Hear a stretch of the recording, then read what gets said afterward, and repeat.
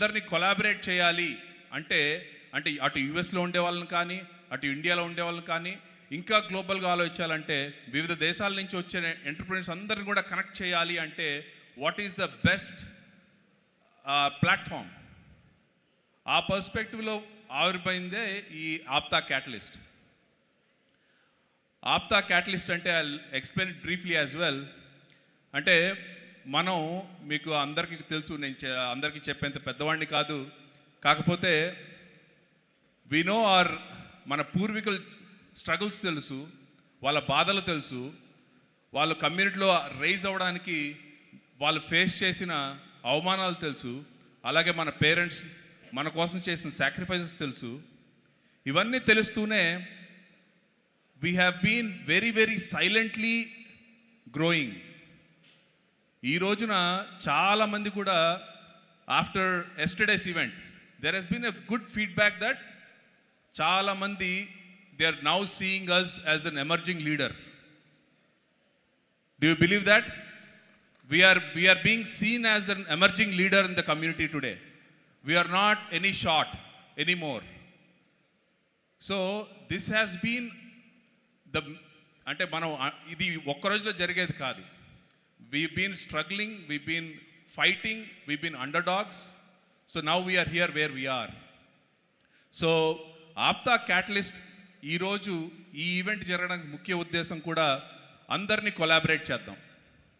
మన వాళ్ళందరూ కలిసి వచ్చి ఒకరినొకరిని ఇంట్రడ్యూస్ చేసుకొని మనసు విప్పి మాట్లాడుకొని ఆ బిజినెస్ చేసే అంటే బిజినెస్ చేయడానికి ఒక అండర్లైన్ ట్రస్ట్ ఉండాలండి. If there is no trust there is no business. So ఆ కనెక్షన్ వల్ల ఈరోజు ఈ ప్లాట్ఫామ్ యొక్క కనెక్షన్ వల్ల we're able to establish that underlying trust. ఈ రోజున మీరు ఇక్కడ ఉన్న వాళ్ళ ఎవరితో అయినా సరే బిజినెస్ చేయడానికి you already have established two to three steps of that establishment of trust. So that is not easy. కొన్ని వందల సార్లు కలిస్తే కానీ ఆ ట్రస్ట్ అనేది ఏర్పడదు. అలాంటిది we are able to establish that with this event. So this tells how successful we are with this event. And if I can step back a little bit and talk about India, అంటే ఎందుకు చెప్తున్నా అంటే we have to zoom out a little bit and see what the big picture is. ఈ రోజున ఇంత స్థాయిలో event చేయడానికి ఒక ముఖ్య ఉద్దేశం కూడా ఏంటంటే నెక్స్ట్ 5 to 6 yearsలో Indian economy is going to triple. అంటే ఆల్మోస్ట్ $12 to 15 trillion వెళ్ళేంత సైజ్ ఇండియన్ ఎకానమీ గ్రో కాబోతుంది.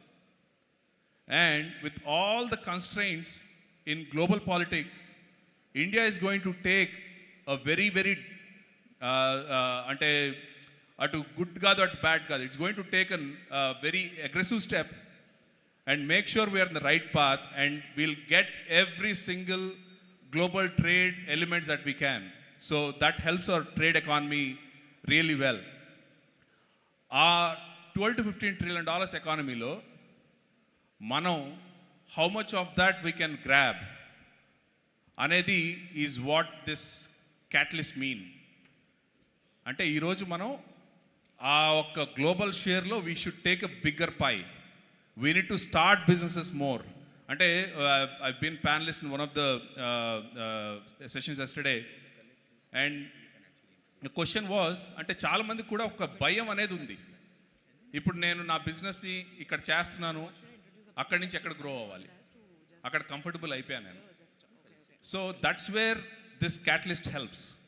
సో ఇప్పుడు వాళ్ళకి బయట దేశాల్లో బిజినెస్ చేయడానికి ఎంతో సులభంగా అవకాశాలు ఉన్నాయని తెలియదు. That is what we want to establish as well. So there is lot of is with related to doing business in global trade. ఒక్కసారి మీరు యూఎస్లో బిజినెస్ స్టార్ట్ చేయాలన్నా, జర్మనీలో స్టార్ట్ చేయాలన్నా, యూకేలో స్టార్ట్ చేయాలన్నా, it's very very easy.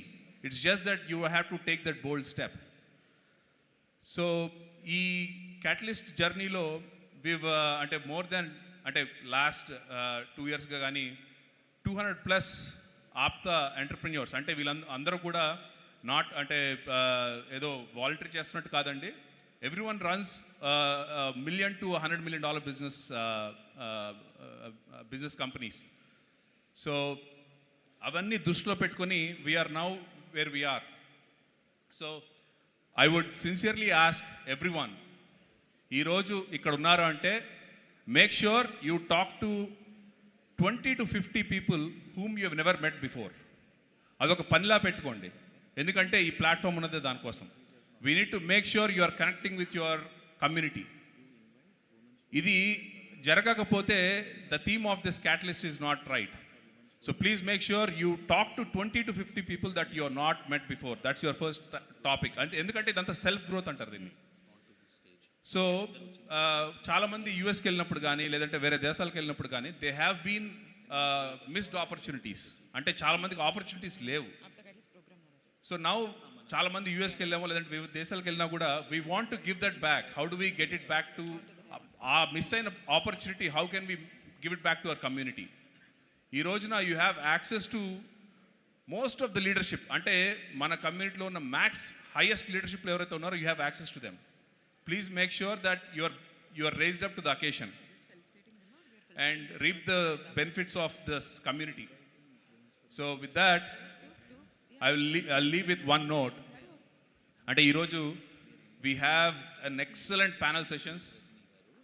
We have we have about 40 plus panel sessions andi. Yesterday oka 20 ayipinayi, ee roju 20 untayi. కాకపోతే every panel session is well thought through, well designed. అంటే ఈ particular segment ఈ టైంలో ఎంత necessity ఉన్నదనేది కూడా significance ఇస్తూ ఎలాంటి వాళ్ళని తీసుకొస్తే ఆ సెగ్మెంట్కి ఆ పర్టికులర్ దానిలో బెస్ట్ ఆఫ్ ద నాలెడ్జ్ని మనం గ్రాప్ చేయగలమో అలాంటి ప్యానలిస్టులు టాప్ ఆఫ్ ద అంటే వాళ్ళ నిష్ణాతులైన రంగంలో ఆ రంగంలో నిష్ణాతులు అందరినీ కూడా తీసుకొచ్చి ఆ పర్స్పెక్టివ్ని మీకు అందజేయడం కోసం the panels have been designed. And today will be very, very exciting panels. And there's a lot of, chief guests are going to come. Chiranjeev Garu is going to come. So with that, I'd welcome you to the last day of the Catalyst. And we'll make sure that, you're all connected. And thank you. Thanks a lot. Thank you so much, sir. Thank you. Ladies and gentlemen, we have a very renowned politician amongst us. And to introduce her to all of you, let me invite onto the dais Women's Forum Chair Lalita Baira Garu and also APTA Katalyst Program Manager Priyanka Gadam Garu. Onto the dais, please come and join us.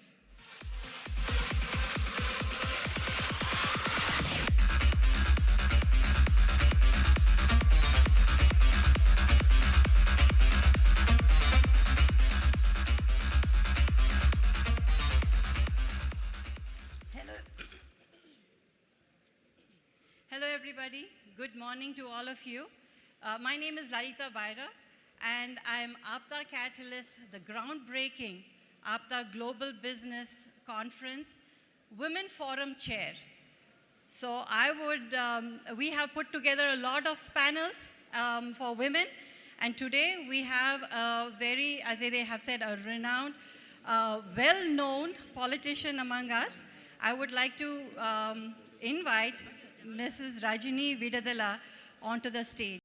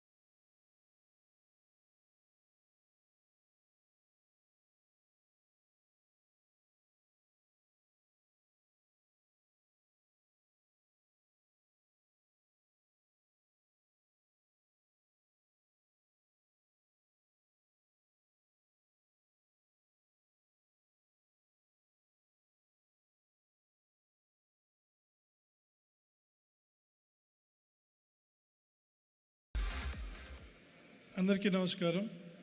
Thank you very much for inviting me for the APTA. Madan asked me to be part of APTA and asked me to give a speech, but I didn't know it was going to be a keynote until this morning. But thank you for that as well. So the first thing is they asked me to talk about entrepreneur journey. It's been 30 years since I've been an entrepreneur, so it's going to be very hard to give you all the details. But rather than that, talking about the journey, I thought, let me talk about what we learned, and that will be much more easier. The first thing is we just want to talk about who are we. So as of today, we are a 7-raise semi, which is an investment venture. We put about $40 million, which is about 300 plus crores. It's a family fund along with my brother and my partner. Then underneath that, we've been investing in 2 sectors. One is real estate sector, which is under Vijayam brand, family brand, and technology side. On real estate side, it's been run by my brother, Pawan Vijayam. He's doing a very good job. He was in US and asked him to come over when I sold my second company. So if you look at that, we've now delivered 24 lakhs of residential square foot of residential property. We've about 12 lakhs of commercial, 6 lakhs of commercial, and we're also getting into logistics. There are also, we have quite a bit of ongoing projects in pipeline as well as ongoing. So it's been a fantastic journey for the last 7 years, and started small by my father in Bangalore and then expanded quite a bit now. On technology side, maybe I think I'll use this better. On technology side, we have been investing in technology in basically from Silicon Valley as well as Indian companies. If you look at it, roughly about 100 crores have been invested in here, and 4 of them are, we take a full control. I mean, we take a deep, with at least 50 plus of ownership, and then rest of them are purely VC investment. And that's been going on well as well. So the next thing I want to talk about is, how did we begin? So I've started my journey after finishing my MS. I started working for a company in US, worked there for 6 years, then came back to India and started a company called Spike Technologies in 1994, when nobody knew what silicon is or semiconductor is. That's when we started off. And then what was the motivation? The real motivation there was always wanted to be an entrepreneur. So didn't want to work for a corporation. That's the real motivation. And what really happened? When did I make the decision going from a corporate to an entrepreneur? I think the thing what really made me is my wife could not get a visa to America. I got married, and those days were very difficult. I was already a green card holder. I said, if she can come, I can come to India and be here. And that's how I started off. And at that point, the opportunity was in 1994. We saw that several companies, including Wipro, Infosys, many software companies are doing very well and growing well and all going to public. That's when my thought occurred, why can't we do the same thing in silicon side? And that's the 1994 when people did not even know what silicon is. That's how we started off. And the journey is like this. Spike was started in 1994. After 10 years of working at it, I was going back and forth from India and US. The Wizz was acquired by Qualcomm, which is one of the leading technology companies, mobile technology companies. We became the base for Qualcomm in Bangalore for semiconductor development. After that, I worked there for almost 3+ years and delivered multiple modem products and started Smart Play. Similar, but much more expanded version of what we did. It's more of silicon as well as the complete systems, including the software for the 3G and 4G stacks. That was acquired by Adicent, which is a much bigger company, consulting company, for $180+ million those days. And thereafter, we put a 7-raise fund, which has been investing. So it's been a last 30+ years, it's been a long journey. But more importantly, what did we learn? I think I want to talk about a few things. First thing, myth. I think we all have certain myths. Andarki oka entrepreneur అవ్వాలంటే ఏదో ఒక రకమైన myth ఉంది. So I want to talk about that. Then we'll want to talk about what makes you a successful person, whether it's been an entrepreneur, politician, or education institute, whatever it is. There are a few things that we as a self have to have. The third thing is organization. What kind of organization you want to build? It's very important to look into that as well. And last one is the culture. So talking about the myths, the first thing they say is, we all have to be super intelligent to become a successful person. I think absolutely not true. I don't think you need to be super intelligent. You need to be emotionally intelligent. You need to have an ability to see where you are, what is an opportunity right in front of you. That's the first thing. Second thing is, a lot of people say, oh, he's been at the right time, right place. I don't think there's anything as right time, right place. Every day there's an opportunity. Every year there's an opportunity. Every decade provides an opportunity. It's just that some of us get to see that and others cannot see that. That's born with a silver spoon. And others, oh, వాడికి ఏముంది, వాడు మంచి ఫ్యామిలీలో పుట్టాడు, వాళ్ళ మామ పెద్దోడు, ఇలాంటివన్నీ చెప్తూ ఉంటాం. I think that's also, I really think it's some of the things, if you really look back, most of the entrepreneurs come from a very, very challenging conditions. And that's what we've seen when I launched. If I look back and there are many entrepreneurs that have come, they've come from a very simple background. And that's about one of the myths we had. Now the thing is about entrepreneurs, of what makes you a successful entrepreneur? That's passion. Passion is the most important thing. It doesn't matter what it is. It could be arts, it could be politics, it could be science, whatever it is, you have to have the passion. In my mind, what drew me is that I wanted to be an entrepreneur. Didn't matter whether I worked for an MNC or a big company. If I had my own company with 10 plus people, that's enough. That's all I wanted. And that's how I started. Ability to take a risk. And many of us have passion, but a lot of them don't do the next step, ability to take a risk. You are always worried about, oh, if I do that, will I get my paycheck? Will I be able to afford the same lifestyle I have? Will I be able to do that and this? I think that's where you have to be different. You have to have that ability of taking the risk, and that's very important to be an entrepreneur. And rely on your core strengths. Don't try to run around everything that looks green and everything that's an opportunity. You have to understand what your core strength is. Once you understand your core strength, please work on it, and I'm sure you'll be, when you start working on more and more, you'll be a lot more stronger. And pushing yourself consistently. And this is another problem most of the entrepreneurs have. The moment you see your first success, you relax.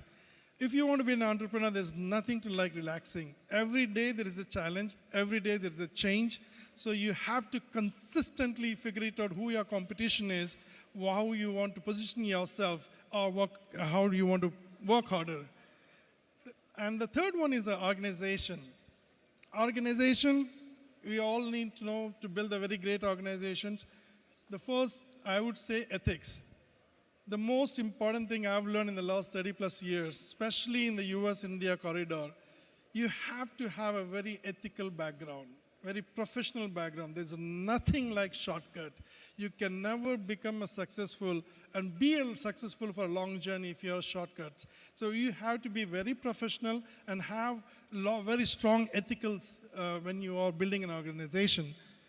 Strong sharing and caring. That's another important thing. Every single time we exited, we made sure that all the key people that are with us are rewarded, whether in terms of stock options, whether in terms of bonuses at the time of exit. And we always make sure that we always cared for the people that work for us. It could be a simple thing. Some of them are going to be family issues where mother is not well. Be a little bit passionate about that. Be human and help them. And it takes you a long, long way. Ability to listen. And again, another thing most of us have is the moment you see the success, you become too much of yourself. You think you know everything. you stop listening to what is happening on the ground level. That is where you see the failure. So you want to be an entrepreneur successful, you have to make sure that you keep listening what is happening at the back on the ground. And making a tough decisions. It's not easy. As you keep moving, you collaborate with your partners, you bring your friends, you bring your family members into the organization. But when things are not going well, you have to stand and do what is right for the organization. It is not about the relationship anymore. It's about the organization. There are thousands of people behind who are relying on this organization. So you have to make sure that your ability to take a very tough decisions if they're not going right is important. Last one is culture. Culture, I think especially this era, is very important. There is a generation gap. When we started off, the culture is very different. When we are today, it's very different. It's the Gen Zs and Y, whatever you call it. The kids are very different. They want to be part, they want to have some kind of a great culture in the company. So the culture is most important. One of the things we look at it, the way you build the right culture is ability to treat everybody with respect. Irrespective of who it is, it could be a management, it could be an office boy. Make sure that you treat them with respect and make sure that you give them respect. Work hard, but don't forget to have fun. And many of us are so involved in working, a lot of times you forget what to have the fun. I think you need to make sure that you have that fun in the organization as well. How do you do that? Make sure that there is every opportunity you get, you appreciate the people you are behind you, and you celebrate every success, every milestone, and things like opening an office, things like celebrating Ganesh Chaturthi, Christmas party, all of that makes so important. And sometimes the younger generation wants you to be part of their own activity. I mean, going to a dance floor and dancing with them, just shake your leg a little bit, even if you don't know, and do some nonsense. It'll make them connect with the management, and that's where you see the culture has to be more fun for them. The last thing I think it's very important to me, global business is never built by one person. It has to be by a team. If you do that, if that's the way only to get the team is, you need to make sure that you're ethical, professional, hardworking. That's why you also start attracting people just like how you are. And that's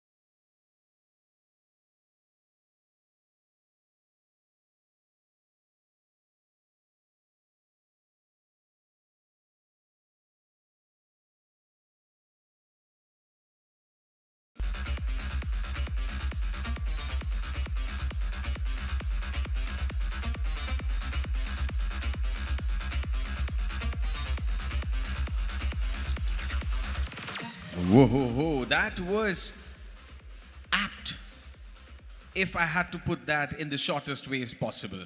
And let me tell you, everybody who is in this world would realize for a fact that it's the chip making, it's a semiconductor world for which we'll have the next world war. I hope we don't have to get there, thanks to all the people here. So next up, we have somebody who is an absolute superstar, right? Somebody who has pulled off conventions at larger scales, and not just in India, but in the US as well. So people who already know who I'm talking about. I'm talking about the founder and CEO of Arogya Group, the cloud-based workforce management and the IT solutions expert, the convener of the super successful convention, which happened in Atlanta in the year 2023. As I said, people who already know who I'm talking about. Ladies and gentlemen, please put your hands together for Mr. Vijay. Good evening.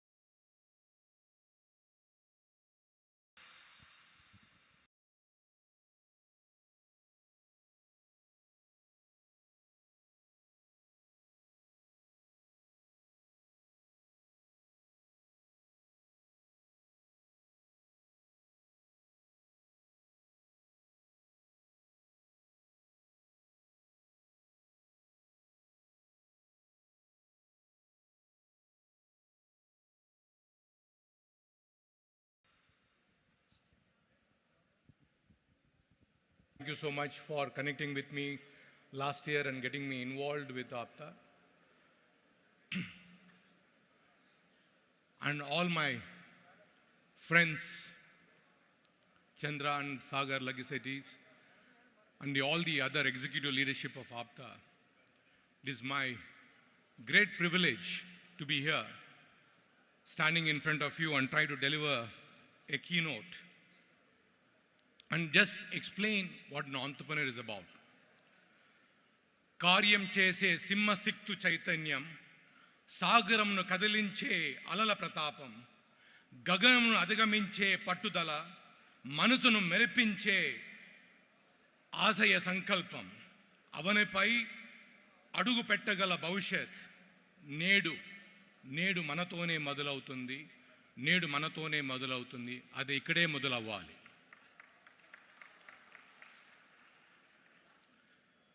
స్వాగతం, సుస్వాగతం అంతఃప్రేరణ సార్వభౌములందరికీ నా హృదయపూర్వక స్వాగతం.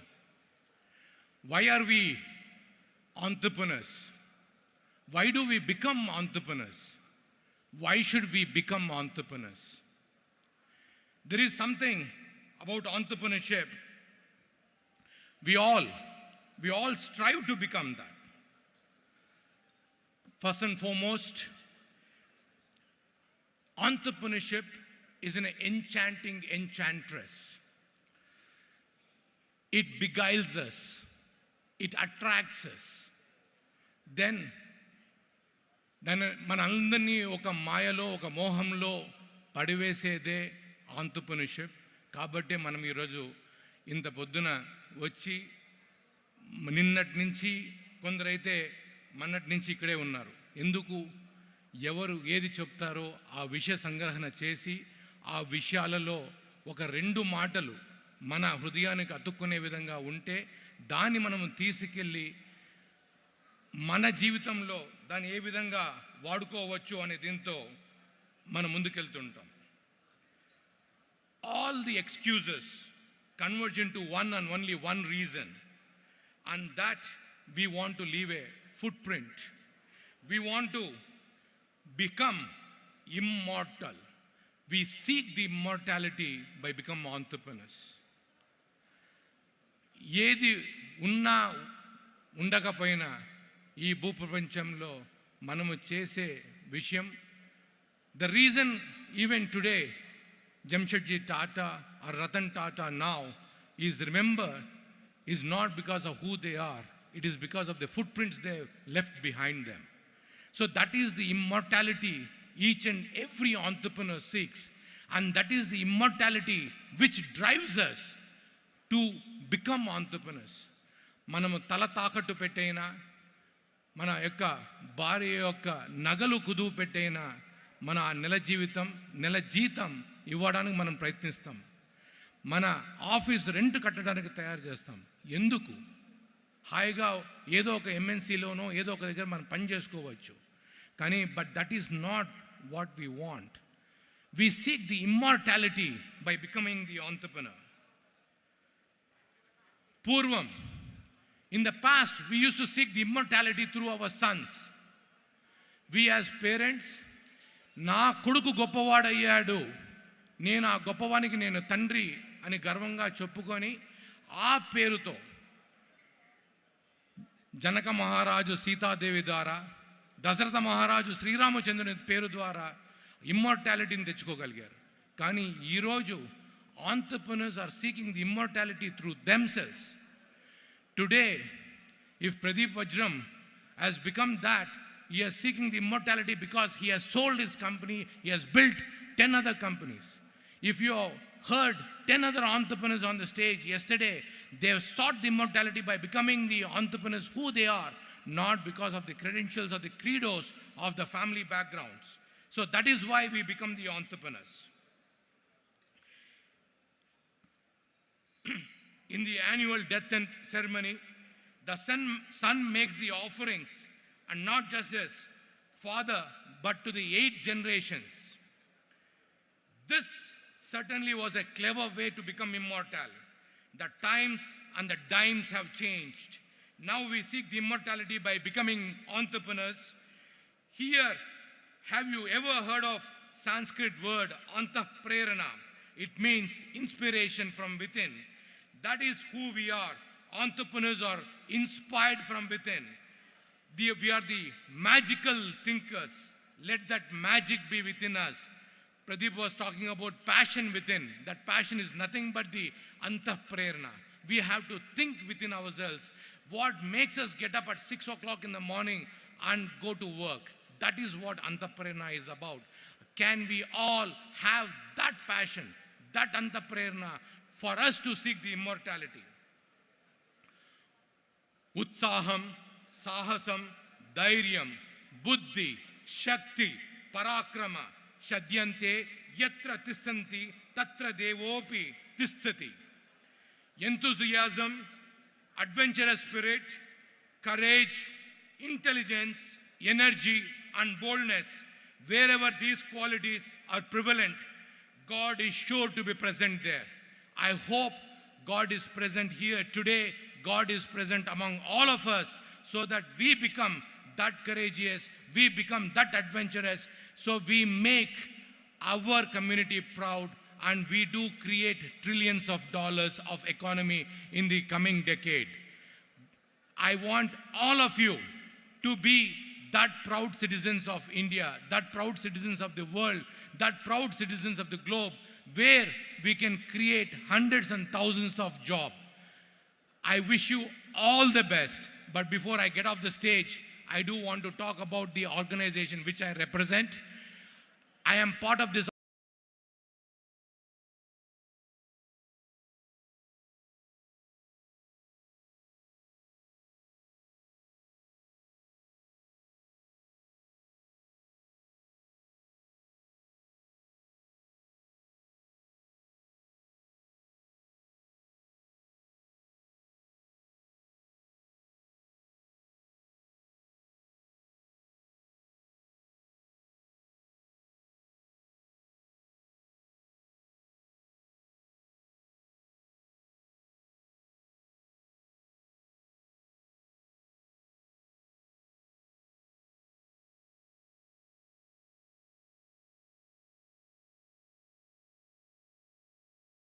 organization called TIE. I'm extremely proud of the very easy way. I have worked day and night to achieve this. I have become the president of TIE Hyderabad chapter, changed the chapter, got into a certain level, and I got onto the global board of trustees. On my third term as a global board of trustees, I received the news of becoming the chairman yesterday afternoon when I was sitting among the APTA friends. Na ఆప్తుల మధ్య ఆత్మీయమైన సందేశం నాకు నిన్న మధ్యాహ్నం 1:30 గంట సమయంలో నాకు వచ్చింది. So it looks like Vijay, Ramesh, APTA has done good for me. Thank you so very much for inviting me and having me share this few thoughts.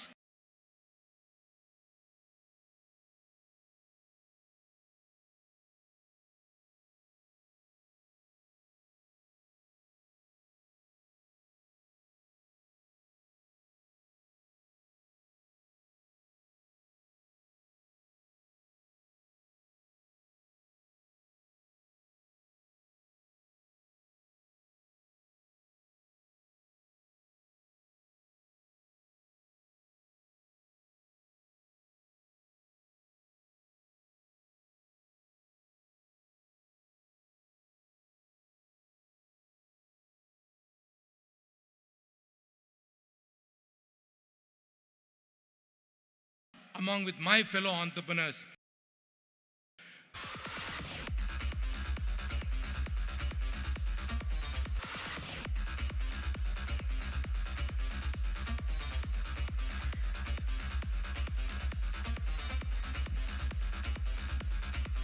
Thank you, sir. Thank you very much. Check. Thank you, sir. Thank you very much. And now, to felicitate him, let me invite onto the dais Banquet Chair Mahesh Samatam Garu and Media Chair Vinay Valivela Garu. Please welcome both of them onto the dais with a very big round of applause.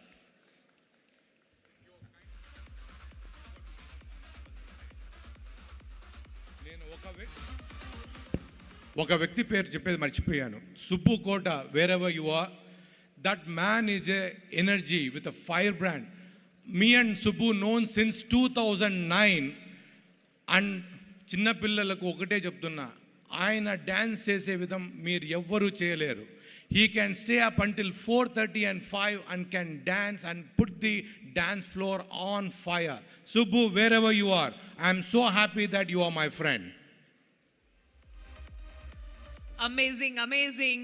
Much deserved applause once again for Subbu Kota Garu.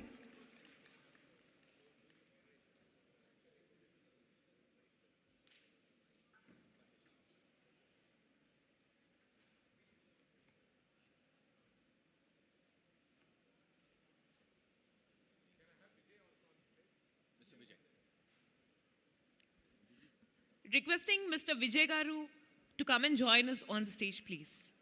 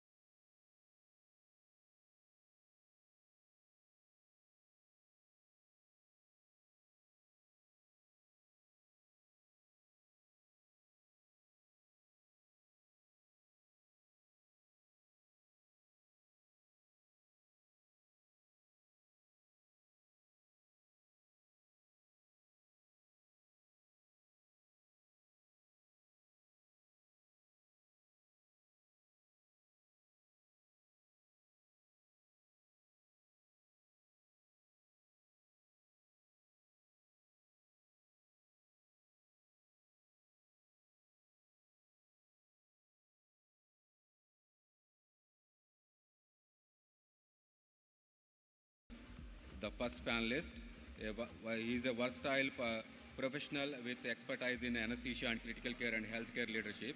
He has a substantial experience as a practitioner and educator and shaping future medical professionals. As a medical director, president, and CEO, he combines medical expertise and strategic management beyond healthcare. Dr. Rao thrives in entrepreneurship, directing innovation companies like Utsav Healthcare and Peak James and Ethic Studio. His manufactured career highlights his integration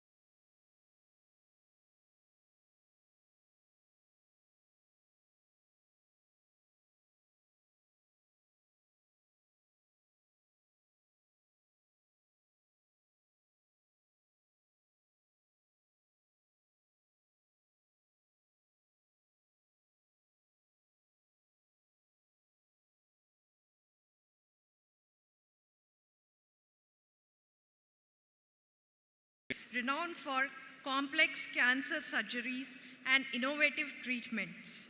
His transition into politics reflects a commitment to societal well-being, leveraging medical insights to inform healthcare policy. Running for Lok Sabha, he aims to enact broad systemic changes, balancing roles in medicine and politics. He embodies leadership and service, continuing to enhance Renova Soumya's excellence while championing policy-driven societal advancements. Welcome, sir. The third panelist, Dr. Shekhar Shubhaya, a seasoned neonatologist with over 20 years of experience in India and Australia, holds an MBBS from Mysore Medical College and MD Pediatrics from Bangalore, plus a fellowship in neonatology in Australia. After working in Australia, he returned to India in 2012, serving as a neonatologist and medical director at Cloud9, Bangalore, and co-founding Kangaroo Care Women and Child Hospital, dedicated to neonatology research and teaching hospital healthcare entrepreneurship. He advanced Kangaroo Care expansion across the Karnataka. Please welcome, sir. Thank you. Thank you, Dr. Kiran and Dr. Rajani. Thank you very much. So, without further ado, the panel discussion today is about disruptive strategies for growth and profitability in healthcare. Actually, when this topic was put up, we got an interesting question from the audience. Why should healthcare strategies be disruptive? I think that's where we are going to start the panel today. And as we know, Dr. Rampapa Rao sir had always been behind disruptive strategies in healthcare for the past 30 years that we know of. And Simhadri Chandrasekhar sir, despite being a very busy practitioner, has recently disrupted his practice, tried getting into a little corporate way. And talking about Dr. Shekhar, we should really see his practice happening in Karnataka, the way he's spreading pretty soft and smooth across not just Bangalore, but also tier 2 and 3 cities. The transformation that he's going through is pretty exciting. So over to you, sir, Papa Rao sir. So I want you to please enlighten us as to why do we need disruption in healthcare strategy for the business to get enhanced?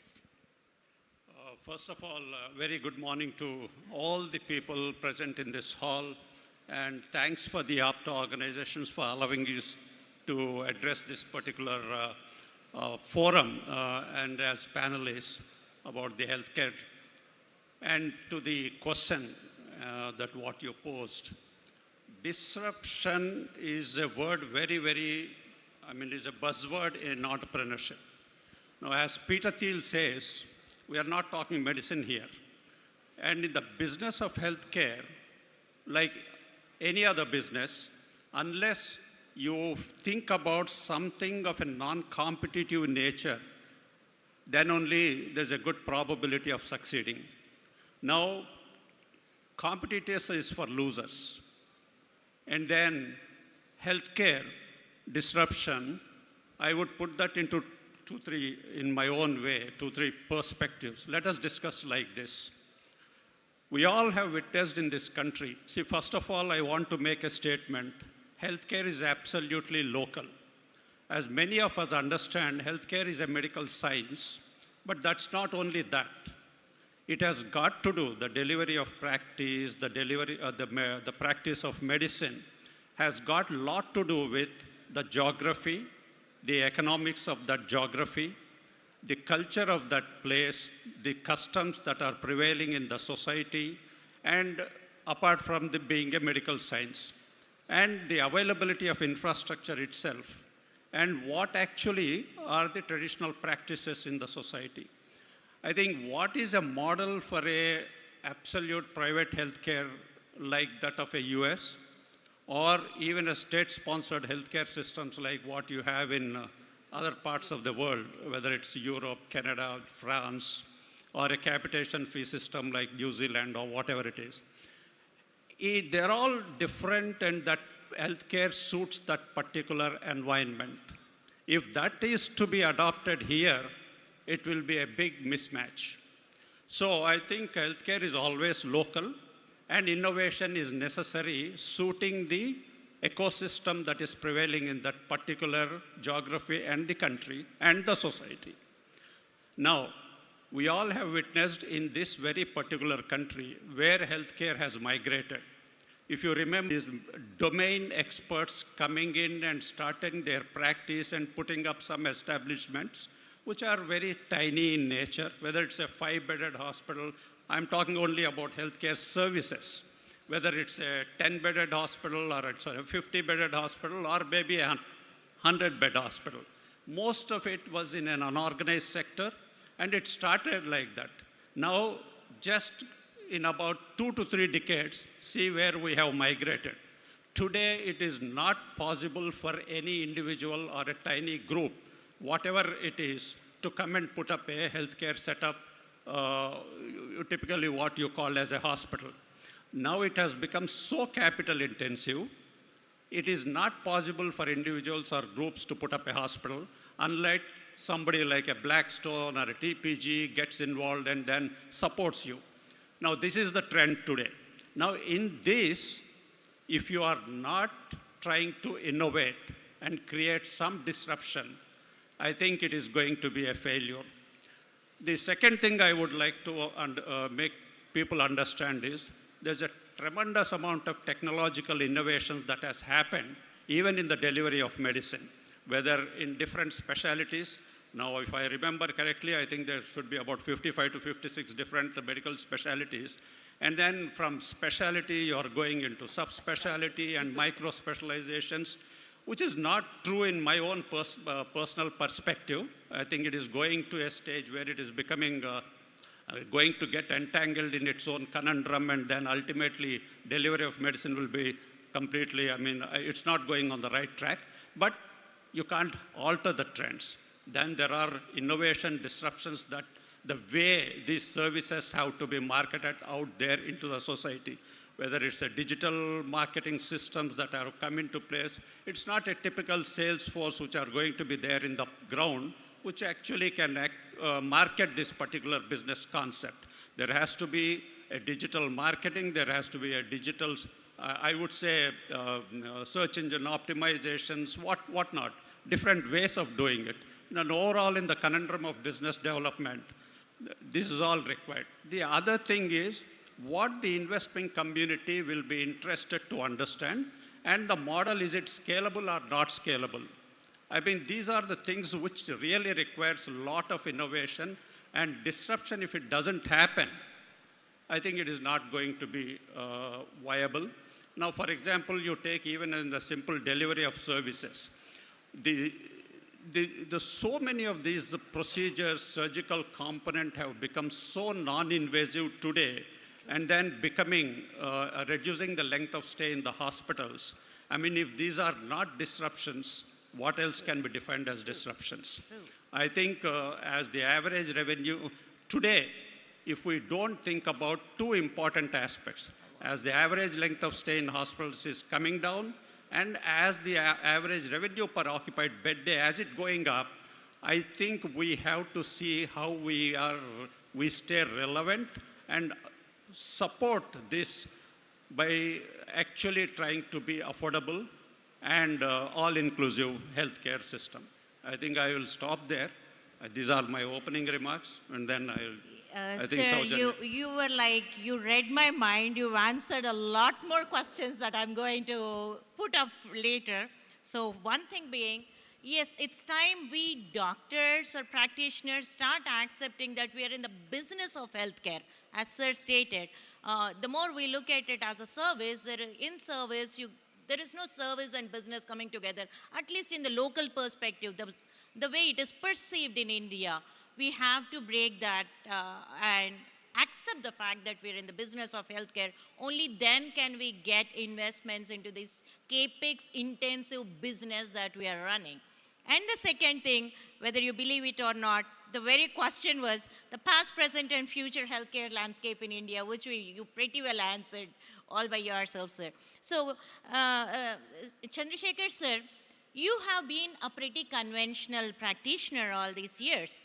You were that doctor-owned business, family-owned business, and now the disruptive stage that you have come into in your practice, in your legacy practice, what we see is you're ready for collaborations. I believe Renova Soumya is a collaboration that you got into. So we would like to understand, is it a strategy that you believe, the collaborations being strategy, that you believe to be successful for Indian healthcare scenario going forward? So. My dear brothers and sisters, thanks for inviting me for this discussion. Must thank Dr. Saujanya for all the things. She asked a delicate question, whether is the collaborative with the colleagues, not a colleagues, is a business module, how far it will be successful. If you don't think of finance, it will be successful. In many of the ways, so if you are financially, it's going on okay, till that time there is no problem with the collaboration. If there are any financial discrepancies, then probably this collaborative model won't work. So that is my personal thing. And you take the, this is in metros, what you are talking in metros. In tier 2 and tier 3 cities, where our Uday Shankar and all of them are practicing, probably collaborative things are most useful in this sense. Okay. If I can reframe the question a little more, sir. Okay, what did you find as a tangible and intangible advantages put together? Because when we talk finance, it's pretty tangible. Yes. When we're talking of collaborations, there are also intangible advantages of collaborations, Yes. maybe the indirect revenue making advantages. Also, if you can please throw a light on the kind of collaboration that you got into, so that many of our peers would be interested to learn it from you. Exactly. So I'm basically a surgeon. A surgeon who works from morning to evening rarely find time to manage the hospitals and other things. So somebody helps in managing the hospital, or for future investments like expanding the system with for example, a surgeon, we also need a linear accelerator for radiation. So that itself, and a PET CT. We have the nuclear medicine department. You have other ancillary departments. So if somebody takes care of that, it is an advantageous for me to have everything under one roof. The intangible advantage. Yeah, that's a great advantage. Then probably at one time, you have to have a mutual understanding between these two groups. Then if you have a mutual understanding and you have to sacrifice something. It's also a trade-off. Yeah, that's an advantage if you have a combined with collaboration. And one more thing is, so think of facilities which we have in Indian scenario. We have 700 linear accelerators in India, in entire India, of which you can take about in Telangana, we have 50. In Telangana, we have 50. Out of 50, 42 in Hyderabad. Oh. This is called centralization. Pretty much. Whenever you have a centralization, so it is very difficult for, in the future at least, to have a successful model. So all the entrepreneurs and collaborative models should go to tier 2 and tier 3 cities, at least to have a better healthcare, a better understanding, and better revenues. Excellent, sir. You gave us the cue to move on to Dr. Shekhar. Dr. Shekhar, you've been comfortably sliding between the metros to tier 2s and tier 3s. So I think you're able to understand the decentralization part of it also, of the care. And in this, how do you address the challenges of accessibility, one that you're trying to solve, but also the affordability in tier 2 and 3 areas? Good afternoon, everybody. just like to thank Dr. Saujanya and the entire team for providing me this opportunity. So adding on to both the senior doctors here, my experience with Kangaroo Care, we started in Bangalore and it went on well. We had a kind of competition from other corporate sectors as a women and children hospital. Then we went to tier 2 cities like Mysore, and there we could find some kind of local, cultural difference when compared to Bangalore. So we got adapted to the local culture with respect to the practices, with respect to the price, affordability, and acceptance. So it took 2 years for them to accept, and slowly we got better. And that made me to think that, okay, in tier 3 cities, there is a vacuum. So in tier 3 cities, in the district headquarters, some of the district headquarters, they can afford, but they don't have the healthcare facilities. And why we are not entering into tier 3 cities is because we are not aware of the requirement. The environment. Yeah, see, there's a place called Ramnagaram where I come from. That's my native. It's a district place, very politically hotbed. It's about 35 kilometers, and it's easy, 45 minutes to drive, but there is no good healthcare facilities. Everybody comes to Bangalore. But people can afford, quite rich because of the lands. So we took over a campus and we started, 8 months back. And there was a vacuum, health vacuum, and need was there. And the doctors' availability is also available because they can travel from Bangalore. That's a very key factor for us. We get buildings, people can afford, but the HR, especially the doctors, specialized doctors, it's a problem. That's one of the reasons that we can't go to the tier 3 cities, for all the tier 3 cities. Giving all the infrastructure, keeping the price affordable, helped us to have a operational break-even in 8 months. Great. So people did not expect us that we will do good. And we have to change over the entire hospital. The infrastructure has to be changed, the look has to be changed, the feel has to be changed, but the prices has to be kept affordable for the local crowd. That made us to establish, and now we are thinking about other tier 3 cities. So adding on to Sir's question that disruption in healthcare, this is one disruption. True. Disrupting the monotonous approach of the doctors and the corporate sectors being in tier 1 cities, looking at your P&L revenue, then scaling up, getting investors. This is a different way where you give service, make name, make brand, and help the people, and also sustain and make a big brand later. That's my understanding. Shekhar, coming to the point, how easy was it to replicate your operational practices between the tier 1 to 2 cities that you were moving? I think there is a challenge in tier 2 and tier 3. It starts right from the doctors, patients, and the concept understanding, and the staff. So what we have done is we have gone into a kind of a system development. One person, as Sir said, one person being a doctor we can't do. We've got teams. So team has to be put in place. You have SOPs, you have manuals. And if you have that very strong, and if you're implementing and monitoring, I think we can do it anyway. Time. Request after. Amazing. Great learning from you. Sir, the next thing, let's move on into let's address the elephant in the room being, how comfortable are people with investing into healthcare in India? And that's our next topic that we want to move into, because we all understand that our healthcare system is capex intensive. It needs more amount of investments that for us to expand more. Even the disruptive strategies will play only with investments. So coming to that, sir, what do you think are the primary factors influencing investment decisions in the Indian hospital sector or medical services sector, to be precise, and how do they impact the potential returns on investment? Over to you, sir. Paparao, sir. Okay. As far as the healthcare equity is concerned, I won't say it is as investing. Allow me to change that perspective a bit. I think I would say healthcare equity. It is like this. I'll try to explain at the macro level and then come down to the micro level a little bit later.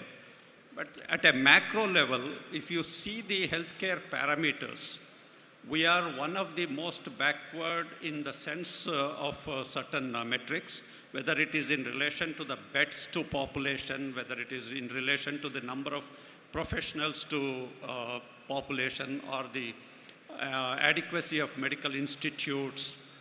If you consider all this, I think we are at least require about 2.5 times the size of Indian healthcare, what is existing today. And if you look at the last, I think, about 15 years, most of the investments have shifted. I would say, first of all, we shifted healthcare completely, as migrated into private sector. True. The government or the state-sponsored healthcare is only about 18%, though they own about 50% of the beds in the country. Now, the other 50% of the beds which have cropped up in the last 1.5 decade in this country, in the private sector, actually bears about 82% of healthcare expenditure. So it is just very simply you can conclude that healthcare is going to be only in private sector in this country for the next 3-4 decades unless the government wakes up. But then healthcare across the globe is becoming unsustainable. Now, wherever there are well-evolved healthcare systems in countries where it is state-sponsored, if given the choice, they would like to get out of those, of the healthcare responsibility. So, in such an eventuality, when the market size is about 2.5 times, I think investment is just a foregone conclusion. You require tremendous amount of capital infusion into this system to gear up to that requirement of the citizens' healthcare. Now, having said that, now where is this happening? Hitherto, in the last 1.5 to 2 decades, I think most of the healthcare investment happened into only metro or tier 1 based cities. True. And into acute care beds. But that healthcare is not only acute care and not only in metro end. So if it has to go into hinterland, like what Shekhar was mentioning about, I think it requires enormous amount of capital and then the migration of the capital from tier 1 to this hinterland. Now, having said that, how that investment has to come into it. Now, why, look at the recent happenings that is here. Why should a Blackstone come into India? And then why should all these, I would say the top-notch alternate investments funds are coming into India? Obviously, they are seeing something in Indian healthcare. So I would say Indian healthcare has not even started in this country. I mean, healthcare in India has not even started. We are still at the starting blocks. We didn't even take the first step in the race. So if the country, somebody was saying in one of the keynote address, if we have to become a $10 trillion economy by 2030 or 32, or for that matter, if you have to become a 45 or $50 trillion economy by 2045 or so, now where this money will come from? Obviously the growth is here in this country. And what does a growth requires in anyone? It is proven across the world. Either it has to be education, the investment has to go into education, or healthcare. So Indian healthcare, I think, is a sunrise sector. Investment has to happen. And if we don't think about and do this domestic investment, like what happened in traditional e-commerce companies like Flipkarts and others, the foreign investment will come, FDI will come, and then the capital flow and the returns will go back outside back again to those countries. I think it is better we wake up and think about getting investment from the domestic people into their domestic companies. I think that would be my perspective. Amazing. And then we are very clear that these are all capital intensive units. Though all this technological innovation with miniaturization of all these monitoring devices to surgical intervention happening, hopefully the costs also may come down. So if that is the thing that is going to happen, I think there will be some meaning in the type of investment that happens and the returns you get. I think this would be my perspective. Sir, Chandrasekhar Rao, sir. So, sir has, as usual, taken over the next question. The same thing, sir. The latest advancements in healthcare technology, how good are you? Because you come from a legacy of long, for decades of experience, and The technological changes in healthcare are quite rapid of late, to be very fair.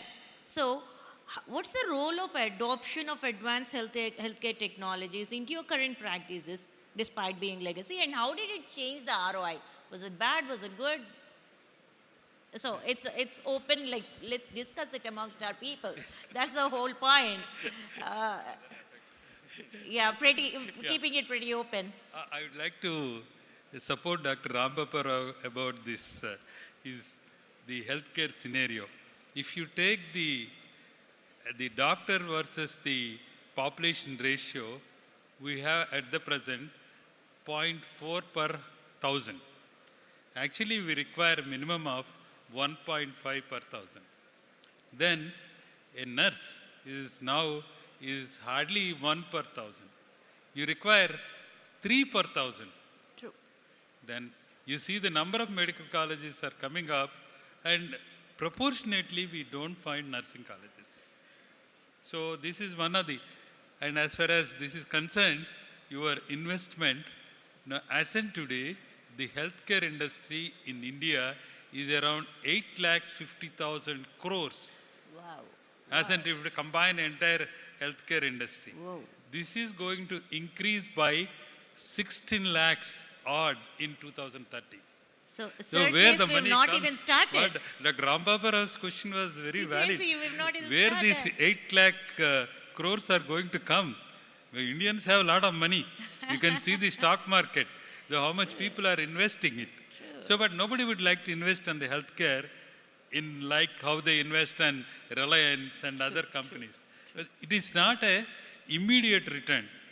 Any healthcare industry, you don't find an immediate return. So you have to wait and watch. How many years investor always thinks, how many decades I would like to invest. True. True. Probably takes very long time. So that is what I thought I will add. So there is a large need of money in healthcare industry. We require, now it's around 1.5 million beds available. Almost double the beds are needed. And you know, Ayushman Bharat, which the entire Indian budget is around 84,549 crores per year. That's all. So 84,500 crore into 5 is not going to do anything on the central budget. And states are nothing. The spit of the central budget is going to use. So that is what I feel. Then my question is... You're giving us a gloomy picture on the ROI. It's scary. No, ma'am. Indians have a lot of money. Okay. Indians have a lot of money, but they will not invest in the healthcare. They will invest in the real estate, as one of the the predecessor entrepreneurs told. Because entrepreneur wants money. No, there is quick gratification. There is tangible return there. You can see something happening. Yes. Yeah. So here, I think. medical companies' equipment will depreciate, whereas your plots will appreciate. Yes. So that's the basic difference. Suppose if you buy the robo, it costs around 15 crores. After 5 years, it will become 8 crores. So that is the problem with investing in Indian economy, Indian medicine. When we come to that, that fact stays true for every technology, sir. Yes. Technology advancements, they get obsolete pretty fast. I think at least in healthcare, the redundancy is slow when compared to other industries. Would you agree to it, sir? I see the machine's redundancy in a way is relatively slow because there is FDA, the regulations, regulatory acceptances and all, which puts a hold on redundancy is what I say. I don't say it's because of the technological evolution not happening, but more of a regulatory perspective, the redundancy is slow for all the machinery, yeah. First let me, before going to that particular question, answering that, I would like to clarify certain things. As far as the return on investment is concerned, now you take typically the average revenue per occupied bed days in this country at tertiary level healthcare has gone up to about 50 to 55,000 rupees. True. This is the national average. As far as the tertiary care beds are concerned. Now, in that, most of these organized healthcare chains, because there are a lot of consolidation that is happening in Indian healthcare industry. Now it's a matter of putting up 10,000 beds, 15,000 beds.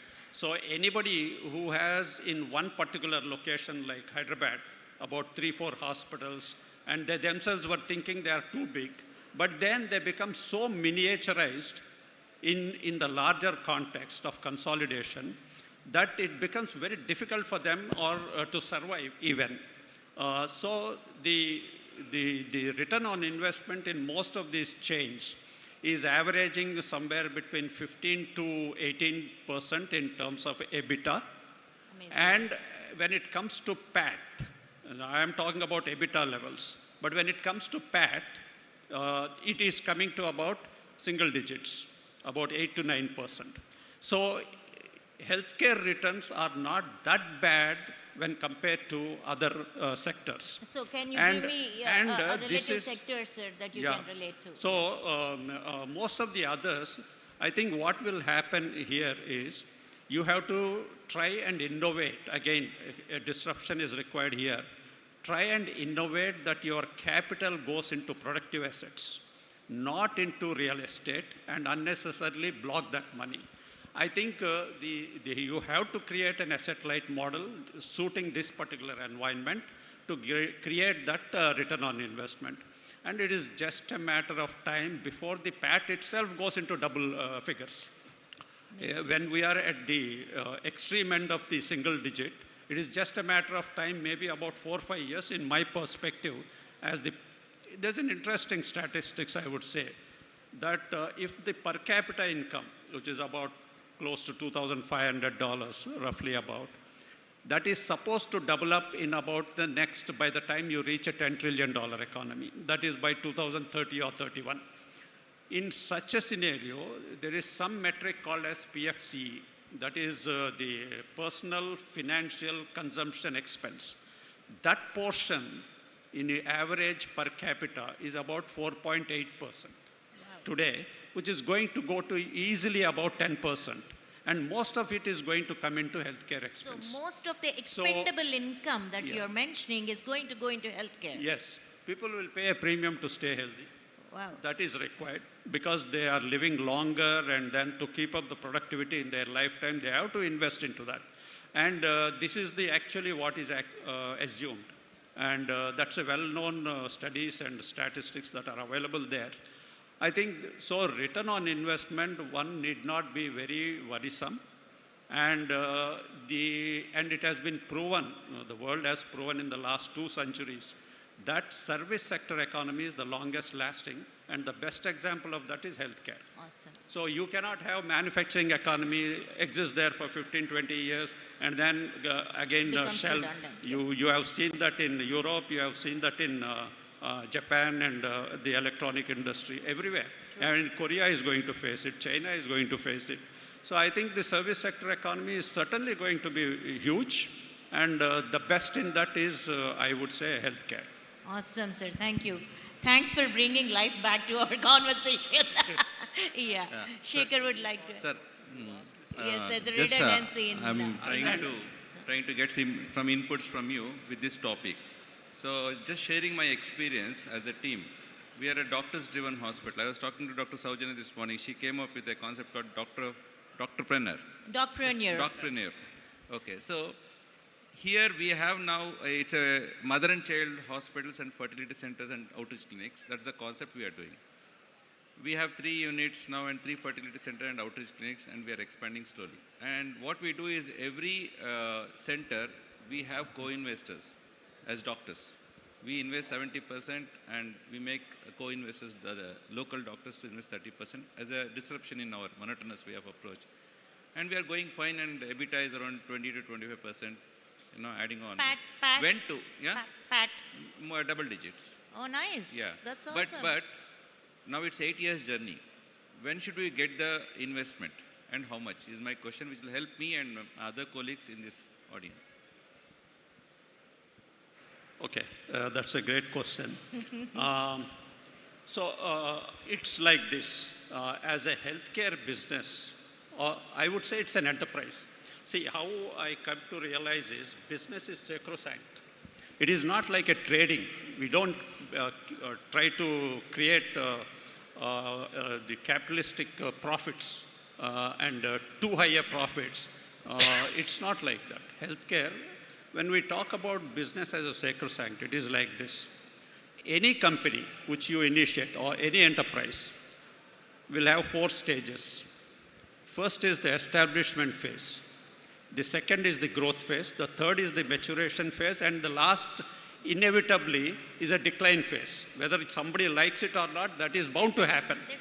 Now, what will happen is, I would say, irrespective of the number of years you have spent, I would say your business is in the establishment phase. Now you are come to a certain scale where you are clocking double-digit pads, which I think will be very difficult to sustain unless you make some innovative measures. And one of that is, as she posed a question, should we collaborate? What is your tangible and intangible benefits? If we don't collaborate, you have no business. You can't do it all alone. So you have to scale up. So that means you are at the inflection point of the growth phase, second phase. At that time, you require capital. And you source that capital at that time to scale it up. Now, if your business is, say, suppose you have 5 units and about, say, 200 or 500 beds, then try and see whether you can double it, triple it, or quadruple it in the next 1 decade. For that, you require capital. Capital infusion will happen now, and then establish value of your business, and then raise capital, and then scale it up. So ultimately, there is nothing like the sooner you get into a maturation phase and the longer you stay there, that is measured as a yardstick of success. After that, inevitably, it is going to be a decline, but the decline should not happen now. If you don't do this, you will decline, despite double-digit PAT. I think that is what one has to get an understanding on that. One small clarification along with this. Now, we are getting people for investments. We are getting, venture capitalists. A little louder. Soft investors and corporate investors. Which is the best for our young doctors to get associated with? Excellent. So, yeah, why not? If the capital is coming here, you should take it. Yeah. Provided you have the understanding at what value it should come and what type of stake dilution will happen, whether you conform with all the statutory regulations and you have the legal and the secretarial help in your organization, that has to be built up. But if once you build up, I think, why not? Please. Recently, E&Y company had come twice, and they were very keen. So we said next year. But we also got soft investors. What they say is, if you don't get a proper investor, the brand value won't increase. You don't get proper SOPs. You don't do self-correction. Is that true, sir? True. If suppose we consider E&Y as a very standard organization, and they are one of the big 4. When they come and advise you, they will definitely create a better value for you than what you can do on your own. So please be very open about it, their suggestions, and then I would say go with that, whatever they suggest. What percentage of investment we should take? That depends on your ability. See, what happens, any one of them don't want to disrupt you. They would like the promoter to continue the operations and then keep going. Even if you have to become a minority stakeholder in your own organization, don't hesitate. Because the operational, I would say, control will still be with the minority stakeholder, with you. Because the amount of scale they are going to create, it will be a good wealth creation that will happen for your organization. And they will see that you don't go into the, wrong side of your balance sheet. So looks like the collaboration can happen right away with the mentor and Shaker going together into the next big phase. So now let's move on to the final part of whatever discussion. Yes, sir. Sorry, I didn't complete that. One thing you have to be careful about that is your own model. Now you have migrated from, I would say, a tier 1 to a tier 2 city. Then as from purely from a medical perspective, you look at, you are in a single specialty chain, mother and child. And then here you must have been doing high-risk obstetrics in tier 1, where I think that cannot go like that into that. That will become a little lower. I would say you have to lower the high-risk obstetrics is not the only thing there. So there you have to model it appropriately and then stay tuned to that. So high-risk obstetrics has to be a very high average revenue per bed occupied day. And high-risk obstetrics, everything is a high-risk obstetric today in tier 1 cities, because there is nothing like a normal obstetrics anymore, because your fertility rate is coming down, and then the average age of the mother has shot up and gone into the 4th decade. Okay, so and a lot of assisted reproductive technologies have come into, I mean, majority are having some type of assistance. If that is happening, then the same practice will not go into the tier 2 cities. So there you have to be careful, because E&Y may not understand that. So that you have to be a little careful. Thank you, sir. Thanks for the great insight, sir. For us laymen, high-risk obstetrics is nothing but high-risk pregnancies. It's not a great term. Sir, moving on to the most important thing, this is all about young startups. This entire forum is moving towards startups, and we see a lot of enthusiastic healthcare startups in any forum that we go to. So, coming to you, sir, so what do you think are the unique challenges that these healthcare startups are facing in securing funds when compared to the other sectors, and how do you think these hurdles can be overcome? I know it's, I think that's a showstopper and ends the story today. So please. Yeah, well, for startups, I would say most of the youngsters in healthcare. Yes. Have to have their, I think, clarity of thought. That has to be very clear in their mind. Most of them, I think, at that time, confuse themselves with a domain practice, and even if they are doing in a healthcare setup of, say, about 25, 30, 40, 50 bedded unit, it is actually a practice. It is not an enterprise. Fundamentally, they mistake it as an enterprise. It is actually a practice management that is happening in that place, because they could develop a good amount of practice. So if that is the thing, they only want to make something out of their own practice, they can stay there and then spend the rest of their life. But if they commit the mistake of thinking that it is an enterprise, then they start getting into negative conundrum. If it is an enterprise, it cannot stay at that 40, 50 bed. If it stays there for about 2-3 years, then the next what follows is a degrowth. And then I would say, career crisis will happen. And then identity crisis will come. So one has to be very clear, are you doing a practice or are you putting up an enterprise? If you are putting up an enterprise, it is a lifetime thing that you have to keep on growing year after year for decade after decade, and you can only give up when your age and health doesn't permit you. So whatever it is, you have to pass it on to others. But if you confuse that one establishment, you put up 30 beds, 50 beds, and then think that it is an enterprise, it is not an enterprise, it is just practice management. So I would say, be very clear when you are doing this. I would say, instead of putting up your own establishment and doing a practice management, if you have built up good practice and you have a good specialty and you think you are competent enough to stay there relevant for about upgrading yourself for the next 2, 3, 4 decades, better migrate to a bigger platform and exist as a practitioner rather than think of your own establishment. That is one. Otherwise, you will not even, from a domain perspective also, you will not grow otherwise.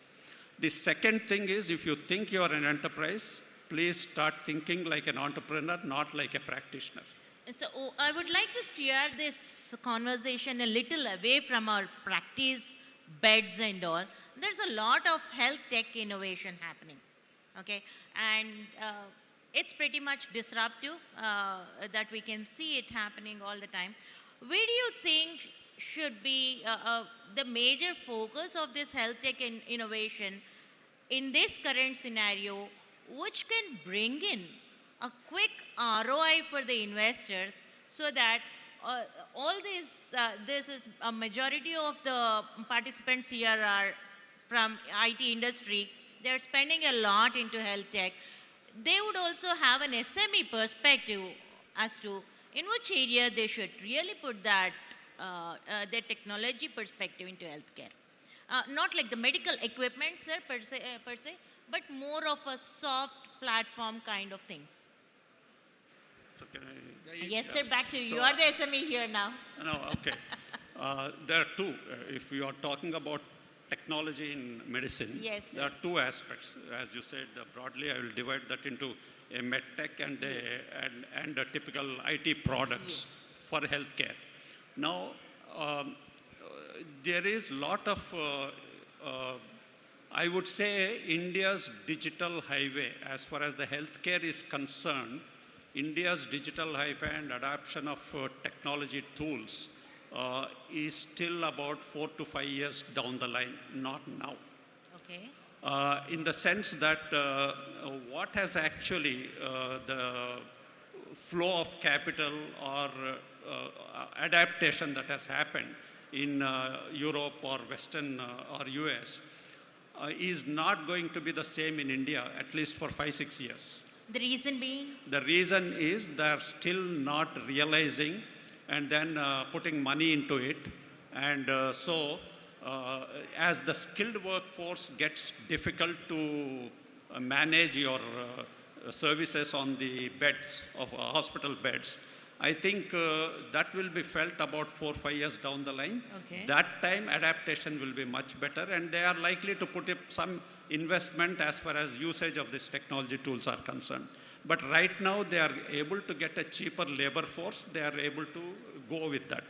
But then the other side, if you look at the changes that are happening in health tech, now you look at, first we thought about doing a product. And then if a product somebody develops, and if it is a B2C model, the amount of the capital that is required to market the product is going to be very huge, which is not possible. It will cost more than the product itself. The second thing what happened is now it has, if they think about a B2B model, the B2B model, now they say SaaS model, we are all thinking about that in healthcare. When it goes to that, what will happen is now suddenly the Microsoft CEO comes out and somebody says, just about a week back, the talk has started that the SaaS model is dead and it is going to be all licensing, AI-driven virtual assistant. Perfect. Now, if AI-driven virtual assistant has to come into services as a replacement for people who are doing services, it is going to take some time for us to figure out how that is going to come into Indian healthcare. So if you are into tech, then you stay tuned with that on a day-to-day happening. You cannot think about something is going to happen, it will not affect me, it will definitely affect you. But then you have to keep on changing the technology, adapting to the changes that are happening across. Otherwise, you will be completely out of tune. So what I feel is, if you don't have the knowledge for that, please don't enter into it. Because it is changing rapidly. By the time you develop something, it is not there when you complete the product. So that is one. The second thing anyway is the technology that is coming into instrumentation, in medical instrumentation. Medtech. Now, as you have looked at now, sir will know much better than much me more, how these what type of generational changes are happening in whether how the way you diagnose patients, whether it is in life sciences labs, whether it is in instruments like your endoscopics, to so many non-invasive tools that have come, and the diagnostic equipment that has come, to actually surgeries and everything becoming miniaturized, minimally invasive, requiring short length of stay in hospitals.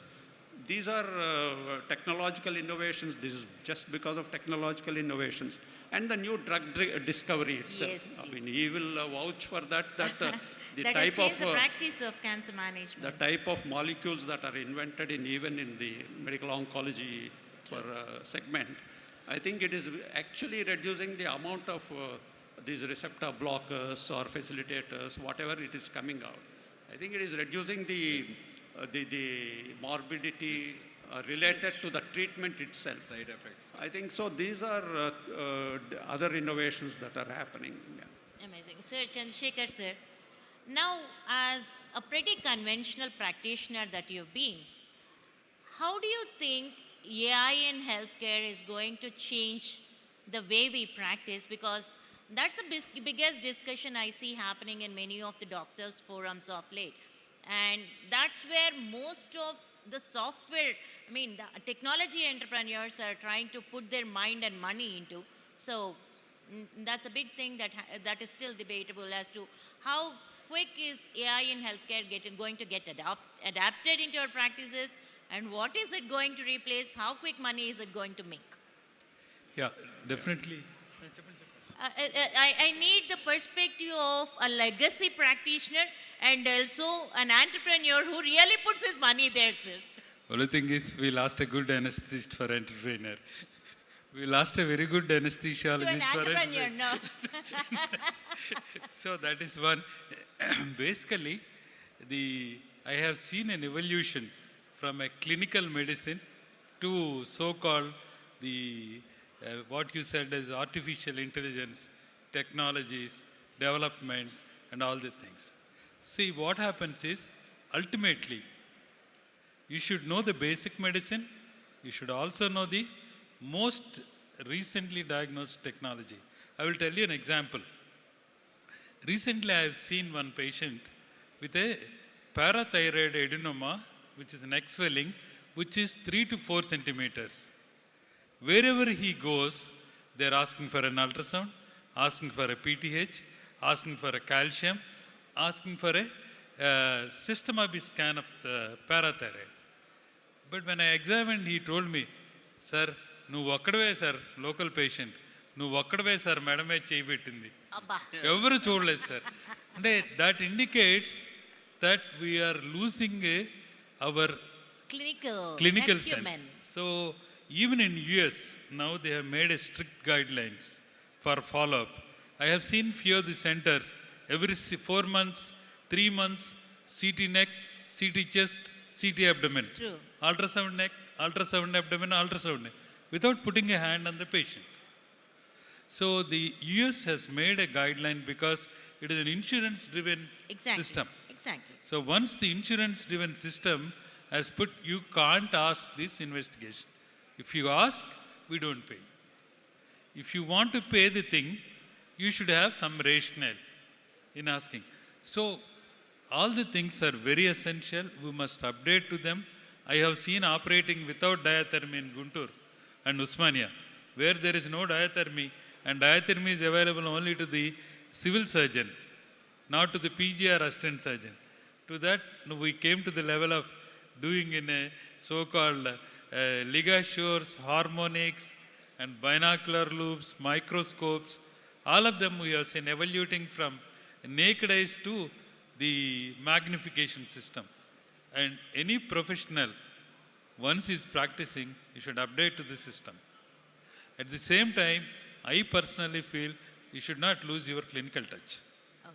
Clinical touch is more essential. And you asked me one question. What is the evolution in medicine? Yes. There is a tremendous evolution in medicine. One is technology. Medtech or health, the soft part of it. What do you say, sir? Med technology is more device technology that we are talking, and the soft technology is the other thing. Yes. One is technology, Second, you have a clinical trials. True. When we are students, we never know what is the clinical trials. You know, the Indian scenario become a hub of a clinical trial, not only in oncology, in pediatrics, general medicine, psychiatry, anesthesiology, all the departments. Because to have a clinical trial in US is very expensive. True. So that is why all the companies, the molecules are coming flood here to in India. India. True. So that is reason why in Indian scenario, you have so many clinical trials going on all over the Indian centers. That is a one way we know the medicine faster. They release the FDA approval will be easier because of the numbers. And then we also have an advantage of our patients exposed to newer medicine. Great. Sir, we really want, we are done with our time, so the final question again, because you are the disruptive person in the panel, so we can't help but ask you, what do you see the factors that investors prioritize when evaluating a potential health tech startup, a disruptive health startup, I would say? Technology, service, it doesn't matter. What do investors prioritize when evaluating a health startup? And how can these startups best position themselves to attract funding? With this, we would close the session. That's pretty straight, I think, like any other business or enterprise. I would say what they look at is whether the model is appropriate or not. The second thing they look at is the model scalable or not? And the third thing they look at is there an available market for that particular enterprise or the model? That is the other thing that they look at. And the fourth and most significant thing what they look at is the promoter and the team. That whether he has the team to walk what he is talking. I mean, these four things I would say is what typically any investing investor or investing firm will look into. Now, one final thing I would want, sir. Health is a felt need. That's universal. But the willingness to pay is something different. So that's where I would also say, what kind of what kind of areas should these startups really get into? Because we are all fund-starved most of the time. So I just want to understand the willingness to pay areas when we are talking of these health startups. To pay the service providers. As I told you, I think I have partially answered this in my past. Yes. One of the questions for you is, today, because I will take example of 2016-17, you take COVID 2020, pre-COVID and post-COVID. Pre-COVID, the national average of Indian hospitals, ARPOB, never exceeded 20 to 22,000 rupees. And then today, it is 2 times that minimum. The national average is actually 51,000. 51 some change. I mean, this is the national ARPOB average. So that means the people are willing to pay for healthcare today with the frightening experience of COVID. Whether we accept it or not, it has a tremendous influence on the society, the incidence of one pandemic. I think if our per capita income doubles up in the next 6 years, which is slated to double up, then I think from the expendable expense, personal expendable expense, 25% of that goes into healthcare. So I think affordability is becoming relatively easy. And with the technological innovation that happened in the practice of medicine itself will reduce the costs of healthcare. Amazing. I think so there will be a balance out of that. And it's going to see a good times in Indian healthcare. Sir, affordability in Tier 1 city or Tier 2, Tier 3, everywhere? Or just Anywhere. everywhere. I think everywhere it will sink. One data, now the people who get more than 10 lakh rupees are is around 9%. True. Annual income. This is going to double 20% in 2020. So Nice. that's a possibility of what Dr. Rampapa Rao said. probably the aging population, willing Aging- to live long. That's No, another thing. willingness to Willing live to long live is long what makes the and willingness willing to live come out. healthy. Yes. And that is most important thing for us. Thank you very much, sir. We were really thinking healthcare is not an interest area for investors. We're making it a positive impact that healthcare does need a lot of investment, but there is glory out there. We look forward to more investments coming into healthcare in future, and as you suggested, more of domestic investments than international investments. With that note, I thank you all for spending your precious time here and educating us all. Thank you, sir. Thank you so much, visionaries and pioneers of healthcare, for providing valuable and enlightening information on medical and healthcare. A big round of applause for our panelists and moderator, please.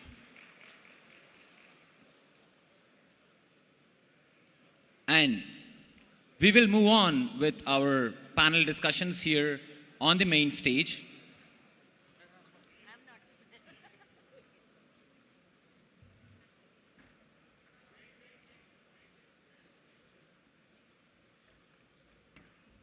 I would request all of you to please be on stage, ma'am.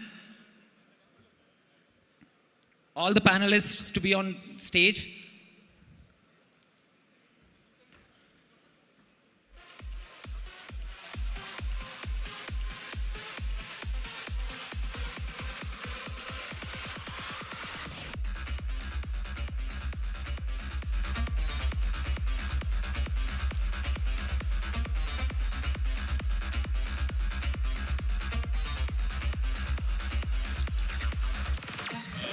We'd like to request all the panelists and moderator to come up back on the stage. We'd now request our founding APTA member, Prasad Samata garu and Subbu Kota garu, to honor our panelists.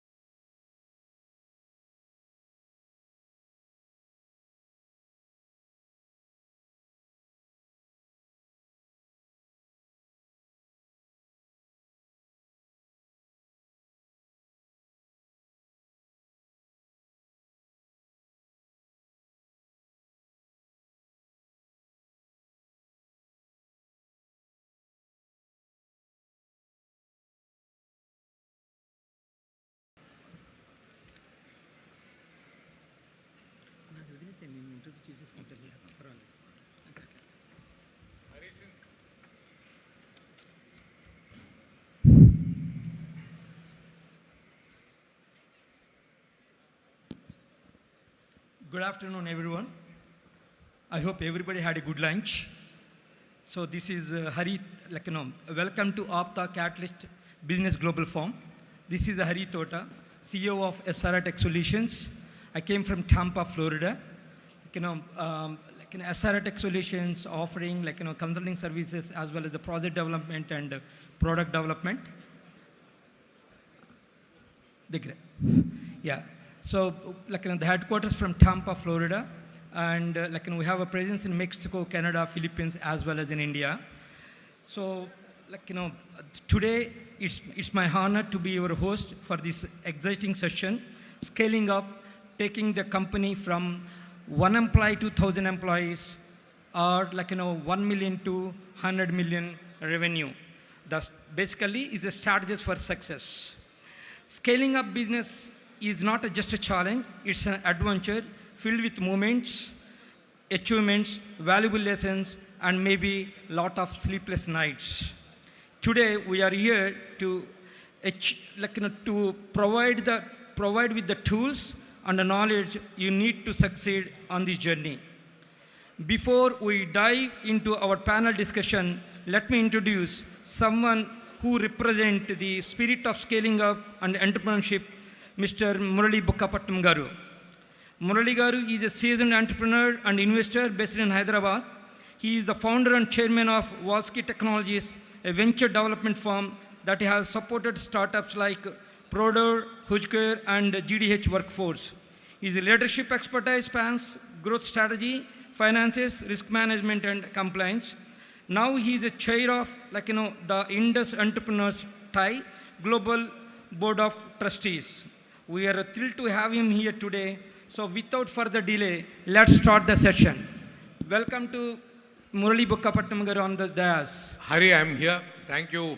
I was just waiting to embarrass myself, and you did a great job at embarrassing myself.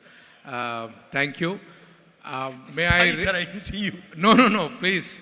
May I request Srini Baireddy, Bhaskar, and Suresh Ghatam Reddy to please join me on the stage. I will do the, come.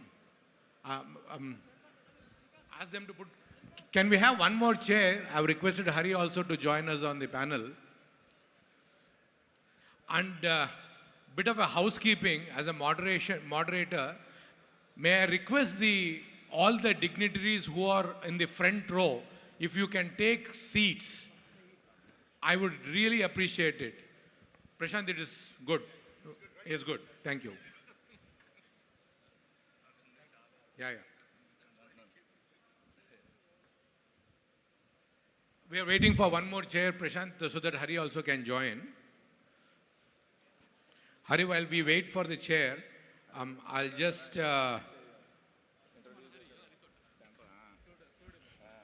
Volunteers, we need one more chair, quick. Volunteers? Yeah. Quick.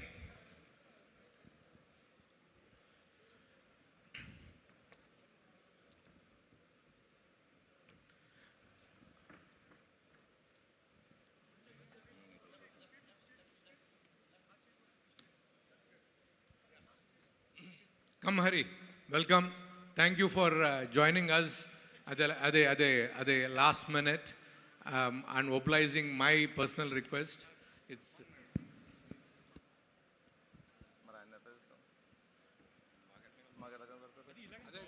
iде best.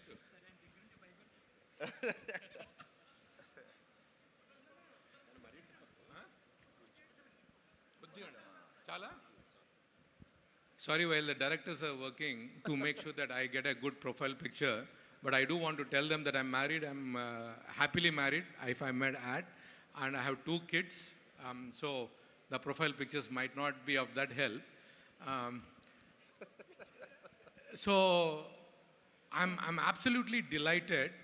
So this is what I call as a graveyard panel and day.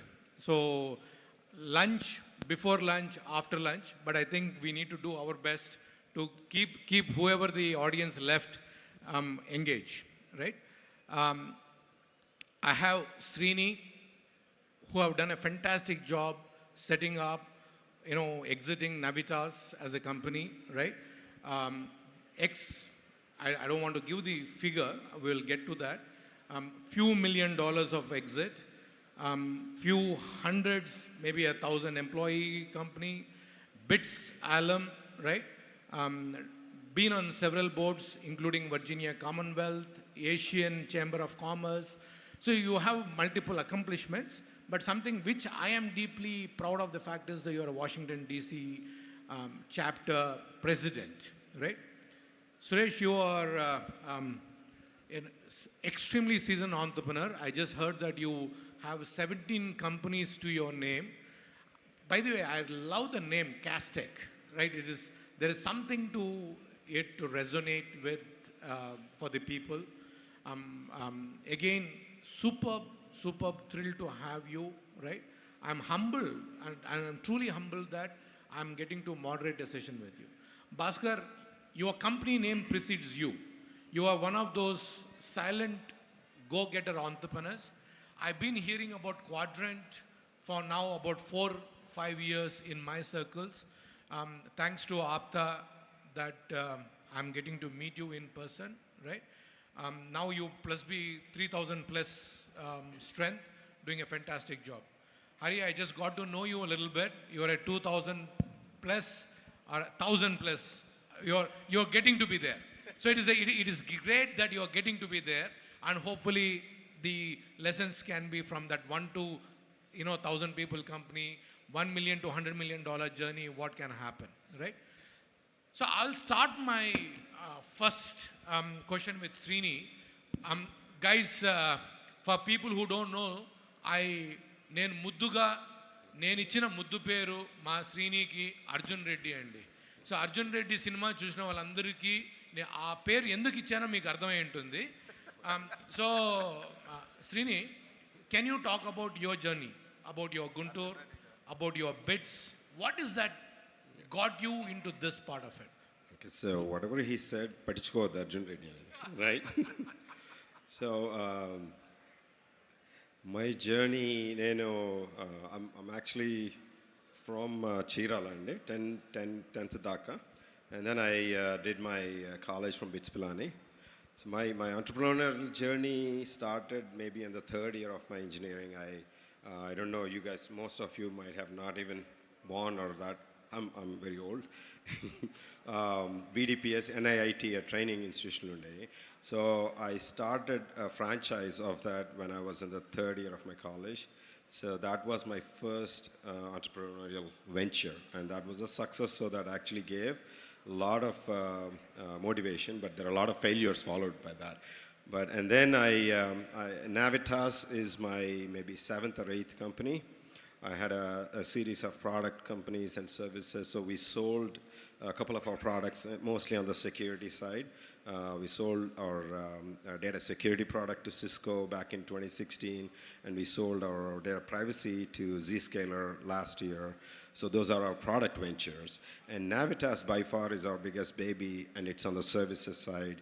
And it has a different purpose, but we have about 600 to 700 million backlog, and we have a 2.5 to 3 billion portfolio. So it is quite a handful, and will keep me busy. And so I'll talk more about that after that. Thank you.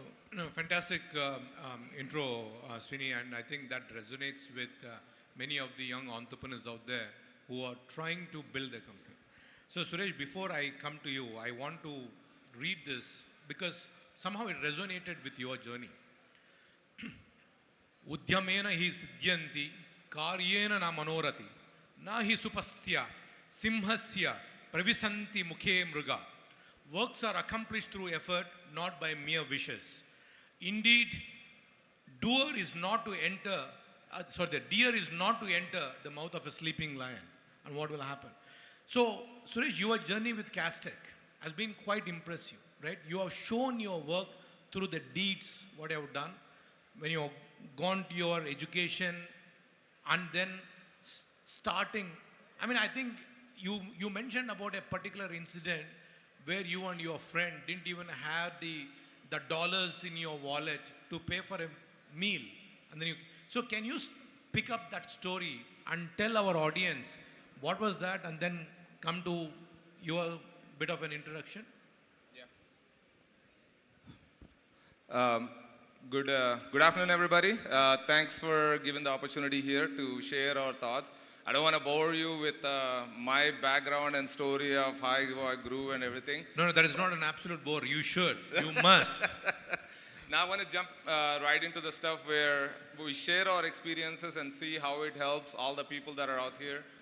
Young entrepreneurs that are trying to pursue something, they can learn from our success or our failures, and then don't get discouraged by one or two incidents, and then just follow your heart and keep striving hard. Like some of the people that have said earlier, there is no shortcut to success. And with that, I'll go back to the question that Murligara has asked was, there was an incident that I shared with him when I was in college along with my other friend. I went to do my master's in University of Texas, San Antonio. Those were the times when I was a kid. I mean, I was young, 20, 21 years. I was partying. The money I have, we just want to spend and have fun. And there were times when, this is a really good incident that I remember for the rest of my life. It's like there were times when he was my best friend. And he and I went to a cafeteria. We were really hungry. We were in the middle of the classes. He thought I had money. I thought he had money. But both of us didn't have the money. We picked up the food and we went to pay for the bill, and I was looking at him and he was looking at me. And iddar daggara double levu, jebul kali. So adithe nee daggara leva ante nee daggara leva ankunamu, and we just left the food there. We were hungry that day, but that's one story that I want to cherish for the rest of the life. Like there could be times when you're really low in your life, not because we don't have money, but it's just because we took all the money from India. We spent it all. We like to have fun. We're crazy kids in college. But, there's ups and downs in life. You just have to cherish every moment and learn from it and then keep growing. That's what I would say for that story. So. No, thank you, Suresh. There's a very wonderful thing. హాల్లో ఉన్న జన సైనికులందరికీ వందనాలు. జన సైనికుల గురించి ఎందుకు మాట్లాడుతున్నానంటే మన భాస్కర్ గారు జనసేన యొక్క గొప్ప what you call well wisher and also a big supporter for Janasena. Thank you, Bhaskar. But when you think of when I met you, I'll again go back to Rigveda. There is one particular statement, Ano Badra Kratavyo Yantu Viswataha. As we gather here to innovate on a global scale, let all the noble thoughts come to us from every side, right? For some reason, this particular phrase talked to me when I met you and was discussing with you. You look like a guy who seemed to take that energy from everywhere and try to, create a value to it, right? So can you give a little bit of insights into your life? Hello. Thank you, Murli Garu. First of all, thank you for being accepting me in this panel for APTA Katalyst and Ramesh Garu and team. ఇది చూస్తుంటే ఏంటంటే first of all I talk about APTA catalyst. ఇది ఒక ఫ్యామిలీలా ఉంది. ఎందుకంటే I feel so happy the energy. అంటే మన ఆప్తాలో ఇంతమంది, మన కమ్యూనిటీలో ఇంతమంది బిజినెస్ చేస్తూ ఇంత పెద్ద పెద్ద బిజినెస్ చేస్తారంటే ఇట్స్ లైక్ మన ఫ్యామిలీలో మన బ్రదర్స్ సిస్టర్స్ చేసుకుంటే ఎంత హ్యాపీగా ఉంటుందో అంత హ్యాపీగా ఉంది నాకు. సో డెఫినెట్గా first of all congratulations to all our community members. Coming to my story, Murali garu, I came from Bhimavaram. I'm basically from Bhimavaram. మా ఫాదర్ది రాజమండ్రి, మదర్ది భీమవరం. బట్ భీమవరంలో ఎక్కువ పుట్టి పెరిగాను. సో అందువల్ల భీమవరం అని చెప్తాను. సో భీమవరంలో I did my intermediate. After that I move to Hyderabad. So definitely that turn my life. ఎందుకంటే ఇంజనీరింగ్ సిపెట్లో చేశాను. సో అప్పటి వరకు తెలుగు మీడియంలో చదువుకుని వచ్చాను. సో నాకు పెద్దగా ఇంగ్లీష్ వచ్చేది కాదు. So it's difficult to cope up suddenly going to engineering with English. So somehow I'm able to by heart and things and then able to finish the jobs. But it's a civil engineering. I'm not that much passionate about civil engineering at that time because of my financial situation. I have to complete that, and I completed my engineering in '97. That's where IT started booming. So then I want to get into that area. IT side వెళ్ళాలని అనుకున్నాను. So luckily one of my best friend took me to an institute where his friend started and asked me to join there. So I joined as an Oracle course. So somehow I connected to Oracle SQL and PL SQL and then started learning it. So institute la time ఏమైందంటే it's very difficult to get time to practice. So నేనేం చేసేవాడిని, I use to stay there for whole night. By 9, 10, all people used to go. So I used to stay after 10 until 2 or 3 and used to practice like anything. And then go home around 5 and then come back by 7. So ee passion choosy and my hard work choosy, they offered me a job there, like as a lab faculty. Because the civil engineering chesi nakem job raaledu. So then within 2 months I got a job, lab faculty. So like started with 1,500 rupees. That's a huge at the time for me. And then after 2-3 months of doing law faculty, they asked me, can you start a Kukatapalli branch for us? Because they've been observing me and then trust and then hard work and passion. So then I started that. That's my first business. The reason why I'm telling this story is that's my first business, opportunity I got it. So since then, I want to continually do the, business. But because of family situation, all those things, my father told me, we are a middle class family. First of all, you have to get married. So first you get into a job in a good company. Getting a job in company like Wipro, I think is easy at that time because I'm already teaching thousands of kids. So I got a job. I'm a father boy, so whatever he says, I always obey. And I got a job and I got married and then I moved to US. I joined Microsoft there as a full-time employee. But that entrepreneur thought is still there in my brain that I want to definitely start my own company there. But it took some time because I want to get a green card. So I got my green card, I bought my home. In 2012, I finished all my responsibilities. I kept 100K aside and then I started my business with my other 2 friends. That's where definitely, it's a huge, big decision because I have a family, kids, education. It's not that easy. But definitely I took that, the big decision and started getting into business. So luckily, because of my reputation or my brand and my hard work and passion, I was able to get very quick contracts and able to start my business in 2012 and 13 time frame. So now we are around 3,000 people across globe in 10 countries. And we have recently opened our offshore development center in Warangal with a 50,000 square feet office. Thank you, Murli. No, that is a incredible journey. I think that requires a round of applause from all of us there. Hari, no, Hari, when I met you, I just met you this morning when I was about to give my keynote. You came across to me as a very humble entrepreneur who is eager to learn, right? And one of the reasons I requested you to join us is the quality of entrepreneurship, right? Or the quality, what is the most important quality for an entrepreneur when they are trying to scale, right? And because the essence of the panel is to scale from either 1 to 1,000 or, $1 million to $100 million, what is one that unique quality is that eagerness to learn, right? As I was introducing Bhaskar, you pick up the energy from whichever the source it comes from. You are there, you are trying to pick up. What gave you that particular quality? Why? The passion. Okay. Compassion or the passion? No. No, seriously, passion. Yeah. Okay. And anything else you want to talk about from your childhood? What gave you that insight? Basically, hard work and consistency is the more important to execute any kind of business. Yes, definitely there are a lot of struggles for any entrepreneurs once you start any business, but we have to continuously do it. Then definitely you can see one day results. Could be for one person 1 day, one person 1 year, other person 2 years, but definitely he will get success when you do hard work. So persistence and passion. So Srini, with that, I'm going to come back to you. You are a cybersecurity czar, right? Okay. It is a very difficult business given that Israelis are the kings in the cybersecurity space. Picking up a area, right, which is very, very difficult for someone to handle, then your scale. Can you talk about where you started? What is the highest peak you achieved, right? I just want the audience to understand and how long the journey has been. See, మనం తిరుమల కొండలు ఎక్కుతుంటే first Alipiri మెట్లు ఎక్కాలి, కింద మనం ముక్కొని మనం పైనకి ఎక్కాలి స్వామిని వారిని దర్శించుకోవాలంటే. మీరు ఆ దర్శించే స్టేజ్కి దాటారు, రైట్? సో ఆ మెట్లు ఎక్కాలనుకున్న వాళ్ళకు, ఎక్కబోతున్న వాళ్ళకు మీరు ఇచ్చే ఇది with your experience.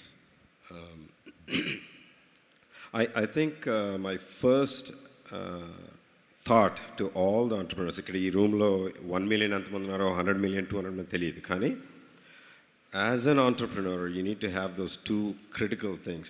You should have a purpose and practice. I think our friend Hari said that practice. ఎవరు ఏ స్టేజ్లో లేరు, వస్తాను, it's a journey, right? So when I was at 5 million, I thought, okay, I'm going for the next one. When I'm 10, next. When I'm 100, next. So there's always a next. But what defines where you're going is the purpose. Purpose kuda anta clarity undadu. When I started my first job, first company, I thought my hometown Chirallo, I want to have everybody same level of computer knowledge. That was the purpose. And it changed when that was successful. For Navitas, it's the same thing. I thought I'll get all the engineers in one place so we can work on the latest and greatest on the technology. It's okay to change your purpose because your purpose drives your mission and vision. So for me, when I was in the early stage, I honestly, to all of you, mission, vision, values for a company, culture, they are there, but they are not as important as the goal of winning for me. I'm being very honest. As I'm growing part of the scale, I started seeing that is much more important because now you're actually seeing at a larger scale the problem and it multiplies. But 1 employee unnappunde problem 200 double avudhu, actually multiply avudhu because it's all managing expectations of everybody. So, can you talk about 1 or 2 problems which you faced when you scaled to 10 to, let us say 10 to 50 people? Right. What was the challenge? It starts with people, right? So when I bring somebody as a, let's say, operational head, and you all can relate yourself to this, right? When you start a business, there are 3 things. You need, of course, all the finance and everything falls under the operations. Then you need to have a growth team, which is a sales and marketing. And then your delivery, whatever business you're in, it doesn't have to be IT, any business, any of the stalls here, right? So those 3, when you are a 0 to 5 million, you have certain friend. Maybe your close friend will be your operations guy, money guy. Another friend is the technology guy. They got you to, let's say, 5 million business ochindi, or 5 crores, 10 crores. Then when it comes to the next level, this person is the same guy, but he may not have what it takes to think for 100 crores or 200 crores. But this guy is the one who got you up to this place. So for my biggest problem is, what do I do here? Because I'm a very people-friendly person. So should I continue with bringing 4 or 5 of the same friends and see hope? Or look for someone? This goes back to your original question. How do you compete with Israelis? You know what I did? I went and got the topmost Israeli scientist, I make him as a COO, a CTO, and then I gave him a share. So you do what it requires for you to go. You don't look at the human relationships only up to a certain level and then go to the... You need to be transparent and honest and then tell the person, look, we are here because we all work together, but where we want to go, this is my vision. Now we have to look at 100, 200 million, whatever it is. And I think we need to collectively agree that we need to bring somebody. You can't just push people out without information. So you need to be very, very transparent as the owner of the company if you are scaling. Relationships are important. Suresh, before I get me, Suntur ekkadandi? Mummy, father is Kapavaram, Anaparthi ane daggara chinna uru. Motherdi Nemamu, Kakinada daggara chinna uru. Both are from East Godavari district. But I was raised... No, the reason I asked that question is, మీరందరూ ఒకటి తెలుసుకోవాల్సింది ఏంటంటే ఇక్కడ ఉన్న stage మీద ఉన్న ప్రతి ఒక్కరము చిన్న ఊర్ల నుంచి వచ్చిన వాళ్ళం. నేను హిందూపురం, అనంతపురం జిల్లా అత్యంత పేదరికంతో ఉన్న రాయలసీమ నుంచి వచ్చిన వాడిని. ఈయన చీరాల, ఆయన అనపర్తి, ఆయన Bhimavaram, Uyyuru. So imagine we all gone to US, come back to India, artists have come back, you guys are still there, and extremely successful, not me, but you 4 are.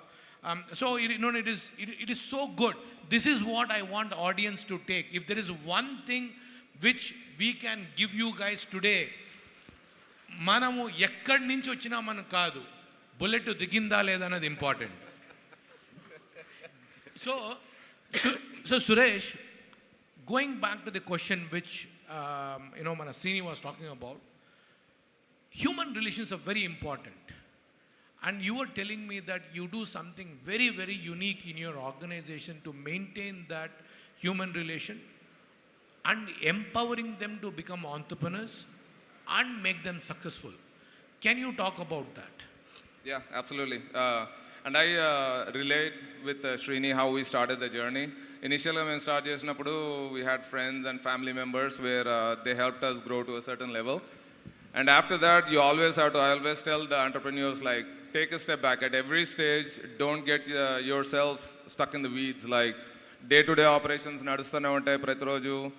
దానిలో వెళ్ళి మనం రోజు I give this example. I want to start with this is like, ఒక building కట్టేటప్పుడు మనం కింద ఉన్న కన్నాలు అవి పూడుస్తూ ఉన్నామంటే we never go and build a tall building. కిందే ఉండిపోతాం, అక్కడే ఒకటి కన్నాలు పూడ్చుకుంటా. You always have to look at it. Is it my time is worth in this place, in కన్నాలు పూడ్చుకోవడంలో నా టైము ఇంపార్టెంటా, లేకపోతే నేను పెద్ద బిల్డింగ్ కట్టుకుంటే వెళ్ళాలా అని చెప్పి. You put the right people in that place that are accountable and trustworthy, and give them all the rights, trust them, give them all the full power. అంతేగాని వాడిని అక్కడ పెట్టి మళ్ళీ రోజు వాడిని మనం పీకుతా ఉన్నామంటే, వాడిని లాగుతూ ఉన్నామంటే వాడు చేయలేడు అదే పని. సో మీకు నమ్మకమైన వాళ్ళని choose the right guy, put him in that spot, and that's the least worry for you. You go on building the empire, and then that's what you're focused on, that's what your energy is. And coming back to your question, what we did different in our organization, I think I can relate it to, like, I haven't seen a lot of the organizations. One of the things that we did with our employees that have been with us for a long time, that are trustworthy, credible, they've been sweating for us, sitting day and night for us, and helped us in the growth of the company. I believed in, like, not just leaving them as employees. వాళ్ళు ఎల్లకాలం మనకి employees లాగా 5 ఏళ్ళు చేస్తారు, 10 ఏళ్ళు చేస్తారు. తర్వాత you have to look at not only scaling of your organization and yourself, you have to look at scaling of all of your employees as well. వాళ్ళకి నెక్స్ట్ గ్రోత్ ఏంటి, వాళ్ళకి నెక్స్ట్ స్టెప్ ఏంటి అని. ఎవెన్చువల్లీ ఏమవుతుందంటే at some point వాళ్ళు మీ కింద ఉండిపోతారు, ఇంకా అక్కడే ఆగిపోతారు, or he will go and start his own company. So there's two problems that you're solving there. One is, if you make them a partner in your organization, as you are growing, we scaled up, like today we have about 17 IT companies ఉన్నాయి. We're a global organization. Canada, Colombia, US is the headquarters, Dubai, India. And not only just in the IT, but we have a lot of companies in real estate and insurance agency, insurance brokerage firm, title company. There's a number of companies that we have. But at each place, we cannot be everywhere.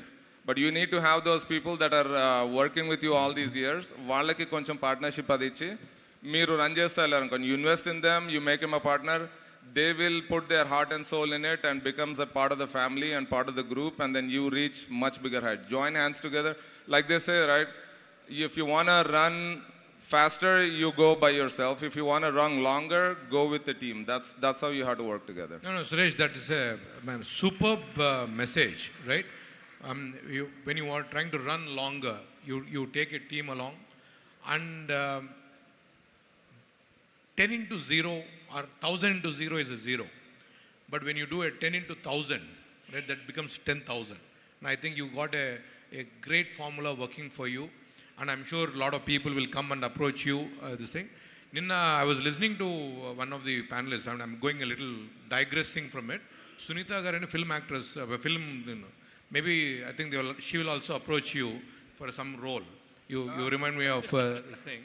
So with that side compliment, Bhaskar Garu, you are a person who have seen, people, you worked in a IT lab, come up step by step, right?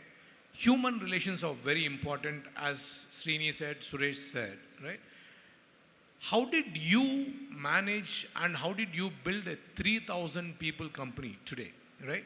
And you are in multi-geographies, multi-disciplines, and you're able to, get to I'm absolutely proud of the fact that today you have 3,000 people, this thing. Can you give us the revenue numbers and how this journey started? What are if you can address two challenges, greatest challenges that got you into the 3,000, and then I want you also tell what is your next goal. First, I'll answer last question and goal. Basically, we are around 150 million currently. Our goal is to a $1 billion company, like in terms of valuation or revenue. We are working towards that. So it's a Uber goal. 150 right? ARR or? It's a revenue. Okay. Yeah. So we have a huge offshore center. That's why numbers, and we have a huge offshore center in Hyderabad and as well as in Warangal. So we have almost 250 plus people in Warangal now. Wow. And now we were planning to start. Yesterday I was meeting. I was in Bhimavaram doing some iCamp on my father's name, and I met local MLAs and MPs. They're asking me to start in Bhimavaram. I have a passion to start in Bhimavaram also. మా హిందూపురంలో కూడా start చేయండి sir, మేము Rayalaseema పేదవాళ్ళం. Sir, మీరు already start చేసి ఉంటారు.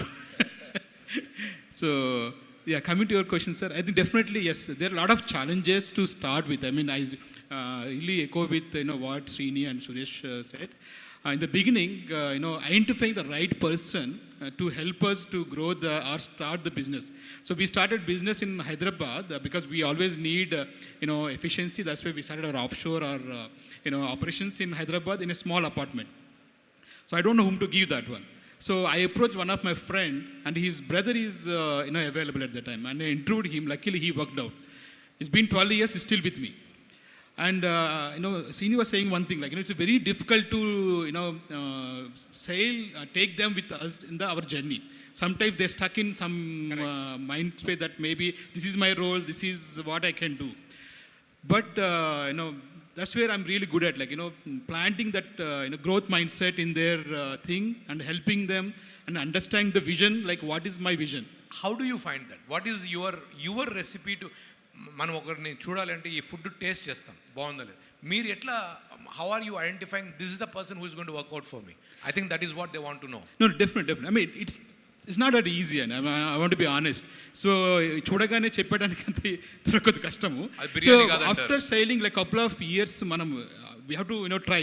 My goal is like every week I do around 5 to 6 interviews. Wow. Whether I need or not, I'll do interviews. The reason is we don't know whom will work out or in the future. So I am creating pipeline for me and for my team for future. Even if now in Hyderabad, last 10 days, I've been talking to a lot of people. In Bhimavaram, I'm doing a camp one side, and one side I'm interviewing people. Interviewing means just talking to them and understanding what is their skills, what they do, and then I'm taking a notes, and then whenever I need, I'll ping that guy. So, or that person. And then, then we'll see how they work. So this person is been there with me. Like that, I have almost 10 to 15 people under my team. So all of them are minimum 7 to 8 years with me. How I do is like basically helping them, share my vision to them. Like let's say I have a goal or vision that $1 billion company, right? Just tell them why we want to do that. What is the benefit for them? So if I do it, I will be successful. But what is the benefit for them? Why they need to sail with me? Why they need to work with me? So I'll educate them. Like these are the benefits you get. So not only these benefits, let's say financial benefits, or a lot of people want their respect. So basically we're giving the right titles to them and helping them to stay with us, big positions, and then also helping their families. So sometimes every family needs some help, like whether their cousin or their sister or their brother. I don't ask any questions. You have a person, you want to help him, just bring him, no interviews, and you train that person. Okay, your responsibility for that person, you train that person, and you take him to next level. That's the trust I have on that person. So most of these 10-15 people, they bring their families and they really work hard. So once we give that responsibility and ownership, it's their job to take care. I don't need to worry about anything. So hope I answered your question. No, Bhaskar, that is it's a very touching point.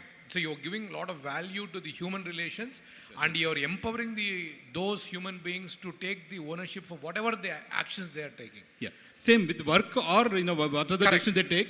But I'll guide them. I'll help them. If they're stuck or somewhere, I'll definitely help them. But I'll give full ownership to them. Definitely. Hari, before I come, I want to, Prashant and your team, please do warn me, because I do have a habit of just keep on talking. No one can stop me. So please keep a tab on the clock and do tell us. Someone will stop us. Okay. Hari, you heard these 3 gentlemen talk about the very different journeys. You are in a stage of growth. right? What did you, if there's one point which you took away from these three, which you would want to now implement, what would that be? I implemented transparent, and let me explain you what happened. So my background, I came to America 2000 అండి. So 2000 నుంచి 2009 వరకు job చేశాను. 2009లో company పెట్టానండి. So which is SRA Tech Solutions, strategic resource integration. So 2010, 2011లో నా దగ్గర ముగ్గురు employees వచ్చారు. ఒక ఎంప్లాయీ నాతోనే ఉన్నప్పుడు గ్రీన్ కార్డ్ వచ్చినా నాతోనే ఉన్నాడు. సో అప్పుడు అరౌండ్ 30+, 32, 33 మై ఏజ్. సో అతను బిల్లింగ్ రేట్లు ఉంటాయి కదా sir. So $50 billing rate. I use to work on 70-30 basis blah blah blah. So నా బిల్లింగ్ రేట్ ఎంత సార్ అన్నాడు. వాళ్ళు ఆ ఇంట్రెస్ట్ ఎంత, వాళ్ళకి ఆ బ్లా బ్లా బ్లాలో ఉంది ఇంట్రెస్ట్. వాళ్ళకి మీ $50 మీద లేదు, ఆ బ్లా బ్లా బ్లానే కనుక్కోవాలనుకుంటున్నారు వాళ్ళు. సో 45 అని చెప్పాను. That means I hide $5, right? Correct. So ఒక 6 months తర్వాత అండి, సో ముగ్గురు వచ్చారు నా దగ్గరికి. సార్ మీరు అబద్ధం చెప్పారు సార్ అన్నాడు. ఒక క్వశ్చన్ వేసాడు కుర్రాడు. సార్ ఇంటి పెద్దే అబద్ధం చెప్తే ఎవరికి చెప్పుకోవాలి అన్నాడు. ఇంటి పెద్దే అబద్ధం చెప్తే ఎవరికి చెప్పుకోవాలి మేము అన్నాడు. సార్ 2011 నుంచి ఇప్పటి వరకు నా డైరెక్ట్ క్లయింట్ తప్ప C2C బిజినెస్ ఎవ్వడికి నేను అబద్ధం చెప్పలేదు. డైరెక్ట్గా PO షేర్ చేసేస్తారు. That's my transparent business I'm doing. That's why I grown this much. Very well said. So ఇంటి పెద్ద అబద్ధం చెప్పకూడదు అనేది great point. Very absolutely. So again Srini, I'm coming back to you, right? In the journey of scaling up, right? If there are entrepreneurs who are there, now Suresh has given them the idea to approach him for a franchise. If they want to go to any of the African countries or the European countries, they might open a Castec. If they come to you and say, Srini, we have a product idea. We are looking for $100,000 or a 25 lakh rupees angel investment, right? How open are you, and what is your current state of business? What is that you are doing after you have done your exits? Right, a good question. Actually, right now I'm talking to a few of the folks here too, the product company. మీ గురించి ఈ question అడిగా. మీకు ఎవరికైనా interest ఉంది Angel investment కావాలంటే మన శ్రీనిని ఈ panel తర్వాత రీచ్ అవుట్ కండి. So again I go back to my point, right? You need to have a very, very clear purpose and practice if you are a CEO, whether it is a product or services, solutions, doesn't matter. And if that matches, if it is really clear, then other person, not just Srini, anybody here can figure it out, it is value. So your goal is to make sure that that value coming out for anybody, right? So now with that, I'll go back to your question. There are, Navitas as a solutions company, we always build a lot of accelerators, and we won a big contract with one of the states, and we got one of the product companies as a solution for them, and that's how we present that. So that one way of bringing the young companies into the limelight.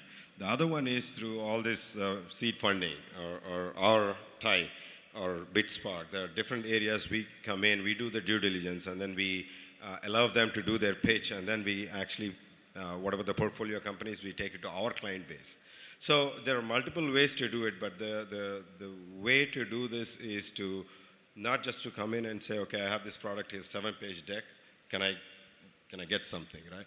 We need to have one of these, either the value should be unique enough for the person on the other side to really latch on to that, and then we can work together hand in hand as a product, right? So Bhaskar, I want to ask you a question, but before I ask, does anyone want to ask a question from the audience? I can take one or two questions. Anyone in the audience wants to ask a question to any of the panels? Okay, looks like. Please raise your hand. No one wants to. Good, go. Okay, Nana Tamru munduku ra. Tondar ravali.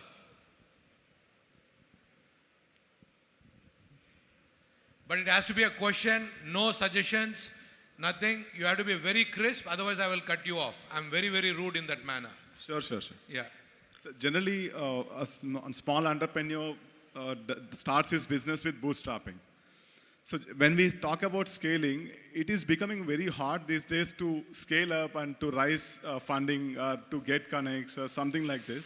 So what is the better suggestion you have budding entrepreneurs like me? Great question. What's your name? Sai Krishna. So do you run a company? Do you own a company? Yes. I'm starting a new engineering college. It is called Leap Start School of Technology. Fantastic. Sai Yeah. Krishna, one small session I'll give you is whenever you introduce, you sell yourself by telling what you do. Please. That's the easiest way to sell to the other people here. Yeah, sure. So Sai Krishna runs an engineering college. Bhaskar, that is a question which I wanted to ask. You are wanting to be a $1 billion company. You wanted to scale. It is not easy to scale to that level. That is what even Sai wants to understand from you. Are you planning to do an organic growth? Your journey has been for 12 years now. You reached a 3,000 people company. You cannot do another 12 years, right? We are all of that age right now where we need to do some magic. What is that magic potion in your pocket which you're going to show to our Aptulu here that you are a $1 billion company? Definitely, Murli garu. So, I mean, there are a lot of strategies we are doing. It's not just single strategy to be there for 1 billion. A couple of strategies we are doing is like, it's not possible through organic growth. So we are acquiring companies. We are in the process of, looking companies. So some of the revenue comes from them definitely, because which will complement our current capabilities. So currently we are not big in government on our, side or the local counties. So we are looking into one side. The other side we are looking at is like, in European market. So we are very strong in North America, especially in US, Canada, and Mexico. So I'll give you one last question you were asking about what are the big challenges, right? One of the challenge I faced a couple of years ago, last year exactly. So one of my biggest client, they're transitioning their resources to Mexico because of their business strategy. So, but I never done business in Mexico, or I don't know how to do the business. So it's a $10 million business, and every other company are biggie companies. So it's very difficult to compete with them. But I still able to compete with them because, I found a route. Like, when I was working in Microsoft, I have a lot of friends because I worked in a finance division. I have a global team. So I reached out to him, friend, his name is Rafael. I need some help in Mexico. So he helped me to connect with local company. So I started, hiring from that company. And then within a year, now it's 100 people in Mexico for me. From 0 to 100 within one year to 1.5 years, we're able to do that. So it's a very big challenge, but we have to find the right person or right way to get the help. So with that one, I didn't lose the business, and then I've been adding much more business to that. It's almost 10 to 15 million business now just in Latin business for me. So that kind of challenge every time, every month, every year it comes. So we have to take that challenge and see, how we can help, or take the help from the other people. That's why I never, burn bridges. So I always be friend, and because I want to create win-win situations for anybody. So there are two lessons for me which Bhaskar I learned. One, networking is very important. So guys who are all there, if you have not met people, make sure that you meet at least, collect 10 new business cards. And not just take the 10 business cards, but be in touch with them, develop the nurture. Your Raphael was one of that example, right? You nurtured that relationship. Yes. You're able to go seek help. So the second lesson is, don't be ever afraid of asking for help. Definitely. Mohamadam lekunda, siggu padakunda, help adagandi ani. Okay. So for entrepreneurs, siggu lekunda, kodhi Mohamadam unna vallaku siggu padakunda. Yeah, I'll tell you one more thing, Murli. There's siggu padakunda ante endukante we are all are, it's not just a single person, right? So for me, like I have 3,000 people, and 3,000 multiplied by 4 or 5, almost 15,000 people depending on my company. If you look at their families, right?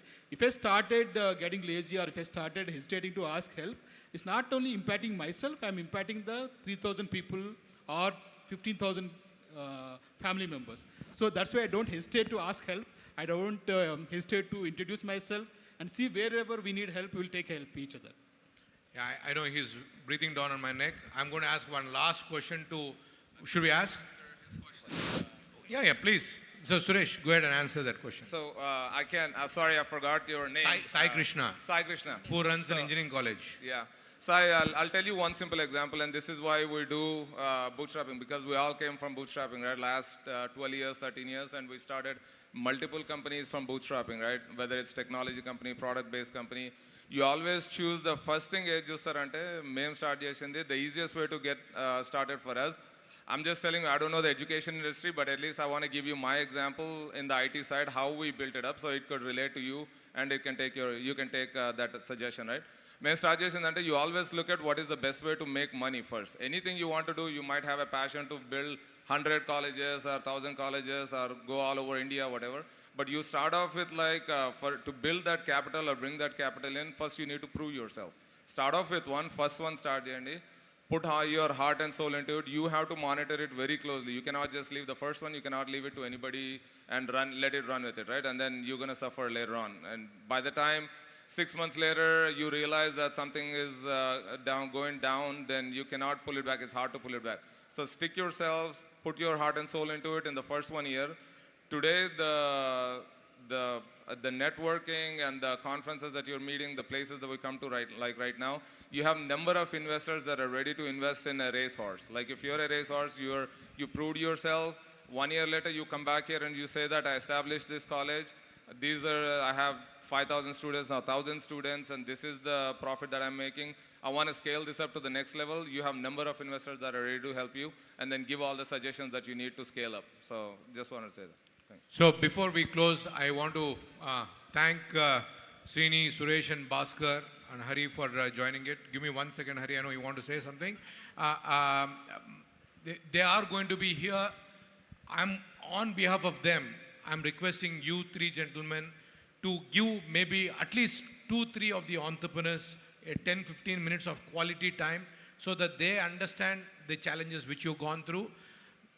For all the young entrepreneurs, మీ తరపున నా request మీరు విన్నారు. So do reach out to them, spend 15 minutes, have a conversation. Probably I might not have answered all the questions or all the concerns which you have. Nana, just take it offline because he's already breathing down my neck. మీరు వాళ్ళు బయటకు వచ్చిన తర్వాత అడిగి మాట్లాడండి. Yeah, I know, that's what I'm saying. Can you, okay, since you're a lady and a woman entrepreneur, I will give you an opportunity. Can I? Sorry, I know I'm exceeding my limit. Quickly I will do it. The answer has to be Srini. Oh. Nana, please go ahead. Hi, నేను Sreeja Haridas. So నేను 0 నుంచి 2 million revenue చేశాను last 4 yearsలో. Big round of applause. This is an incredible thing. So నా question ఏంటంటే, మన దగ్గర ఉన్న ఎంప్లాయీస్ని వాళ్ళని సాటిస్ఫై చేయడానికి ఎలానో మనం ఇన్సెంటివ్స్ ఇస్తున్నాం, శాలరీస్ ఇస్తున్నాం. దాంతోపాటు వాళ్ళు మనతో లాంగ్గా ఉండాలి అంటే మనం ఇంకా ఎలాంటి ఆపర్చునిటీస్ వాళ్ళకి ఇవ్వచ్చు, అదొక క్వశ్చన్. ఇంకోటి ఏంటంటే, మన దగ్గర క్లయింట్స్ ఉంటారు. సో క్లయింట్స్కి మనం ఎంప్లాయీస్ని సెండ్ చేయడానికి మనతో పాటు చాలామంది సెండ్ చేస్తుంటారు. సో మనము అంటే మనం ఎలా యూనిక్గా ఉండాలి. So adi second question. No, both are great questions, and I think, sorry, I'm not stealing your thunder, but I think you guys have answered that question in multiple different formats in the last 1 hour. Srija, I would request you to reach out to them after the panel. They did answer those questions, so hence I'm not this thing. And before I get off the stage, I do want to, in the morning when I thanked my good friend Subbu was not there. Subbu, thanks for your friendship since 2009, really appreciate, and thank you for reconnecting me with APTA. Thank you guys. Thank you APTA. Na kotta APTalu naaku parchayam chesindanuku. I'm very, very grateful. All the best in your journey. I hope I've done a decent job, Hari. Thank you. Thank you so much, guys. I request all of you to stay on the dais, please. Thank you very much, Murali garu. Really appreciate it. I request all of you to stay on the dais, please. I request Anil Varisetti garu, Dr. Vinay Punjala garu, Rajesh Anakam garu, and Satyanyarayana Bolisetti garu to be on the dais to felicitate our panelists and moderator. It's a wonderful, enlightening discussion on how to strategize our investments and how to scale them and grow them. So I think a lot of entrepreneurs over here can learn a lot from this discussion. if anyone want to listen to these discussions, they're also available online, recorded, and available for you to watch them, learn from them any point of time. You can just get online and do that. And after this, we will be moving on with our panel discussions. Exciting panel discussions are going on here on the main stage.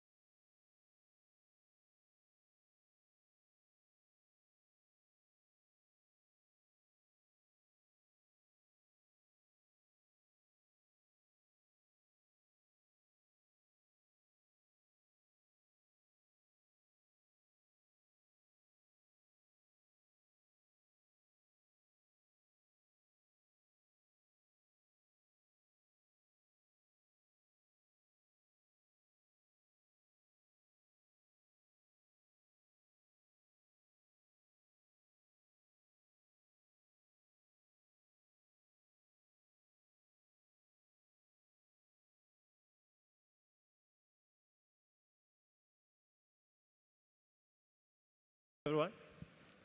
So, Sanjay will be in final.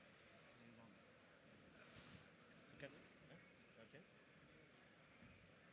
Wait చేద్దాం అంటే start చేసేమన్నా 5 minutes actually 2:45 అన్నారు కదా ఆయన కొంచెం చేశాను is almost reach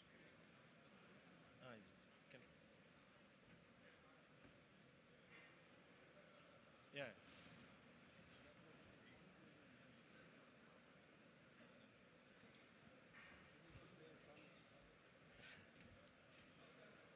thank you APTA thanks for this opportunity to share dais with నేను వెంకట్ గారి దగ్గర టీటీఎంలో ట్రైన్ అయ్యాను అలాగే ప్రదీప్ గారి స్మార్ట్ ప్లేలో నేను టెక్ ఫోర్స్లో ఫస్ట్ 20 మెంబర్స్ ఎంప్లాయీస్లో ఉన్నాను సో అలాగే శ్రేయస్ రావు గారి దగ్గర నుంచి 2008 నుంచి సో మచ్ విజ్డమ్ గైడెన్స్ నేను తీసుకుంటా ఉన్నాను అలాగే సుధాకర్ గారు కూడా మాకు ఇదివరకు కస్టమర్ అలాగే చాలా వరకు కలిసి చేసాం so I'm really like blessed to be part of this dais actually. So I want, yeah, Sanjay Kamtam garu, yeah.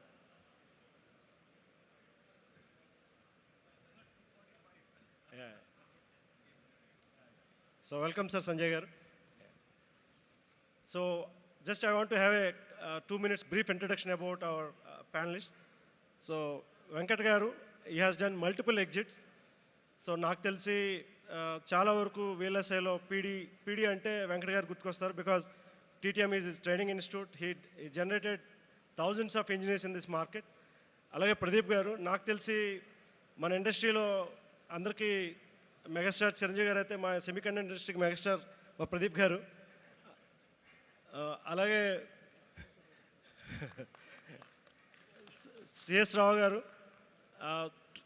రియల్గా ఇన్స్పిరేషన్ ఎందుకంటే ఆఫ్టర్ 55 ఆయన ఎంటర్ప్రెన్యూర్ జర్నీ స్టార్ట్ చేసి ఒక సక్సెస్ఫుల్ ఎగ్జిట్ తీసుకొని అట్ ది ఏజ్ ఆఫ్ 69 మేము చాలా 40స్లో ఉన్నా కూడా చాలా లేజీగా ఉంటాం బట్ ఆయన యాక్టివ్నెస్ చూస్తుంటే మాకే చాలా టైమ్స్ ఏమనిపిస్తుంది అంటే I think we're really we have to follow him అలాగే Sudhakar garu he has done a very good exit recently ఒక 2 years back 3 years back he has done a very good exit for Tech Mahindra అలాగే Sanjay garu he is running a very good systems company. So this is about our panelists. So yes sir, can I continue?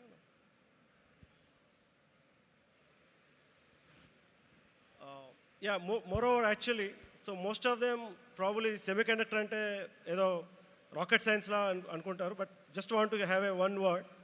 So out of top 10 most valued companies lo except one company, all 9 companies are tech companies. All the 9 tech companies, in one or other way, they are running by this semiconductor industry, including Apple, Tesla, or even Nvidia, even Google, whoever it may be, mostly driven by chip industry, which is semiconductor industry.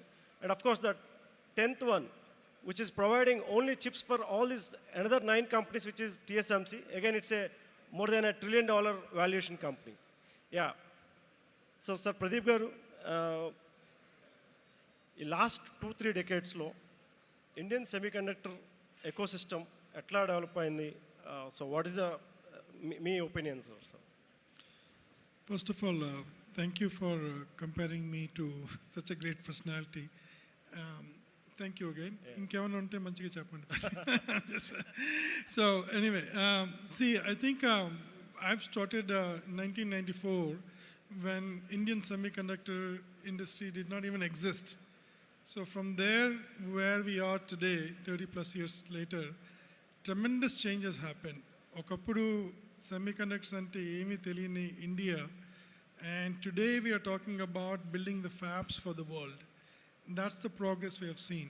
And at one point, we were trying to convince engineers to join semiconductors because they didn't know what it is.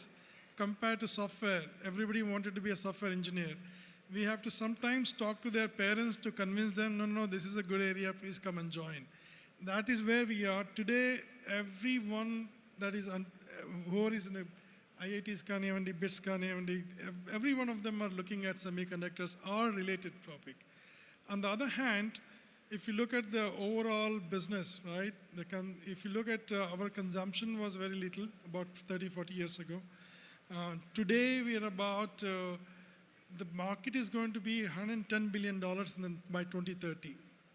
And that's a pretty big market. Yeah. And in that market, unfortunate thing about is, we don't participate in providing that.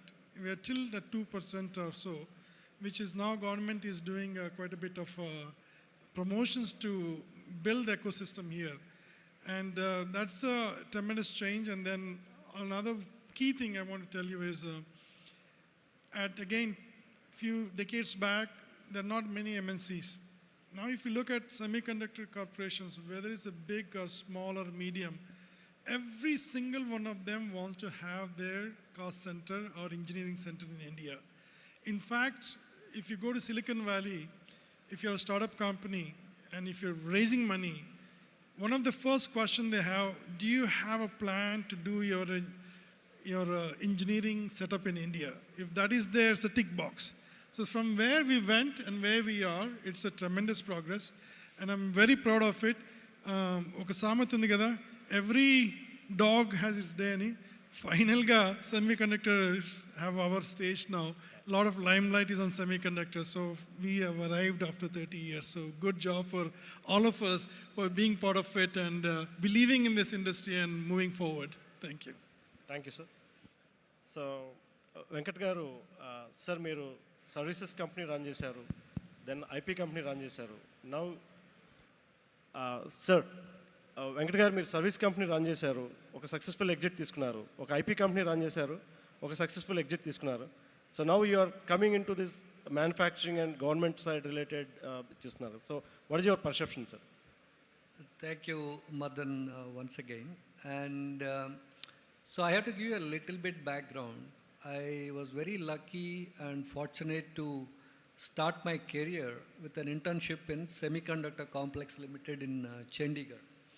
So India had, see today a lot of people think India, never got into semiconductor manufacturing. But India had a fab in 1985, I think, 85 or 86. In Chandigarh, it was called Semiconductor Complex Limited. And also some of you may have heard about Dr. Sanjeevi Rao Garu. He is from our own community. He was the father of Dr. Pallam Raj Garu. He was the ex-defense minister and cabinet minister. And Sanjeev Rao Garu was the first electronics minister in India under Indira Gandhi's government. And he was instrumental in setting up this semiconductor fab in Chandigarh. So we have to, really remember his name today. And he laid the foundation for semiconductor industry in India. But unfortunately, we fell behind for various reasons. We'll come back to that later. But again, I started my career in the fab, and then I moved to US. I did my master's, mostly focused on fabrication. Then I started my career in a company called IDT. And those days, every semiconductor company in the valley, it used to have its own design and fab. Slowly it all became, fabless and all that stuff. But in any case, the point I'm trying to make is, I had this fabrication background and, DNA in me. And that is one of the reasons I always wanted to get back and do something in that area. And getting a fab is a little bit, a lot more ambitious. It's not that easy. So OSAT is the next best thing. It's basically, after the fab, packaging and testing chips. But actually, to tell you the truth, even that is getting quite complicated now. Yeah. People are getting more and more advanced packaging, and it's becoming quite expensive. And that's one of the reasons I really wanted to do this. It has been my dream project, and hopefully you will start seeing the execution soon. Oh, thank you. Good, sir. Thank you, sir. Sir, Rao Garu, actually, Indian Telecom ki origin aina Shyam Petroda గారి దగ్గర మీరు technology అడ్వైజర్గా ఉండి ఆ తర్వాత మీ entrepreneur journey start చేశారు.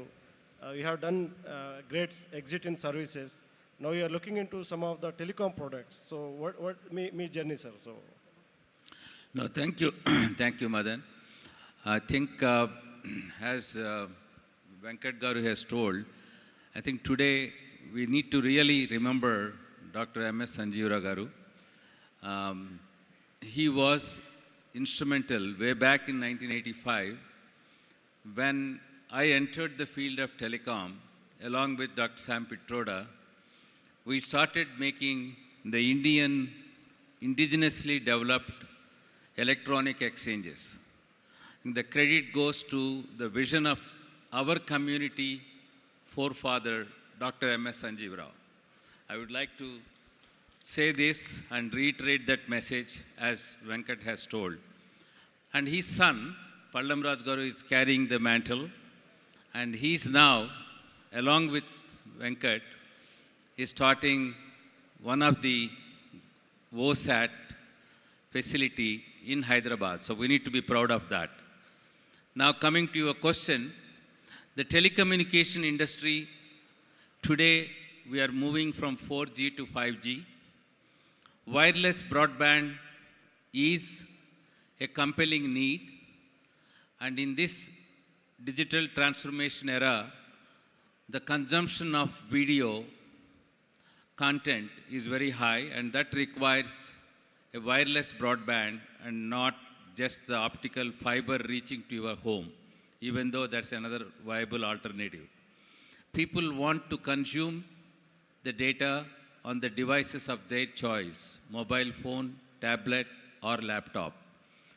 So the opportunities that are there in the telecommunication sector is something, as myself and Vajram Garu were talking just before we came here, is can India have a Wi-Fi chip which we can feel proud of, a Wi-Fi 6, because today that's the device which will go into every wireless broadband at home, or that can be used for IoT to do the video surveillance at your homes, offices, wherever. So the demand for that Wi-Fi chip is a big thing.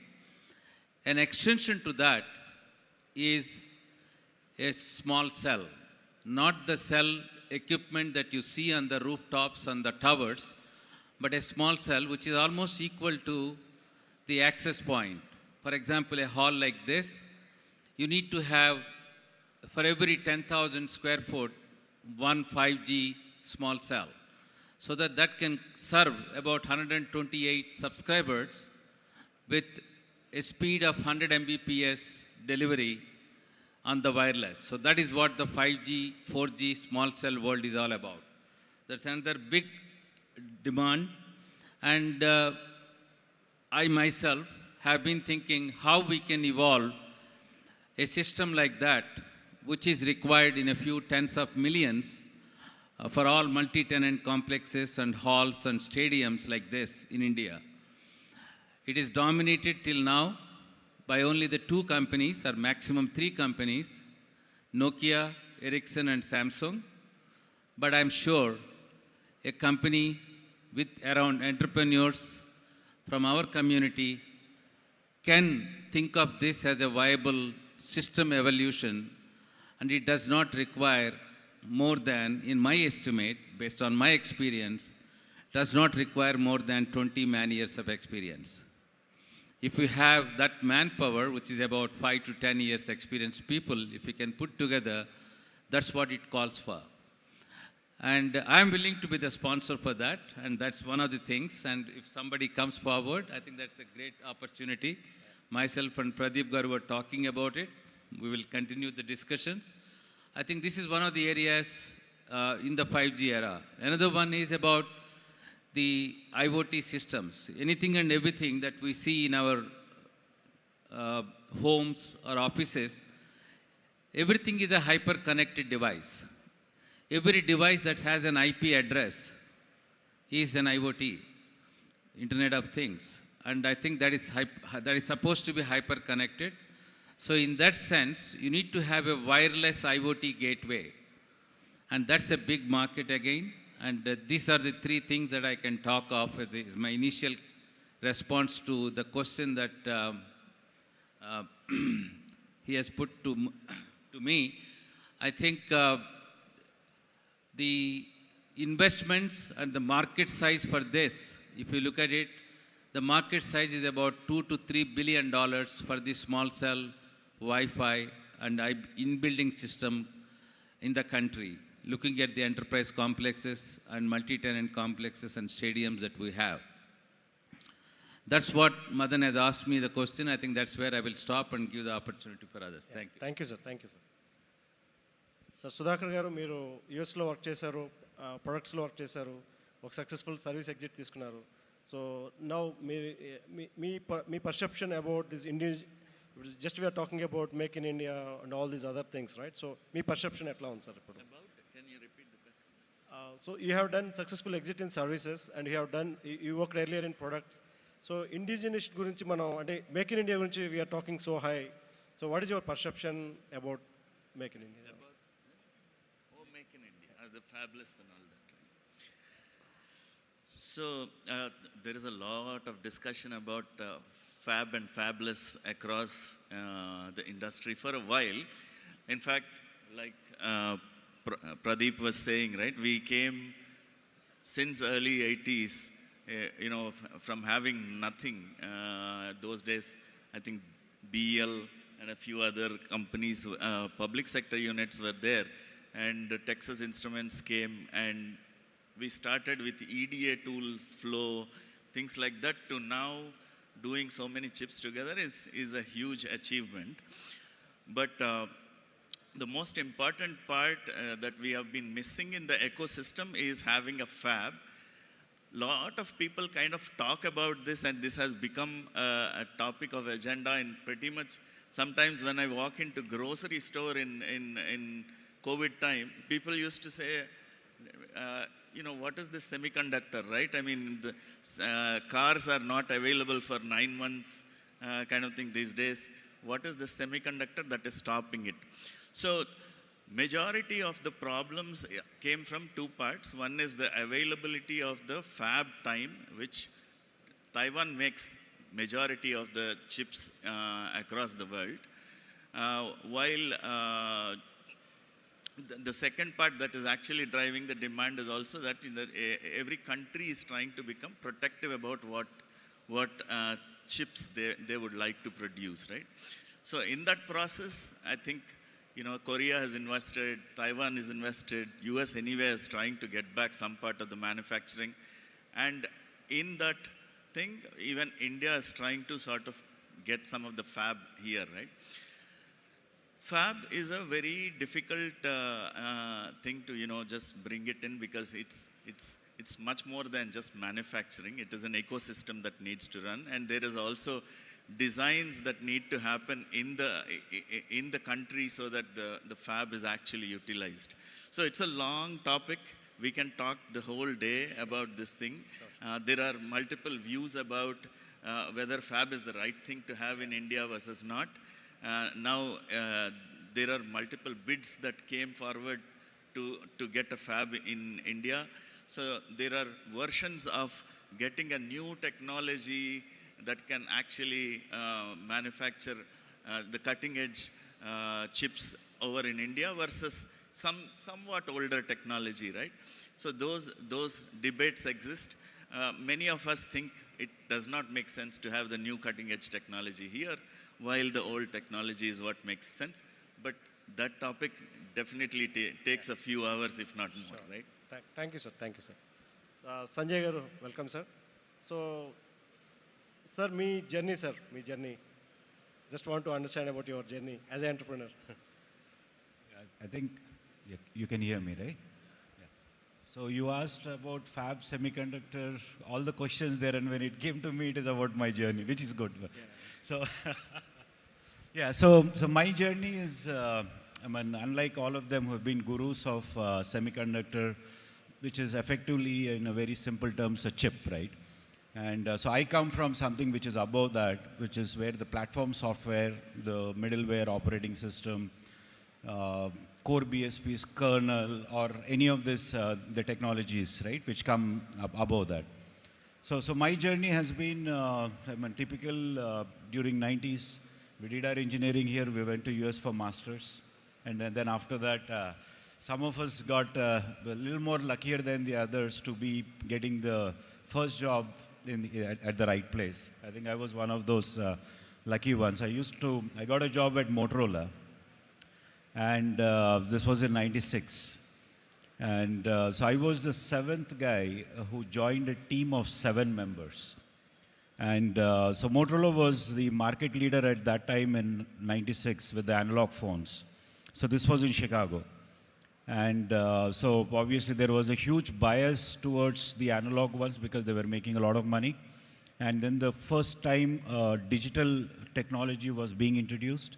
Then as you know, US and Europe, they always fight for the supremacy. So the US digital technology was CDMA and the European was GSM. And that was again a step-to-step child. So maybe because I just graduated, they made me go join the GSM team. And I was the 7th person. We were in a conference room. That is where we worked.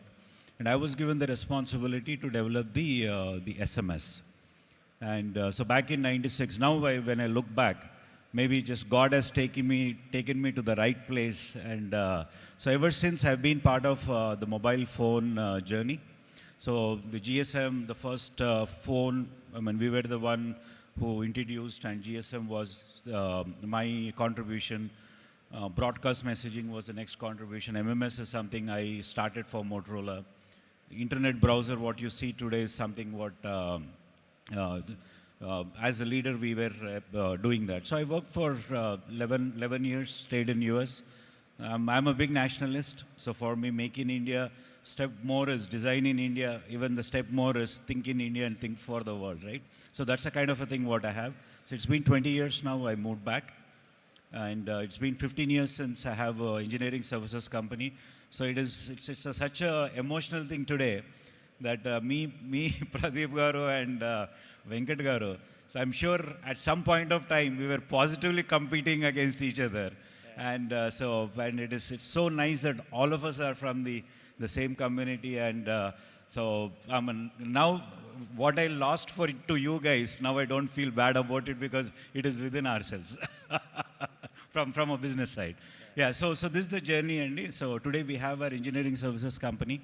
So our specialization is on the platform software systems and on the operating systems. You said digital transformation. Maybe if there is a next question, I can talk a little bit about that later. Sure. Actually, India మొత్తం మీద 1,00,000 మంది VLSI engineers ఉంటే ఈ stage మీద ఉన్న 5 మెంబర్స్తో పాటు చిన్నోడు నేను కూడా 6 మెంబర్స్ కలిపి we generated almost 10,000 engineers, which is 10% of the workforce of Indian semiconductor industry. This is a very great, biggest achievement for the whole APTA community, actually. Yeah, sir. So actually, national media, international media, every country is talking about their own fabs, their own chip industry. Even మనం పొద్దున చూస్తే national media lo every day they are talking about semiconductor policy. Every state government is talking about semiconductor policy. So just want to understand fabless ecosystem మీద sir Venkat garu so మీ idea sir so fabless ecosystem మీద so India semiconductor policy అని చెప్పి generate చేస్తున్నారు కదా so what is your Sure, Madan. So before I answer that question, so I'll give you a little bit background about what is happening in India today. So the Indian government in 2022, they formed this Indian semiconductor mission and they put $10 billion on the table. So it is a huge money. And it is primarily to focus on semiconductor manufacturing. And what they're doing is they're giving a capital subsidy of 50% for any semiconductor manufacturing company that is coming up in India. And for example, there are 2-3 things fall into that category. One is the fab, the regular semiconductor fab. The second thing, they call it OSAT or ATMP. It's basically packaging and testing, which I talked about earlier. And they also included display fabs. For example, every cell phone or laptop you have, you need a display for it. So even if it's a display fab, they're giving the subsidy for it. And fourth one is the compound semiconductor fab.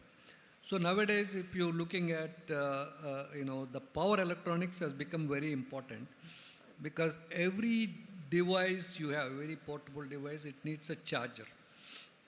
And including your car, including your, they're now coming up with even electric trucks. So all these things need chargers. So all these chargers use something called compound semiconductors, and there are two things come under that, silicon carbide and gallium nitride. So even those fabs, if you're trying to set up, the government they are eligible for the government subsidy. So this is for the capital subsidy. In the same program, they also included something called DLI scheme. Okay. So as you said, right, fab or fabless. See, we can set up all this manufacturing in India and, fabs in Gujarat, fabs in whatever it is, right? End of the day, somebody has to come and use those fabs. And if you don't have companies, the real product companies in India, then again you're depending back on some American company or European company to use those fabs. So simultaneously, we have to start focusing on product, on either semiconductor product or end electronic product companies in India. And as I said, right, we've been discussing, all of us, we done extremely well on the design services side. And we created the talent pools. We did very well in that area. But end of the day, the time has come for India to focus on real products, real semiconductor chip companies. And because otherwise, all these fabs and OSATs we are setting up, we will be struggling with them to fill those capacities. Okay? Yes. So again, coming back to the DLI scheme, it is mostly meant for fabless chip companies. So if you want to do a fabless, any chip, like C.S. Rao Garu was saying, a wireless chip for the Indian market, the government is willing to give 15 crores as a subsidy for the design part of it, and an additional 30 crores when the chip actually goes into production. I think this is, again, I'm not saying that this is good enough to take a chip into real volume production, but it is a good start.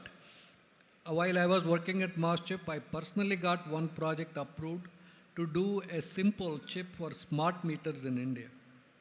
So it is took a little bit of time, but I could get it done. So it is a huge opportunity for anybody with semiconductor background who wants to get into products. They should really think about it, focus on it. Thank you, sir. Thank you. So Pradeep garu, మీరు VCగా చాలామంది young entrepreneurs వస్తూ ఉంటారు. అలాగే మీరు government మీటింగ్తో కూడా మాట్లాడుతుంటారు. So what is your perception about fab or fabless ecosystem, sir? So like Venkat garu చెప్పినట్లు, there is a lot of limelight on the semiconductor industry. Now, but we need to understand what it means to be good at it. Fabless is a talent-based, design-based. So that we have a plenty in India. Last 20 plus years, we have done a fantastic job. There is actually India is a number 2 in talent in the world when it comes to chip design activity. So we are by far have gone a long way, and we have created the best talent in India. So for me, I think fabless is a low hanging fruit that we can quickly get into. The other hand, the fab is a long drawn process. It's a deep pockets. People need to put millions and billions of dollars. And without government subsidy, it's impossible for anyone to be good at it. Now, just take an example of Taiwan, China, or Israel. All of them started their fab journey about 25, 30 years ago with the huge investments from government. Till today, they're still not there when compared to TSMC. So it's a long drawn process. To me, if I have to pick one, definitely I'll pick fabless. That is the one which we should focus. But don't ignore the fab. Fab has to be there, but it is a big boys game. Yeah. So people like us may not be able to do much there. Yeah. But fabless is something I feel very strong. Talent is there, market is there, VC investments are there. And everybody is now looking at in India to be alternative for China. So that's a big plus for us. Sir, అందరూ చాలామంది ఏంటంటే మేము వస్తాం, మేము invest చేస్తాం fab అది అంటారు. Just for audience, ఒక చిన్న ఫ్యాబ్ పెట్టడానికి ఎంత అవుతుందో మీరు జస్ట్ ఒక చిన్న ఎగ్జాంపుల్ సార్. ఇది చిన్న పెద్ద కాదు కానీ fab is matter of at least $100 to $200 million minimum. That's the oldest technology chuskunna. And if you want to look at the top end, it runs into billions, and that is 7, 8, 9, 10 billion. It's impossible to any one of us. Even the government has to have convince the big guys to be part of it. So it's a long down process, a white elephant. Sir Rao garu మీరు telecom పాలసీలో involve అయ్యారు, అలాగే సర్వీసెస్లో involve అయ్యారు. రీసెంట్గా మీరు చాలా వరకు గవర్నమెంట్ సంబంధించిన ప్రొడక్ట్స్ కూడా చేస్తున్నారు. సో ఈ ఫ్యాబ్లెస్ ఎకోసిస్టమ్ వల్ల ఇప్పుడు చేస్తున్న మీ ప్రొడక్ట్స్ కానీ అంటే మీ పర్సెప్షన్ ఏంటి సార్? అంటే ఎట్లా ఇంప్రూవ్ అవుతుంది? ఒకవేళ ఫ్యాబ్ ఇండియా వస్తే ఎట్లా ఇంప్రూవ్ అవుతుంది, లేదా ఫ్యాబ్లెస్ సిస్టమ్ ద్వారా మనం we can create more chips here then we can invite fab. So just మీ perception sir. Yeah, I think I agree with Pradeep Garu also, Madan. I think we cannot ignore at the same time not to have a fab at least in 2025 onwards for the next generation. What is the path to do? What kind of a fab we need to set up? Whether it is a 45 nanometer facility or 22 nanometer facility. If so, how much does it cost? Whether it will cost $300 million or $100 million. Even after investing in all that, as Simhadri Garu has said, whether we will get some customer who will take it. Unfortunately, the ecosystem, the pull factor for those chips to be consumed are not here. Now we need to create an ecosystem where if the country is requiring 1 million base stations to serve 300 million rural wireless broadband consumers who are only paying $3 ARPU per month, what is the kind of a base station that we can think of? Instead of 1 million, can we think of 100,000 base stations that we can make? A system like that. And for that, what kind of a chip we need to have? And that kind of a chip, if we can think of doing, I think what does that has to go on the path of a fabless design first. A custom IC, custom ASIC has to come for a baseband unit, for a rural base station kind of a deployment. Okay, Similarly, power management ICs, as Simhadri Garu was also mentioning, is another good opportunity which is required even in the telecom sector. Because I am sure many of you may not be aware, telecom sector in India having 1.2 million point of presences is consuming the largest diesel than even all the automobiles and trucks that we have in the country today. That's because we have so many diesel generators as a power backup, and because that's what we have. We are living in such a society where we don't have a continuous power. So I think it's a tremendous requirement for power management ICs or low cost, fabless, design centric, some custom ASICs have to be developed. Same is the case for as we go towards higher and higher to the millimeter wave communication in the 5G or going forward, still looking into the 6G. I think the design opportunity is there, and try to own a chip based on a fabless path is the best option for the Indian talent. Go there, design, innovate, and be a spark for creating a chip design from this community and from this country. That's the best path in my view. Thank you. Sir. Thanks. So Sudhakar garu, me idea, sir. So I think we talked about the fab and fabless, right? So there is one point that all of us need to remember is, regardless of the viability in terms of the investment and all that, there is this national interest, national security that comes into the play, right? I will give you my own personal example. We do design services. And I don't know, some 6-7 years back, we were trying to get one chip manufactured, and we always go to TSMC, some other Toshibas, this and that. And when we were asking for the chip to be manufactured, we had to fill a survey.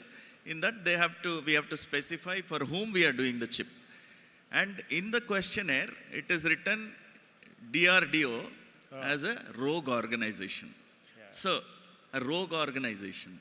So, it first of all boils your blood. Yes, sir. As an Indian, for your defense. Obviously, a defense organization can be viewed differently in different ways, right? So, from the national security perspective and national interest perspective, we definitely need a fab. Now, what kind of fab, what kind of technology is needed for the nation, all that is debatable, but that is definitely needed. But otherwise, I think everyone is basically saying, right? It's a very difficult, long investment cycle that government has to be involved. It's very difficult for a private sector to really invest so long and wait, right? So like China has been investing for 20-25 years, hundreds of billions of dollars, and they are not even halfway there. Yeah. So we are not even in the picture frame. Forget about that. Okay. So it's very hard to digest, sir, but yeah, it's true. We have to accept it. So Sanjay garu, so me perception, because you are coming from system background, so how this fab or fabless ecosystem works for you? Yeah, so the way we look at it is it's more of a top-down view. So where the bottom line, the capability is what the chips give us. So for the audience, if any of you guys are looking to start a business or a startup or something like that, I think we spoke enough about fabless. Fabless is relatively easier. So taking to the next level. So what do you do with this chip, right? So we create a product. So when you create a product, how do you create a product? You design. And so think about what is the like the end use case. It could be a mobile phone, it could be a tablet. Think about what are the capabilities you want, you design, and then you have you pick a chip. So in the digital transformation, that's where we see tons of opportunities which are coming up, be it Industry 4.0, IoT and all. So that is where we see that there are a lot of opportunities to create a custom capabilities or a custom chip, right? So, one way to look at it is, okay, fabless, manufacturing and all. So, but what, right? So, you can also look at it from a use case point of view. What is the best design I need? What is the minimum capability I require to create a product and create a complete solution? So that way you know exactly what you're designing, what you're building, and then you have a market for it, and there is somebody, like you have a demand for it also. Thank you. So think of it that way. Okay. Thank you, sir. Thank you. Sir, Venkat garu, మీరు last 2 years నుంచి you are so much involved in మీ OSAT దీంట్లో. సో మీరు చాలా వరకు research చేసి ఉంటారు, మ్యానుఫ్యాక్చరింగ్, మన నెక్స్ట్ ట్రెండ్స్ అట్లా. So what is the advice for the next generation entrepreneurs కానీ, లేదా ఇప్పుడు what is the current challenges in manufacturing industry in India, electronics manufacturing side? Can you come again? What are the current challenges in the electronics manufacturing, what we are facing currently in India? So I'll talk about a couple of things here. One, when manufacturing can be system level manufacturing. And if you look at the ESDM sector, India has done extremely well on the mobile phone manufacturing. I mean, actually done really well. If the last 3-4 years, right, if you really look at it, Apple has set up 2 factories in India, and now they are manufacturing iPhone 16. Similarly, if you go to Noida, I mean, Samsung has 2-3 factories there. Similarly, Chennai has a factory. I think they're making some Samsung and Flextronics or somebody there. So as far as the system level manufacturing, we're doing extremely well, made good progress. But when it comes to the chips that going into all these systems, every semiconductor chip we are consuming today is being imported. And there is no Indian content in there. Even, I mean, again, you know, I can proudly say that there is only the first fabless chip company in India is MOS Chip. It is from Hyderabad. And the founders of the company they were way ahead of its time. They set up this company, they took it IPO. For various reasons, it fell a little behind, let's not get into that. But we had a company that, designed chips, got them fabricated in Taiwan and sold millions of them. So now we have to somehow get back in there, and that is one. And the next step is the way, the reason I got into my OSAT thing was, if you look at the chips, getting a fab is a little, as we all agreed that it is going to be a long-term, very ambitious project, high intensity. But if you take a simple chip, usually 20 to 30% of the chip cost goes into packaging and testing. And you can easily set up an OSAT with at least $50 to $100 million, a small to medium size OSAT. And that is one of the reasons, I thought of getting into that and at least address 20 to 30% of the chip cost. Okay, but it is also not that easy. I've been realizing that it takes a lot of government approvals and all that stuff. We'll come back to that later. So coming back to this question, if you want to get into manufacturing in India, system level manufacturing, I think a lot of companies, small to medium sized companies are getting in there. And I talked about earlier the power chargers we are building. We are getting them manufactured in Hyderabad. And it's a decent quality. There is still room for improvement on the quality and the yield areas, but it is happening in India. And there are some, as I said, like one of our own entrepreneurs here also has a EMS facility in Hyderabad today, and I think they're doing reasonably well. But as far as semiconductor manufacturing, I think it is, if it's fabs and other things, it is a big boys game. It can be done, but you have to pull in a lot of resources. Sir, actually, నాకు చాలా questions అడగాలని ఉంది sir, but already time అని చెప్తున్నారు వాళ్ళు. So క్విక్గా అంటే young entrepreneurs who wants to really come in to this industry, so మీ ఒక్కొక్కరు just please share your inputs to the young entrepreneurs sir. As I said in the morning, follow your passion. There's nothing beyond that. Thank you, sir. I think the entrepreneurs have to first understand the ecosystem in the semiconductor industry and find out the value chain and get engaged with the various mentorship programs that are already there. I think we have a role model. Venkat has run big program in all the training programs. We need lots of skilled semiconductor engineers, and that can be another opportunity for some of the entrepreneurs who want to create the right talent, who are directly able to contribute to the industry and not the Amir paid certificate for 3 months. And so that is another thing which I wanted to say, and that's where Venkat differs a lot from the real training that he is giving. That's all I can say, and there are so many programs available. The entrepreneurs have to get aligned to those programs coming from Mentor Graphics, Synopsys, or any such programs, and get exposed to them, find out a niche area, and see how that passion can lead towards a dream, and you can create a spark in that line. That's all I can say. Thank you. Sir Sudhakar గారు, చాలామంది ఎంటర్ప్రినర్స్తో పాటు investors కూడా చాలామంది excite అవుతున్నారు about semiconductor industry. So ఎంటర్ప్రినర్స్కి ఇన్వెస్టర్స్కి మీరు ఇచ్చే idea సలహా sir. Yeah, so for investment into the semiconductor industry, of course, it's a very, if we are talking about creating products for the semiconductor industry, there are lower end things like IP development, which takes much better investment cycle,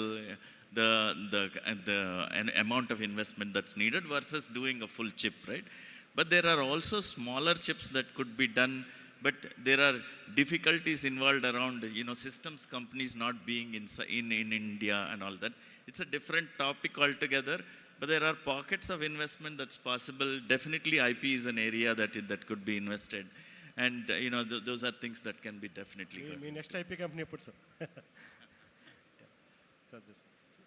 sir Sanjay గారు, so Yeah, I think they spoke about it. Just not to repeat what they already said. So whoever is aspiring to start something, want to be an entrepreneur, right? first and foremost, I think we all agree it's not an easy path. It's a very, very difficult path. You need to be mentally be ready. Second thing is do a lot of research, identify the gaps, and identify the trend. So once you lock on that, then after that you can get yourself educated with what is fabulous, design, and all those things are something what you can learn. But the key is do the research, identify what is a gap in the current system, or if there is anything futuristic or a new thing what you want to create. I think that's a very, very important thing. So Venkat garu, me suggestion, sir, young entrepreneurs. I agree with Pradeep Garu, we should follow but let's get some hands-on experience, exposure, find the gaps, and then follow your passion. Thank you, sir. Yeah. Thank you so much, dignitaries. With that, we'll close our panel discussion. A big round of applause for our dignitaries for sharing their knowledge on conductors and chips. So I would like to request our honorable dignitaries to be on dais. And I would like to request Subbu Chennam Garu, Adi Gopalam Garu, Mahesh Samatam Garu, and Saptagiri Indugala Garu to be on the dais to felicitate our dignitaries.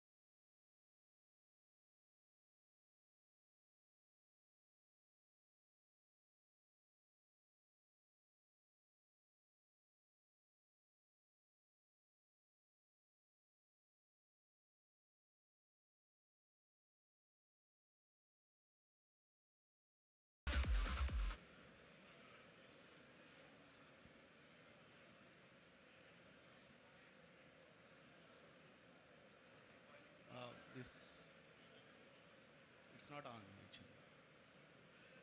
Can we turn on the slides, please?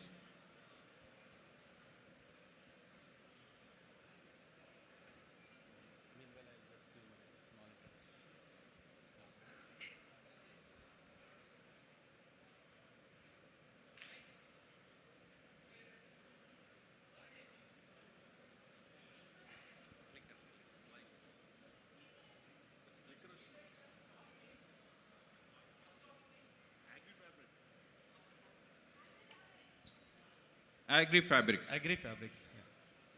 Yeah, yeah.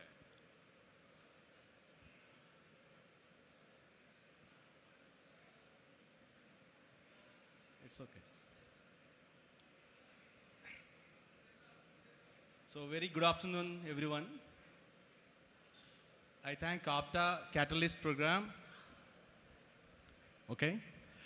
Yeah, I thank everyone for being here, and then APTA Katalyst program organizers for giving this wonderful opportunity to come all the way to this stage, helping us to shape up many of the fellow participants to understand how a business world works, how ideas can be taken to a stage where a support ecosystem will come together.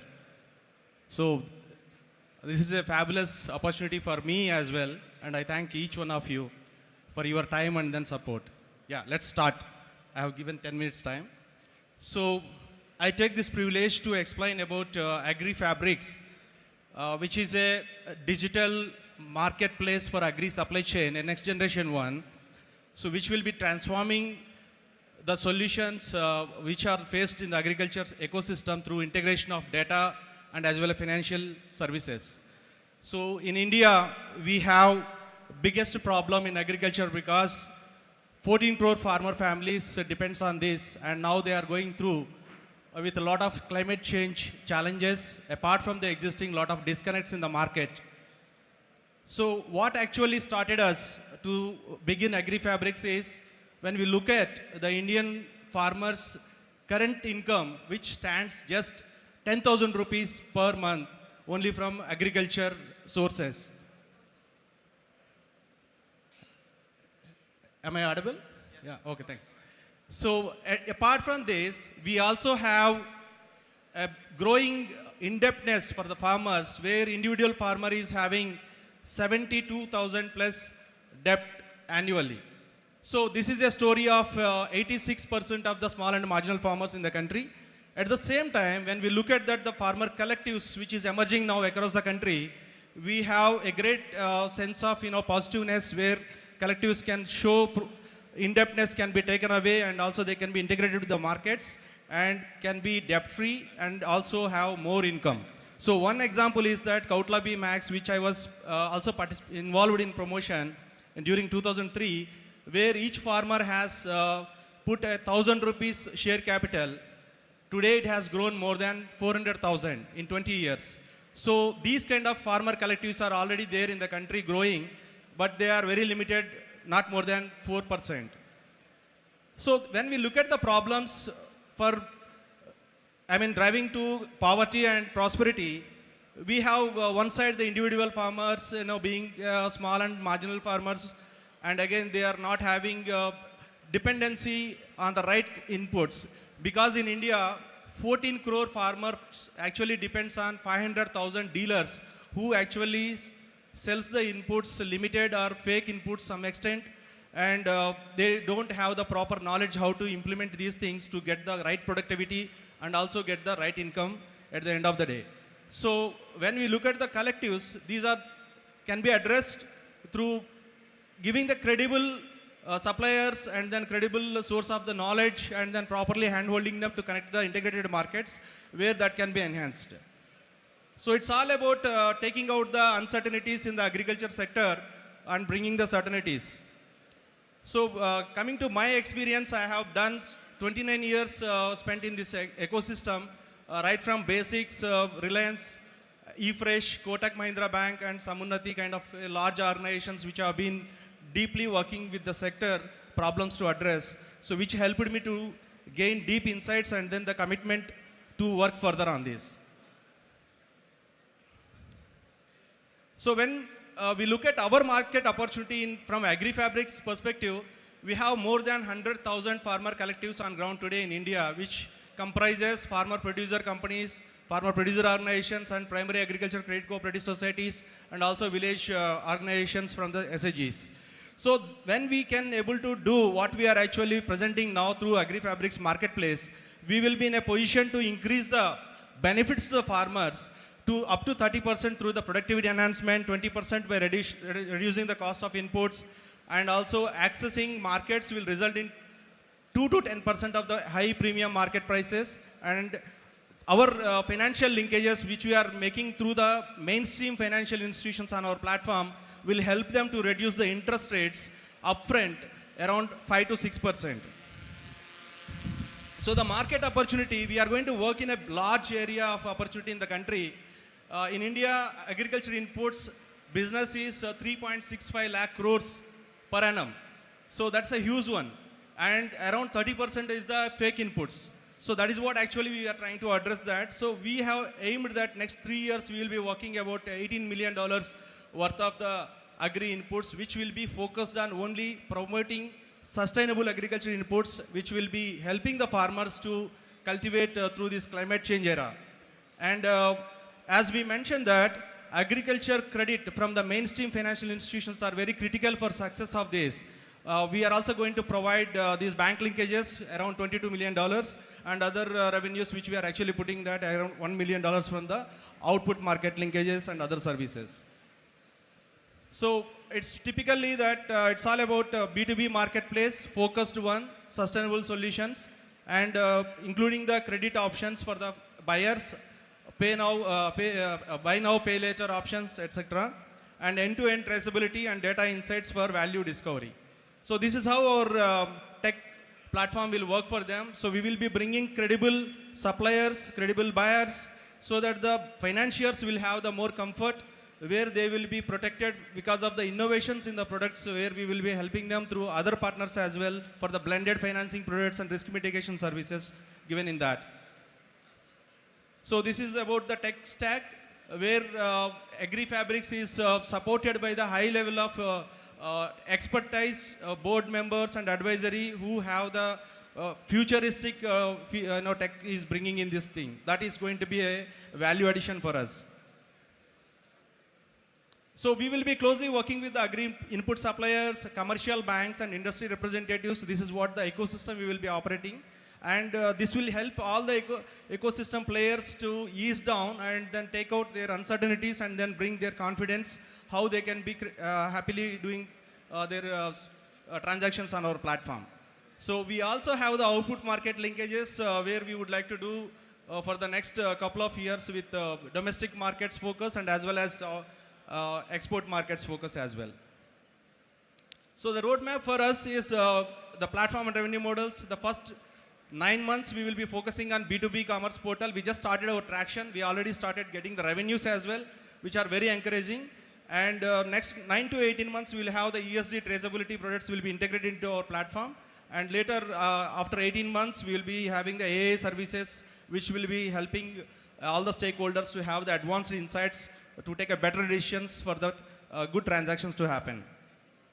So coming to the agri-fabrics revenue model and financial projections, we have trade margins 10 to 20% from suppliers. That's what we call it under the input fabric services, and 1 to 3% output sales from the revenue fabric services.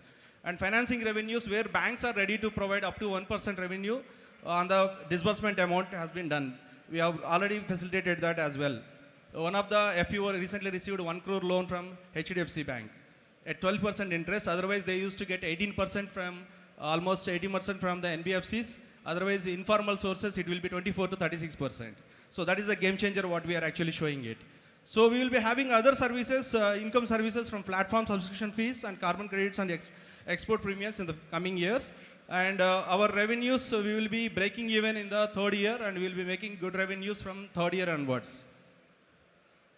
So these are about our financials, our sales, expenses and income for the next 3 years we are given. So the impact, this is what actually we will be able to showcase to the country, which is battling with a lot of inefficiencies and low productivity and then low income for our farming community. So we will be able to work with 10,000 farmer producer organizations, 10,000 packs and 5,000 village organizations and 10,000 millionaire farmers. So it will result in 2 crore small and marginal farmers will be impacted through our services. And soil testing services, we have introduced a new innovative machine which will be giving the soil testing report which is credible in just 5 minutes. So far it is not there in the country. It is a big break change, we can say that. And wealth will be created $1 billion and 50 million acres adopt sustainable agriculture practices and $124 million worth of the credit linkages will be done with the banks. So this is about our differentiators, and it's all about B2B marketplace, sustainable products only. Then today there is a great demand from all the stakeholders, including the government and private sectors. That's where we also feel more comfortable that we are not alone in this journey, and there are so many corporates and then responsible institutions which are driving the policy changes across the globe, also encouraging the trends what we are trying to build on our platform and then empower them. So one is that demand for sustainable and traceable sourcing is increasing. Supportive regulatory environment is there on the place. It's increasingly growing. And again, digital and financial inclusion growth. So everybody is experiencing that. Today the UPI transactions and then Aadhaar-based KYC and everything is becoming very easy for the financial transactions from mobile itself. And focus on regenerative agriculture. This is again a big game changer, which will be helping everybody to have a healthy products from agriculture supply chain. So that would be a great opportunity for us to drive our mission. Yeah. So coming to our request for it's about we are looking to raise around $500,000 convertible equity. That's what we are now looking for to build our team and then technology platform and as well as other partnerships requirements. What we are offering is that 20% discount on next financial valuation or 20 crore valuation, whichever is coming earlier in 2 years. So this is about myself. I have 29 years experience, which I already explained that. I have got a privilege to work with many leading companies in the domain. So that helped me a lot. And Suresh Naraparaj garu is our another co-founder. Thank you, Srinivas garu. Thank you. Everybody give a round of applause for this opportunity. Thank you. Give a round of applause for Srinivasu from Abri Fabrics. Thank you, guys. Those who are standing on the side, please come and sit in the seats, please. I request all of the APTA members, please come and join us. These are the incredible applicants that we picked up. Please do come sit. I would like to invite Prem and Srikanth to represent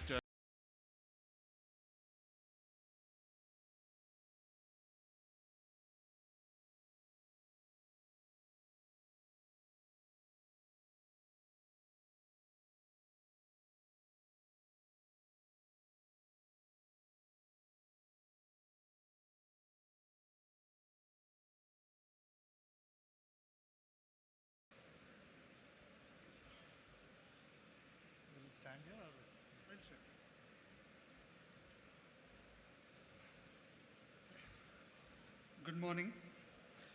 I hope I'm audible after a sumptuous lunch. Am I audible? Great. So thank you. First of all, thanks a lot for the opportunity from APTA and giving this stage for entrepreneurs like us and bringing our ideas to the fore with this community. Happy to be here. I'm Prem and my founder Srikanth is also here. So we'll try and use the next 10 minutes to introduce you to the concept of SureChain and what we do in using this technology from a B2B trade perspective.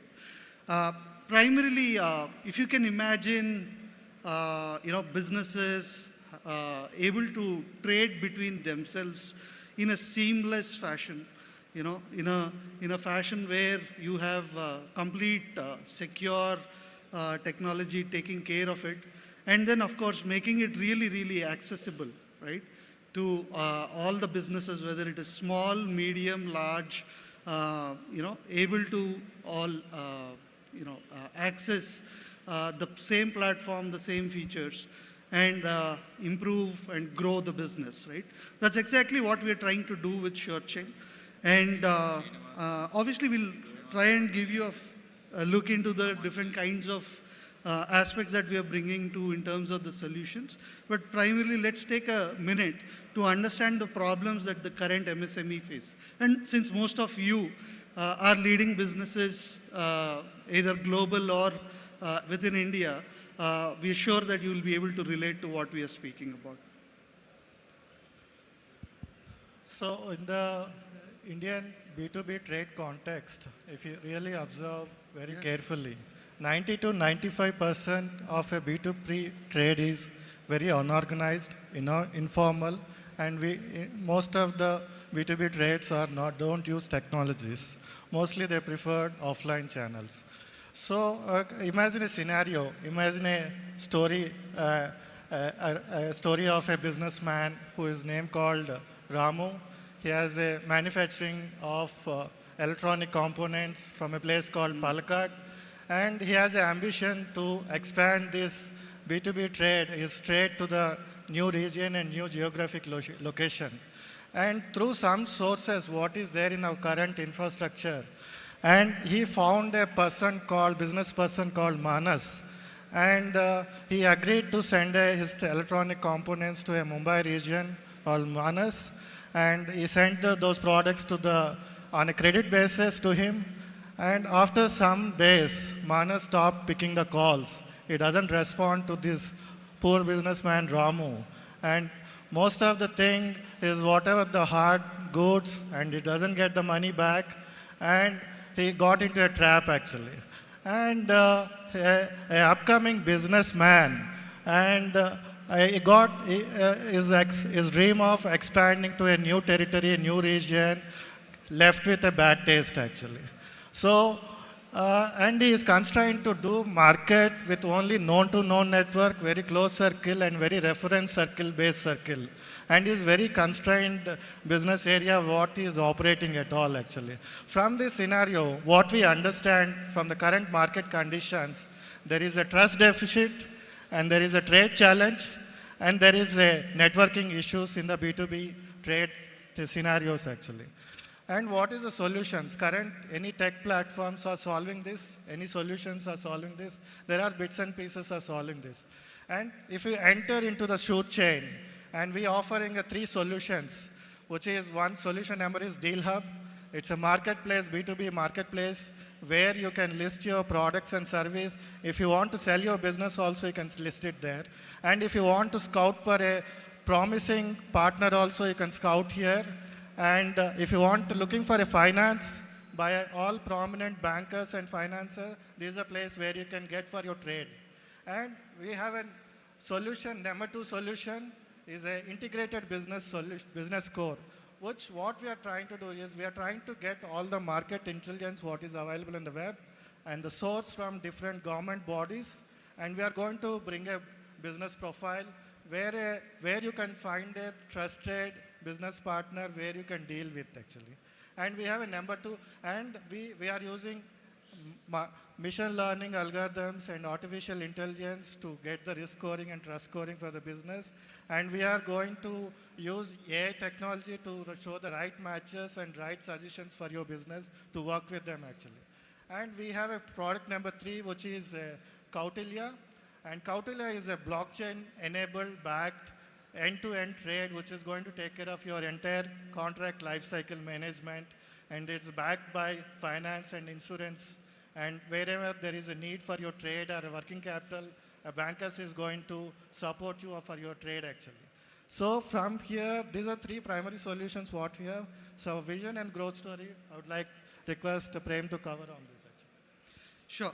So primarily, you've seen the 3 key pillars or product solution suite as part of our SureChain. So primarily, if you see, this is how we are breaking down our roadmap in terms of taking each of these solutions out to market. And as you can see, right, you have the Deal Hub, which is the marketplace where you can buy, sell, list different kinds of products. which is going live pretty soon in the next couple of months. And then the integrated business score, where you are able to score whether you have the right partner for your business in terms of different kinds of parameters, whether it is demography based, whether it is tech based, whether it is their behavior to other vendors and partners. All of that put together is shown. And similarly, facilitating finance is a big aspect. And these scores also will mean that a lot of FIs and private financiers would be interested to extend credit facilities to MSMEs depending upon their worthiness, right? So that is something that we are bringing onto this platform as well to extend. Similarly, there are risk management aspects that you would like to take care of as part of your business. So those kind of insurance-based risk solutions are also provided as part of the platform through our partners in the insurance space. So it's basically a platform where you can come together in terms of different kind of opportunities and complete your end-to-end trade life cycle, right? So, and this is how we plan to launch each of it. And as we move forward with all the three products, enabling the end-to-end trading ecosystem for any of the MSMEs, you would also be able to make the most of this platform, and our revenue growths and the market size growth is aligned accordingly to this opportunity. So let's just understand what is the size of the market in terms of this business. Currently, there are different kinds of players. As you can see on the right of the slide, you will see that there are different kinds of players already part of the solution. Like for instance, you can see that there are companies which are predominantly doing, in isolation, they're solving a lot of problems like business resale for one, or offline trade. You would have heard of these brands. And similarly, large digital marketplaces where they're enabling you to buy different kinds of products from across the globe. So SureChain is primarily bringing all of these three best practices together in a end-to-end trade lifecycle possibility, from a small to a large enterprise, all being at one place. So, so this is the size of the current B2B trade in India, which is about $500 billion plus, and out of which digital-only marketplaces, are doing somewhere around $5 billion, and that is growing to roughly about $23 billion in the next 4-5 years.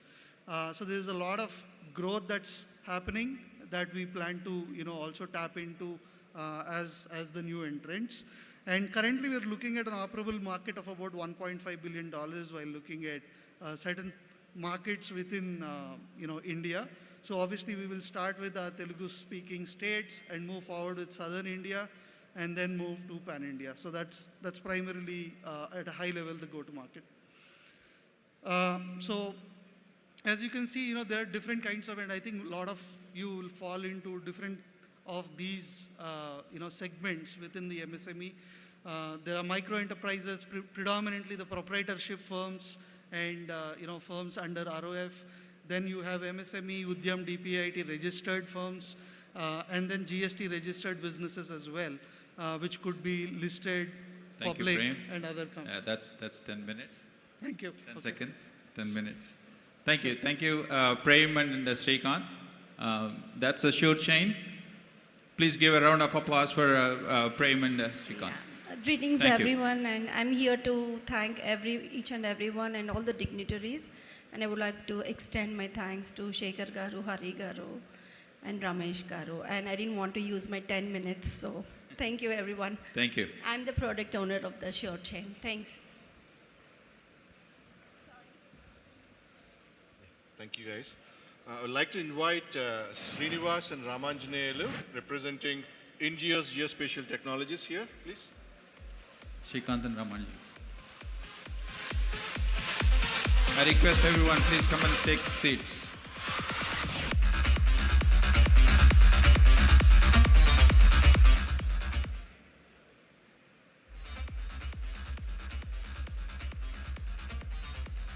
Good afternoon, everyone. My name is Srinivas.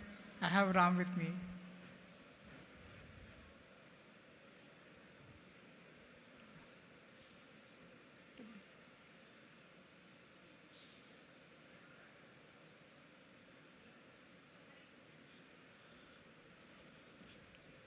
It's only working here?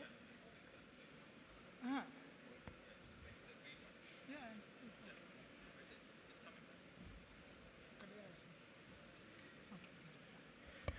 Sorry for that. So our company name is IndiGeos. We stand for India Geospatial Enablers, Operations and Service Providers. We are trying to build geospatial intelligence for our customers and our users. Next. So what is the problem that we are trying to solve? Traditionally, all the service companies or geospatial companies use manual processes for digitization or data creation. And that is not a good job when the world is changing in real time. And where the lot of decision making based on the geospatial data, that's not happening. So we are trying to build a solution for that.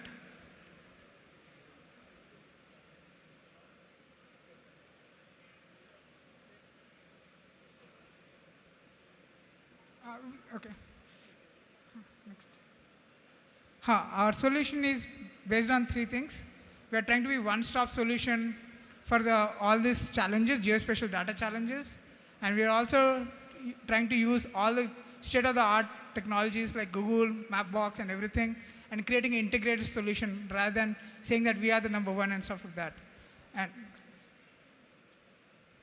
so what is the market size of this industry? There are $2 billion of industry in India itself, and these are last year estimates. And what we are trying to service is around $800 million, and we are trying to tap for next 5 years $4 million as a company. So these are business model canvas. We are trying to focus on three things: mobility, telecom, and smart city solutions right now. And we're also working a lot of land management systems right now, and that's where most of our revenue has come from. So these are value proposition. If you see our value proposition, what does we say about it? So there are traditionally 7 different types of geospatial data: transportation, demographic, crowdsourcing data that you get, where the people are and what they are trying to do. And then there are policy guidelines saying that, hey, one truck can enter the city only in the night after 10, before 4 a.m., stuff like that. And then there are infrastructure utilities like our roads and stuff layers. And your land use, land cover, which is built in open spaces, and topography. All these layers of data, we build AI engine as per the customer needs, and then we create solutions. Previously, AI was not there part of every solution. It was manual, or you are just using technology. So we are bringing AI to that, and what exactly we are building right now is majorly on land management and real estate research, stuff like that. We are doing small projects in mobility and telecom also as we speak. This is our company journey. We started in 2018, October, and it was a tough time during pandemic. We built an AI platform and mapping platform which did not take off that point of time. We then pivoted into a geospatial traditional service provider, but still using technology. And today we are building the first AI-based land management system in India. And there are a few companies, but we are trying to be the first there. So there are prominent clients. We have worked with Telangana government already. We have started to work with Andhra Pradesh government as we speak. And we have also worked with HMDA for some pilot projects. So just a snapshot about the images that we have created there. So, back.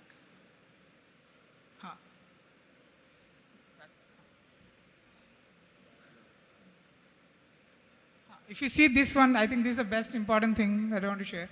If you see the HMDA, there are 3 different layers, colors of these layers, right? The red one talks about what is encroached. And the orange one talks about what is open land, which can be given by HMDA to different people. And the one which is already leased or given is in the sky blue color right now.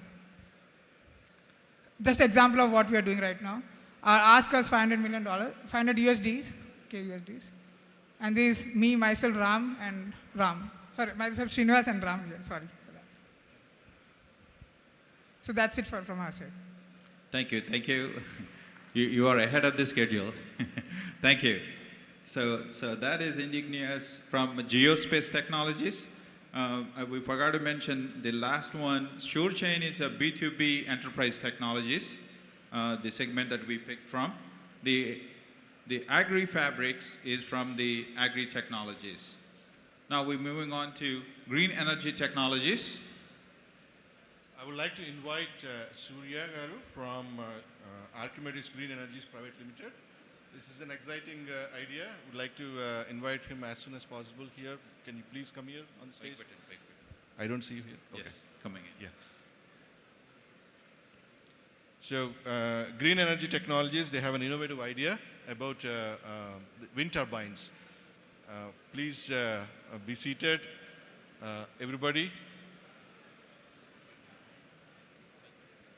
Yeah.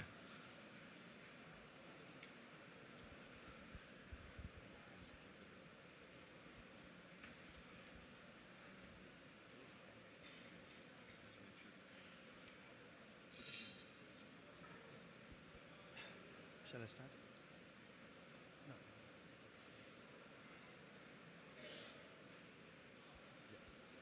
Good afternoon, everyone.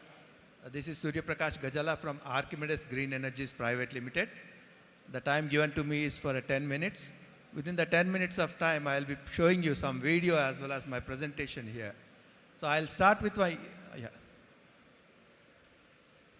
I'll start the presentation with a small video wherein you can very well understand about the product. This is a rooftop wind turbine product. Can you play the video, please?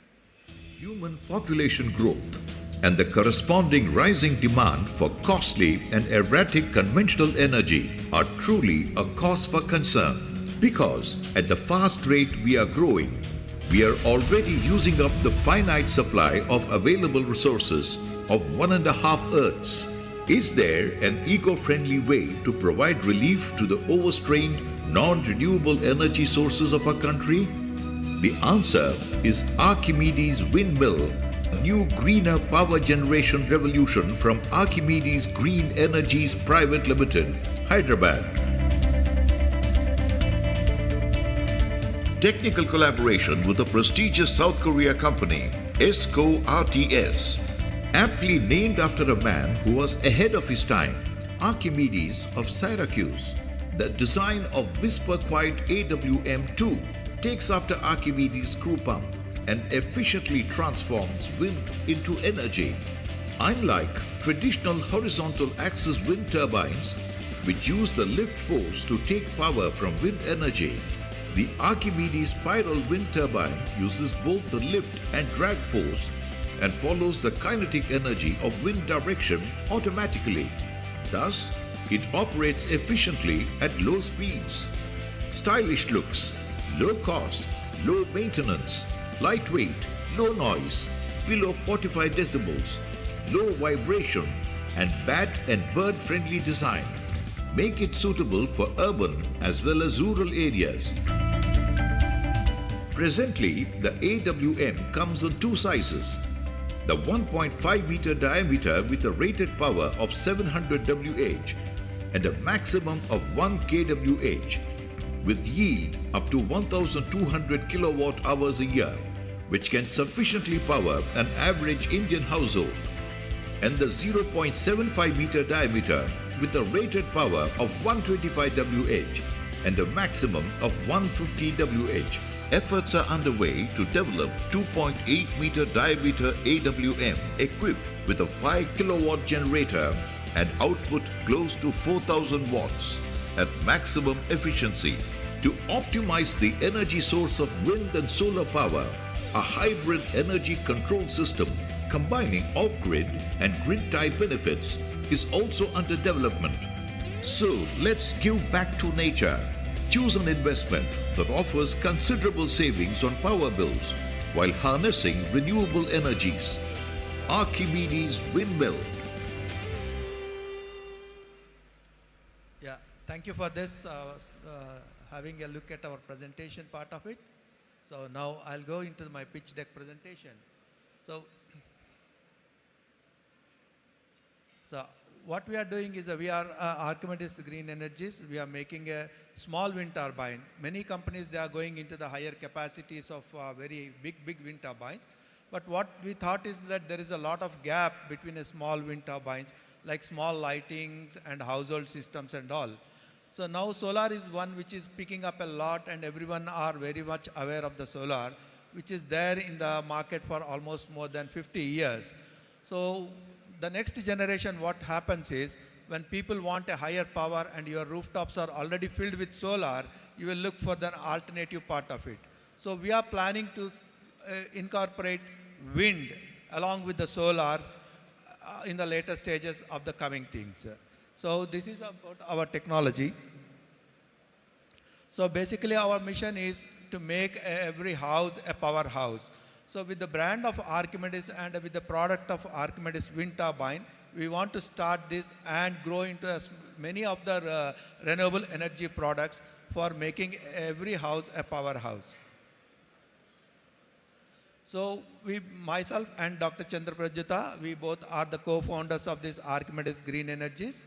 So I am G. Surya Prakash Gajala.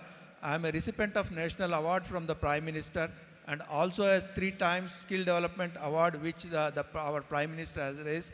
The first three years I have received that award in the skill development sector. And I also received the Global Green Energy Awards as a green energy man. So with these contributions, both of us are working for last 8 years in the same sector as a passion towards the green energy.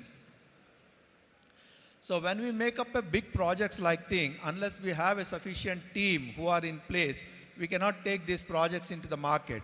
So as a part of the team, we have already developed a core team, both from our Korean contribution, international contribution. We have a lot of good support who are giving us in the part of the design, as well as in the technology part of it, in the part of the maintenance, and support from the and guidance in the financial sector on the sustainable energy.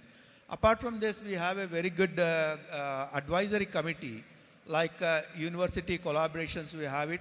Professor Raj Gopal, who is a past Vice Chancellor of JN2, is also an advisor to our organization.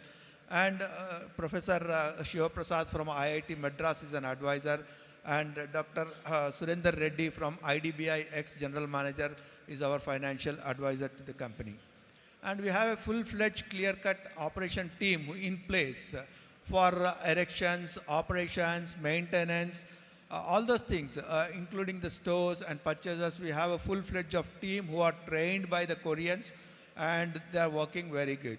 And apart that, since this is a big project what we are going into it, we also started developing our next generation.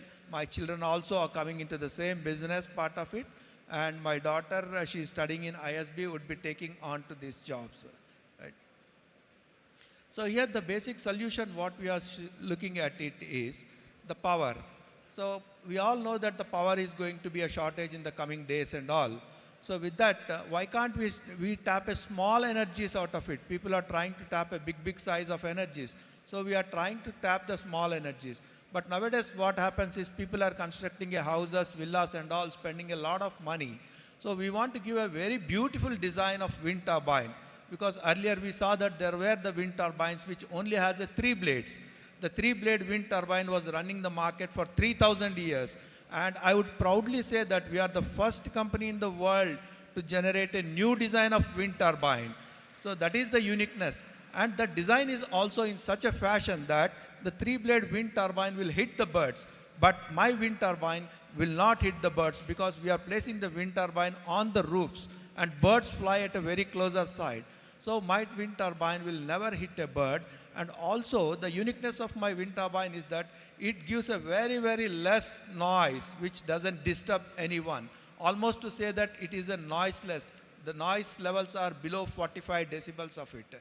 So these are the unique features of our turbine. So the journey here has started with a Netherlands scientist called Rinus Marimetas, who in turn has really designed this turbine but could not able to sell it. Then I joined with him along with a Korean company, and we started more doing R&D part of it. And we have now come to a stage where we can proudly say that we are the only turbine in the world to give a very high efficiency which no other turbine gives it, which is being proven by many of the universities across the world. So this is the uniqueness of our product. So now in the 2022, we have started taking out the patent rights from this company, and we hold the total patent rights for global manufacturing of this wind turbine and distribution of this wind turbine. So these are some of the illustrations where the wind turbine, you can see it, where we can apply it. So most of them think that wind turbines only uses for the power generation. But not only for the power generation, there are many other applications where we can use this wind turbine. So we are the first company in the world to have all the certifications on the small wind turbine sector. So the one is that high wind speed certification. Our wind turbine has withstood 250 kilometers per hour typhoon, and we got the results out of that. So second is that the code of conduct certificate from the Korean government, and CE marking, field testing, and CFD analysis. So every certification is in place for marketing of our wind turbine. So the market opportunity is very huge. In the past, from the time of independence to till date, India has reached only 44 gigawatts of wind energy, whereas the opportunity today lies is almost 2,000 gigawatt of wind energy opportunity is there. So even yesterday we have seen the speakers, Bondada and Greenco are saying even hundreds of Bondadas and hundreds of Greencos comes, there is a space out of that. But in the small wind energy sector, across the world, there are very, very less number of people. Hardly I can say there are 4 or 5 players only in the small wind turbine sector. And all those people are doing on the 3-blade wind turbines only. And we are the only company to have a very different design and a unique design. So this is about our wind turbine. So this has a very good aesthetic design. So here, what are our strengths and weaknesses? We have given, there are a lot of good strengths in that.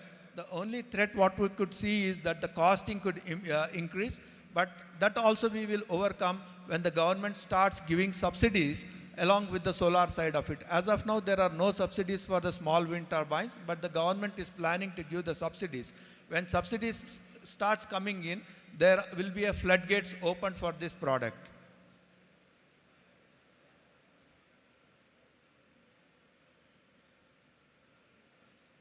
Time up.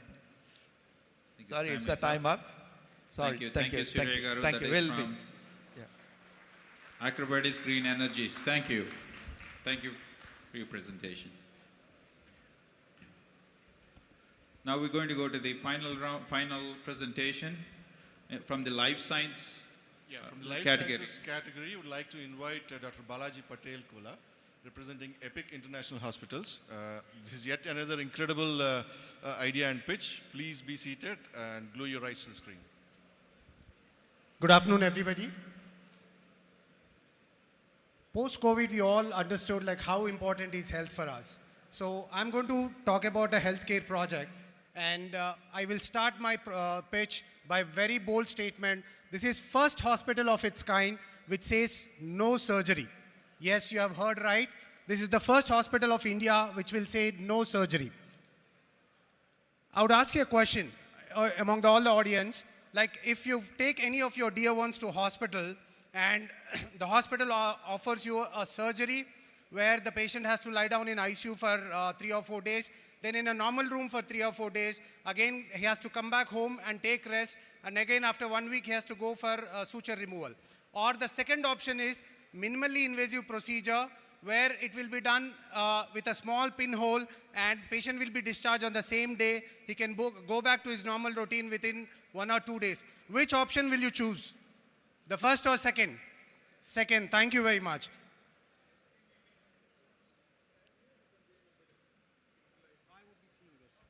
Yeah. So intervention radiology is a specialty where all the procedures will be done through a small pinhole using these advanced imaging techniques like CT scan, MRI, and cath lab.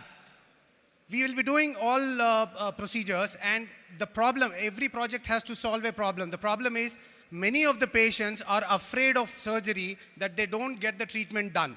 And they are not fit for surgery. Some patients have comorbid conditions like hypertension, BP, or sugar, that they are not fit for surgery, or they are not fit for general anesthesia. And even if they know that minimally invasive procedure is available, it is restricted to tertiary care premium hospitals at a very high cost. So my hospital is going to solve these problems. So this is India's first standalone IR center, and it will be providing interventional radiology services at an affordable price.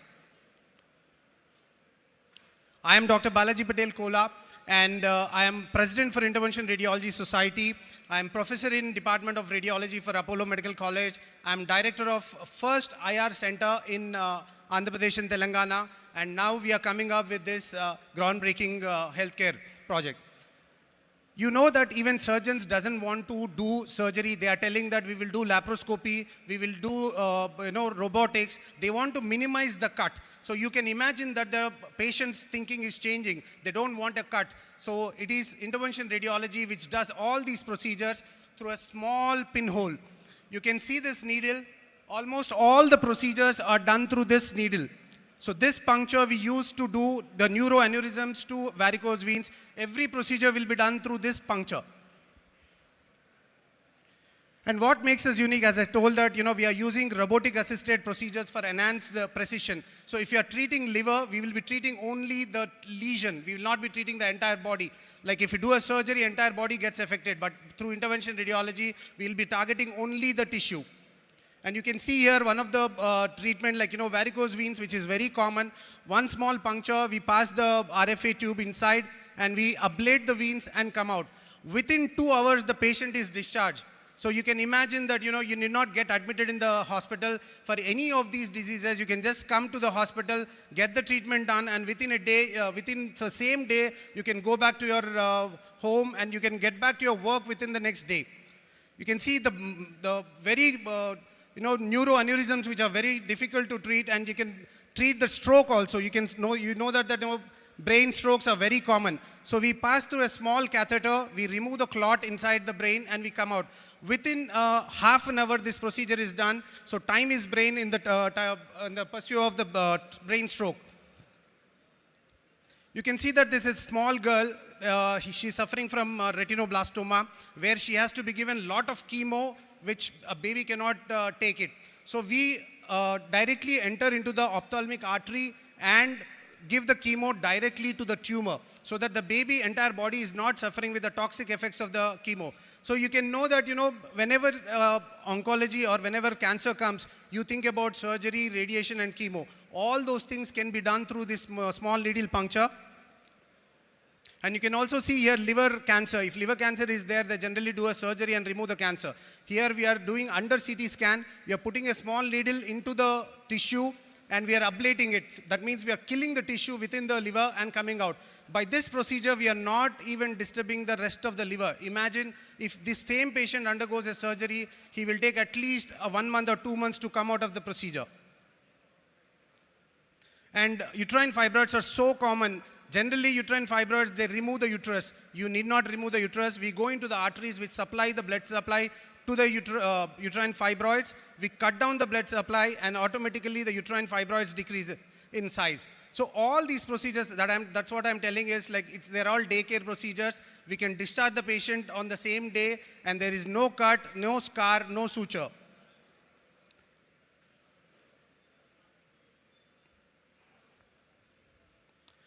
And many of the men over 50 years, they suffer from urine problems because of the prostate enlargement. You can see here, the prostate is enlarged and it is not allowing the urine to come down. So one small puncture and it's a daycare, like we go inside the arteries which are supplying the prostate, we cut down the blood supply to the prostate and come out. And the prostate size automatically decreases without any side effects.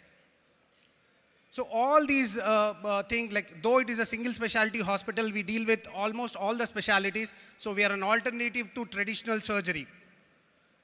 And the advantages being the patient-centric, no need of anesthesia, faster healing, decreased hospital stay, and it is cost-effective. All these procedures are covered by insurance. And it is a very growing demand. Like if you see the western side, like, intervention radiology is very prevalent. In India, it is restricted to only tertiary care premium hospitals at a very high cost. So this is the first hospital which will provide you all the intervention radiology services at an affordable price.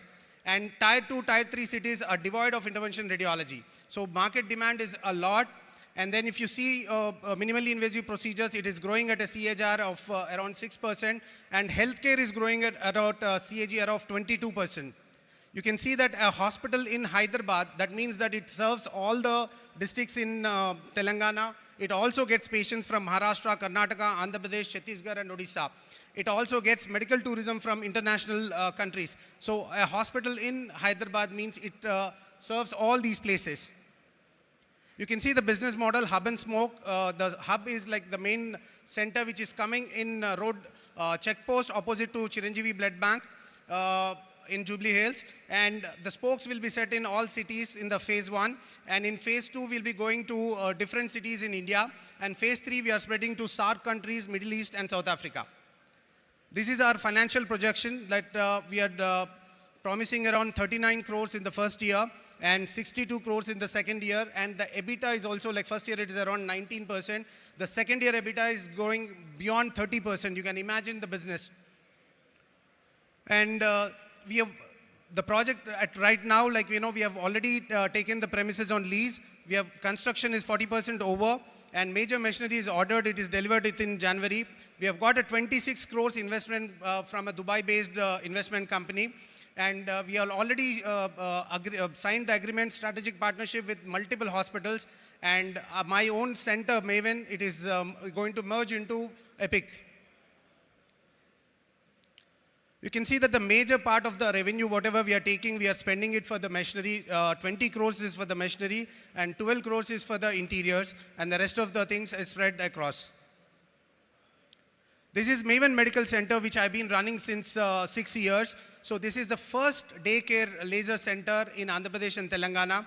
It has performed around more than 14,000 procedures. We are the highest in India, and at a success rate of 98%.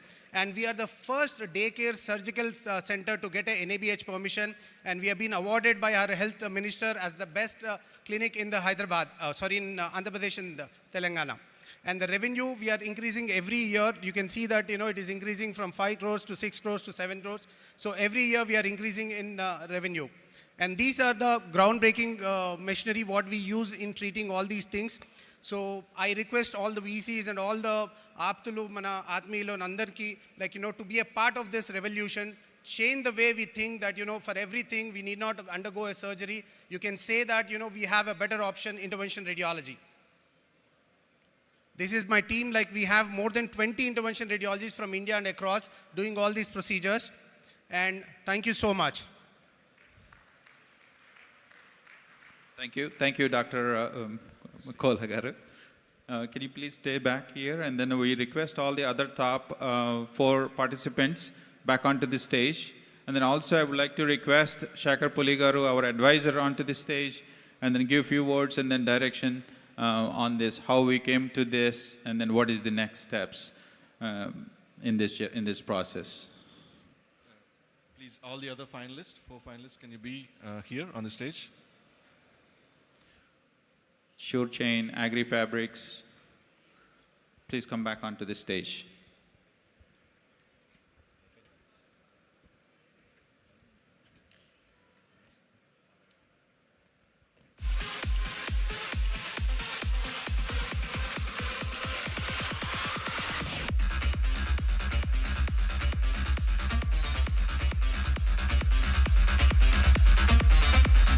Can all the finalists come on the stage, please? All the finalists who pitched their presentations on the dais here, we request you to come onto the dais. All the finalists, please. I think we are still missing 2.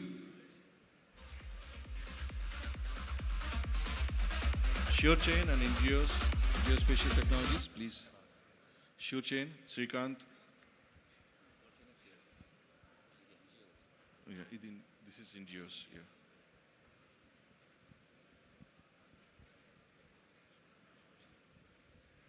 Okay, while we're waiting on everyone to come, so just want to thank all the finalists, but I want to set some context. మనము ఇక్కడికి ఈ ఇంత పెద్ద grand event చేసుకుంటుంది. The main objective is for getting people like them to come here and be able to bring up the ideas.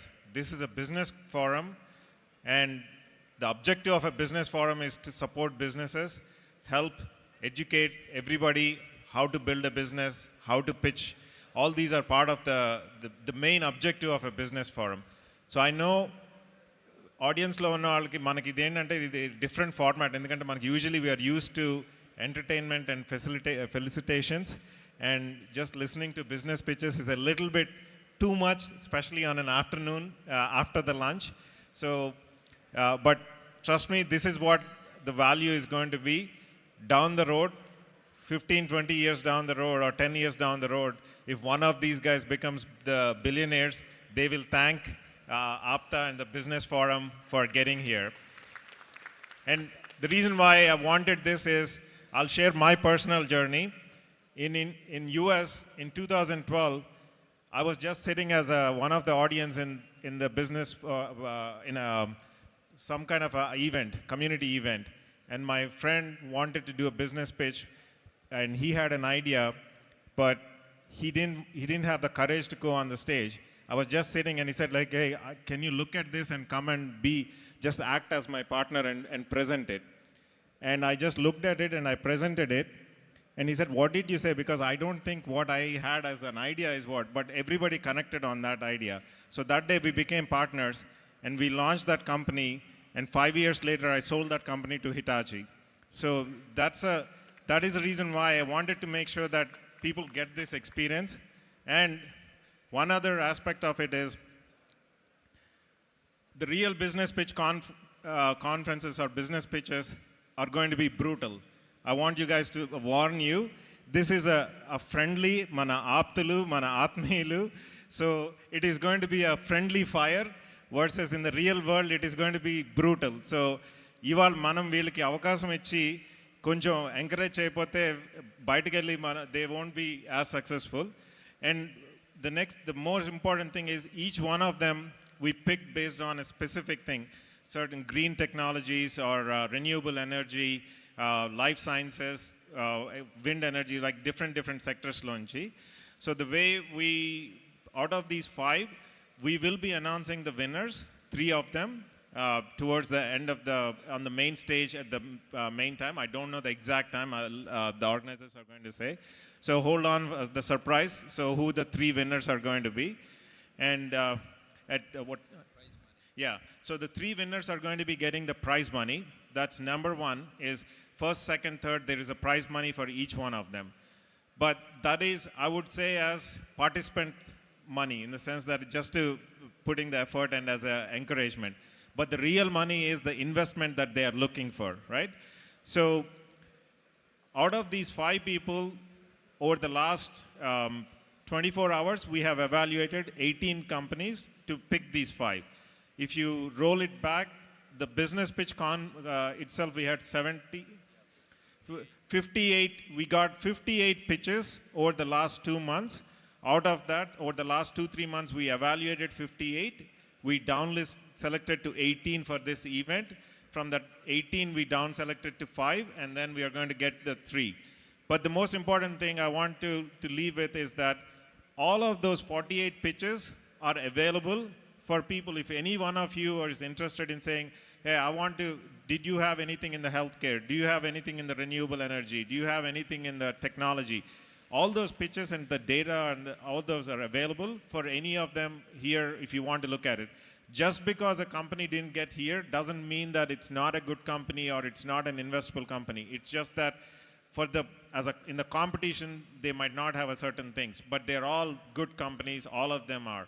And for these guys, depending upon which ones are selected, the investment process is not something that just because you won, you walk away with a $500,000 check or $1 million check, because the process is going to be at least a couple of months, 2-3 months due diligence process that goes through everything, and then based on that, the winner, whoever gets funding. But like I said, others who are not here can also get funding. Yeah, I think most of you are familiar with the American Idol type, Indian Idol type. దాంట్లో విన్నర్కి ఇది వస్తుంది కానీ second third prize వచ్చిన వాళ్ళు are the ones who actually become popular. So in the same way it could very well happen that it's not necessary the winner who takes the prize money, but the second or third prize person might take it. So, and the last thing is, over the last 2 days, many of them, I probably, at least personally, I probably spoke to 100, 200 people, and everybody has spoken to them. Each one of them saying, sir మాకు ఇది తెలియలేదండి, ఇట్లాంటి conference ఏదో ఒకటి ఉందని, ఇలాంటి pictures ఉన్నాయని మాకు తెలియదండి, ఎలా పార్టిసిపేట్ చేయాలండి, how can we do it అనేది. So I think we did a good job in getting that elevation for everyone that this is something is possible. So I asked I request the APTA leadership team to make something where everybody can submit their pitches and maybe organize like a quarterly web Zoom call or something where at least we pick, let's say 10-15 companies and they can present it. That way we're not doing it as a conference and we're forgetting it, because the concept of this is to encourage people to invest. So we should have that year-long going where people can continue to submit it, and once a quarter we pick a day where they can do a web conference or a Zoom call, they can do that. So I'm requesting the APTA leadership, Ramesh, Sagar and Chandra Nalam and all of them to take that, see what is the most practical way to do that, but so that we don't lose the continuum. But again, thank you and congratulations all of you guys, and best wishes for you and also the others who have participated in this business forum. Thank you. Guys, I think you have to clap a lot for this team. This is a unique idea which is presented by Katalyst, came up by Katalyst, and thank you so much Katalyst for providing a platform for new ideas and for people with ideas to come and share their ideas and to find investors. A big round of applause for our Katalyst team, for KBP. It deserves more, guys. Everyone. We never know who will be the next billionaire from here, from this group. And many more to come in every Katalyst Global Conference, which will happen every 2 years. Thank you so much, Katalyst, once again for coming up with this unique idea.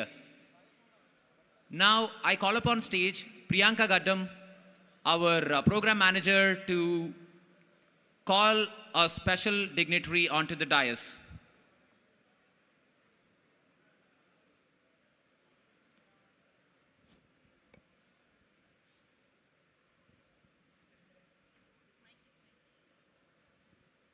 Hey everyone, good evening. Hope everybody is enjoying all the nice informative sessions here. So I would like to announce quickly about Kandula Lakshmi Durga Prasad Garu, better known as Kandula Durgesh Garu, and he's our Indian politician and Andhra Pradesh MLA and cabinet minister. As we all know, he's from the Jan Sena party, and he'll be here in next 10 minutes, and I would like to have everybody give a warm welcome to him, and he'll be here in next 5-10 minutes. And thank you so much, and I would like to have Dilip continue the show.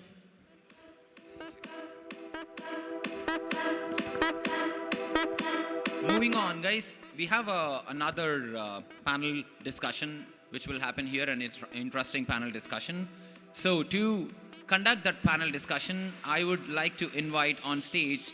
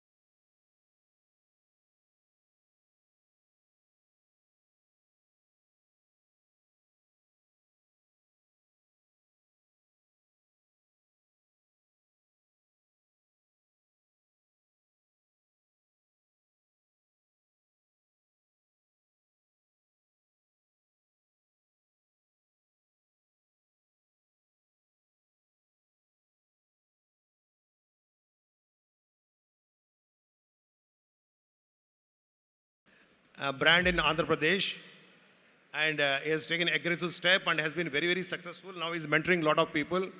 He is the president of Andhra Pradesh Hotel Association and vice president of South India Hotels Association. And I have seen he is a very good connecting link with the governments in the past and present. And he has been mentoring a lot of people in the sector. Next, I invite Katragadda Lakshmi Narayan Garu.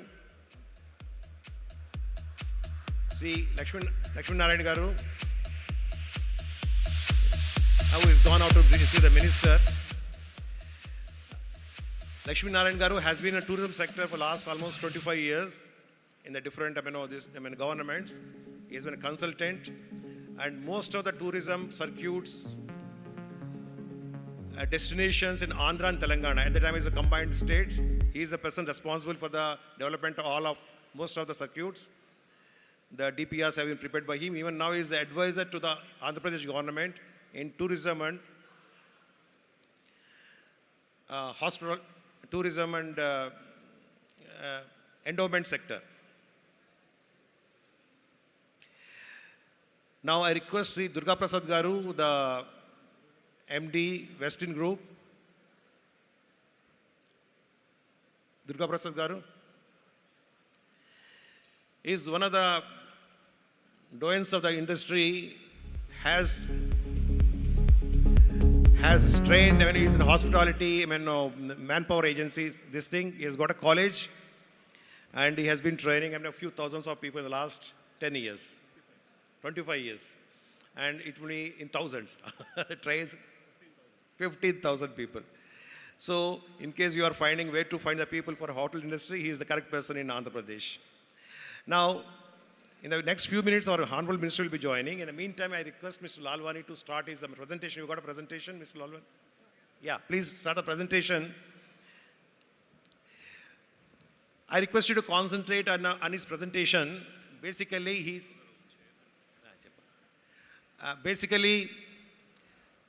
the Sterling Group has been looking very aggressively for expansion in Andhra and Telangana. They have got more than 120 resorts across the country. They have got in foreign countries, foreign land also. And I requested him to mainly concentrate on the prospects in Andhra and Telangana area and both investment opportunities. Mr. Lalwani, one thing I want to tell you, there are a lot of entrepreneurs here who have got a lot of land bank in Andhra and Telangana. And they have been looking for, in fact, last few days I met quite a lot of people. Sure. They are looking for, the collaborations. You can address them also. Mr. Lalwani, please. Sure. Thank you, Mr. Rao. And good afternoon on a Sunday afternoon, ladies and gentlemen. My name is Vikram Lalwani. I am the Managing Director and the Chief Executive Officer of Sterling Holiday Resorts. Sterling Holiday Resorts is a Fairfax company, and we are a 100% subsidiary of Thomas Cook India.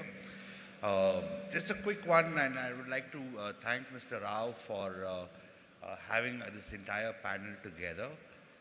Mr. Rao has actually said the right thing. It's a very glamorous industry, but it looks very glamorous from the outside. It was very difficult from the inside too. But nevertheless, I will start off. Tourism and hospitality, I think that's a subject that will never bore anyone. And possibly across the entire audience here, if we want to find out how many people have actually taken a holiday in the last 1 year, I think most of the hands will go up. How many have we taken holidays in the last 1 year? It's amazing. And I'll tell you, India is actually growing. The middle class in India is swelling. The statistics actually shows that an average Indian takes at least 3.7 trips domestic, not even international, domestic in a year, on an average. So 3.7 trips in a year. And they stay for an average of 2.5 days. So that means 3.7 into 2.5, an average Indian at least spends 12 to 15 days in a year on a holiday. So, can you move to the next slide, please? Next slide, please. How do I do that? Right, just a quick brief introduction on Sterling. I'll not take too much time. We've actually been in India since 1986. we were the pioneers of the holidays, of concepts of holidays in India. Today we are 57 strong resorts in India, and we have a pipeline, a very strong pipeline of close to about 90 to 100 resorts and hotels in India in the next 2 to 3 years. Now, we're talking about holidaying, we're talking about leisure, we're talking about resorts. There's a very significant impact that we have on the society. Sterling, when we also started off, we started off in destinations which were relatively absolutely unknown, destinations which actually people did not even know existed, destinations that people did not understand even how to get there. We started Ooty, we started Kodai, we started Munnar, we started Darjeeling way back in 1990. And today, even we are in that position to explore new destinations. And when we explore new destinations, or what we call offbeat destinations, or virgin destinations, it also brings about a lot of economic value to that particular destination. Direct and indirect employment is one, taxes is another. Third is the fact that you're exposing a large part of the country to we Indians, which we never even existed, we thought never even existed. I'm actually right now only focusing on domestic tourism, and also focus a lot on the Telangana and Andhra Pradesh opportunities as well. So most of our resorts are rated at about 87%.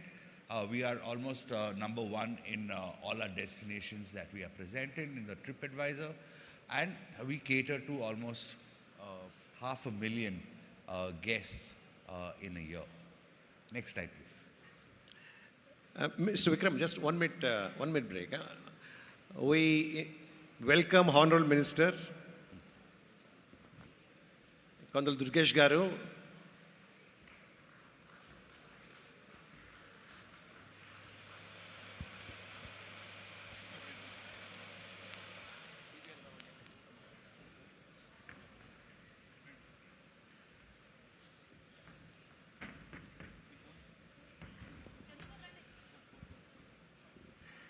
Is MD Sterling Group. Me government to type చేసుకుంటారు.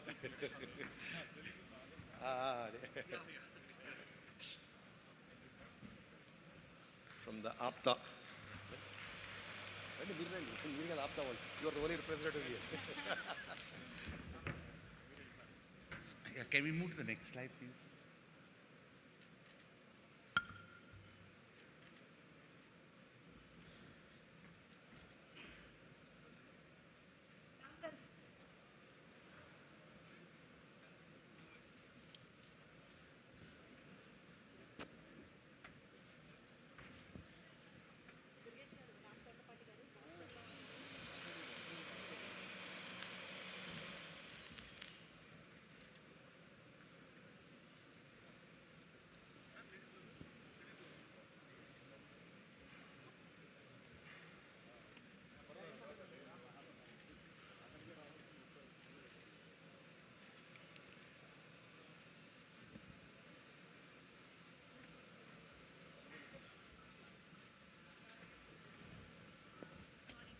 No problem.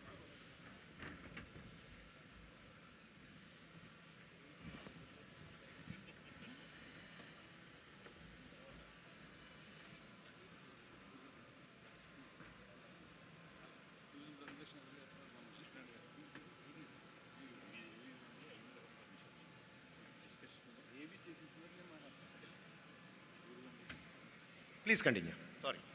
Right. Thank you for your attention again, ladies and gentlemen. Just a quick snapshot. We all understand the potential of tourism in India, and I think we are actually sitting, on a golden opportunity here. Post-COVID, we all said it was revenge tourism. Revenge tourism has happened.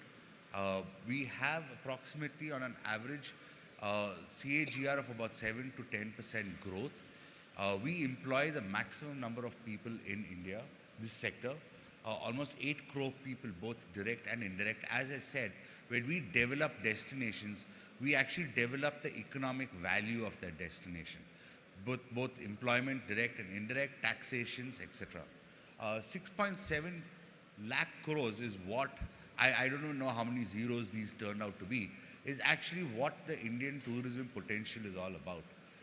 And we all know that India actually is sitting in a hub of exponential growth in tourism, because we have a wide spectrum of offerings that many of the other countries also cannot offer everything under one roof. We've got deserts, we've got the rivers, we've got the beaches, we've got the hills, we've got the pilgrimages, we've got the wildlife, we've got everything under one roof. Next slide, please. So in terms of leisure hospitality, there's a difference between building a hotel in a city and building a resort in a leisure destination. A leisure destination generally has a lot more potential in terms of the fact that if we all want to go holidaying, and as we know that in India, at least 3.7 average Indians go on a holiday in a year. We have almost 1.8 lakh branded hotel rooms, and they are mainly in the mid-market and upper mid-market and in the upscale category. And there's potential for a lot more. As we see, every brand is actually growing. And I'll tell you, in the next 4 to 5 years, we will have another 500,000 branded rooms emerging in the country. As I said, the average growth rate is about 7 to 8%. As of now, when we post-COVID, it actually grew faster. Now it's again stabilizing at about 7 to 8%. The growth, what is known as revenue per available room, that is every rupee that we earn for every room that we have, is actually growing at about 11%. So that means customers today, the guests today, are valuing what they get. They are looking for experiential offerings, and they are willing to spend. As I said, the bulging middle class in India is so big and is growing so big that they have the paying propensity, and they want to have experiential stays and holidays at least once or twice or 3 times in a year. Can we move on to the next, please? Now, coming to Andhra and Telangana, I think some very interesting destinations is something that one can explore. Just as how we say Rajasthan, Karnataka, Kerala, I think there's a huge potential for tourism even in Andhra and Telangana. What we've taken note of is, we've actually just listed, while we are present in Sterling, Pallavali, Godavari in the Konaseema district in Razol, the opportunities across is actually being mapped here. And where we can look at a pure play leisure market and a pure play leisure opportunity is actually mapped here, right from Horsley Hills, Nellore, even Araku Valley, Medak, Warangal. All these can be developed into strong tourism and leisure tourism potential hubs. So just move on to the next slide, please. Obviously, I mean, we cannot do it alone. The support that's needed, even from the government and from the other players as well, and it's a lot of work has actually been going on, both by the state and the central governments, is in terms of building infrastructure. As we know that today we have almost 150 airports in the country, and about 10 years ago we had only about 70. We are looking at possibly 250 airports in the next 2 to 3 years. The highways have developed significantly, and that is why at least 70% of the Indian population today that goes for a quick holiday or for a quick break tends to drive down to their destinations. So this is what I call short haul holidays. So because of the improved highway and the network, we tend to see a lot more people taking out their cars and actually going in for a vacation or going in for a holiday. Now, all these places that I've highlighted here are all these places that have significant potential. We can actually tap that potential, and a lot of people want to understand and they want to get into new offbeat destinations. The run-of-the-mill leisure destinations which are there in India is done and dusted.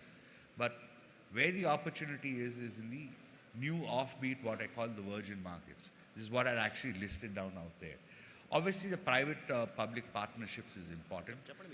The way we actually put together the entire tourism story, between both the brand as well as the government, and actually market it together is what will actually create a big differentiator, and that will attract more and more visitors. Obviously, the policy support as well, because when we develop resorts or infrastructure in these markets, it takes time for it to ramp. Okay, just 1 minute. Yeah, sure. Yeah. So we have that potential there, and I just would like to actually conclude by saying that I'm here. I'm very happy to be here. I'm very happy to be a part of the esteemed panel, and we look forward to having a brilliant discussion ahead as well. Thank you. Thank you, Mr. Lalwani. In fact, the two important words he has said is experiential tourism and the amount of expansion that is happening. There are more than 25 hotel chains, 4-star, 5-star chains in India, aggressively looking for tie-ups, management contracts. And Mr. Lalwani, I think your company also is looking very aggressively in the 2 states. Time permits, we'll come back to him regarding these 2 issues. Now, as we know, our Honorable CM Andhra Pradesh, Chandrababu Naidu Garu, he has been very, very aggressive about tourism in the last tenure also. And our today we are honored to have the tourism minister here. And we know when Durgesh Garu has taken the assignment, how much importance they are giving to him.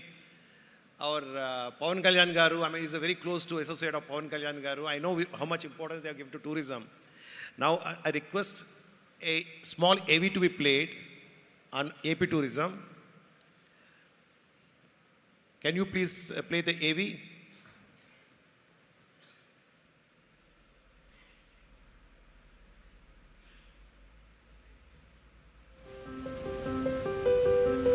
Andhra Pradesh పర్యాటక శాఖకు మహర్దశ మొదలైంది.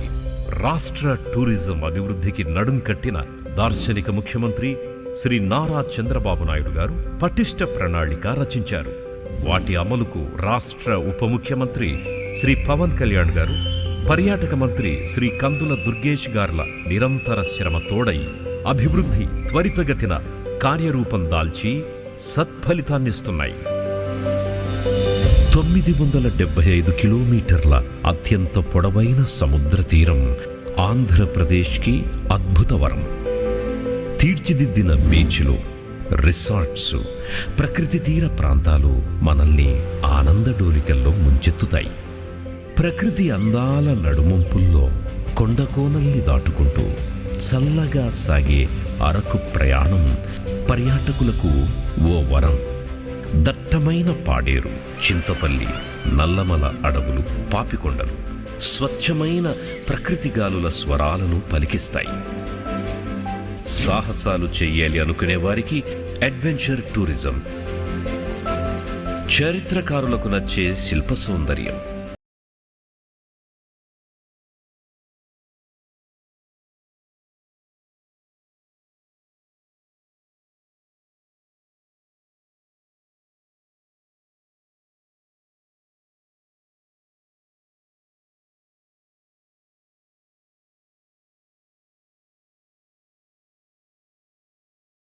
భిన్న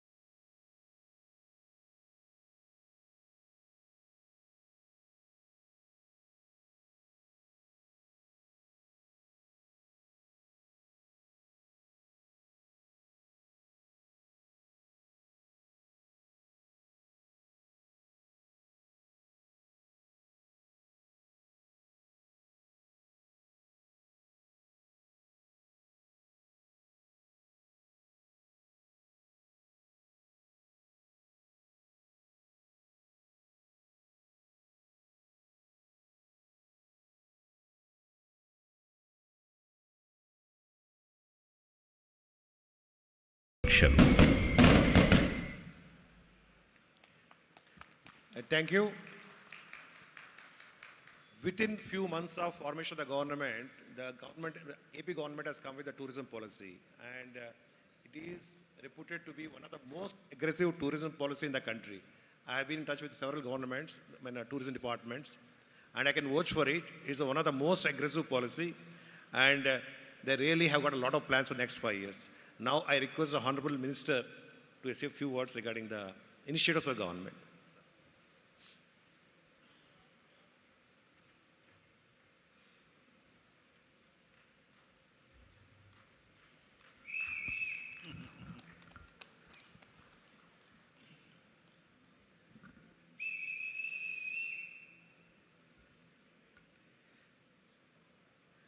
వేదిక మీద ఉన్నటువంటి TVN రావు గారు, స్వామి గారు, లక్ష్మీనారాయణ గారు, ఇంకా అదర డిగ్నిటరీస్, అన్నిటికంటే మించి ప్రపంచం నలుమూలల నుంచి విచ్చేసినటువంటి ఆప్త మిత్రులు, ఆత్మ బంధువులైన మీ అందరికీ కూడా ఆంధ్రప్రదేశ్ రాష్ట్ర పర్యాటక, సాంస్కృతిక మరియు సినిమాటోగ్రఫీ మంత్రిత్వ శాఖల తరపున నమస్సుమాంజలి తెలియజేసుకుంటా ఉన్నాను.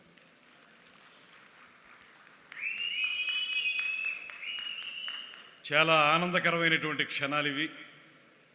కారణం,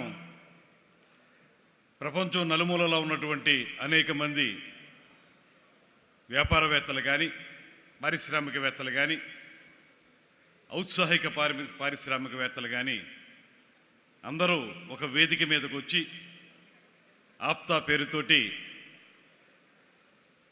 ఆంధ్రప్రదేశ్ రాష్ట్రంలో కానీ, భారతదేశంలో కానీ, ప్రపంచం నలుమూలలా కానీ ఏ రకమైనటువంటి అవకాశాలు ఉన్నాయి, తద్వారా అభివృద్ధి చెందడానికి ఏ రకంగా మనం ముందుకు వెళ్ళాలనేటువంటి ఆలోచనతో క్యాటలిస్ట్ అనేటువంటి ఈ సభావేదికను ఏర్పాటు చేయటం, 2 రోజులుగా ఈ కార్యక్రమాలు నిర్వహించటం, తద్వారా ఒకరికొకరు పరిచయం ఏర్పడి ఒకరినొకరు తెలుసుకుని ఒకరితో ఒకరు మాట్లాడుకుని వే ఫార్వర్డ్ ఎలా ఉండాలనేటువంటి దాని మీద ఒక కార్యాచరణ ఏర్పాటు చేసుకోవడానికి ఈ వేదిక చాలా ఉపయోగపడుతుందనేటువంటి మాటని మనస్ఫూర్తిగా నేను నమ్ముతున్నాను.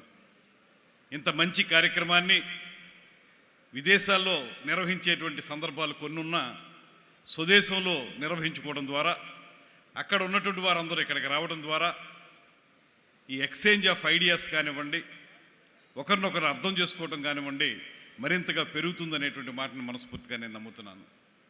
దాంతోపాటు ఒక మాట చెప్పాలి, ఇవాళ ఆంధ్రప్రదేశ్ రాష్ట్రంలో ఏర్పడినటువంటి నూతన కూటమి ప్రభుత్వం ఏర్పడడానికి ఇక్కడ ఆంధ్రప్రదేశ్లో ఉన్నటువంటి స్థానికంగా సహకరించినటువంటి కార్యకర్తలు కానీ, నాయకులు కానీ వారందరూ ఒక ఎత్తు అయితే, ప్రపంచం నలుమూలల నుంచి ఈ కూటమి విజయం సాధించాలనేటువంటి ఆలోచనతో సహకరించినటువంటి మీ అందరికీ కూడా ప్రత్యేకమైనటువంటి కృతజ్ఞతలు తెలియజేసుకుంటా ఉన్నాను. చాలా సందర్భాల్లో ఇక్కడ ప్రజలకు ఉపయోగపడేటువంటి ఒక ప్రభుత్వం రావాలి, తద్వారా సంక్షేమంతో పాటు అభివృద్ధి కూడా జరగాలి.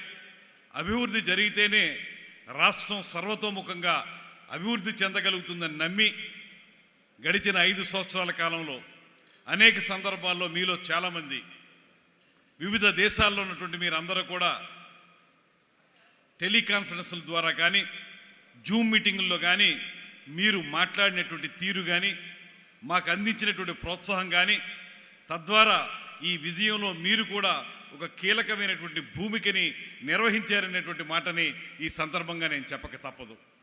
అందుకే ఇవాళ ఒక సమర్థవంతమైనటువంటి పరిపాలనా దక్షునిగా, దేశంలోనే గ్రేట్ విజనరీ ఆఫ్ ఇండియాగా పేరు పొందినటువంటి చంద్రబాబు నాయుడు గారు ఒక పక్కన, అదేవిధంగా పేదవాడి కంట కన్నీరు తొడవటమే లక్ష్యంగా రాజకీయాల్లోకి వచ్చి ఆ రాజకీయాల ద్వారా సమాజాన్ని సమూలంగా మార్పు చేయాలనేటువంటి ఆలోచనతో అనేక కార్యక్రమాలను నిర్వహిస్తున్నటువంటి ఉప ముఖ్యమంత్రి శ్రీ కొణిదెల కొదమసింహం పవన్ కళ్యాణ్ గారు కానీ, వీరిరువురికి పైన ప్రోత్సాహం అందించేటువంటి అద్భుతమైనటువంటి నాయకులు నరేంద్ర మోడీ గారు కానీ ఈ ముగ్గురు కలిసి ఆంధ్రప్రదేశ్ రాష్ట్రాన్ని ముందుకు తీసుకెళ్ళటానికి తద్వారా సుసంపన్నం చేయటానికి అభివృద్ధిని సంక్షేమాన్ని సమపాళ్లలో రంగరించి ముందుకు నడపడానికి జరుగుతున్నటువంటి ప్రయత్నంలో ఒక 6 నెలల కాలం అయింది.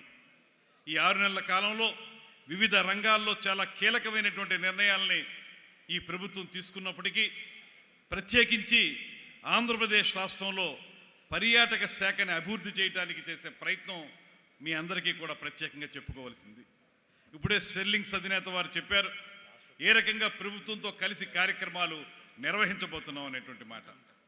మీ అందరికీ తెలిసిందే, ఆంధ్రప్రదేశ్కి అద్భుతమైనటువంటి ప్రకృతి సౌందర్యం ఉంది. 974 కిలోమీటర్ల పొడవునా వ్యాపించి ఉన్నటువంటి తీర ప్రాంతం ఉంది. దాంతోపాటు ఒక పక్కన విశాఖపట్నం లాంటి ఉత్తరాంధ్ర ప్రాంతాలు, మరో పక్కన కాకినాడ, రాజమండ్రి, విజయవాడ, గుంటూరు లాంటి ప్రాంతాలు, అటు పక్కన తిరుపతి, అనంతపూర్ లాంటి ప్రాంతాలు.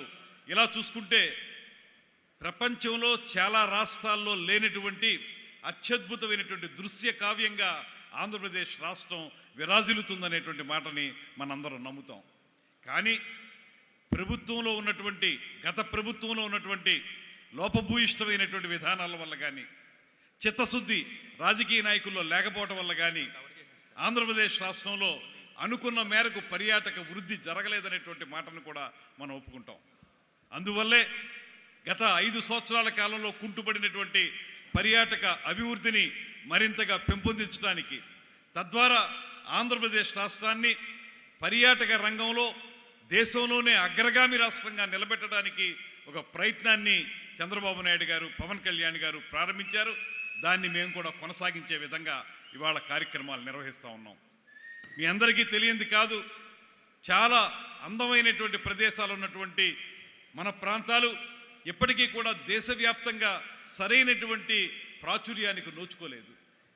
మన దగ్గర ఉన్నటువంటి అద్భుతమైనటువంటి సౌందర్య ప్రాంతాలు ఏ రాష్ట్రంలోనూ లేనప్పటికీ కూడా సరైనటువంటి ప్రమోషన్ జరగకపోవటం వల్ల, ఎక్కువ మంది ప్రజలు దాంట్లో భాగస్వాములు కాకపోవటం వల్ల మనం ఇంకా వెనకబడి ఉన్నాం అనేటువంటి మాట నమ్మి ఈ 6 నెలల కాలంలో ఒక కొత్త విధానాన్ని ఏర్పరచుకోవడానికి, పర్యాటక రంగాన్ని ముందుకు తీసుకెళ్ళటానికి ఒక సుసంపన్నమైనటువంటి కార్యాచరణని ఏర్పాటు చేసుకోవడానికి పెద్ద ఎత్తున ప్రయత్నాలు జరుగుతూ ఉన్నాయి.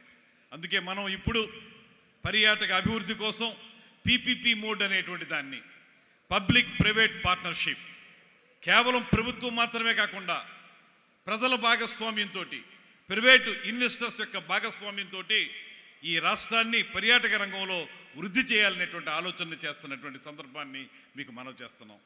అందుకే ఇవాళ రాష్ట్రంలో మీ అందరికీ తెలుసు, కొత్తగా టూరిజం పాలసీని తీసుకురావడం జరిగింది. అది 25-29కి సంబంధించి ఒక 5 సంవత్సరాలకు గాను ఈ టూరిజం పాలసీని కొత్తగా తీసుకురావడం జరిగింది.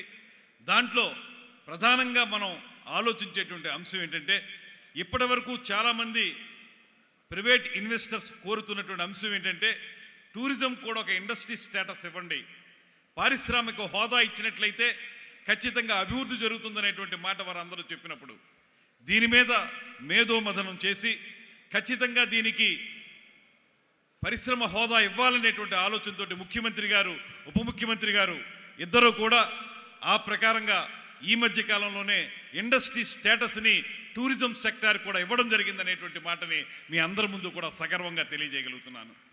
దాంతోపాటు టూరిజం పాలసీ ఏదైతే ఉందో, పాలసీ ప్రకారం ఎలాగ మనం రాష్ట్రంలో వివిధ ప్రాంతాల్లో ఉన్నటువంటి పర్యాటక ప్రాంతాలను అభివృద్ధి చేయాలనేటువంటి ఆలోచన చేసి యాంకర్ హబ్స్గా ఈ రాష్ట్రాన్ని అభివృద్ధి చేయాలి. ఎందువలనంటే మీకు ఒక ప్రాంతంలోకి వెళ్ళేటప్పటికీ అక్కడ కేవలం ఒక రకమైనటువంటి పర్యాటక రంగానికి సంబంధించిన కార్యక్రమాలు మాత్రమే కాకుండా ఎకో టూరిజం కానివ్వండి, వెల్నెస్ టూరిజం కానివ్వండి, లేకపోతే మైస్ సెంటర్స్ కానివ్వండి, ఇలాగ ఒక్కొక్క ప్రాంతంలోనూ వివిధ రకాల పర్యాటక కార్యక్రమాలను అభివృద్ధి చేసుకోవడానికి అవకాశం జరుగుతూ ఉంది. అందువల్ల ఈ రాష్ట్రంలో మొత్తం 7 ప్రాంతాల్లో, విశాఖపట్నం దగ్గర నుంచి అనంతపూర్ వరకు 7 ప్రదేశాల్లో ఈ యాంకర్ హబ్స్ని డెవలప్ చేయటం ద్వారా కేవలం ఆ ప్రాంతం మాత్రమే కాకుండా ఉదాహరణకి మీకు నేను మనవి చేసేది, తిరుపతి వెళ్తాం. తిరుపతి వెళ్తే తిరుపతి దర్శనం చేసుకుని వెంకటేశ్వర స్వామిని తిరిగి సాయంత్రానికి మళ్ళీ ట్రైన్ ఎక్కో లేకపోతే ఫ్లైట్ ఎక్కో వెనక్కి తిరిగి రావటం మనం చూస్తూ ఉన్నాం. అలా కాకుండా ఒక ప్రాంతాన్ని సందర్శించడానికి వెళ్ళినటువంటి పర్యాటకులు అక్కడ ఒక పూట ఉండడం మాత్రమే కాకుండా ఆ పక్కన ఉన్నటువంటి ఇతరత్ర పిలిగ్రిమ్ టూరిజంకి అవసరమైనటువంటి టెంపుల్స్ని చూడడం, దాంతోపాటు ఎకో టూరిజంగా ఉన్నటువంటి కార్యక్రమాలను చూడడం, అలా వివిధ రకాల కార్యక్రమాలను అక్కడ చూడాలి అంటే అక్కడ సౌకర్యాలు ఉండాలి, అక్కడ మనకి రిసార్ట్స్ ఉండాలి, దాంతోపాటు ఇతరత్ర టూరిజం యాక్టివిటీస్ని డెవలప్ చేయాలి.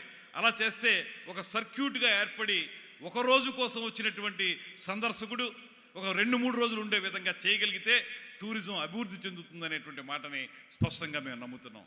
అందుకే ఒక 7 యాంకర్ హబ్స్ను తయారు చేసి అవి రకరకాల టూరిజంలకి హబ్స్గా ఉండేలాగా వాటిని తయారు చేయటం ఒకటి.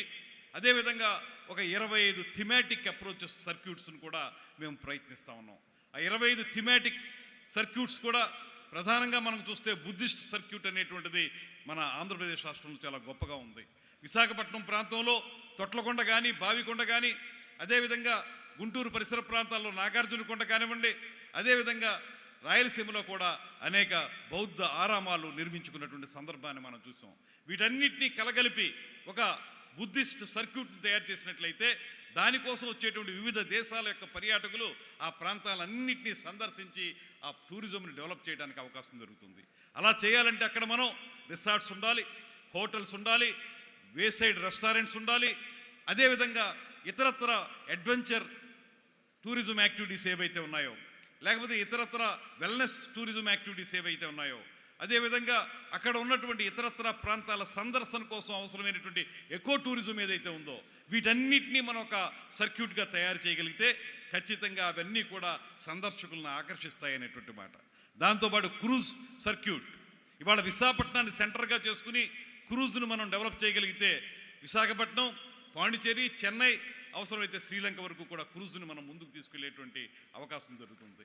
అదేవిధంగా ఇతరత్ర మనం చూసుకున్నప్పుడు ఏదైతే వాటర్ స్పోర్ట్స్ ఉన్నాయో, ఏవైతే మారేడుమిల్లి లాంటి ఆంధ్రప్రదేశ్లో తూర్పుగోదావరి జిల్లాలో ఉన్నటువంటి అడవులు, ఆ ప్రాంతంలో ఉండేటువంటి అందాలు, కోనసీమలో ఉన్న అందాలు, అక్కడ ఉండే కల్నరీ, ఇవన్నీ చూసుకున్నట్లయితే ఎక్కడికక్కడ మనం ఒక సర్క్యూట్ని ఏర్పాటు చేసుకుని ఆ సర్క్యూట్ ద్వారా ఆంధ్రప్రదేశ్ రాష్ట్రాన్ని సంపూర్ణమైనటువంటి పర్యాటక కేంద్రంగా తయారు చేయడానికి ఒక 25 థిమాటిక్ అప్రోచెస్ తోటి మేము వెళ్తా ఉన్నాం అనేటువంటి మాటను కూడా ఈ సందర్భంగా మనం చేస్తున్నాను.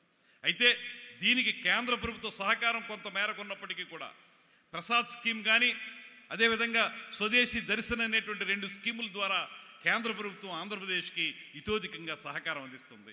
అందులో భాగంగానే స్వదేశీ దర్శన్ 2 అనేటువంటి ఒక స్కీమ్ కింద అఖండ గోదావరి పేరుతోటి తూర్పు పశ్చిమ గోదావరి జిల్లాల్లో ఉన్నటువంటి గోదావరి పరివాహక ప్రాంతాన్ని సుందరమైనటువంటి అందమైనటువంటి ప్రాంతంగా తీర్చిదిద్దడానికి అక్కడ పూర్తిగా పూర్వకాలంలో కట్టబడినటువంటి హేవలాక్ బ్రిడ్జిని సందర్శకులకు ఉపయోగించుకునే విధంగా చేయడానికి ఒక ప్రయత్నం ప్రారంభించాం. అదేవిధంగా గండికోట లాంటి ఫోర్ట్ మీరందరూ గమనించే ఉంటారు. గండికోట కట్టడం ఏదైతే ఉందో ఒక అద్భుతమైనటువంటి కోట అది.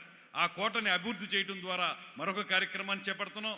అదేవిధంగా బొర్రా కేవ్స్, ఆ ఉత్తరాంధ్రలో ఉన్నటువంటి బొర్రా కేవ్స్, రాయలసీమలో ఉన్నటువంటి బెలూమ్ కేవ్స్ అయితే నిజం చెప్పాల్సి వస్తే ఆంధ్రప్రదేశ్ రాష్ట్రంలో మాత్రమే కాదు, ప్రపంచంలోని అద్భుతమైనటువంటి కేవ్స్ బెలూమ్ కేవ్స్ అనేటువంటి మాటను కూడా ఈ సందర్భంగా నేను మనవి చేస్తున్నాను. అదేవిధంగా గండికోటతో పాటు సమానంగా అంత ప్రాచుర్యం ఉన్నటువంటి సిద్ధవటం కోట, అది కూడా కడప జిల్లాలో ఉంది. ఇలా చూసుకుంటే అనేక ప్రాంతాలు ఉన్నాయి. కాకపోతే ఇప్పటి వరకు జరిగిన ప్రయత్నం అంతా కూడా ఐసోలేటెడ్గా జరిగింది. ఎక్కడికక్కడ ఆ ప్రత్యేకతని ఆధారంగా చేసుకుని కార్యక్రమాలు నిర్వహించారు తప్పితే వాటిని ఇంటిగ్రేట్ చేస్తూ ఒక సర్క్యూట్గా కానీ ఒక హబ్గా కానీ తయారు చేసినటువంటి ప్రయత్నం జరగలేదు. దాన్ని ఇవాళ మేము టేకప్ చేసాం. ఘనంగా చెప్పగలం, సగర్వంగా చెప్పగలం. కొత్త పాలసీ ద్వారా కానీ, పరిశ్రమ హోదా ఇవ్వడం ద్వారా కానీ, అటుపక్కన చంద్రబాబు నాయుడు గారు, ఇటుపక్కన పవన్ కళ్యాణ్ గారు ఇద్దరూ చూపిస్తున్నటువంటి చొరవ వల్ల కానీ ఈ రాష్ట్రాన్ని అద్భుతంగా తయారు చేయడానికి సంసిద్ధులుగా ఉన్నాం. అయితే ఇక్కడ కావాల్సింది ప్రభుత్వం యొక్క చిత్తశుద్ధి మాత్రమే కాదు. ప్రభుత్వం దగ్గర ఆర్థికపరమైనటువంటి నిధులు లేనప్పుడు ఈ ఆంధ్రప్రదేశ్ రాష్ట్రాన్ని మీకు ఆర్థికంగా ఉపయోగపడే విధంగా, అదేవిధంగా అందమైనటువంటి ప్రాంతంగా తయారు చేయడానికి చేయాల్సిన కార్యక్రమంలో భాగం ఏంటంటే ప్రైవేట్ ఇన్వెస్టర్స్ని దాంట్లో ఇన్వాల్వ్ చేయటం. వారి భాగస్వామ్యం ద్వారా దీన్ని అభివృద్ధి చేయటం. అందుకే వాళ్ళ మీకు మనవి చేస్తున్నాను, ఈ మధ్యకాలంలోనే విజయవాడలో ఒక ప్రైవేట్ ఇన్వెస్టర్స్ మీట్ ఒకటి ఏర్పాటు చేశాం.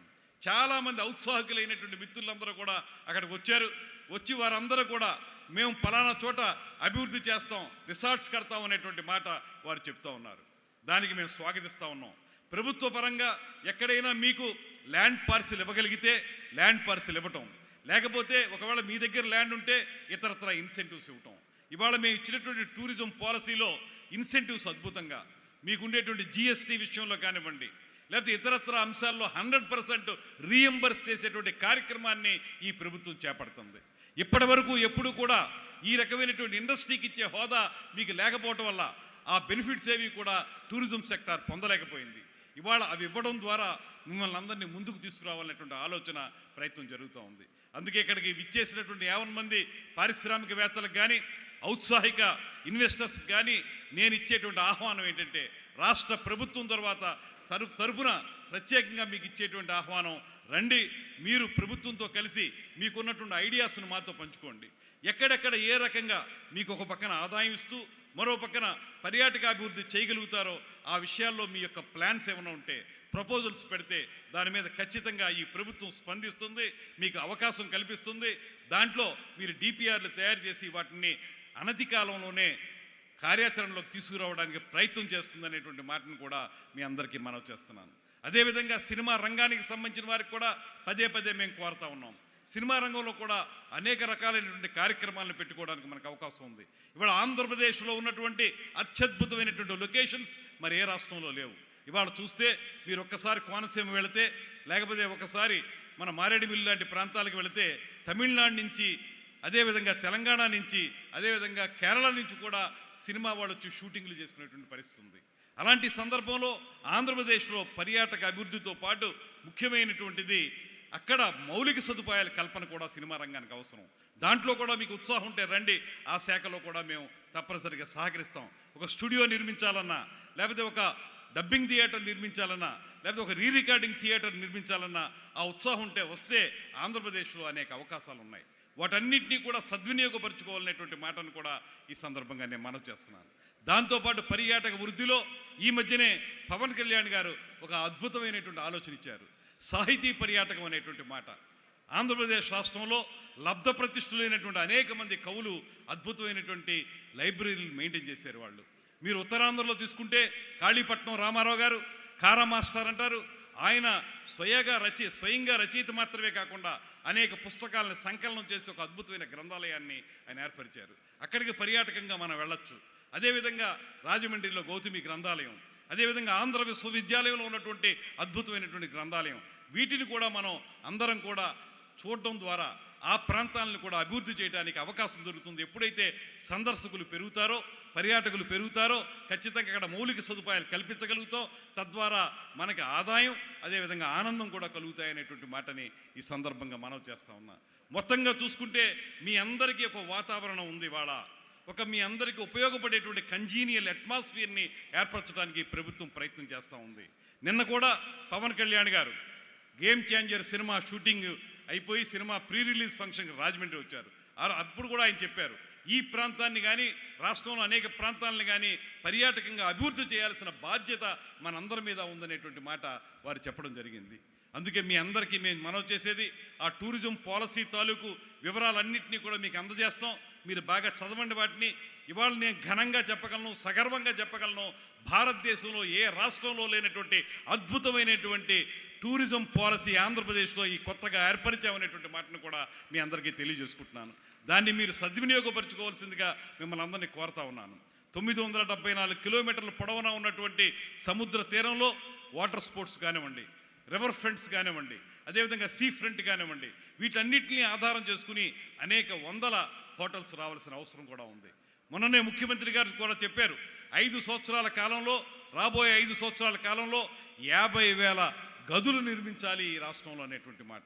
ఎప్పుడైతే మీకు ఆ ఫెసిలిటీ ఉంటుందో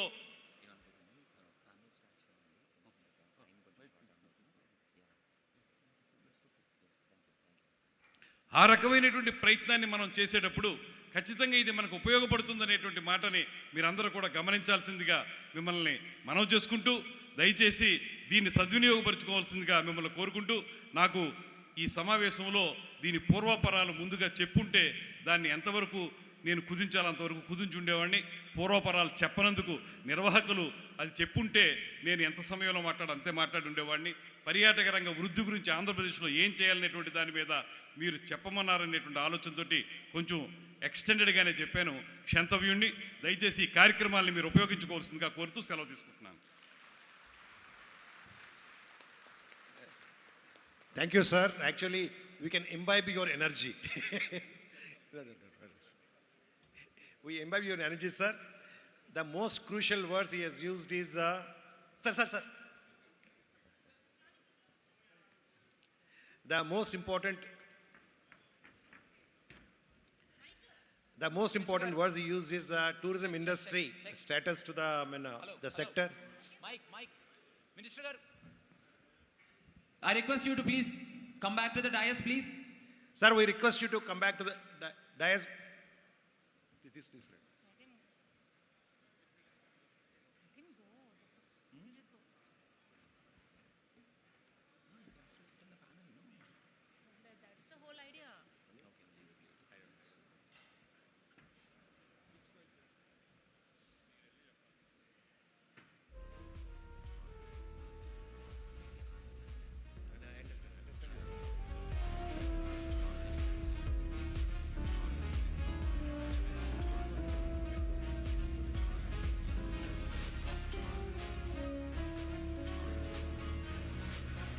Okay, now we'll continue with the panel discussion. Now I request Mr. Chatterjee. Chatterjee has been in the food industry for almost 34 years, something like that. And he has seen the fine dining facilities, how it's evolved in India. Now I request him to just give a glance of what has been happening in the past and post-COVID, what is the scenario? Very good afternoon, good evening to everyone present here. Thank you, Mr. Rao and APTA. I would love to speak in the local language, which in fact the Honorable Minister spoke, and he was so passionate that it's very difficult to speak after the kind of speech he made. Less option kind of a sector to something which is growing at a pace which is not actually was expected even by the industry or the National Restaurant Association. I would just quickly take you through the time when we started. In fact, I'll take you quickly to the point that when we joined catering school, when we joined the hotel management school, because that is 90s, 79, 80 I'm talking about, then people, in fact, my father said that you will become a waiter or a cook. So there was no opportunity he saw in me. But over a period of time, when we passed out in the year 1982 from Taj, then started my journey. We started with a humble restaurant, 32 covers. Then it extended and expanded to a level which today, as Mr. Rao said, that 120 restaurants all over the world. The point I would like to make is that we have seen this in last 32 years, this whole space actually disrupting from one to the other. For example, there used to be multi-cuisine restaurants wherein speciality was not something like, you go to a restaurant where you will get Chinese, Indian, regional cuisine, everything was together. So we started the process of specialty restaurant. The company's name was given like that. And we started the flagship brand called Mainland China. Mainland China today has 88 restaurants all over the world. And even in the city of Hyderabad, we came to Hyderabad way back in 2003-04, when not too much was happening, Mr. Rao. You know that. So it was just something which we have seen disrupting in front of our eyes.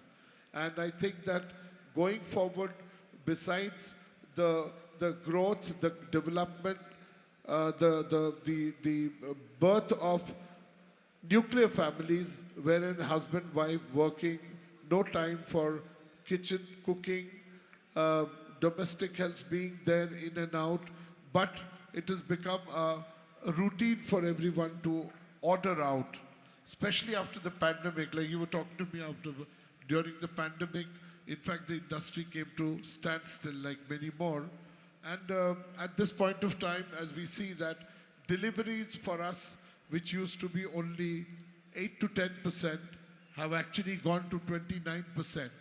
So today, as you know, that I'm sure that everybody has family and children, they would see that people sitting down on the same table can order various things of their choice from various restaurants thanks to the platform called the Zomatos or the Swiggy and the others which are coming up. So the formidable area, the growth is also coming from the deliveries because, you know, people who can't go on a rainy day, on a day when they do not want to, you know, go step out, maybe a cricket match. So deliveries become a prevalent thing. You have seen in every corner there is some form of the restaurant or the other. Because the population growth is such, plus people are moving upward, people have more income, there is dual income, as I said, nuclear family. So this space, it is, I think, that just a tip of the iceberg, and that's what the National Restaurant says, Association. And also I would say that, I mean, I'm sure that there are other legends sitting here, hoteliers, who would understand that this is, frankly speaking, the food industry, because of the fact that food itself is an emotion. You know, you can't do without food, whether you are in any condition, maybe different forms. So even during pandemic, the birth of deliveries which came in because you couldn't go out, but you called for food. So I think it's a bottomless pit.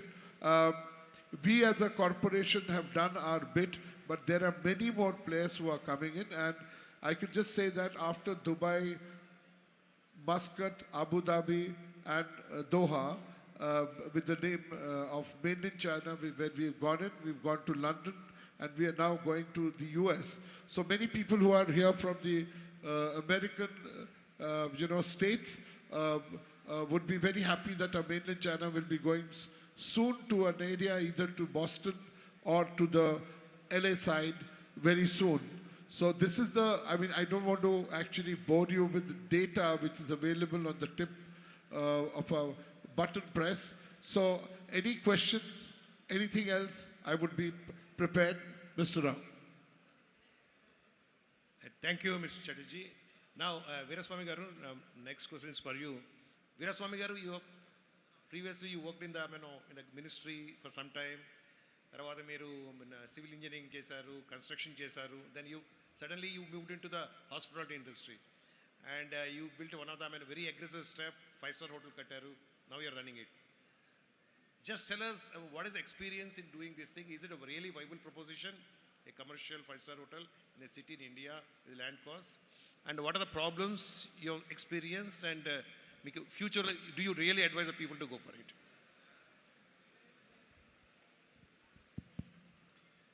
Good evening, Andy. My name is R.V. Swami, Hyatt Chairman, Hyatt Place Hotel Vijayawada Chairman and Andhra Pradesh Hotels President. Really, Rao Garki Makuna పరిచయం మీద hotel ఇండస్ట్రీలోకి రావాలని గత 20 సంవత్సరాల నుంచి ఆలోచనతోటి ఒక 5-స్టార్ hotel కట్టాలని తలంపుతోటి నేను విజయవాడలో ఆంధ్రప్రదేశ్లో మొట్టమొదటి హైత్ ప్లేస్ నేను తీసుకురావడం జరిగింది. దాన్ని వైబిలిటీ ఉందా లేదా అని చెప్పి ఇప్పుడు రావు గారు అడిగిన దాని మీద వైబిలిటీ అంటే అంత తొందరగా ఇది సొంత ల్యాండు వెనక మూలధనాలు ఉన్న వాళ్ళకి ఇది ఉపయోగపడుతుంది తప్ప యాజ్ ఆఫ్ నౌ ప్రజెంట్గా ఉన్న సిచ్యువేషన్లో గతంలో ఉన్న ప్రభుత్వం వ్యాపారాలు సరిగ్గా లేక ఇప్పుడున్న ప్రభుత్వం కొద్దిగా ఎంకరేజ్ చేస్తుంది కట్టడానికి. సొంత ధనం ఉండి కట్టగలిగితే దీనికి ఛాన్సెస్ ఎక్కువ ఉంటాయి. దాంట్లో కూడా మేనేజ్మెంట్ నుంచి ప్లస్ ఫ్రాంచైజ్ కాన్సెప్ట్ 2 రకాల కాన్సెప్ట్లు ఉన్నాయి. మేనేజ్మెంట్లో వెళ్తే హై ఎండ్ శాలరీస్ అయ్యి ఉంటాయి కాబట్టి వాళ్ళు మేనేజ్మెంట్ ఖర్చు వాళ్ళు చెప్పిందే మనం చేయాలి. దట్టు ఇంటర్నేషనల్ బ్రాండ్స్ కట్టాలంటే తొందరపడి ఎవరూ నిర్ణయం తీసుకోవద్దు. నేను నేర్చుకున్న విషయం ఏంటంటే Hayath international brand Chicago brand నేను కట్టడం జరిగింది. దానికి వాళ్ళు చెప్పిందే మనం చేయాలి. వాళ్ళు చెప్పిన కాన్సెప్ట్సే మనం ఇంప్లిమెంట్ చేయాలి తప్ప లోకల్ బ్రాండ్ అంటే లైక్ లెమన్ ట్రీ, ఇంకో చిన్న చిన్న వేరే బ్రాండ్స్ అయితే కొద్దిగా ఫ్లెక్సిబిలిటీ ఉంటుంది. కాబట్టి దీంట్లో ఇంటర్నేషనల్ బ్రాండ్కి వెళ్ళేవాళ్ళు వెనక సొమ్ము ఉన్నవాళ్ళు మొదలు పెట్టాలని చెప్పి ఆలోచన ఉంది. గతం నుంచి నాకు తలంపు ఉంది. మామూలుగా చిన్న హోటల్ కడదాం అనుకుంది, గ్రాడ్యువల్గా అంచెలంచెలుగా పెరుగుతూ అది ఒక 5 స్టార్ హోటల్ కట్టడం జరిగింది. కాబట్టి ఆంధ్రప్రదేశ్లో 5 స్టార్ కేటగిరీలో మన కమ్యూనిటీలో ఉన్న 4-5లో నేను ఒకడిని గర్వంగా ఫీల్ అవుతున్నాను. కాకపోతే తొందరపడి ఎవరు స్థలాలు ఉన్నాయని చెప్పి నాకు ఈ మధ్యన తిరుపతి నుంచి విశాఖపట్నం నుంచి కూడా వచ్చారు సలహాలు తీసుకోవడానికి. As a president of Andhra Pradesh hotels తరఫున నా కంట్రోల్లో 15,000 హోటల్స్ ఉన్నాయండి. స్టార్ హోటల్స్ 45 స్టార్ హోటల్స్ ఉన్నాయండి ఏపీ మొత్తం మీద, విశాఖపట్నం నుంచి తిరుపతి, విజయవాడ, రాజమండ్రి అన్ని చోట్ల కలిపి. కాబట్టి రకరకాల ఇబ్బందులు ఉన్నాయి. కాకపోతే చిన్న హోటల్స్, బడ్జెట్ హోటల్స్ ఈ కడితే బాగుంటుంది. గవర్నమెంట్ కూడా మంచి సహాయ సహకారాలు అందించింది. ఇప్పుడున్న ప్రజెంట్ సీఎం విజనరీ ఇప్పుడు పవన్ కళ్యాణ్ గారు వీరితో మాట్లాడిన తర్వాత యాజ్ ఆఫ్ నవ్ ఆంధ్రప్రదేశ్లో 3,500 హోటల్స్ ఉన్నాయండి. దాన్ని 10,000 హోటల్స్కి తీసుకెళ్లాలని తలంపుతో ఉంది గవర్నమెంట్. దానికి సహాయ సహకారాలు అందించడానికి గవర్నమెంట్ కూడా ల్యాండ్ ఇవ్వడానికి ముందుకు వస్తుంది. ఇప్పుడు కొత్త పాలసీలో ఉంది. కాబట్టి ఇప్పుడు దానికి గవర్నమెంట్ కనుక ల్యాండ్ తీసుకొని గవర్నమెంట్ నుంచి సబ్సిడీలు అనౌన్స్ చేసింది. ఇప్పుడు గవర్నమెంట్ కొత్తగా ప్రాజెక్టులు చేసేవాళ్ళు ఆ టైప్లో వెళ్ళగలిగితే కొద్దిగా అడ్వాంటేజెస్ ఉంటాయి. మరీ హైయెస్ట్ పెద్ద బ్రాండ్స్కి వెళ్ళి ఇబ్బందులు పడకూడదని నా ఆలోచన. సరేనండి, thank you. Thank you, Andy. Actually, you're given a very correct picture instead of giving a very, this thing. It's a very good advice for the people who are going to really into the investment, to be very cautious about the investment, what they're doing, what sort of investment they're doing. Lakshmi Narayan garu, now Minister garu already chepparu, mana tourism policy gurinchi chepparu. Dantlo lot of incentives gurinchi chepparu. Can you elaborate on these incentives? Tourism, you are involved with the drafting of the policy also.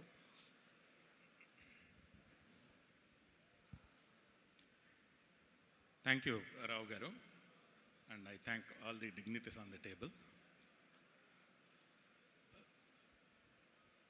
Mana Tourism Minister Garu, Sri Kandul Durgesh Garu, కొత్త tourism policy గురించి మీకు చెప్పడం జరిగింది. ఆంధ్రప్రదేశ్లో ఉన్న resources కానీ, potential కానీ, opportunities కానీ ఆయన చాలా ఎలాబరేట్గా ఎక్స్ప్లెయిన్ చేయడం జరిగింది. ఐఎమ్ స్లైట్లీ అప్సెట్, ఆయన ఇంటరప్ట్ చేసి ఉండాల్సింది కాదు. ఎందుకంటే ఆయన పాలిటిక్స్ మాట్లాడట్లేదు ఇక్కడ. డెవలప్మెంట్ గురించి ఆయన చెప్తున్నప్పుడు ఆయన ఇంటరప్ట్ చేయటం I'm also little bit upset. As a part of the panel ఆయన కంప్లీట్గా టూరిజం డెవలప్మెంట్ గురించే మాట్లాడారు. సో దాని గురించే నేను మాట్లాడినా, రావు గారు మాట్లాడినా, ఇక్కడికి ఎవరు మాట్లాడినా ఈ ప్యానల్లో మనం టూరిజం డెవలప్మెంట్ గురించే మాట్లాడుతున్నాము. ఆయన తీసుకున్న ఇనిషియేటివ్తో మేము టూరిజం సెక్టర్ నుంచి AP chamber of commerce and industry federation తరఫున కానీ, లేకపోతే వీరాస్వామి గారు హోటలియర్స్ అసోసియేషన్ తరఫున కానీ మేమందరం కంటిన్యూస్గా రిప్రజెంటేషన్స్ ఇచ్చి ఫాలోఅప్ చేసి ఆయన మన టూరిజం ఇండస్ట్రీ కాజ్ని ఆయన భుజస్కంధాల మీద వేసుకుని తీసుకెళ్ళి మన ప్రీతమ డిప్యూటీ ముఖ్యమంత్రి గారు శ్రీ పవన్ కళ్యాణ్ గారి ఇంటర్వెన్షన్తో ముఖ్యమంత్రి గారి దృష్టికి తీసుకెళ్ళి మనకి ఇండస్ట్రీ స్టేటస్ తేవటం జరిగింది. ఇది మనం 25 years నుంచి మనం అడుగుతున్న డిమాండు. అది మనకి ఇప్పుడు మన మినిస్టర్ గారి సమక్షంలో మన పవన్ కళ్యాణ్ గారి ఇంటర్వెన్షన్తో ముఖ్యమంత్రి గారు శ్రీ నారా చంద్రబాబు నాయుడు గారు మనకి ఇండస్ట్రీ స్టేటస్ ఇచ్చి ఎంతో టూరిజం డెవలప్మెంట్కి సహకరించడం జరిగింది. Now I will go to the subject matter. మనకి ఇండస్ట్రీ స్టేటస్ వలన మనకి యాక్చువల్గా అనేక రకాలైన అడ్వాంటేజెస్ వస్తాయి. అంటే టూరిజం సెక్టర్కి ఇండస్ట్రీ స్టేటస్ రావటం వలన ఏంటి అడ్వాంటేజెస్ అంటే మనకి లెసర్ ప్రాపర్టీ ట్యాక్స్, తర్వాత on par with industrial policy lesser power tariff ఉంటుంది మనకి. తర్వాత బ్యాంక్ ఫండింగ్కి వెళ్ళినప్పుడు మనకి కాస్త వితౌట్ కొలేటరల్స్ మనకు ఫండింగ్ ఇవ్వడం జరుగుతుంది ఇండస్ట్రియల్ స్టేటస్ ఉన్నప్పుడు. తర్వాత ఇండస్ట్రియల్ స్టేటస్ ఉండటం వల్ల మనకి కొంత లోయర్ ఇంట్రెస్ట్ రేట్స్ కూడా ఉంటాయి. తర్వాత సింగిల్ విండోలో మన ప్రాజెక్టు క్లియరెన్సెస్ అప్రూవల్స్ ఇవ్వటం జరుగుతుంది. తర్వాత మనకి మన సప్లైస్కి కానీ సర్వీసెస్కి కానీ ఏమన్నా డిలేడ్ పేమెంట్స్ ఉన్నా కానీ ఇండస్ట్రియల్ స్టేటస్ ఉండటం వలన వాటిని కాస్త స్పీడప్ చేసుకోవడానికి ఎంఎస్ఎంఈ పాలసీ కింద మనకు అడ్వాంటేజెస్ వస్తాయి. తర్వాత ఈ పాలసీలో మనకి వన్ టైం ఇన్సెంటివ్గా కొత్తగా ఇండస్ట్రీ టూరిజం ప్రాజెక్ట్ ఎవరు స్టార్ట్ చేసినా సరే స్టాంప్ డ్యూటీ కంప్లీట్గా 100% స్టాంప్ డ్యూటీ రీయింబర్స్మెంట్ ఇవ్వటం జరుగుతుంది. అది మీరు టూరిజం పర్పస్ కోసం కొన్న ల్యాండ్ అయినా సరే ఆర్ మీరు తీసుకున్న లీజుకి తీసుకున్నట్టయితే ఆ లీజ్ రిజిస్ట్రేషన్కి అయ్యే స్టాంప్ డ్యూటీలు కానీ ట్యాక్సులు కానీ అది కంప్లీట్గా 100% వేవర్ ఇవ్వటం జరుగుతుంది. తర్వాత టూరిజం ప్రాజెక్ట్కి ప్రపోజ్ చేసిన ల్యాండ్ కన్వర్షన్ చేయాల్సి వస్తే అది అగ్రికల్చర్ ల్యాండ్లో కానీ ఎనీ అదర్ క్లాసిఫికేషన్లో ఉండి మనం కమర్షియల్గా కన్వర్ట్ చేసుకోవాల్సి వస్తే ఆ ల్యాండ్ కన్వర్షన్ ఛార్జెస్ అంతా కంప్లీట్ వేవర్ వస్తుంది, 100% వేవర్ వస్తుంది. తర్వాత క్యాపిటల్ సబ్సిడీ కూడా దాదాపు 15 సంవత్సరాల తర్వాత మళ్ళీ మన ఈ టూరిజం పాలసీలో ఇంట్రడ్యూస్ చేయడం జరిగింది. 25% క్యాపిటల్ సబ్సిడీ ఎంఎస్ఎంఈ ఎంటర్ప్రైజెస్కి వస్తాయి. మైక్రో స్మాల్ మీడియం ఎంటర్ప్రైజెస్కి 25% సబ్సిడీ వస్తుంది. విత్ ఎ క్యాప్ ఆఫ్ మైక్రోకి 25 lakhs దాకా మనకి ఆ సబ్సిడీ అవైల్ చేసుకోవచ్చు. అదే స్మాల్ ఎంటర్ప్రైజెస్ అయితే మనం 1.5 crores దాకా మనం ఆ సబ్సిడీ అవైల్ చేసుకోవచ్చు. అదే మీడియం సెక్టర్ ఎంటర్ప్రైజ్ అయితే అంటే అప్ టు 50 crores వరకు 7.5 crores మనం సబ్సిడీ అవైల్ చేసుకుంటే మనకు స్కోప్ ఉంది.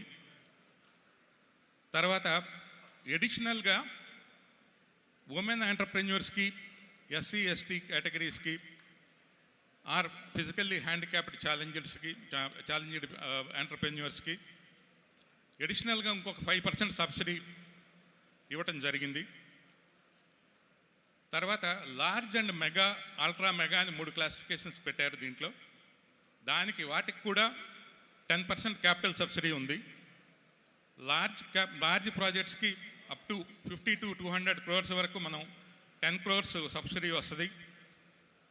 మెగా టూరిజం ప్రాజెక్ట్స్ అయితే కనుక మనకి 25 crores వరకు వస్తుంది, 200 to 500 crores. అబవ్ 500 ఉంటే అల్ట్రా మెగా 40 crores వరకు మనకి సబ్సిడీకి ప్రొవిజన్ ఇవ్వటం జరిగింది. తర్వాత స్టేట్ జిఎస్టీ కాంపోనెంట్ మనకి జిఎస్టీ 2 రకాలు, ఒకటి central GST, state GST. MSME ప్రాజెక్టులందరికీ అన్నిటికీ 7 years వరకు స్టేట్ జిఎస్టీ కాంపోనెంట్ కంప్లీట్గా వేవర్ చేయడం జరిగింది. అదే large mega and ultra mega ప్రాజెక్ట్స్కి 7 to 15 years స్టేట్ జిఎస్టీ. దీనికి అప్పర్ లిమిట్ ఏంటంటే 100% of the capital investment reach అయ్యేంత వరకు మనకు సబ్సిడీ మనకు లభిస్తుంది ఈ పాలసీ ద్వారా. ఇది కాకుండా అడిషనల్గా ఈ పాలసీ లాంచ్ చేసినప్పుడు గౌరవనీయుల ముఖ్యమంత్రి గారు ఎంప్లాయ్మెంట్ బేస్డ్ సబ్సిడీ కూడా మేము గైడ్లైన్స్లో అనౌన్స్ చేస్తాము. మీరు ఇచ్చే ఎంప్లాయ్మెంట్ని బట్టి ఎంప్లాయ్మెంట్ ఇన్వెస్ట్మెంట్ రేషియోలో మేము తప్పకుండా అడిషనల్ సబ్సిడీ ఇస్తామని అనౌన్స్ చేయడం జరిగింది. Guidelines we're expecting very shortly. ఇవి కాక స్పెషల్ ఇన్సెంటివ్గా apart from ease of doing business in the state, speed of doing బిజినెస్కి ప్రయారిటీ ఇస్తూ ప్రాజెక్ట్ ఇమీడియట్గా గ్రౌండ్ చేసి వితిన్ 1 yearలో కనుక కమిషన్ చేయగలిగితే దానికి అడిషనల్గా 2% సబ్సిడీ ఇవ్వటం జరిగింది. 2 yearsలో గ్రౌండ్ చేయగలిగితే అడిషనల్గా 1% అడిషనల్ సబ్సిడీ ఇన్సెంటివ్ కింద ఇవ్వటం జరుగుతుంది. స్పీడ్ ఆఫ్ డూయింగ్ బిజినెస్కి అడిషనల్ ఇన్సెంటివ్ ఇది. ఇది కాకుండా స్పెషల్ ఇన్సెంటివ్ రిమోట్ లొకేషన్స్లో ఉండి మనకి జమ్స్ అంటాం, మనకి రిమోట్ లొకేషన్స్లో మనం అద్భుతమైన పర్యాటక ప్లేస్లు ఉంటాయి. అక్కడ మనకు ప్రాజెక్ట్ చేసినప్పుడు ఫైనాన్షియల్గా వెంటనే ఫీజిబిలిటీ రాకపోవచ్చు. అలాంటి ఏరియాస్లో ట్యాప్ చేసి టూరిజం ప్రాజెక్టులు చేస్తే దానికి అడిషనల్గా మళ్ళీ 5% సబ్సిడీ అడిషనల్గా అనౌన్స్ చేయడం జరిగింది. ఇవి కాకుండా ఇండస్ట్రియల్ పాలసీ మనకు రావటం వలన ఈ వాటరు, సీవేజీ, తర్వాత other infrastructure, last mile connectivity, ఇవన్నీ మనకి దీని ద్వారా మనకి ఉపయోగపడతాయి. సో ఇంత అద్భుతమైన టూరిజం పాలసీ 2024-29 లాంచ్ చేయడం జరిగింది. గైడ్లైన్స్ కూడా త్వరలోనే రిలీజ్ అవుతున్నాయి. కాబట్టి మీరందరూ తప్పకుండా ముందుకొచ్చి ఆంధ్రప్రదేశ్లో మీకు ఇంట్రెస్ట్ ఉన్న రకరకాల టూరిజం ప్రాజెక్టులు, చాలా ఆపర్చునిటీస్ ఉన్నాయి. మినిస్టర్ గారు కూడా చెప్పారు ఎన్ని ఆపర్చునిటీస్ ఉన్నాయో, ఎన్ని రిసోర్సెస్ ఉన్నాయో. సో వాటన్నిటిని అవైల్ చేసుకుని మీరందరూ ముందుకొచ్చి మీరందరూ మంచి ప్రాజెక్టులు డెవలప్ చేయాలని కోరుకుంటూ thank you. Thank you, Lakshminarayan garu. Durga Prasad, we got only 2 minutes left. Now, one of the biggest problems in hospital industry is manpower. Manpower supply is a very labor-intensive, intensive industry.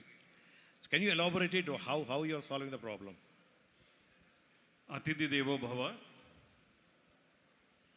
ముఖ్యంగా గత 25 సంవత్సరాల నుంచి hotel మేనేజ్మెంట్లో 5 star హోటల్స్కి, 4 star హోటల్స్కి మరియు ఆ tourism సంబంధించిన వ్యవస్థలకి ఉద్యోగ అవకాశాలు వెస్టిన్ కాలేజ్ ద్వారా మేము కల్పిస్తున్నాం. ఈ 25 సంవత్సరాల్లో దాదాపు 16,000 మంది పిల్లలు అంతర్జాతీయంగా స్కిల్స్ అంటే ఉద్యోగాలు సాధించారు.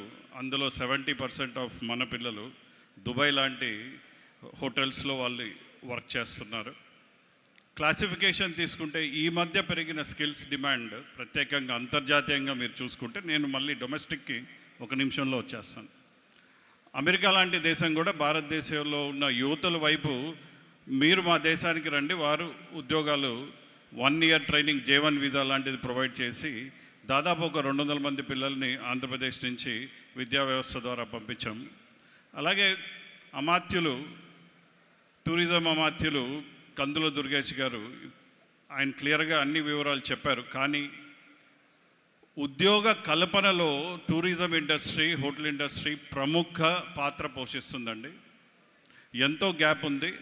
స్వామి గారు చెప్పినట్లు, లక్ష్మీనారాయణ గారు చెప్పినట్టు ఈ ప్రెడిక్షన్స్ రాబోయే 5 సంవత్సరాల్లో ఉద్యోగ వ్యవస్థ ఒక ఆంధ్రప్రదేశ్కే 25,000 దాదాపు పైచిలుకు 25,000 వ్యక్తులు, మనుషులు కావాలి ఈ హోటల్ ఇండస్ట్రీ, టూరిజం ఇండస్ట్రీలో పనిచేసేందుకు. దానికి తగిన శిక్షణ, దానికి తగిన ఉపాధి కల్పించేందుకు ఆంధ్రప్రదేశ్ రెడీగా ఉంది. అలాగే స్కిల్ డెవలప్మెంట్లో మధ్య తరగతి, నేను అన్నాను బిలో ఎకనామికలీ కాస్త వెనుకబడిన కుటుంబాలకి ఆంటర్ప్రినర్షిప్గా మనం ఎలా తీసుకెళ్ళగలుగుతాం అనేది గౌరవనీయులు ఎడ్యుకేషన్ మినిస్టర్ లోకేష్ గారితో మాట్లాడినప్పుడు హోమ్ షెఫ్స్ అనే కాన్సెప్ట్ ఆంధ్రప్రదేశ్లో మొదలు పెడుతున్నామండి.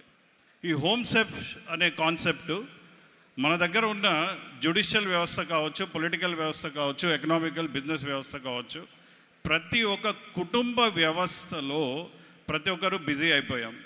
సరైన పౌష్టిక భోజనం చేసే సమయం కానీ, పౌష్టిక భోజనం చేసే ఫెసిలిటీ ఈరోజు ఇళ్లలో కాస్త చూస్తే బిజీ షెడ్యూల్స్లో ఉండిపోయాం. అందుకని ఈ ఉమెన్ ఎవరైతే 18 సంవత్సరాల నుంచి 40 సంవత్సరాలు ఉన్నారో వాళ్ళని ఐడెంటిఫై చేసి మేము ఆంధ్రప్రదేశ్లో కొత్తగా స్కిల్ డెవలప్మెంట్ చేసేది ఏంటంటే ఈ కుటుంబాలకి హోమ్ షెఫ్ని ప్రొవైడ్ చేయటం. అంటే వారు కాంటినెంటల్, సపోజ్ మీరు మార్నింగ్ బ్రేక్ఫాస్ట్ ఇంటర్నేషనల్ క్యూజిన్స్లో చేయాలనుకుంటే కాంటినెంటల్ బ్రేక్ఫాస్ట్ తను చేసే అంత కెపాసిటీలో స్కిల్ డెవలప్మెంట్. అలాగే వ్యాయామం చేస్తారు కొంతమంది ఇళ్లలో, వాళ్ళకి ప్రోటీన్ డైట్ కావాలి, మిల్క్ షేక్స్ కావాలి, అలాంటి వాళ్ళకి మిల్క్ షేక్ చేసే ఆ హోమ్ షెఫ్ చేయగలుగుతుంది. దెన్ పిల్లలకి కావాల్సిన వంట, పిల్లలకి కావాల్సిన ఇష్టమైన పదార్థాలు చేసి పెట్టే విధంగా సాయంత్రం స్నాక్స్, ఈవినింగ్ డిన్నర్ ఈ హోటల్స్లో లభించే విధంగా క్వాలిటీ ఫుడ్ని డెవలప్ చేసే హోమ్ షెఫ్ కాన్సెప్ట్ ఒకటి Andhra Pradesh first time in Andhra Pradesh home chef కాన్సెప్ట్ని ముందు తీసుకెళ్తున్నాం. ఇందులో ట్రైనింగ్ ఫీజిబిలిటీస్ చెక్ చేస్తున్నాం, ఆమోదంలో ఉంది, త్వరగా మొదలు పెడుతున్నాం అండి. ఇలా చూసుకుంటూ డొమెస్టిక్ సెక్టర్లో రేపు ఫ్యూచర్లో ఆంధ్రప్రదేశ్ కావచ్చు, భారతదేశం కావచ్చు, స్కిల్ నీడ్ చాలా ఉంది. ఇక్కడున్న స్టెర్లింగ్ రిసార్ట్స్, అధినతి, అలాగే మెయిన్ల్యాండ్ చైనా, ఇది ఒక గొప్ప వ్యవస్థ. వీరికి తెలుసు ఎంత డెప్త్, ఎంత అవసరం ఉంది మనకు ఫ్యూచర్లో మ్యాన్ పవర్ అనేది చాలా చాలా అవసరం అండి. ఈ అంశాల్లో ఇక్కడ ఉన్న వారందరికీ, రావు గారికి కూడా ఆంధ్రప్రదేశ్ ప్రభుత్వం కానీ మనం అందరం కూడా ఈ ప్రణాళికలో కాస్త దృష్టి పెట్టాలి. పెద్దవారు ఈ స్కిల్ డెవలప్మెంట్కి మీ సహకారం కూడా కావాలి. మధ్యతరగతి, బిలో మధ్యతరగతి వారికి కూడా ఇది ఉపయోగపడుతుంది. వారు ఆంటర్ప్రినర్షిప్గా ఎదగలుగుతారు. అలాగే అరకు కాఫీ 30 సెకండ్స్ తీసుకుంటాను. అరకు కాఫీ ఏదైతే ఉందో దాన్ని స్టడీ చేసాం. కాఫీ డే మీ అందరికీ తెలుసు, అది ఎలా famous. Coffee day, coffee shops Andhra Pradesh కాదు భారతదేశం అంతా కూడా ఈ యూనిట్స్ ఎస్టాబ్లిష్ చేశారు. అలాగే కియాస్క్ చిన్నవి ట్రైనింగ్ ఇచ్చి ఆడవారికి వారు కాఫీ మెషిన్స్ రన్ చేసుకునే విధంగా చిన్న టూరిజం స్టేషన్స్లో, బీచ్ రిసార్ట్స్లో ఎక్కడైతే ఈ అరకు కాఫీని ఎక్స్ప్రెసో, క్యాపచినో, ఈ బరిస్తా కాన్సెప్ట్స్ని డెవలప్ చేసే విధంగా కూడా స్కిల్ ప్రణాళికలు ముందు తీసుకెళ్తున్నాం. ఇవన్నీ ప్రభుత్వంతో మేము కలిసి చేసే స్కిల్ డెవలప్మెంట్. ఇంటర్నల్గా ఒక వ్యవస్థగా మాకున్న డెవలప్మెంట్ ఎలాగో మా స్టూడెంట్స్కి చేస్తాం, కానీ వెస్టిన్ ద్వారా ఈ రూపకల్పన కూడా ముందుకు వెళ్తుంది. రాబోయే సంవత్సరాల్లో పెద్ద పాత్ర పోషించబోతున్నాం. ఎందుకంటే అండి 2025-30 ఆల్రెడీ దుబాయ్ 20,000 ఇండియన్స్ కావాలి. Demand already ready. డిమాండ్ ఫుల్ఫిల్మెంట్కి ప్రయత్నాలు మొదలయ్యాయి. అలాగే ఆ డిమాండ్ని మనం ఫుల్ఫిల్ చేయాలంటే ఆంధ్రప్రదేశ్ ఎంతవరకు ఎంత స్టేక్ తీసుకోగలుగుతుంది? దాదాపు 2,000-3,000 మంది మన పిల్లల్ని మనం రెడీ చేసుకుంటే వారి కుటుంబానికి మనం ఆర్థిక బలాన్ని, ఆర్థిక సపోర్ట్ని మనం ఇవ్వగలుగుతాం. ఇది ముఖ్యంగా మన ఆంధ్రప్రదేశ్కి కావాలి. Sustainability of economy, sustainability of job అనేది ఈ టూరిజం ద్వారా క్రియేట్ అవుతున్నందుకు, స్కిల్స్ ద్వారా క్రియేట్ అవుతున్నందుకు, అందులో ఒక పాత్ర మేము పోషిస్తున్నందుకు గర్విస్తున్నాను. సమయం లేదు అంటే చాలా విషయాలు మీతో చెప్పాలని ఉంది, కానీ అవకాశం మళ్ళీ దొరికినప్పుడు తప్పకుండా మీతోటి చాలా క్లుప్తంగా, డీటెయిల్గా వివరిస్తాను. అతిథి దేవో భవ, అలాంటి దేశంలో పుట్టినందుకు గర్విస్తున్నాను. అతిథులందరికీ నా మనస్ఫూర్తిగా నమస్కారాలండి. Thank you. Thank you, Andy. When GDP is growing at 6%, the hospital industry is growing almost 14%, double the rate. That shows the potential in the sector. And I thank the fellow panelists. We have tried to cover as much of area as possible within the limited time. Thank you, Mr. Lalwani, Anjan Chatterjee Garu, Veeraswamy Garu, and Lakshmi Narayan Garu, Durga Prasad Garu. And the panelists will be available here for some time. And of course, 3 of them are our own people, so they can be approached anytime. And hopefully we'll do something good. Thank you very much. I request all the dignitaries to please be on the stage. And I request Catalyst Program Manager Priyanka Gaddam Garu onto the stage to call upon committee members to felicitate our dignitaries on the dais.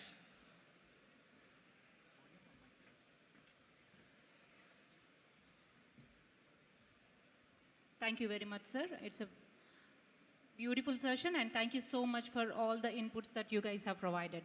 Now I would like to request Narendra Kumar Ballagaru onto the stage to felicitate all our honorable panelists and the moderator. And I would like to have Akula Ramakrishna Garu, Kanna Rajni Garu, Justice Bhavani Prasad Garu, Gopal Gudapati Garu, our awards chair, and Chimata Srinivas Garu onto the stage, please. I repeat, I would like to have Narendra Kumar Balla Garu, Akula Ramakrishna Garu, Kanna Rajni Garu, Justice Bhavani Prasad Garu, Chimata Srinivas Garu, Gopal Gudapati Garu onto the stage.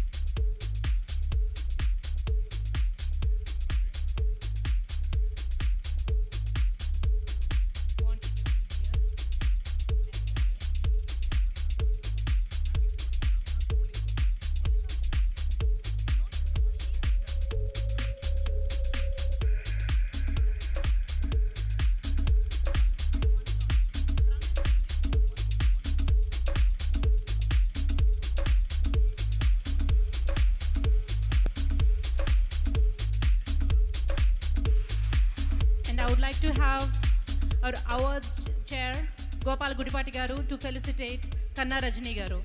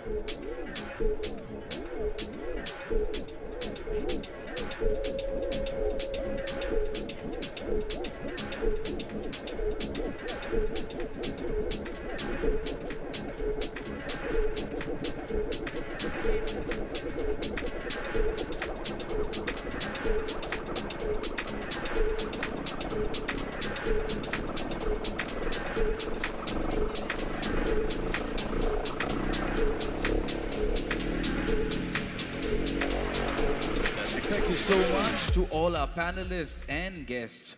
It was an absolute pleasure having you here, sir.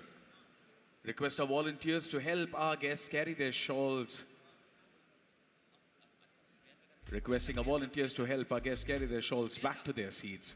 Thank you so much. Once again, it's been special. All the discussions have been special. The discussions have been rich. And all the entrepreneurs who came up to learn something new, I'm pretty sure they're going back rich with a lot of information across sectors.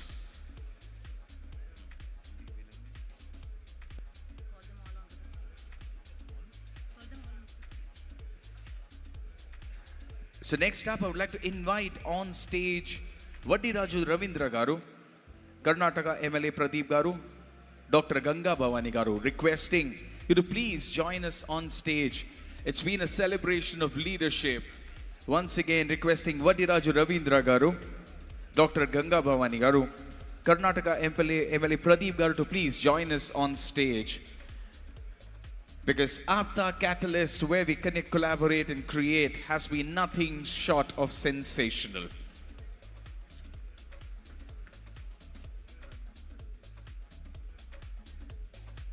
Also requesting Jagdish C.K. Garu to join us on stage. Routu Kanakaya Garu, requesting Routu Kanakaya Garu to please join us on stage. And Mana Director A.V. Ratnam Garu, requesting A.V. Ratnam Garu to please join us on stage. It's been such a pleasure to host all the dignitaries I'm calling out at APTA Katalyst 2025. Uday Naidu Garu from AIC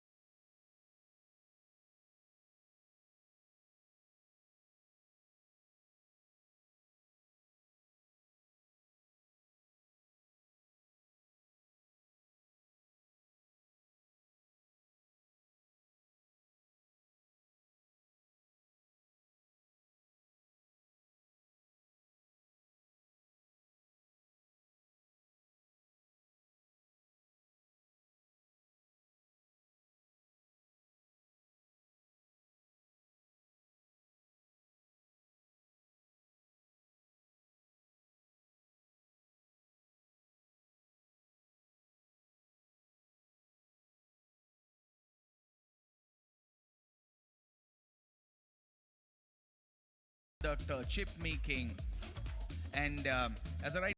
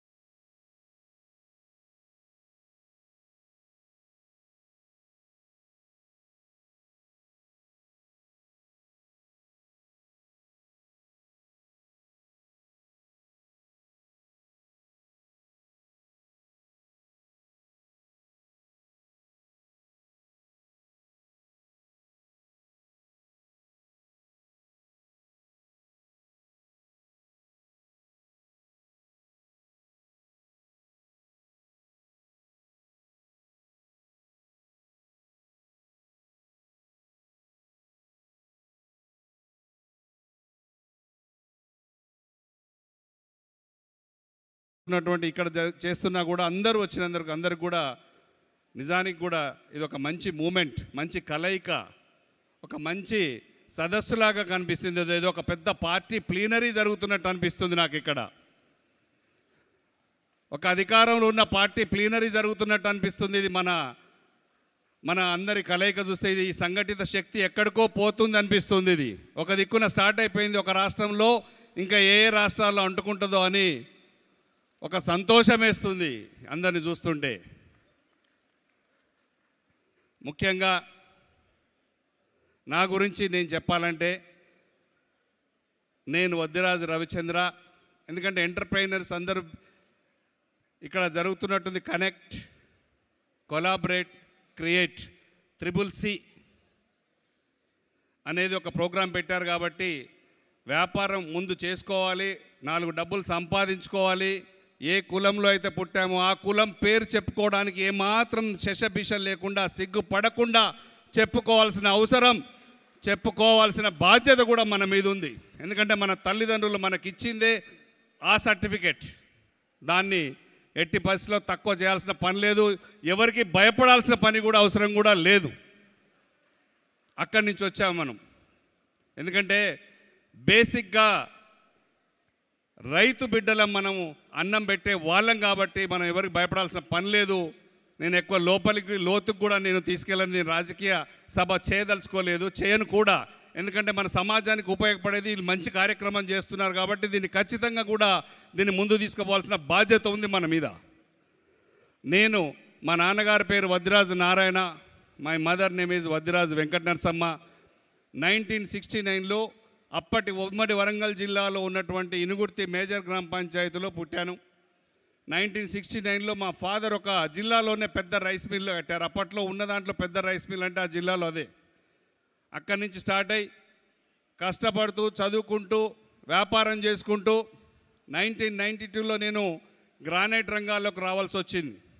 granite Ranga నా ఊర్లో దగ్గరలోనే క్వారీలు జరుగుతుంటే మా ఊర్లో ఉన్న క్వారీలన్నీ కూడా granite అంతా వేరే వాళ్ళకి అమ్ముకొని నేను బయట ట్రైనింగ్ అయ్యి వచ్చేసి ఒక చిన్న వ్యాపారం, చిరు వ్యాపారం స్టార్ట్ చేసి అక్కడి నుంచి ఇంతగా ఎదిగి కష్టం చేయడం, కష్టపడడానికి మా తల్లిదండ్రుల సహకారం, మా మిత్రులు, బంధువులు అందరూ కూడా సహకారం ఉంది. దాన్ని ఎప్పుడు కూడా నేను మర్చిపోను. ఇప్పుడు మీరున్నటువంటి అమెరికాలో డల్లాస్లో కానీ వాషింగ్టన్లో కానీ ఎనీ ప్లేస్ ఎక్కడైనా సరే బ్లాక్ గ్రానైట్ మీరు చూస్తున్నారు అంటే అది మనది అని చెప్పుకోవడానికి గర్వకారణంగా ఉంది. ఎందుకంటే export granite, black granite, major granite ఇండియాలో ఎక్స్పోర్ట్ చేసేది, ప్రొడక్షన్ చేసేది కూడా మనమే. మన company Gayatri granite group of companies. ఇంకా ఒకరిద్దరు చేస్తున్నారు, మేజర్ పార్ట్ మనమే ఎక్స్పోర్ట్ చేస్తున్నాం. హైదరాబాద్లో కానీ అమెరికాలో కానీ బ్లాక్ గ్రానైట్ చూడాలంటే గాయత్రి గ్రానైట్స్ రవిచంద్ర గుర్తొస్తారు. అది కష్టపడి 30 ఏళ్ల తర్వాత సాధించుకున్నాను నేను. ఇంకొకటి ఏంటంటే సార్, మీకు ఒక చిన్న విషయం చెప్పాలి. మన గర్వకారణం ఏంటంటే ఢిల్లీలో నేషనల్ పోలీస్ అకాడమీలో ఒక 370 టన్స్ స్టోన్ బ్లాక్ గ్రానైట్ మనమే ఇచ్చాం. ఒక గర్వకారణం. చాలా పెద్ద స్టోన్ అది. National police academy Narendra Modi గారు ఓపెన్ చేశారు. నెక్స్ట్ ఇంకొకటి కూడా నిన్న ఓపెన్ చేశారు, కర్తవ్య పథ్ సుభాష్ చంద్రబోస్ స్టాచ్యూ 370 టన్స్ సింగిల్ స్టోన్ ఇవ్వడం జరిగింది. అది కూడా మనమే ఇచ్చాం. సరే, అందరం మనం కలిసిమెలిసి ఉంటే బాగుంటుంది. గౌరవనీయులు కేసీఆర్ గారు కూడా రెండు సార్లు గవర్నమెంట్ ఉన్నప్పుడు కూడా ఇక్కడ ఉన్న బంధుమిత్రులందరూ బాగా చూసుకోవడం జరిగింది. వారికి కావాల్సిన ల్యాండ్ కూడా ముఖ్యంగా నేను దగ్గరుండి చెప్పి మీ అందరు అడగగానే 7 ఎకరాల 11 గుంటలు అత్యంత విలువైనది యశోద హాస్పిటల్ బ్యాక్ సైడ్ ఇప్పించడం జరిగింది. అది కేసీఆర్ గారికి మరొకసారి వేదిక మించి కూడా మనందరం ధన్యవాదాలు చెప్పుకోవాల్సిన బాధ్యత, అవసరం కూడా ఉంది. చాలా బాగా ఇక్కడ ఉన్న వాళ్ళందరం కూడా కలిసిమెలిసి ఉన్నాం. ఇక ముందు కూడా కలిసిమెలిసి ఉంటాం. ఈ ఆప్తాను ఎట్టి పరిస్థితుల్లో కూడా ఎలాంటి ఇబ్బందులు లేకుండా ముందుకు తీసుకెళ్దాం. ఆప్తా క్యాటలిస్ట్ బదులు ఆప్తా క్యాపిటలిస్ట్గా పెట్టుకుందాం. మనం క్యాపిటలిస్టులం కావాలి, మనం రాజ్యాధికారం తెచ్చుకోవాలి, మనం కూడా ముందుకు పడదామని చెప్పేసి ఇప్పటికైతే ఒక 20 ఏళ్ళ నుంచి చూస్తుంటే ఇప్పటికి మెరుగుపడ్డాం. కాపులము అని చెప్పుకోవడానికి, కాపులు, మున్నూరు కాపులు, తెలుగు అందరం మనం చెప్పుకోవడానికి ఒక గర్వంగా ముందుకు తీసుకెళ్తున్నటువంటి ఇలాంటి ఆప్టా ప్రోగ్రామ్ని నేను నిజంగా మనస్ఫూర్తిగా అభినందిస్తూ ఇంత మంచి ప్రోగ్రాం చేసిన మీ అందరికీ కూడా శుభాకాంక్షలు, ధన్యవాదాలు తెలియజేసుకుంటూ ముగిస్తున్నాను.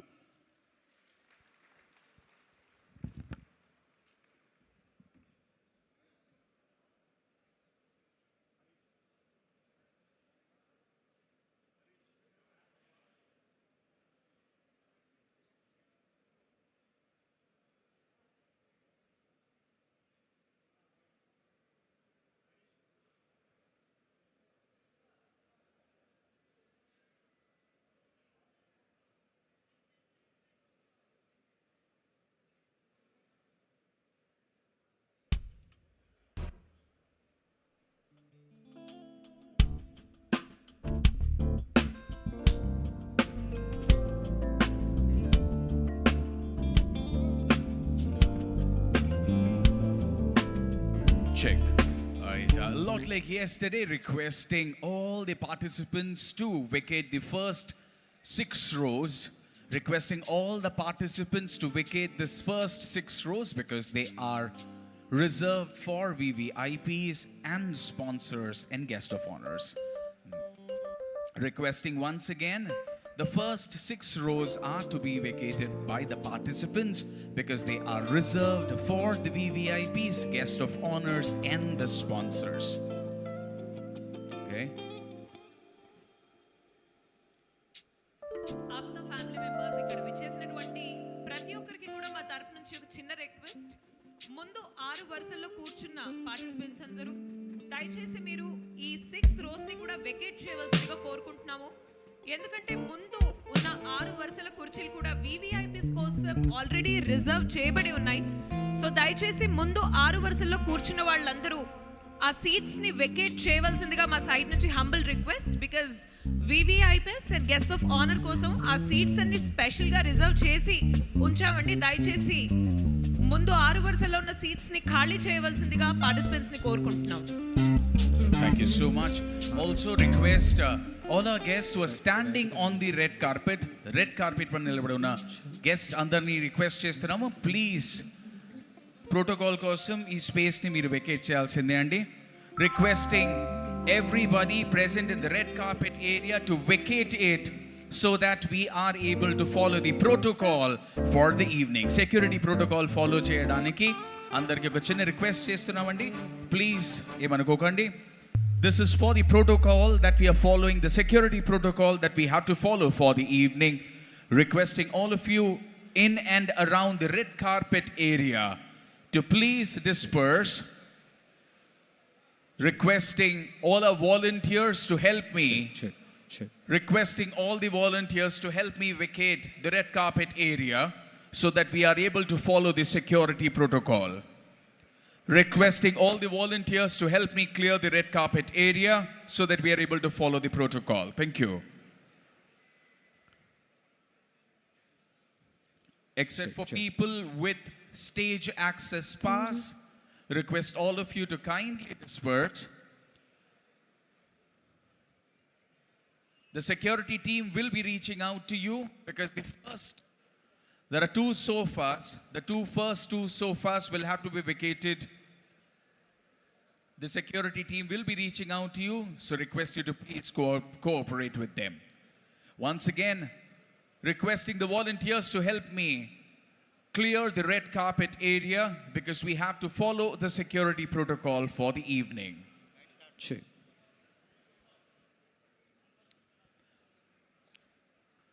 Okay. So we also will have to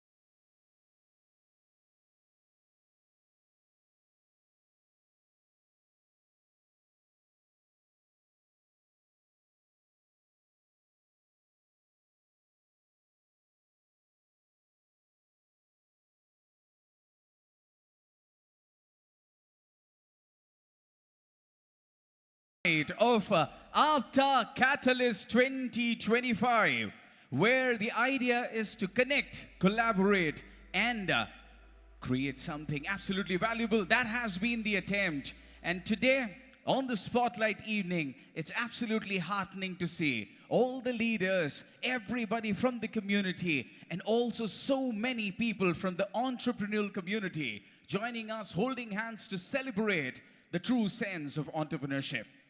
Now, as we have rightly titled this evening as the Spotlight evening, this is also going to be a quick little recap of the convention.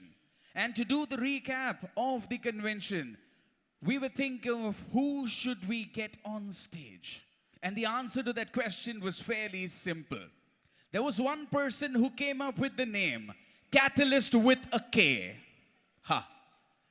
A lot of people know who I am talking about. He's the one who came up with the name and the tagline. Let's connect, let's collaborate, let's create. So do the recap of the convention. And to start this Spotlight evening, ladies and gentlemen, please put your hands together as I invite on stage our very own Mr. Chandrasekhar Nallam. Make some noise, everybody. No. We can't do with this. I need a little more noise from everybody. Set the stage for the evening, because this is the spotlight we are talking about. Among them are Mr. Chandrasekhar Nallam and Mr. Veera Nallam, seasoned entrepreneurs and the founders of nCloud Services LLC, a company dedicated to empowering businesses with cutting-edge cloud solutions and IT services. With a deep passion for technology, the Nallam brothers have spent years honing their expertise in emerging innovations, identifying their potential to disrupt industries and solving complex problems with visionary solutions. Driven by an insatiable curiosity, they constantly explore new frontiers in tech, designing custom cloud solutions, AI integrated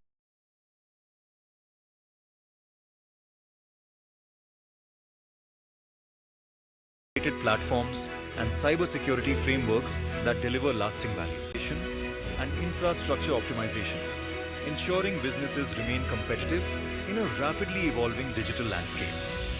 With over 2.5 decades of proven success, Mr. Nallam brothers are committed to leveraging innovation to shape the future and make a meaningful impact on generations to come. Mr. Chandrasekhar Nallam's leadership extends beyond entrepreneurship. He served in various roles at IT Serve Alliance, including as a board member and chapter president for New England. He is also a core member of the leadership team at APTA, currently serving as the conference secretary for APTA Katalyst. His contributions reflect a strong commitment to community service and leadership. With their gold sponsorship of Rs 21 lakhs, Mr. Nallam brothers exemplify their dedication to community initiatives, embodying a strong service motto to lead from the front. Thank you all. All right. Good evening. Welcome back to the center stage of now even more prestigious and proud APTA Katalyst. 2 సంవత్సరాల క్రితం పడిన బీజం, the seed that was planted 2 years ago, now it has grown to a huge tree, ఒక మహావృక్షంగా ఎదిగిన APTA Katalyst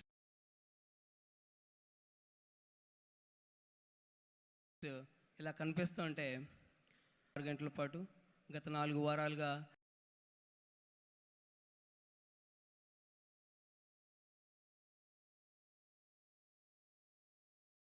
ఇక్కడ ఇండియాలో ఉంటూ రోజుకి 18 గంటలు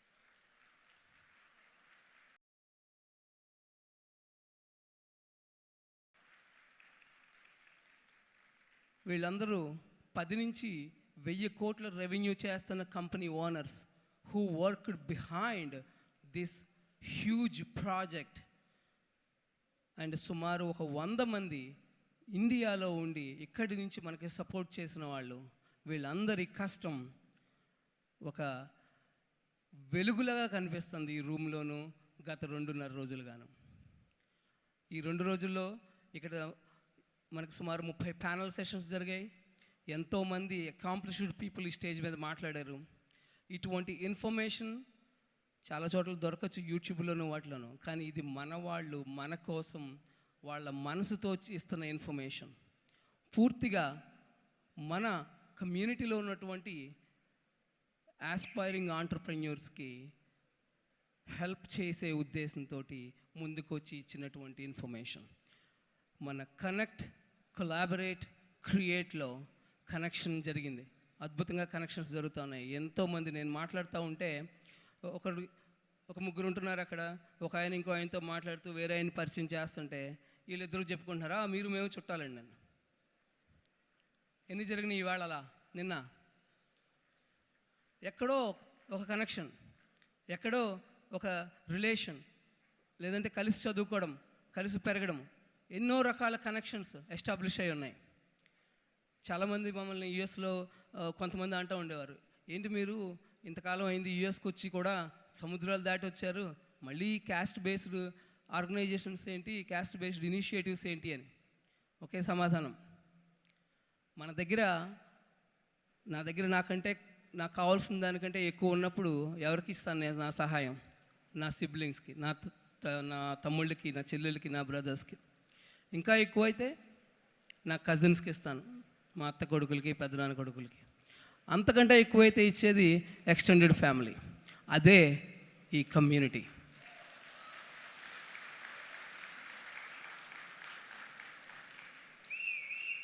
ఒక కమ్యూనిటీ అనేదాన్ని నెగిటివ్గా చూడడం మానే రోజులు పోయినాయి పూర్తిగా. ఒక మంచి కోసం అందరూ కలిసి ఈరోజు ఇక్కడ ఉన్నాం. ఇది ఈ ప్రయాణం జరగబోతుంది చాలా కాలం పాటు. ఈ కమ్యూనిటీకి ఇది ఒక హిస్టారికల్ మూమెంట్. ఎన్నో ప్రయత్నాలు జరిగినాయి, ఎంతోమంది ఎంతో సేవ చేశారు, ఎన్నో కమ్యూనిటీ ఆర్గనైజేషన్స్. అసలు రూమ్లో ఉన్న పెద్ద మనుషులు కొంతమందిని చూస్తుంటే వాళ్ళు ఇంతకుముందు ఇప్పుడు కూడా కంటిన్యూగా చేస్తున్నటువంటి సేవా కార్యక్రమాలు ఎలా అయితే అందరినీ కమ్యూనిటీ వెల్ఫేర్ కోసం చేస్తున్నాం అయితే అది ఏమాత్రం తక్కువ కాదు.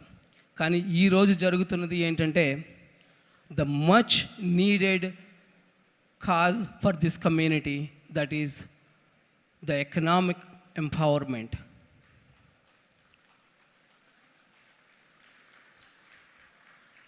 ఈ ప్రపంచంలో ఏది జరగాలన్నా మూవీ డైలాగ్స్ చాలా ఉంటాయి, కానీ మనీ స్పీక్స్. మన దగ్గర డబ్బు ఉంటేనే మనం చెప్పేదానికి వాల్యూ. చాలా మంచి మంచి కబుర్లు చెప్పి రోడ్డు పక్కన కూర్చున్న వాళ్ళని ఎవ్వరూ పట్టించుకోరు. So let's make money, let's make wealth for generations to come.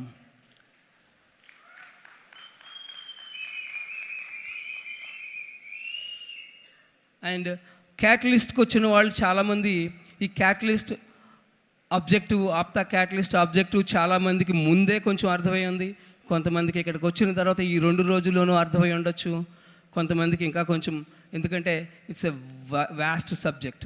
దీంట్లో ఉన్నటువంటి కీ ప్రిన్సిపల్ ఏదైతే ఉందో, దీంట్లో ఉన్నటువంటి విజన్ ఏదైతే ఉందో అది వర్క్ అయిపోలేదు.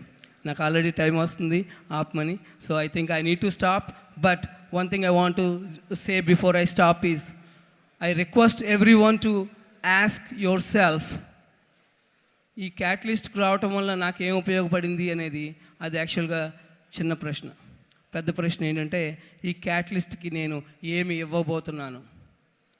What is that I'm going to offer to the APTA catalyst? What is that I'm going to offer to the community? ప్రతి వాళ్ళు కూడా వాళ్ళ స్టేజ్లో, అందరూ ఏదో ఒక స్టేజ్లో ఉండి ఉంటారు. మనకంటే పెద్ద స్టేజ్లో ఉన్న వాళ్ళ నుంచి మనకు హెల్ప్ కావాలి, అలాగే మనకంటే తక్కువ స్టేజ్లో ఉన్న వాళ్ళకి మనం హెల్ప్ చేయాలి. అవి రెండూ జరిగినప్పుడు మాత్రమే ఇది సార్థకం అవుతుంది. Thank you. జై కాపు.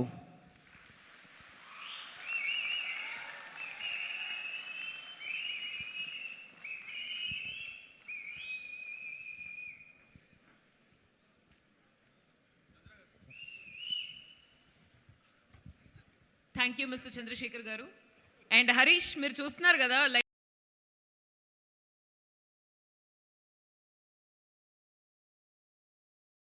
what 80% of that is for Chandra Garu, and the 20% of all the people who are whistling, clapping. Can we do that once again for APTA Katalyst 2025 for the spotlight evening? This is music. This is real music indeed. For all the hard work that has gone into this, if that does not culminate into claps and whistles, what are we even doing? So once again, thank you so much. Absolutely, Harish. And once again, ladies and gentlemen, welcome to the day 3 of APTA Katalyst 2025. It really gives me immense pleasure to have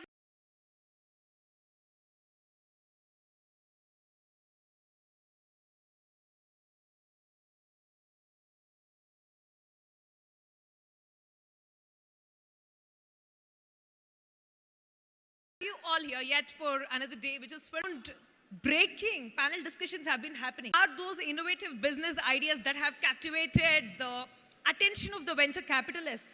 Absolutely. That's something that all of us are waiting for. We just want to know that. But before that, like I told yesterday and day before, whatever we're seeing today is absolutely not possible without some of our sponsors coming in and giving us all the support. So I would like to invite on stage our gold sponsor, Dr. Jagdish Babu Rangishetty Garu, to please join us on stage.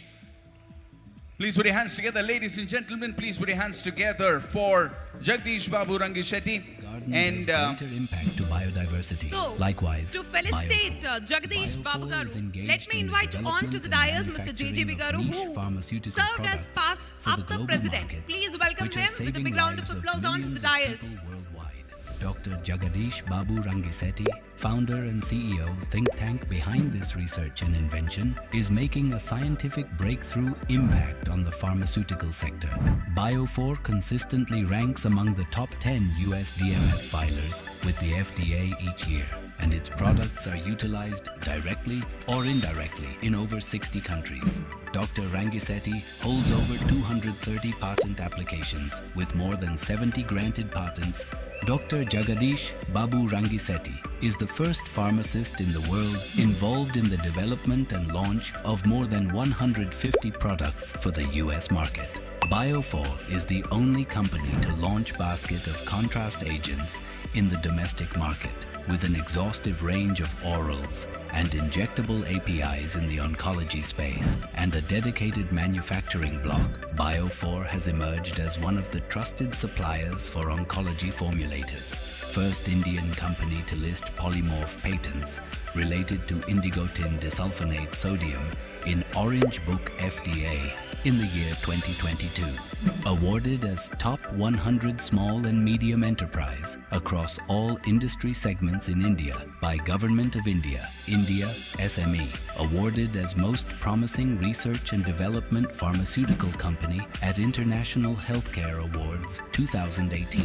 With a diverse product range, Bio4 is one of the leading suppliers of APIs and intermediates for the global pharmaceutical industry. As silence makes more sound, similarly, Bio4 is having a great impact on Global Health Index. On this occasion, for such an exponentially thoughtful leader, we would like to extend our deepest gratitude for your generous support and your continuous commitment to the community.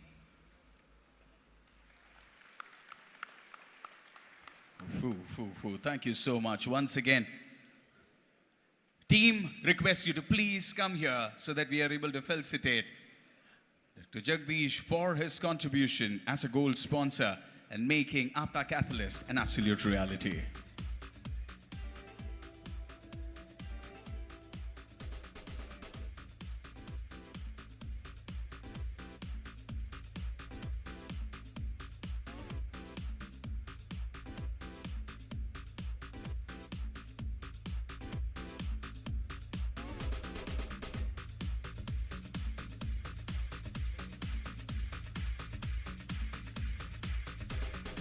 Thank you so much, Dr. Jagdish Babu Rangishetty. Thank you so much. It's an absolute pleasure to have you here. Next up, I would like to invite on stage our gold sponsor, Mr. Narendra Babu Nambula, and Swapa Namlugaru to join us on stage.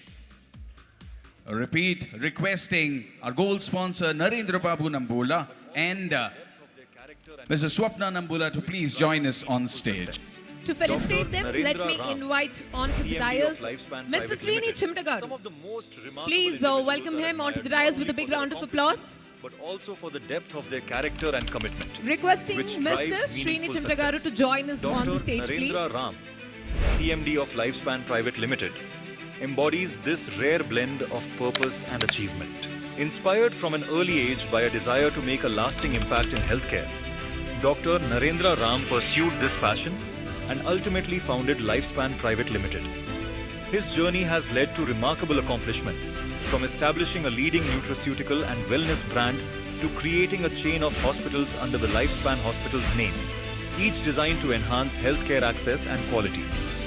In addition to manufacturing in nutraceuticals, Ayurveda, personal care, sports, nutrition and nutrition biscuits, Dr. Narendra Ram's visionary approach has seen Lifespan's growth as a trusted name in health and wellness. His relentless drive and entrepreneurial resilience have also earned him recognition as an emerging leader in the Make in India initiative.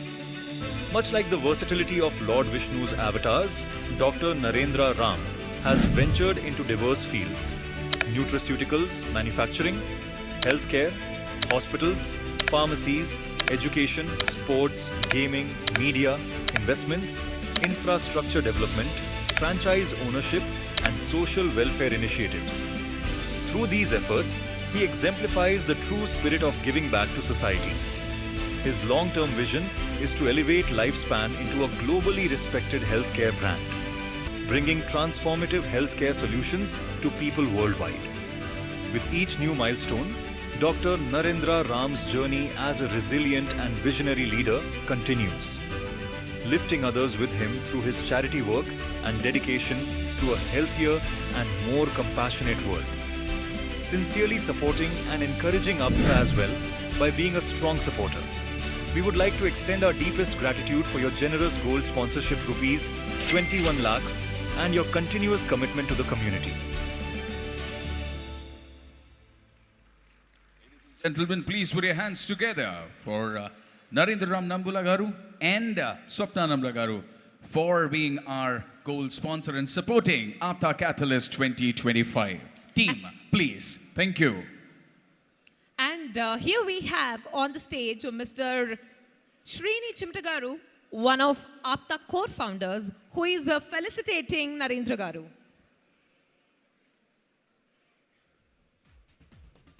A big round of applause for Narendra Garu, ladies and gentlemen, please.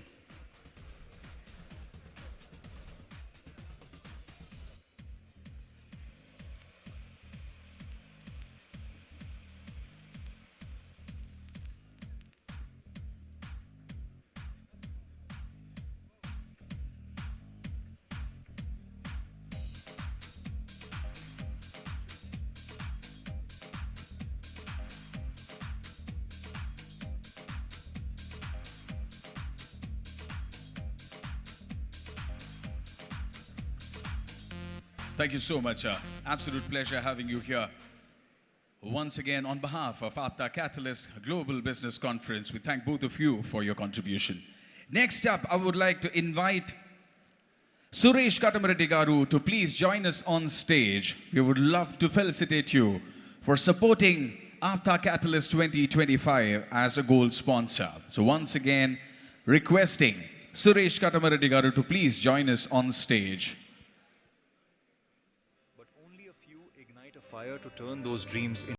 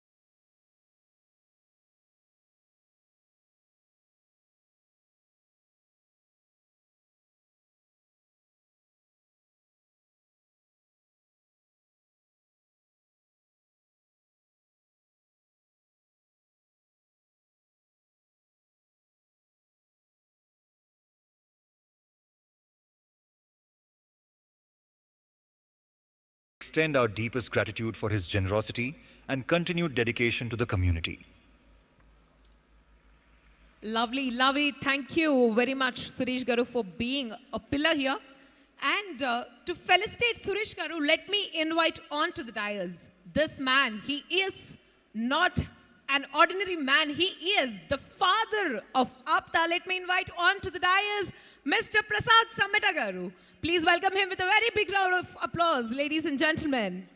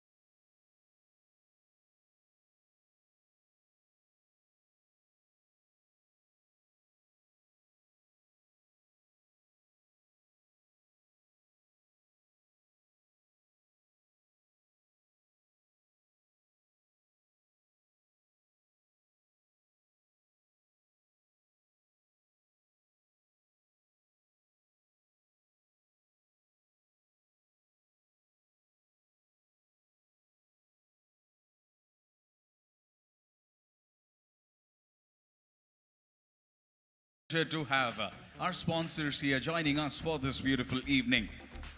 Now it's also time to invite on stage our next gold sponsor. Ladies and gentlemen, please put your hands together as I invite on stage our gold sponsor, Mr. Vijay Gudiseva.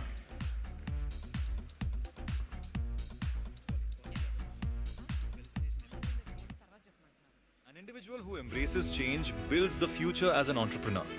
Some individuals achieve great success, while others influence and inspire.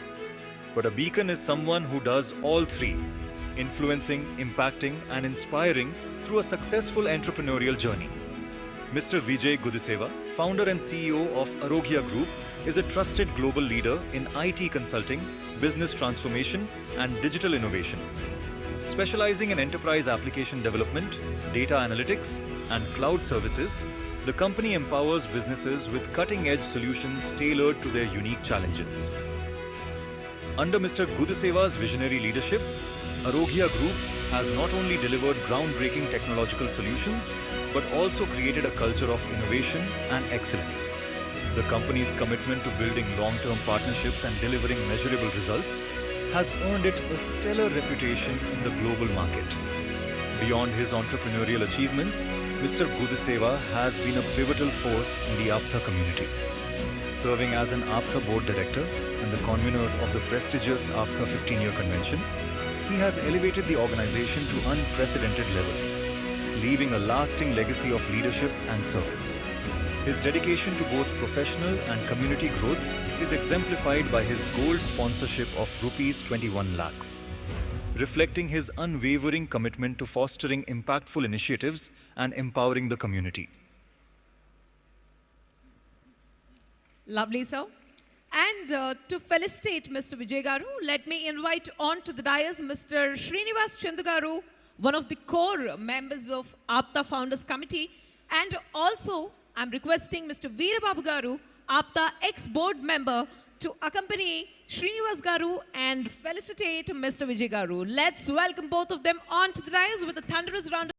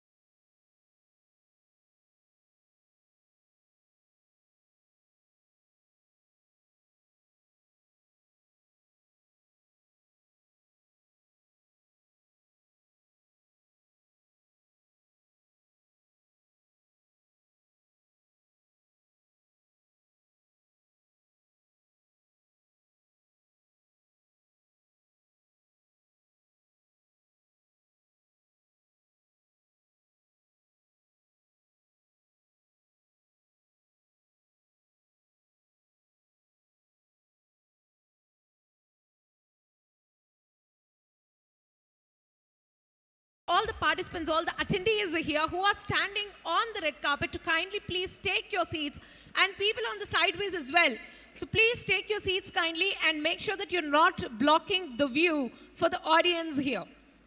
మీ అందరికీ మా తరపు నుంచి ఒక చిన్న విన్నపం, ఇక్కడ red carpet పైన అలాగే ఇటు సైడ్ ఈ హాల్ సైడ్స్ నలువైపులా నిల్చున్న వాళ్ళందరూ కూడా దయచేసి మీరు నిల్చోకుండా మీ సీట్స్లో కూర్చోండి. బికాజ్ మీరందరూ కూడా ఇక్కడ కూర్చున్న ఆడియన్స్ వ్యూ బ్లాక్ చేస్తున్నారండి.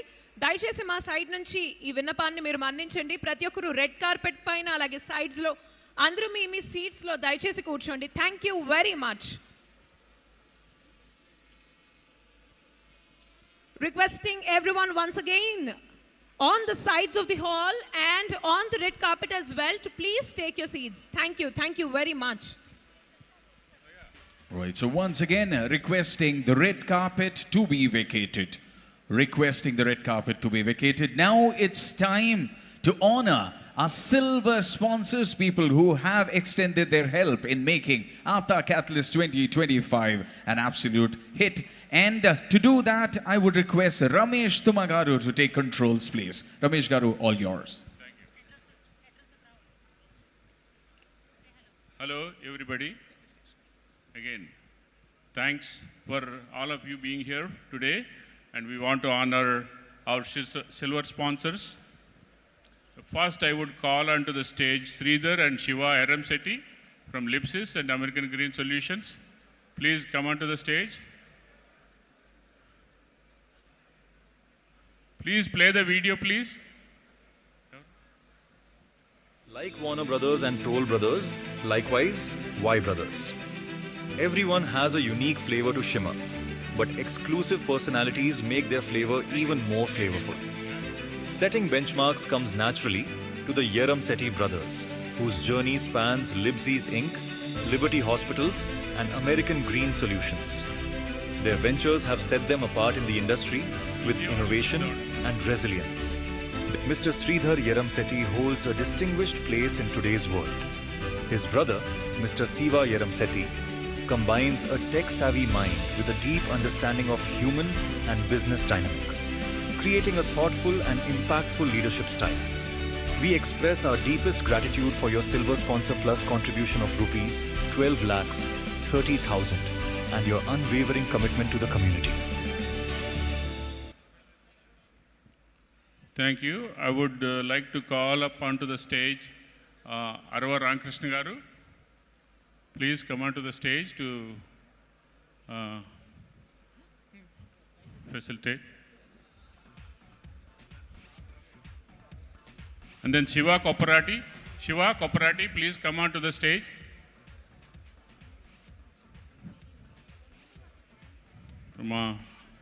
From contracts, our contract share from APTA Katalyst. He did a phenomenal job. Please bring the memento, please. Quick. Thank you.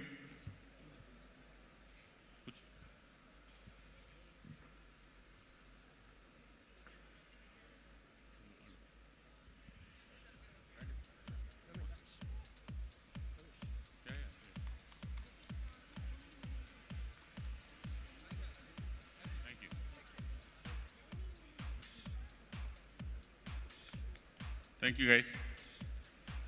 I would like to call Venkat Sana, our board member and also a silver sponsor. Please, Venkat Sana Garu. He is coming to the stage, please. His AV, Unify Solutions. Like the steady spread of a fragrant incense, Mr. Venkat Sana exemplifies leadership and innovation, steadily transforming industries over the past 25 years.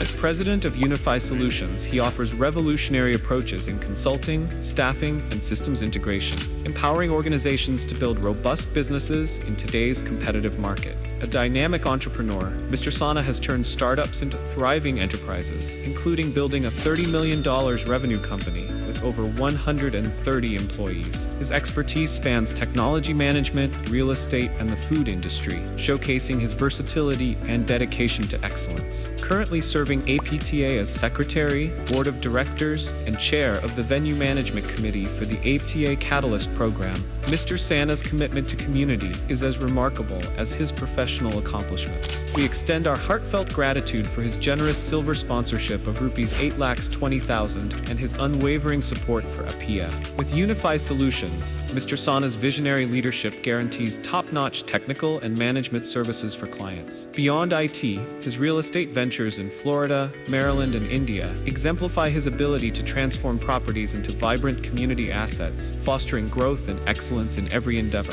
Mr. Venkat Sana, a trailblazer who leads with purpose and inspires with action. Thank you. Please, Shiva Molabanti onto the stage. Reddy Pratipati, Babu Pratipati.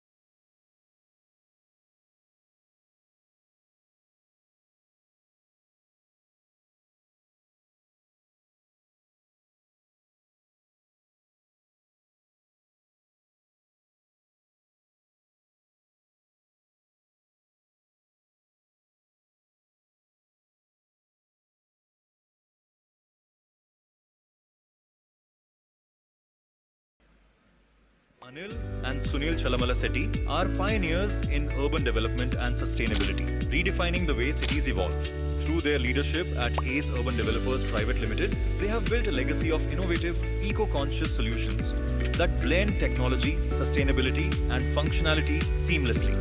ACE Urban Developers has played a pivotal role in shaping India's urban landscape, delivering projects that prioritize smart infrastructure and environmental consciousness. One of their landmark contributions is HITEX, the premier convention center hosting today's event. HITEX exemplifies their vision for creating world-class infrastructure while integrating sustainable and community-focused design. Under Anil Chalamala Setti's visionary leadership, ACE Urban Developers has become a pioneer in crafting sustainable urban ecosystems. His unwavering commitment to progress without compromising the environment has turned challenges into opportunities, setting benchmarks in modern urban planning.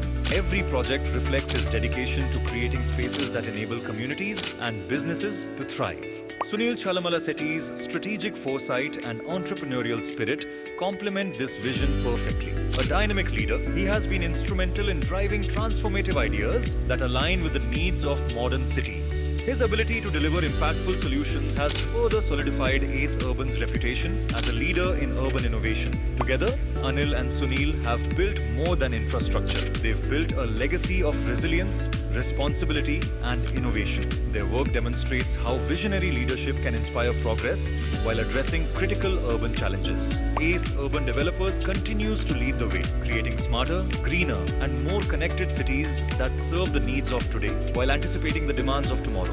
Anil and Sunil Chalamala Setti exemplify the power of leadership and innovation, transforming urban landscapes and setting the stage for a future defined by sustainable progress. We thank ACE Urban Developers for being the title sponsor of APTA Katalyst event and their unwavering support to the community. Ladies and gentlemen, please welcome our title sponsor, none other than Mr. Anil Chalmal Setti, Swati Chalmal Setti, Sunil Chalmal Setti. We are honored and it's our pleasure to welcome our brother Anil.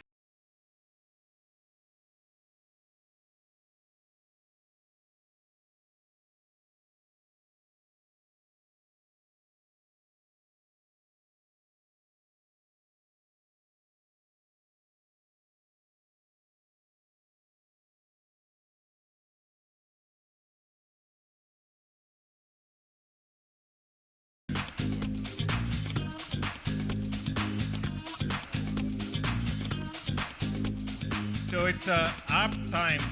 Right now, it is 7 o'clock, and as is relevant with any prominent and successful businessman, they know their time, they maintain their time.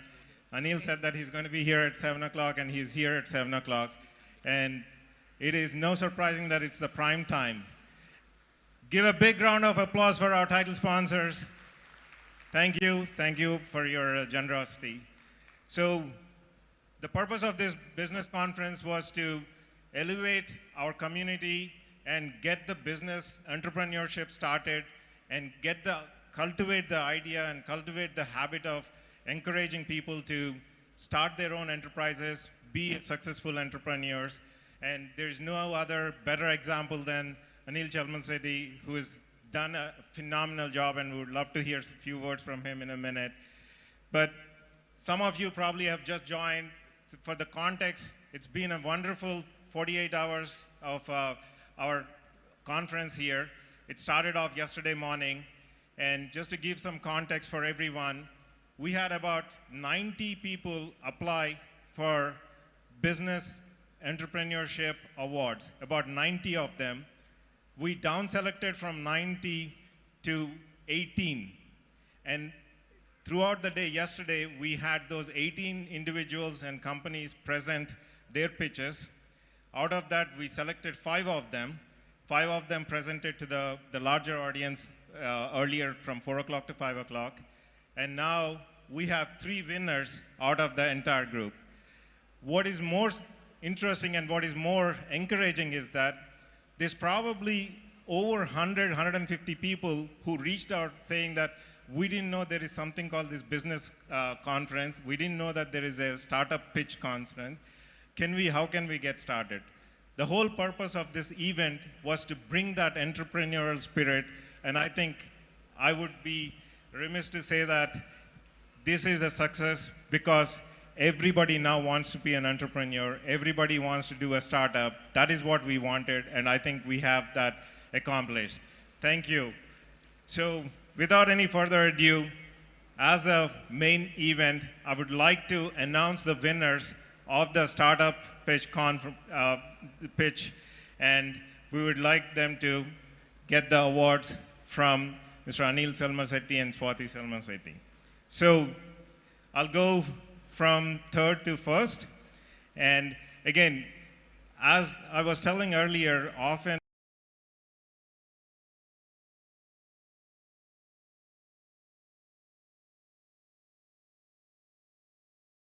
when you are in American Idol or Indian Idol competitions, it is going to be the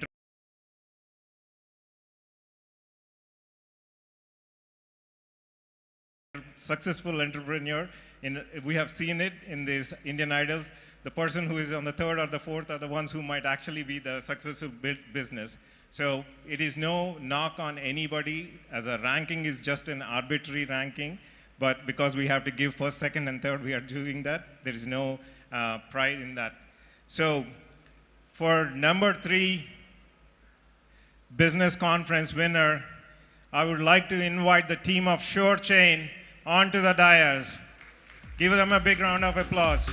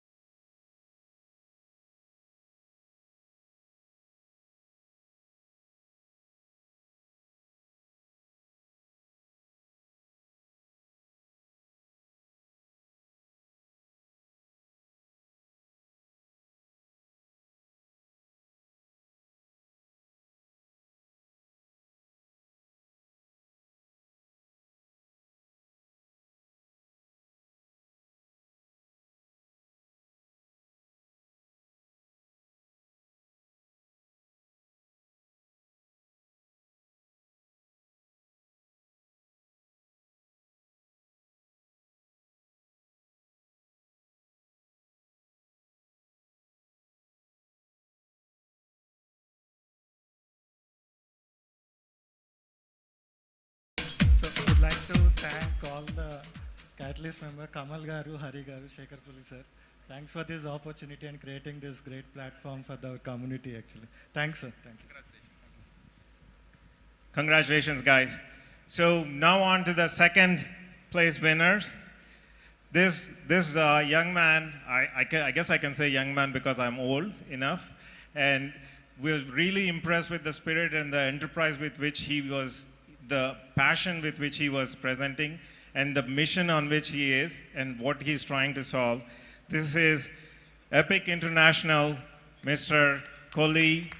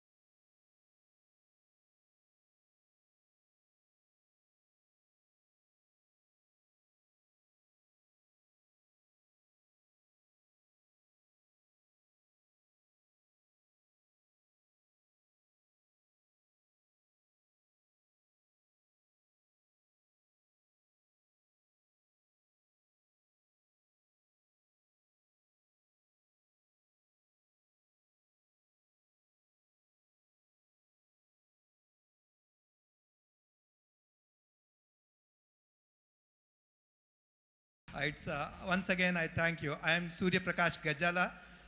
I am into Archimedes Green Energies Private Limited. I manufacture a small, which is one of the first of its kind in the world to do this turbine. And I supply to many countries, to Australia, Abu Dhabi, Philippines, Morocco, Brazil, and South Africa. So thank you for giving me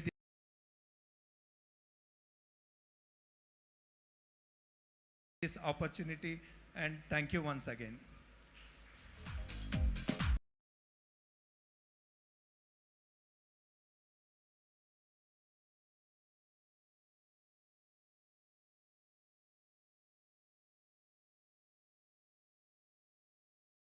Give them a big round of applause. This is an amazing, and we're hoping that we will look at another big sponsor for next year as well. Thank you everyone. So again, like I said, these are not necessarily the winners. Everybody here is a winner. Every one of us, the whole community coming together as APTA Katalyst is connect, collaborate, and create. We are here to connect. We collaborated over this week, and the winners here and everybody who has pitched is going to be creating something amazing, and we wish them the best of luck. With that, I would like to have Mr. Anil Chalmasetti just say a couple of words. I know he's not a... Thank you, Shekhar. Yes, Shekhar was saying that I'm not too familiar with speaking. Firstly, let me congratulate the whole APTA board and APTA members. This was so amazing that the bonding and the whole initiative and evolution, how the APTA has unfolded. And I would say, right from the founding members towards the consecutive board members, how they cultivated, how they actually encouraged the huge, large family. I believe it's something like 10,000 members and 3,500 student memberships. That's incredible. The farming from the decade old, making such a large numbers, and all the way, more importantly, coming from all the way to US and trying to do events back in India, and the way they're trying to support, help students or underprivileged communities, irrespective of the community, irrespective of their backgrounds, what they come from. The contribution is always tells how actually our Andhra, Telugu ecosystems be concerned about it.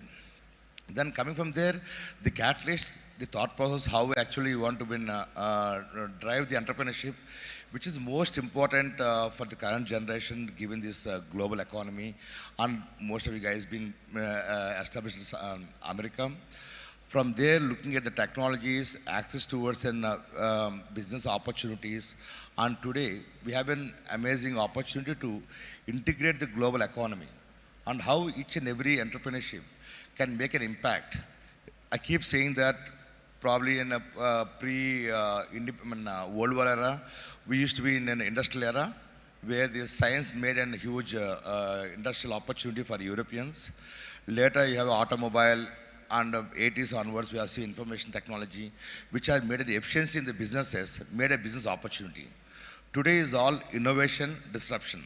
How to make a change, how to make an impact to the society. Every small, and we have diversified situations and solutions to provide. And I am so glad to see such a large driver support driven with the catalyst and developing the entrepreneurship. I wish you all the best, amazing, and I look forward to continue to this support or making the impact. Though it's the first year we have been seeing here, I'm pretty sure it's going to be many more years to be successful. Thank you, Shekhar. Thank you, Anil. Thank you, brother. I would like to request Ms. Swati Garu to say how it is what is the journey for an entrepreneur's wife, and how should they be prepared to handle that journey? If you could say a few words. So it's always the first step. Who takes the first step is the risk taker, the game changer, and the impact creator, and the entrepreneur. So he is the one who brings change into society and impacts the society to a great extent. And Anil Chalmasetti is one. So being his partner, yes, there were times, tough times, and easy times, and then it's a roller coaster ride, I would say. But nevertheless, it's great for society. That's what makes us to keep going at it. Thank you. Thank you, Swati Garu. And I wanted to hear from them because, like as she said, entrepreneurs' life is not a rosy thing. A lot of them, they want a clean narrative. They want straight line stories, but it is never a straight line. It is a roller coaster, both for the person who is in the front and the passenger who is on the side. It is a roller coaster. So it is not for faint of hearts.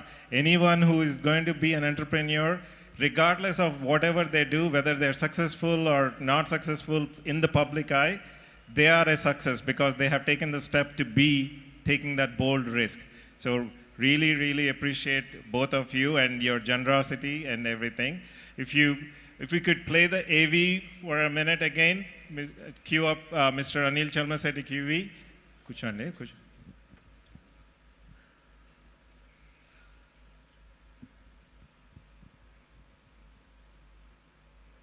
Anil and Sunil Chalamala are pioneers in urban development and sustainability, redefining the way cities evolve. Through their leadership at ACE Urban Developers Private Limited, they have built a legacy of innovative, eco-conscious solutions that blend technology, sustainability, and functionality seamlessly. ACE Urban Developers has played a pivotal role in shaping India's urban landscape, delivering projects that prioritize smart infrastructure and environmental consciousness.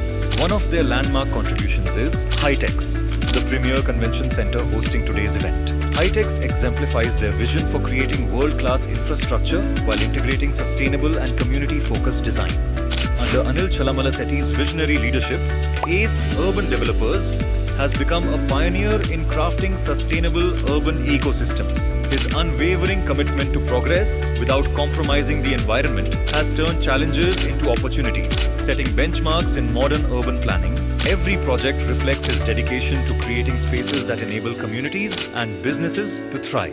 Sunil Chalamala-Setty's strategic foresight and entrepreneurial spirit complement this vision perfectly. A dynamic leader, he has been instrumental in driving transformative ideas that align with the needs of modern cities. His ability to deliver impactful solutions has further solidified ACE Urban's reputation as a leader in urban innovation. Together, Anil and Sunil have built more than infrastructure. They've built a legacy of resilience, responsibility, and innovation. Their work demonstrates how visionary leadership can inspire progress while addressing critical urban challenges. ACE Urban Developers continues to lead the way, creating smarter, greener, and more connected cities that serve the needs of today while anticipating the demands of tomorrow. Anil and Sunil Chalamala-Setty exemplify the power of leadership and innovation, transforming urban landscapes and setting the stage for a future defined by sustainable progress. We thank ACE Urban Developers for being the title sponsor of APTA Katalyst event and their unwavering support to the community. A big round of standing ovation, if we could, please.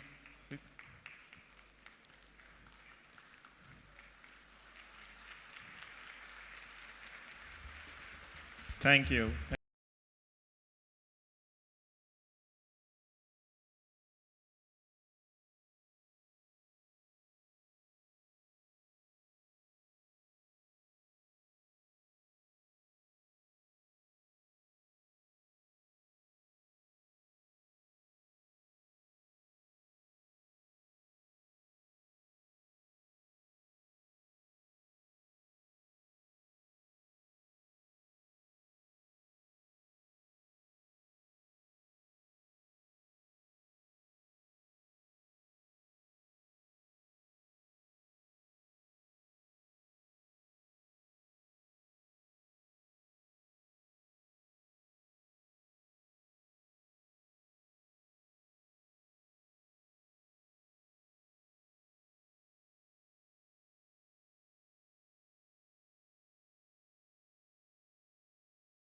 You're always looking for the next frontier to go after, because once you have that entrepreneur bug bitten, you are done for the life. you're always going to be looking for something good. It is not surprising that people will think, why does Anil not sleep? What drives him? He has a flourishing company, and what is he up to now? So for him, what is in the past is the past. It doesn't matter. They don't register the past. For them, it is all about the future. I would like for him to share something he's doing amazing and hear it from Mr. Anil Chalmashetty, what he's up to give everyone. And I know it's mind-blowing. It took me time to understand what his dream. But if his dreams come true, it is going to change the world.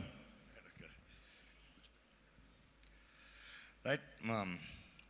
My condition to come here tonight was I'm not going to have any mic with me.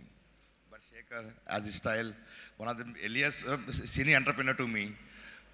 Before entrepreneur, the amount of the concern what he had to the society and family and friends, which actually drives me all the time on how Shekhar has driven the early days of life, though he's been now focused on the entrepreneurship. No, I think that's a very important thing to be an entrepreneur. To start with, the entrepreneur has to be having socially concerned, socially emotionally engaged. That comes within a proper understanding that how we intend to impact impact towards understanding the problems of society, needs of society. Anyway, just to begin my story, I started my career back in London, 98 as an IT professional. Then 2003-4ish, I started as an started an IT platform, developing solutions towards a banking sector. Developed a product called JXL, which is a compared towards Excel in Microsoft. I've developed in the Swing, which made it competing within Reuters, within a Bloomberg platform. Then a couple of products developed. Incidentally, as we moved on, we developed a couple of more products. Then, because of family reasons, we intend to move back to India. And then, though we moved, we tried to understand the carbon markets, and with the Kyoto Protocol, we started doing carbon trade along with a partnership from the Swedish listed company. That actually gave me understanding of the whole environmental markets, environmental software products. From there, we started with a very small, like I would say, 21 megawatts of an biomass energy plants, which have been sick at the time. Being a first generation, being an Indian ecosystem, you need to have an balance sheets to take over the companies and so on and forth. That made, for me, acquiring sick units made me easier, faster, because the bankers were able to easy to transition than actually setting up a new plants with the new permissions. From there, I would be very proud to say today we are on close to 12 gigawatts, 12,000 megawatts of operational capacity in the renewables, and building in more than 10,000 megawatts of storage capacity, with having a portfolio of 50 gigawatts of renewables, and building in very interesting, while I started with a biomass, then moved on to then hydro, small hydros, then gone to wind, then solar. By 2017, we understood that renewable energy is an lowest risk, but very unfirm, unpredictable, but very important energy towards markets of India. So that's when I designed called a hydro pump storage of a closed loop, developing our own reservoirs, one on hilltop, one on hill bottom, where we could able to pump up the water from lower reservoir to the upper reservoir with excess energy from solar and wind, and making the whole renewable energy firm and available around the clock. That actually revolutionized the whole Indian energy market. Today, that's the most preferred investment or important sector for the government of India. And in that thought process, I'm developing close to 100 gigawatt hours of storage across India. India being one nation, one grid, one frequency, that has enabled me to developing a cloud storage platform, which is actually close to whatever in the cloud data platform what we have. In the same format, I'm developing an energy platform, which could able to enable democratize any renewable energy generator or consumer to dynamically integrate the energy and draw energy around the clock. So that actually revolutionized India to become a green energy, green industrialized platform. By virtue of that, now we are making the first project which will be commissioned now in Kurnool, which is of 11 gigawatt hours. Just to compare it, Tesla's 1 gigawatt hour storage battery is in 1 gigawatt to manufacture once in a year. What we have commissioned in Kurnool is 11 gigawatts hours per day, which can be used more than once in a day. Like that, we are developing 100 gigawatt hours, which should be a revolutionary across the world, and first of its kind, having such a large renewable energy storage platform.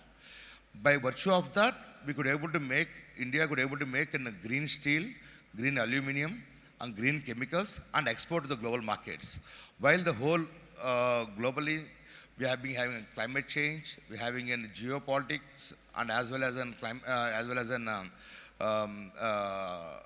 energy security being the biggest challenges for the humanity today. So all the three can be addressed by the global south countries developing this sort of an independent renewable energy with integrated storage projects. They could able to compete towards larger fossil fuel markets. From there, now we have another platform called Greenco is one other company which we had an electron to manage. From there, we moved on to the molecule market. Typically, in the energy basket, you have a 20% of the either India or globally. Only 20% of the market is a power market. 80% is a molecule market. So this enables us to renewables to move from the electron market towards the molecule market. So there's a new company called AM Green where we are developing chemicals, metals, materials, and enabling towards converting this solar and wind electrons, converting them to hydrogen molecules and packing them as ammonia and exporting towards global markets to crack and deliver them to other energy markets. I think, Shekhar, I think probably it's been too technical, but that's why I'm trying to be in macro transitioning. Remember, the important point is the whole to getting into idea, and while you find a solution to a global scale, once we have an idea and implementable opportunity, the capital is not a challenge. While we started with let's say my first fundraise was 2006-07 was $3 million. But today we build asset class more than $10-12 billion. I have deployment of $15 billion. By 2030, I'll be investing $100 billion globally. So I'm just saying, it's not my money, it's not my family money. It's a people who are giving to participate into them as equity partners, as in market players. I'm just saying, ideas are matters. The capital is there, market is there. It's all us. The knowledge and courage are important factors. How you want to be entrepreneur. That's what I could say. We're not going to let you go that easily, but what? I don't know how many of you have heard it. It is the idea that matters. It is the execution that matters. Capital will come. To say it in a crude, how we used to say when we were kids, "Dabbulle on the kukkantante ralte" antar. So, in a crude way, capital markets are there. There is billions and trillions of dollars that are available globally. And when you look at India, every country outside of the Europe or US is looking towards India to invest in it. And that is, you are in a golden era. If you can spend maybe a couple of minutes on the capital market, like how do you raise the capital for entrepreneurs who are here when they're first starting their journey, it will be really useful. Sure. I would say now probably I think to make it simplified, basically, today we have a much more matured capital markets, like in venture capitalists towards PEs and smaller PEs, larger PEs, sovereign funds. And I think technology-wise, I think the amount of capital which is available back in the West Coast or in the US was amazing.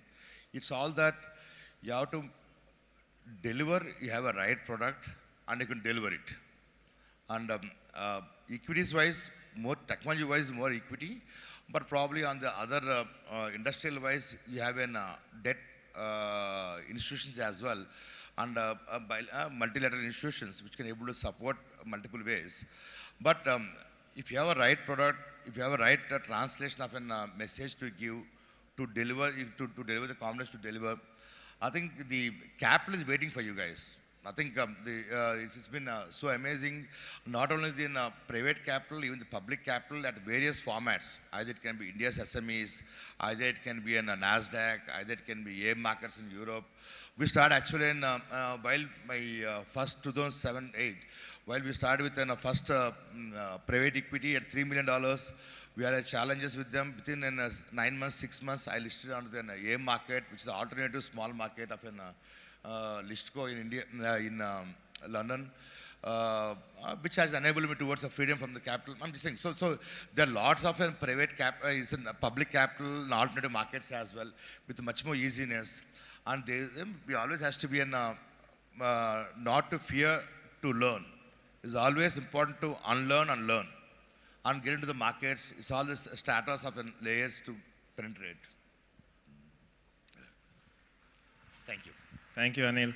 And he just slided it, but very important point is to unlearn and learn. That is one of the key traits of any entrepreneur, is to unlearn and learn. So guys, make sure that that is something you guys are all doing on a daily basis, on an every minute to minute basis. It is important to do that. Thank you, Anil, thank you. If you could, I think.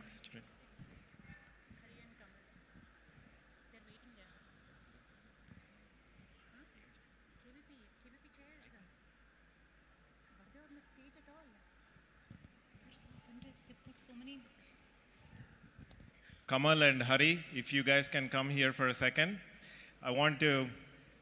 Kamal and Hari are the key people who are running this whole business pitch conference. The pitches, they spent days and nights in the last 2-3 months going through and funneling through all the different applications that have come, and made sure that corresponding with each and every one. Give them a big round of applause, Kamal and Hari.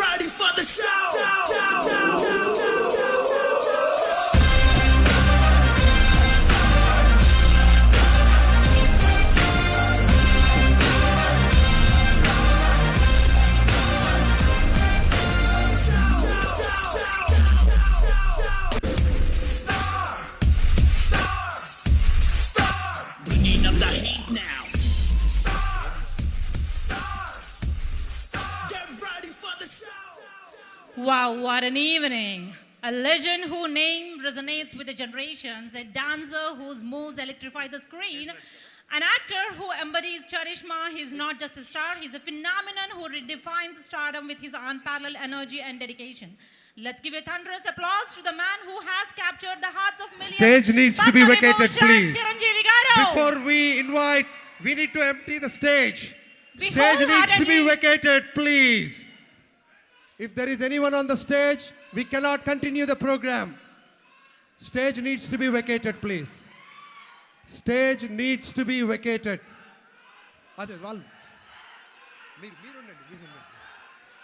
Stage needs to be vacated, please. No, there is an AV. Stage needs to be vacated. Stage needs to be vacated. Sir, stage needs to be vacated, please. Stage needs to be vacated.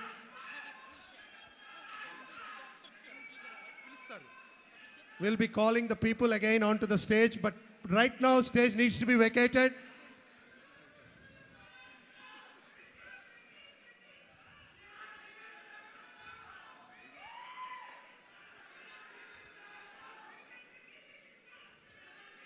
Everyone, please be seated. We can start the program.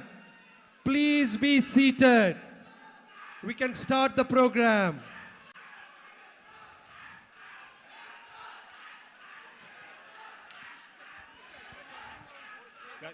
Turn off the lights. Guys,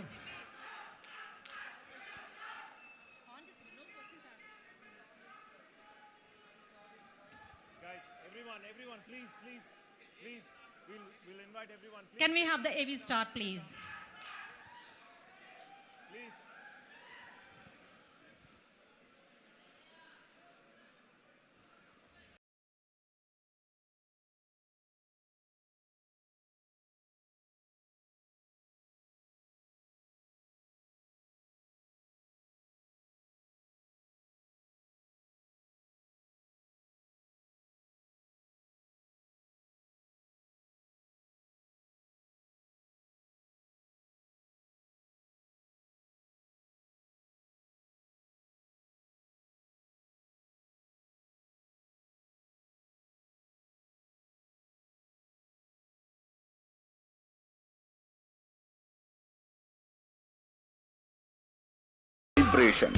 cinema ఇండస్ట్రీలో ఆ పేరే ఓ sensation. Mass జనానికి ఆయన ఓ devotion. Telugu వారందరికీ ఆయనతో relation. నటనలో ఆయనో ocean. ఆయన cinema అంటేనే తెలుగు వారికి ఎవ్రీ టైం సెలబ్రేషన్. స్వయం కృషితో ఎదగాలనుకునే ప్రతి ఒక్కరికి ఆయనే ఓ పెద్ద ఇన్స్పిరేషన్. ఆయనే మన one and only megastar Chiranjeevi. Telugu cinema చరిత్రలోనే ఆయనది చెరగని పేజీ. ప్రేక్షకులను అలరించడంలో ఏనాడు పడడు రాజీ. నీలో అభిలాష జ్వాలలా చెలరేగినప్పుడు, సంఘర్షణ గుండెల్లో రుద్రవీణలా మోగినప్పుడు, ఆశయం ఆలయ శిఖరమంతా ఉన్నతంగా ఉన్నప్పుడు, పరిస్థితులు నిన్ను ఛాలెంజ్ చేసినప్పుడు విజేతగా ఎలా ఎదగాలో నేర్పే జీవన పాఠం మన మాస్టార్ మెగాస్టార్ది. కేవలం సినిమా రంగంలోని హీరోలు, దర్శకులే కాదు, వేల కోట్ల వ్యాపార సామ్రాజ్యాలను సృష్టించిన పారిశ్రామికవేత్తలు, ఐఏఎస్లు, ఐపీఎస్లు, క్రీడాకారులు ఇలా ఎందరో మెగా పాఠాన్ని వంటబట్టించుకుని ఎదిగామని చెప్పారంటే అది చిరంజీవి సాధించిన విజయం కాదు, మనందరి విజయం.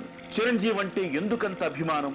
ఎందుకంటే కష్టమనే పునాది రాళ్లతో అభిమాన సామ్రాజ్యాన్ని సృష్టించాడు. తాను చేసిన సినిమాల్లో సామాన్యుడు గొంతును వినిపించాడు. తాను చేసిన ప్రతి పాత్ర ద్వారా స్ఫూర్తిని నింపాడు. అలాగే వ్యక్తిగత జీవితంలో విలువలు నెలకొల్పాడు. జనం గుండెల్లో జగదేక వీరుడిగా నిలిచాడు.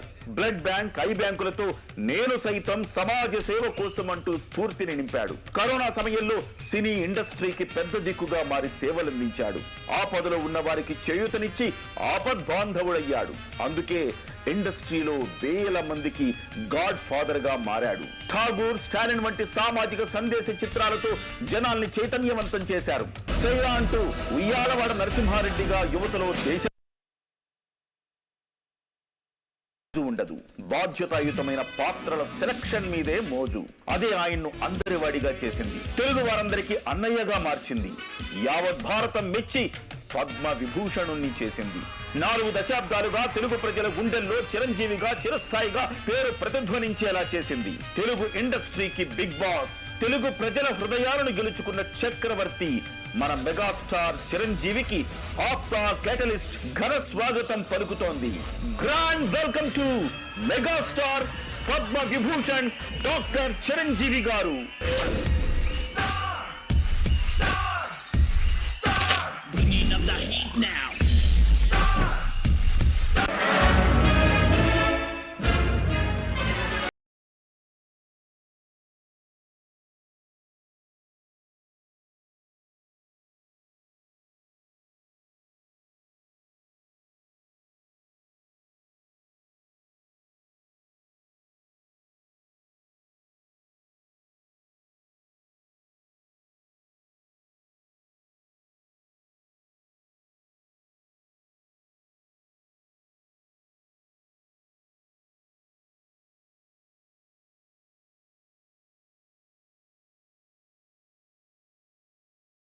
వైబ్రేషన్ సినిమా ఇండస్ట్రీలో ఆ పేరే ఓ సెన్సేషన్.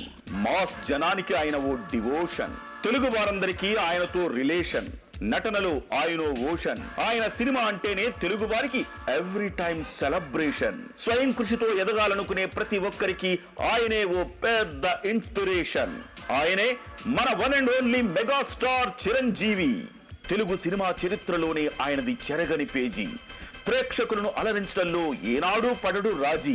నీలో అభిలాష జ్వాలలా చెలరేగినప్పుడు, సంఘర్షణ గుండెల్లో రుద్రవీణలా మోగినప్పుడు, ఆశయం ఆలయ శిఖరమంతా ఉన్నతంగా ఉన్నప్పుడు, పరిస్థితులు నిన్ను ఛాలెంజ్ చేసినప్పుడు విజేతగా ఎలా ఎదగాలో నేర్పే జీవన పాఠం మన మాస్టార్ మెగాస్టార్ది. కేవలం సినిమా రంగంలోని హీరోలు దర్శకులే కాదు, వేల కోట్ల వ్యాపార సామ్రాజ్యాలను సృష్టించిన పారిశ్రామికవేత్తలు, ఐఏఎస్లు, ఐపీఎస్లు, క్రీడాకారులు ఇలా ఎందరో మెగా పాఠాన్ని వంటబట్టించుకుని ఎదిగామని చెప్పారంటే అది చిరంజీవి సాధించిన విజయం కాదు, మనందరి విజయం. చిరంజీవి అంటే ఎందుకంత అభిమానం? ఎందుకంటే కష్టమనే పునాది రాళ్లతో అభిమాన సామ్రాజ్యాన్ని సృష్టించాడు. తాను చేసిన సినిమాల్లో సామాన్యుడు గొంతును వినిపించాడు. తాను చేసిన ప్రతి పాత్ర ద్వారా స్ఫూర్తిని నింపాడు. అలాగే వ్యక్తిగత జీవితంలో విలువలు నెలకొల్పాడు. జనం గుండెల్లో జగదేక వీరుడిగా నిలిచాడు. బ్లడ్ బ్యాంక్, ఐ బ్యాంకులతో నేను సైతం సమాజ సేవ కోసం అంటూ స్ఫూర్తిని నింపాడు. కరోనా సమయంలో సినీ ఇండస్ట్రీకి పెద్ద దిక్కుగా మారి సేవలందించాడు. ఆపదలో ఉన్న వారికి చేయూతనిచ్చి ఆపద్ బాంధవుడయ్యాడు. అందుకే ఇండస్ట్రీలో వేల మందికి గాడ్ ఫాదర్ గా మారాడు. ఠాగూర్, స్టాలిన్ వంటి సామాజిక సందేశ చిత్రాలతో జనాల్ని చైతన్యవంతం చేశారు. సైరా అంటూ ఉయ్యాలవాడ నరసింహారెడ్డిగా యువతలో దేశభక్తిని పెంచాడు. చిరంజీవికి కలెక్షన్స్ మీద మోజు ఉండదు, బాధ్యతాయుతమైన పాత్రల సెలక్షన్ మీదే మోజు. అదే ఆయన్ను అందరివాడిగా చేసింది, తెలుగు వారందరికీ అన్నయ్యగా మార్చింది. యావత్ భారతం మెచ్చి పద్మ విభూషణుణ్ణి చేసింది. 4 దశాబ్దాలుగా తెలుగు ప్రజల గుండెల్లో చిరంజీవిగా చిరస్థాయిగా పేరు ప్రతిధ్వనించేలా చేసింది. తెలుగు ఇండస్ట్రీకి బిగ్ బాస్, తెలుగు ప్రజల హృదయాలను గెలుచుకున్న చక్రవర్తి మన మెగాస్టార్ చిరంజీవికి ఆప్తా కేటలిస్ట్ ఘన స్వాగతం పలుకుతోంది. Grand welcome to megastar Padma Vibhushan doctor Chiranjeevi గారు.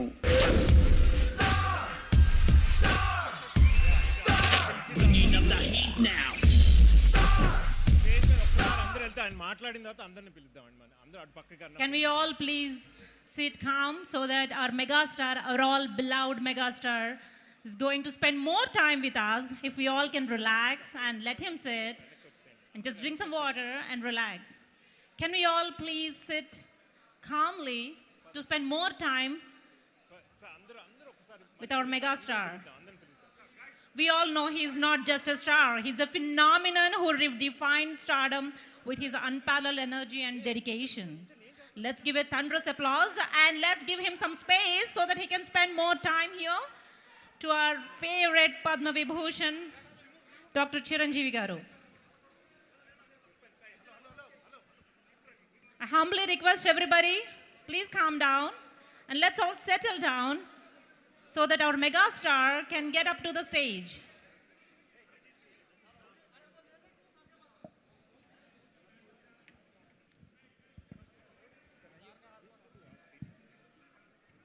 I humbly request to everybody, please calm down and sit down so that our megastar can deliver a speech for us. Everyone move. Get off the stage, everyone. Please.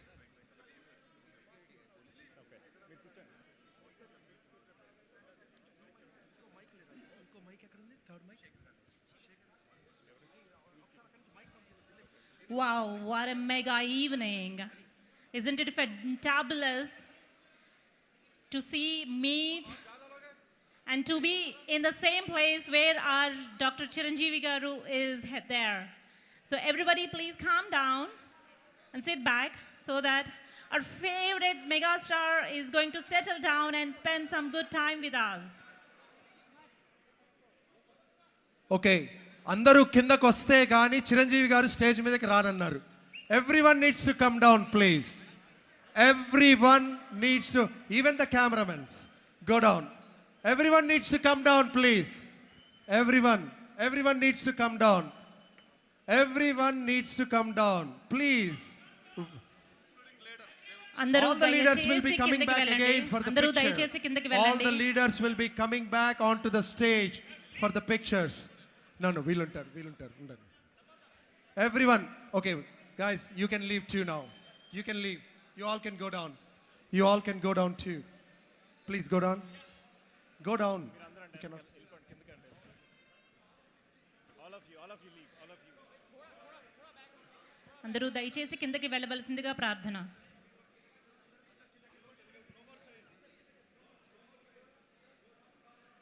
I know we all know that he's a legend. Everyone, please vacate the stage. We cannot continue the program. Please.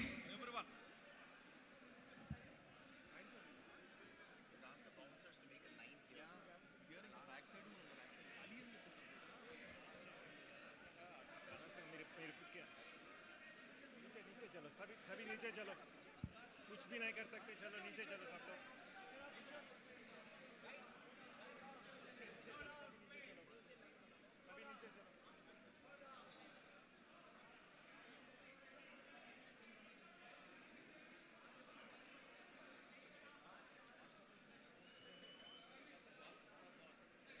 I know we all know he's a legend whose name resonates with generations, a dancer whose moves electrify the screen, an actor who embodies charisma. Steps మీద ఎవరు ఉండొద్దు, please. Please get down of the steps. Abhi, please. Everyone, please get down of the steps. Please get down of the steps. Excuse me. Please get down of the steps, please. Huh? Yeah. Everyone from all the sides of the stage. Chiranjeevi గారు చెప్పారు ఎవరైనా stage మీద ఉంటే నేను stage మీదకి రాలేను అని.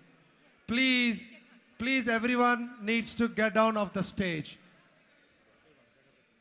Please accept the MC and the chief guests here and the main leadership of Katalyst.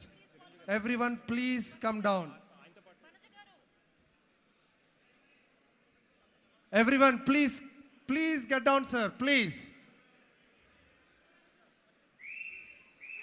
On the sides, please get down.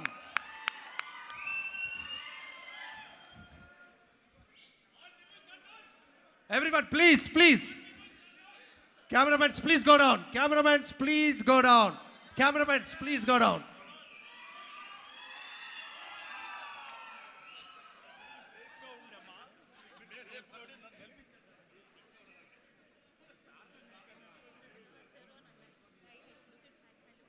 Okay, everyone, please push everyone. Please.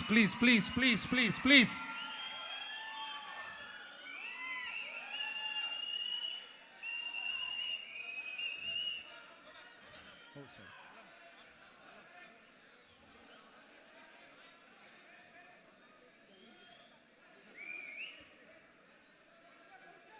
Everyone, please go down, please.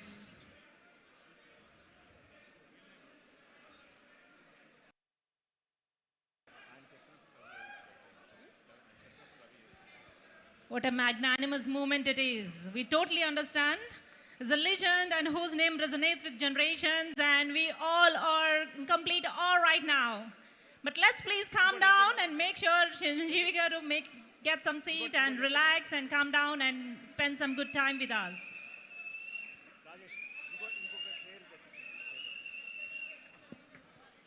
Vanaja.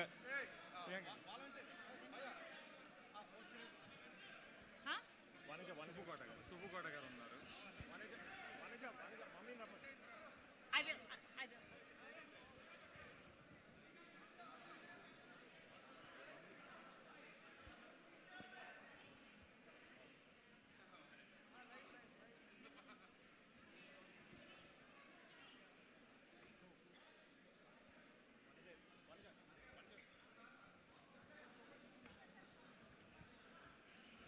Megastar Chiranjeevi గారిని పుష్పమాలతో సత్కరించాలని చెప్పి వనజ గారిని So Vanaja garu is wife of our convener of this convention, Sri Sagar Lagisetti garu and Vanaja Lagisetti garu, the convener of the convention.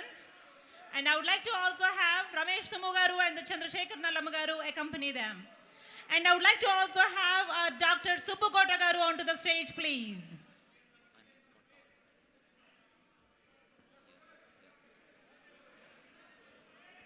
Please దయచేసి అందరూ stage దిగితే Dr. Subbu Kota garu onto the stage, please.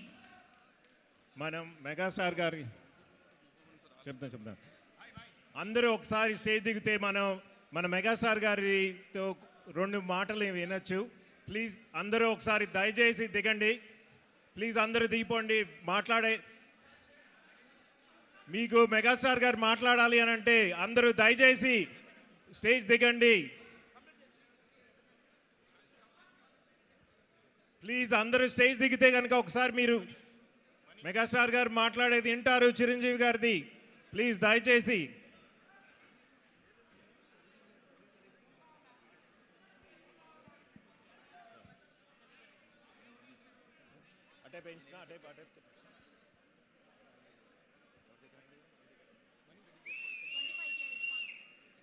Please దయచేసి అందరూ దిగాలి.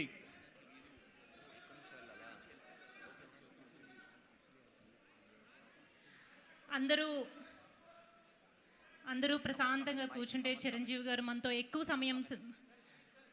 సమయం spend చేయగలుగుతారు. దయచేసి అందరూ calm down, please. Ma'am, this is not fair. Please. కాదు మళ్ళీ తర్వాత say there's thousands of them waiting. I know it's a magnanimous moment, but let's all please maintain some silence and let's make sure our Chiranjeevi garu gets himself comfortable and can spend some good time with us. I request everybody to calm down.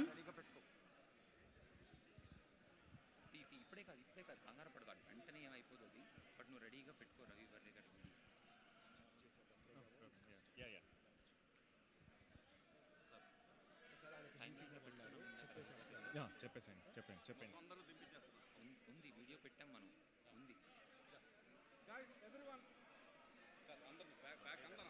Security, move back. Everyone.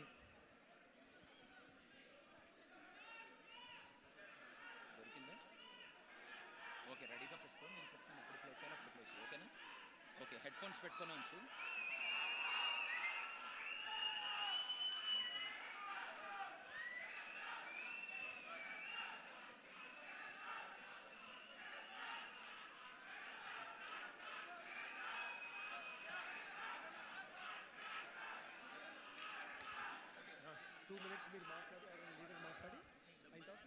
The man, the legend and the aura here.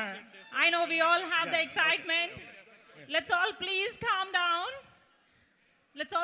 down. So that our megastar garu can deliver a speech for all of us.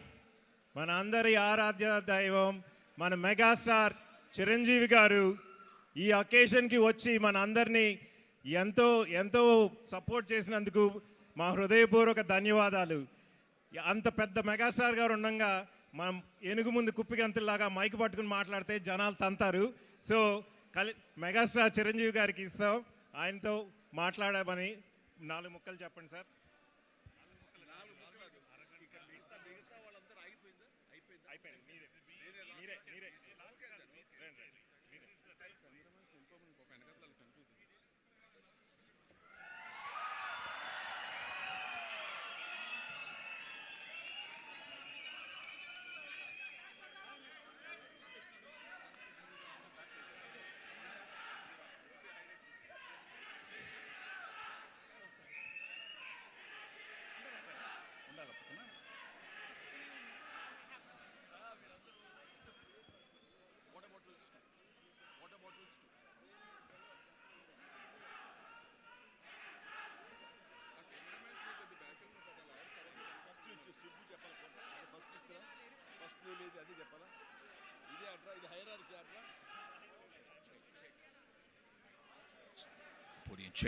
Check. Requesting the camera team please ఒక couple of steps వెనక్కి తీసుకోండి. అక్కడ క్రౌడ్లో కూర్చున్న వాళ్ళకి ఎవ్వరికి ఏం కనిపించట్లేదు. So requesting the camera team. మాకు తెలుసు ఎన్నిసార్లు క్యాప్చర్ చేసినా యూ వోంట్ బీ సాటిస్ఫైడ్. దీనికి సాటిస్ఫాక్షన్ అనేది లేదు. I understand. Requesting the camera team to step back. Thank you. Okay అక్కడే సౌండ్ బాగుంది, ఎక్కడికి వస్తున్నాను. Thank you.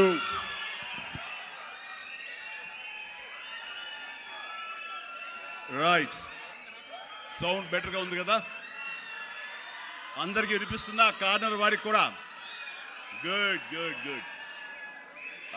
Photographers Neel down అవ్వండి లేదా స్టేజ్ కింద కూర్చోండి, సో దట్ అటు ఉన్నటువంటి నా మిత్రులకి నా ఆప్తులకి నేను కనబడతాను. Please, I'm serious. దిగండి కిందకి.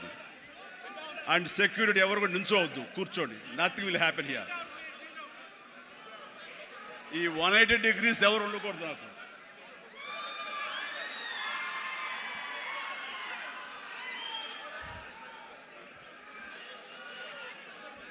Thank you and good evening. APTA American progressive Telugu association ఆధ్వర్యంలో నడుస్తున్న ఈ క్యాటలిస్ట్ ప్రోగ్రాంకి విచ్చేసినటువంటి అత్యంత మహారథులు దేశ విదేశాల నుంచి, ముఖ్యంగా అమెరికా నుంచి ఇక్కడ విచ్చేసి ఈ హైదరాబాదులో తెలుగు వారిని కలుసుకుంటూ తెలుగు వారిలో ఉన్న ఔత్సాహికుల్ని, యంగ్ ఎంటర్ప్రినర్స్ని ఎంకరేజ్ చేద్దాం అనే ఉద్దేశంతో ఒకరికొకరు చేదోడు వాదోడుగా ఉంటే ఆ వచ్చే రిజల్ట్ వేరేగా ఉంటుంది. ఆ రిజల్ట్ మనకే కాకుండా మన ప్రాంతానికి, మన రాష్ట్రానికి, మన దేశానికి, మనం ఉండే ఇతర దేశాలకు కూడా ఉపయోగపడే విధంగా ఉంటుందన్న విస్తృతమైనటువంటి విశాలమైన దృక్పథంతో ఈ రోజున ఇక్కడికి ఈ సమావేశం ఏర్పాటు చేశారు. ఈ సమావేశం ఇంత చక్కగా, ఇంత ఎలక్ట్రిఫైయింగ్గా, ఇంత ఎనర్జెటిక్గా జరుగుతూ ఇంతమంది ఈరోజు సమావేశమై మిమ్మల్ని చూస్తుంటే ఆప్తా సభ్యులు కాదు, నా ఆప్తులు అనిపిస్తుంది. అలాంటి ఆప్తులకు నా హృదయపూర్వక నమస్కారాలు తెలియజేస్తున్నాను. కొన్ని సభలకు వెళ్ళినప్పుడు ఏదో ముక్తసరిగా మొక్కుబడిగా ఉంటుంది, కానీ ఇలాంటి చోటుకు వచ్చినప్పుడు నా కుటుంబ సభ్యుల మధ్య ఉన్న ఫీలింగు, మీరంతా నా కుటుంబ సభ్యులు, ఒక పండుగ పురస్కరించుకుని నన్ను ఇక్కడ ఆహ్వానించారనిపిస్తుంది. అంత ఆహ్లాదంగా ఉంది, అంత ఆనందంగా ఉంది. ఇక్కడ చూస్తుంటే ప్రతి ఒక్కరిలోనూ నా మీద వారికి ఉన్న అభిమానం, ఈ తెలుగు మీద ఉన్న అభిమానం, ఈ దేశం మీద ఉన్న అభిమానం ప్రతి ఒక్కరి కళలో సుస్పష్టంగా కనబడుతూ ఉంది. అండ్ దానిగాను ప్రతి ఒక్కరికి నాకు ఇస్తున్నటువంటి ఈ యొక్క అద్భుతమైన స్వాగతానికి శిరస్సు వంచి నమస్కరిస్తున్నాను. ఇలాంటి అత్యద్భుతమైనటువంటి కార్యక్రమం ఇక్కడ ఏర్పాటు చేయడానికి ముందు ధైర్యం కావాలి, గట్స్ కావాలి. ఇంతమందిని ఇక్కడికి వచ్చి మనం అమెరికా నుంచి 10 మంది వచ్చి ఇక్కడ ఇంతమందిని మనం కలవగలమా? మన ఆహ్వానాన్ని మన్నించి ఇంతమంది వస్తారా? మన ఆంతర్యాన్ని, మన ఎయిమ్ని, మన ఫ్యూచర్, మన యొక్క ధ్యేయాన్ని అర్థం చేసుకుని వస్తారా అన్నటువంటి వీరందరికి కూడా వీళ్ళ అనుమానాలని, వీళ్ళ పటాపంచలు చేస్తూ ఇంతమంది తరలి రావటం అనేది నిజంగా ఈ యంగ్స్టర్స్కి, ఎవరైతే దీని వెనకాల ఈ సంవత్సరం ఉన్నారో, దీనికి ఈ కమిటీలో ఉన్నారో, ఈ ఎగ్జిక్యూటివ్ బాడీగా ఉన్నారో, వాళ్ళందరికీ ఎనలేని ఉత్సాహాన్ని ఇస్తున్నారు.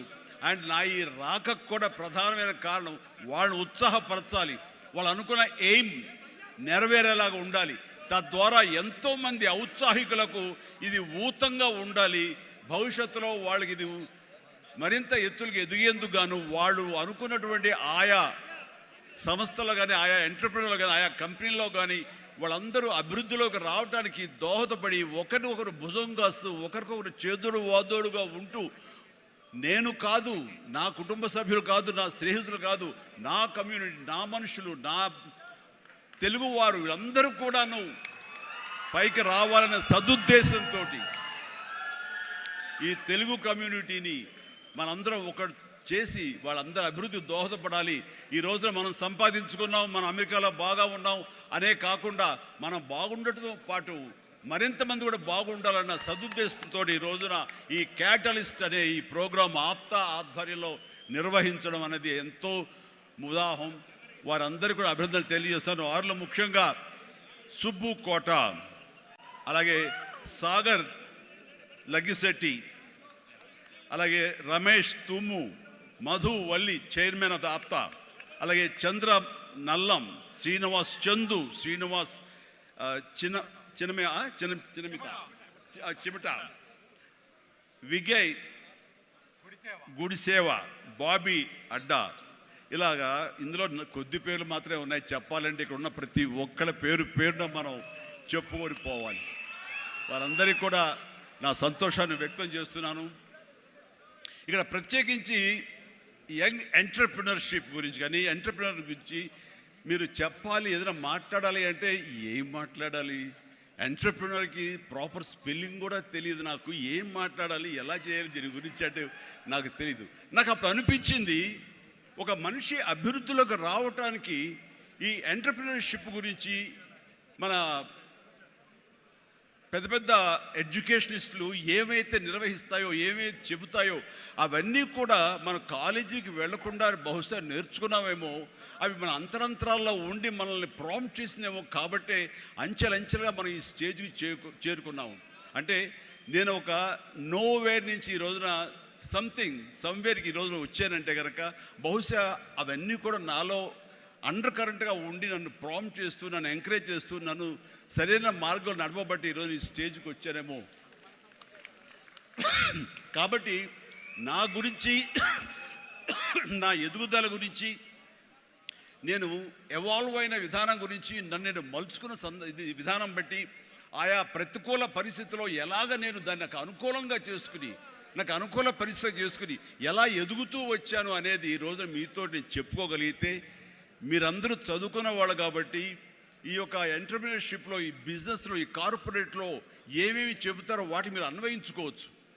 అందులో ఈరోజు నా గురించి నేను చెప్పుకోవాల్సి వస్తే కనుక ఒక సాదాసీదాగా ఒక లో మిడిల్ క్లాస్ ఫ్యామిలీ నుంచి ప్రారంభించిన వాడిని ఈరోజు కొత్తగా నేను చెప్పాల్సిన అవసరం లేదు. కానీ ఇదివరకు గతంలో ఎవరితో షేర్ చేసుకోలేనటువంటి కొన్ని విషయాలు, అది ఈ రోజున ఫోటోగ్రాఫర్ ప్లీజ్ కూర్చోండి. ఆల్ ద 3 కానిస్టేబుల్ గారు ప్లీజ్, థ్యాంక్ యూ. వాళ్ళందరూ ఏమండి మీరు అడ్డొస్తారు, మీరు కిందకి వెళ్ళిపోండి, ఓకే ప్లీజ్, అటు అడ్డులేకండి. Thank you. సో నేను ఎలాగొచ్చాను, ఏమిటి నా మైండ్ సెట్ ఎలా ఉండింది, ఎప్పటికప్పుడు అది మార్చుకుంటూ ఎలాగ నేను ఎవాల్వ్ అయ్యాను అనేది ఈ రోజున మీతో నేను షేర్ చేసుకుంటే అది చాలామందికి ఆలోచింపజేస్తుంది, ఆచరించేలా చేస్తుంది. అది ఆమోదం అయితే కనుక అది వినియోగించుకునేలాగా కూడా చేస్తుందని నేను ఆశిస్తున్నాను. అండ్ నాకు చిన్నప్పుడు స్కూల్లో చేరినప్పుడు 7th 8th క్లాసుల్లో నాకు ఇంట్రెస్ట్ అనేది ఏమిటి అని అన్ని ఏదో ఒకటి సాధించాలి, ఏదో ఒకటి ఉండాలని ఉండేది. గేమ్స్ అనేది, ఆట అనేది ఎవరికి ఇష్టం ఉండదండి. చదువు అంటే కష్టం కానీ ఆట ఎవరికి ఇష్టం ఉండదు. సో చదువు వైపు తప్పనిసరిగా వెళుతున్నాం కానీ నా మనసు ఆటల వైపు అని. అప్పుడు బాల్ బ్యాడ్మింటన్ ఉండేది, ఎల్లో బాల్ ఇలా ఉండేది.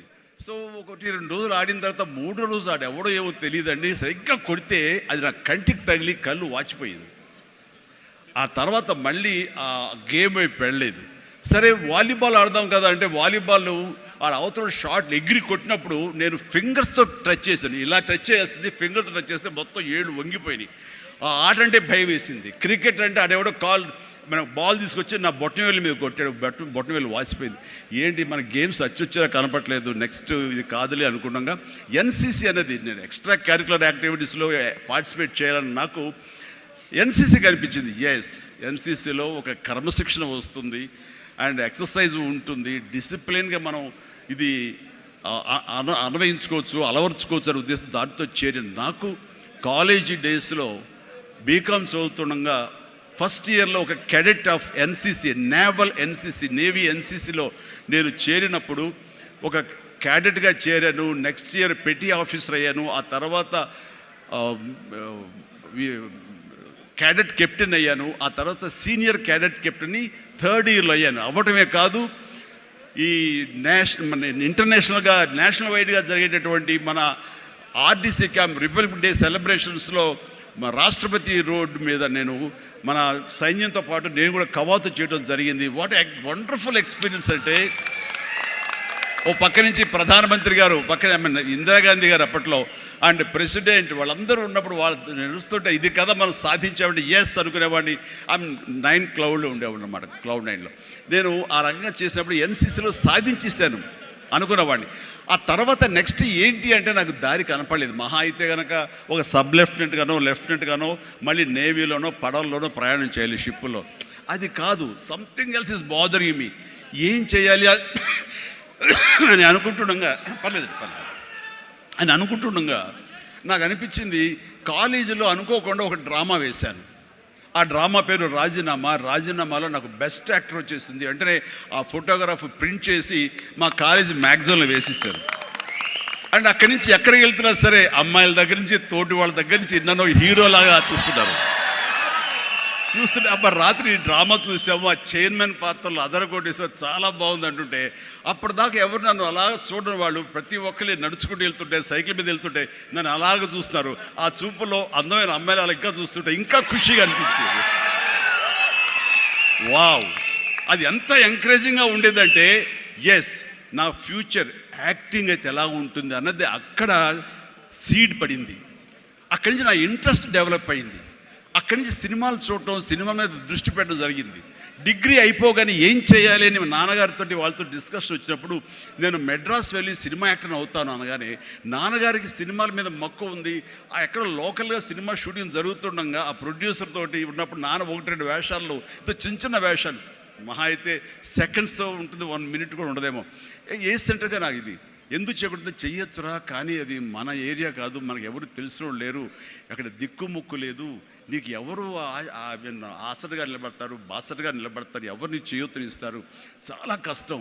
ఎక్కడో అన్నోన్ ఫీల్డ్కి వెళ్ళి నువ్వు రాణించగలవా, ఒంటరిగా వెళ్తున్నావు అని అంటే ఏదో గట్ ఫీలింగ్, నేను రాణిస్తాను అన్న నమ్మకం, నేను వస్తాను అన్న నమ్మకం. ఎందుకంటే ఏమనుకున్నా, ఏ బ్యాంక్ ఎంప్లాయీ అనుకున్నా, నాన్నగారిలాగా పోలీస్ డిపార్ట్మెంట్ అనుకున్నా, ఇంకోటి అనుకున్నా, నేవీ ఆఫీసర్ అనుకున్నా కిక్ ఇవ్వటం లేదు. అదే సినిమా యాక్టర్ అయితే యా అని అనిపించింది అని అప్పటి నుంచి సినిమా మీద దృష్టి పెట్టాలంటే నేను లింగులిటుకుంటూ వెళ్ళి 4 ఫోటోలు తీసుకుని ఆఫీసుకి వెళ్తే ఎవడో ఆదరించడు. నేను ఒక ఫిలిం ఇన్స్టిట్యూట్లో ట్రైనింగ్ అయ్యానండి, ఆమె ట్రైన్డ్ యాక్టర్ అని అంటే ఎంతో కొంత ఆదరణ ఉంటుంది. రాబో కూర్చోటి చేసి టీ అని ఇస్తారేమో అనే ఉద్దేశంతో నేను ఫిలిం ఇన్స్టిట్యూట్లో జాయిన్ అయితే అక్కడ నేను అయ్యాను. ట్రైనింగ్ అయిన తర్వాత అక్కడి నుంచి ఏ ఒక్క రోజు కూడా రమ్మండి, ట్రైనింగ్ పూర్తి అవ్వకుండానే నన్ను నా టాలెంట్ని చూసి ఆయా ప్రొడ్యూసర్లు అప్పటికప్పుడు నాకు వేషాలు ఇవ్వడం మొదలుపెట్టారు. నా ఫోటోలు తీసుకుని ఏ ఆఫీస్కి వెళ్ళలేదు, ఏ ఆడిషన్స్కి వెళ్ళలేదు నాకు. బట్ ఒకటే ధ్యేయం, ఎస్ అని. ఆ టైంలో అందరూ తెలుసుకోవాల్సింది, మీ వర్క్లో కూడా తెలియకుండా పాండీ బజార్ వెళ్ళేవాడిని ఎప్పుడైనా. అక్కడ వెస్టర్న్ ఇంట్రెస్ట్ నుండి డిస్గస్టెడ్ పీపుల్, ఫ్రస్ట్రేటెడ్ పీపుల్ అక్కడ ఉండే కాఫీలు టీలు తాగేవాళ్ళు. నేను అక్కడికి వెళ్ళేవాడిని. కొంతమంది కలిసి ఏంటి కొత్తగా వచ్చావా, ఏం చేస్తున్నావు, సినిమాల వేషం ట్రై చేస్తానని, ఇంకా ఇన్స్టిట్యూట్లో ట్రైనింగ్ అవుతున్నాను. ఆహా అబ్బో రైట్ రారా, వీడు చూడు ఎంత అందంగా ఉన్నాడో, కొట్టేరు లాంటి ముక్కు, మంచి ఇది వచ్చేస్తూ, వీడికే దిక్కు ముక్కు లేదు, సోసోగా కనిపించే నీకేంటయ్యా, ఇదో ఇక్కడ అక్కు ఆశ పెట్టుకోకు, ఇక్కడున్న ప్రతి ఒక్కళ్ళు కూడా సినిమాల్లో ఏదో ప్రయత్నం చేసిన వాళ్ళే, ఇక్కడ నా అనేవాళ్ళు ఎవరు లేకపోతే నువ్వు రాణించలేవు అని చెప్పినప్పుడు చాలా డిసప్పాయింట్ అయిపోయేవాడిని, సల్క్ అయిపోయేవాడిని, కుంగిపోయేవాడిని. అలాగే రూమ్కి వెళ్ళేవాడిని. ఆ రోజంతా నిద్ర పట్టేది కాదు, నిజమా అనేది. నేను ఏదైతే ఆశలు ఏదైతే మనసులో పెట్టుకుని నేను అవుతాను నమ్మకం ఉందో ఆ నమ్మకం సడిలిపోయేది, బ్రేక్ అయిపోయేది, కూలిపోయేది. అప్పుడు నేను ఒక్కడనే, నాకు ఆంజనేయ స్వామి ఒక్కడే నాకు ఉండేవాడు. ఆయన దగ్గరికి వెళ్ళి ఆయన ప్రార్థించున్నాను, ఆయనతోటే నేను కాన్వర్స్ చేసేవాడిని, ఆయనతోటే సంభాషించేవాడిని. ఆయనతోటి నేను ఏది మాట్లాడినా సరే ఆయన నాకు బదులు చెప్తున్నట్టుగా అనిపించేది. నేను ఎవరు వెళ్ళమన్నారా అక్కడికి, నెగిటివిటీ ఫీల్డ్లోకి? నీకు పాజిటివ్ కావాలి. ఎక్కడైతే నీకు పాజిటివిటీ ఉంటుందో నీ పాజిటివ్ ఫీలింగ్ని, నీ ఎయిమ్ని అది ఎన్హాన్స్ చేస్తుంది, స్ట్రెంగ్తన్ చేస్తుంది. అక్కడికి వెళ్ళు. అది గట్టి పడేంత వరకు, నీకు అవకాశాలు వచ్చేంత వరకు, నువ్వు రాణించేంత వరకు నెగిటివిటీని అస్సలు దగ్గర తీసుకోకు. ఫ్రస్ట్రేటెడ్ పీపుల్స్ సమక్షంలో వెళ్ళకు, నీ మీద నమ్మకం పెట్టుకో అని ఆ భగవంతుడు నాకు చెప్పాడు. ఏ పర్సనాలిటీ డెవలప్మెంట్స్ కానీ, ఏ మన బిజినెస్ మేనేజ్మెంట్లో కానీ ఏ బుక్స్ నాకు ఏమీ తెలియదు, అది స్పెల్లింగ్ కూడా తెలియదు నాకు. ఆయన చెప్పినప్పుడు ఇంట్యూషన్, అది నా అంతరాత్మే నాకు ప్రబోధించిందా, లేకపోతే బయట నుంచి ఆ భగవంతుడే చెప్పాడా, అది నేను అది నిర్వచించను. కానీ ఇక మీద అటు వెళ్ళకూడదు అని అనుకున్నాను. ఎప్పుడు ఇంతవరకు మళ్ళీ ఆ నెగిటివిటీ వైపు, అలా ఫ్రస్ట్రేటెడ్ పీపుల్ ఎప్పుడు ఎంటర్టైన్ చేయలేదు నేను. ఆ నమ్మకమే నాకు నిజంగా నాలో బలమైంది. అంటే మీరు ఒక ఉదాహరణ చెప్తాను అందరికీ అర్థమయ్యేలాగా. మనం ఒక అద్భుతమైనటువంటి సౌధం, ఒక బిల్డింగ్ కట్టాలంటే స్లాబ్ వేస్తాం. ఆ స్లాబ్ వేసినప్పుడు ఆ వేసిన ఒక్కరోజు వర్షం పడకుండా ఉంటే బాగుండు, అది దాని నీరు తగలకుండా ఉంటే బాగుండు, అన్ని రకాల కేర్లు తీసుకుని, వెదర్ రిపోర్ట్ కూడా తీసుకుని మనం స్లాబ్ వేస్తాం. ఆ స్లాబ్ వేసిన 24 అవర్స్ తర్వాత దాన్ని నీరు పడితే గనక లోపల మొత్తం అది పాడైపోతుంది. అలాంటి స్లాబ్ ఆ తర్వాత క్యూరింగ్ చేయడం కోసంగా అదే వాటర్ తోటి మనం క్యూర్ చేస్తాం మనం.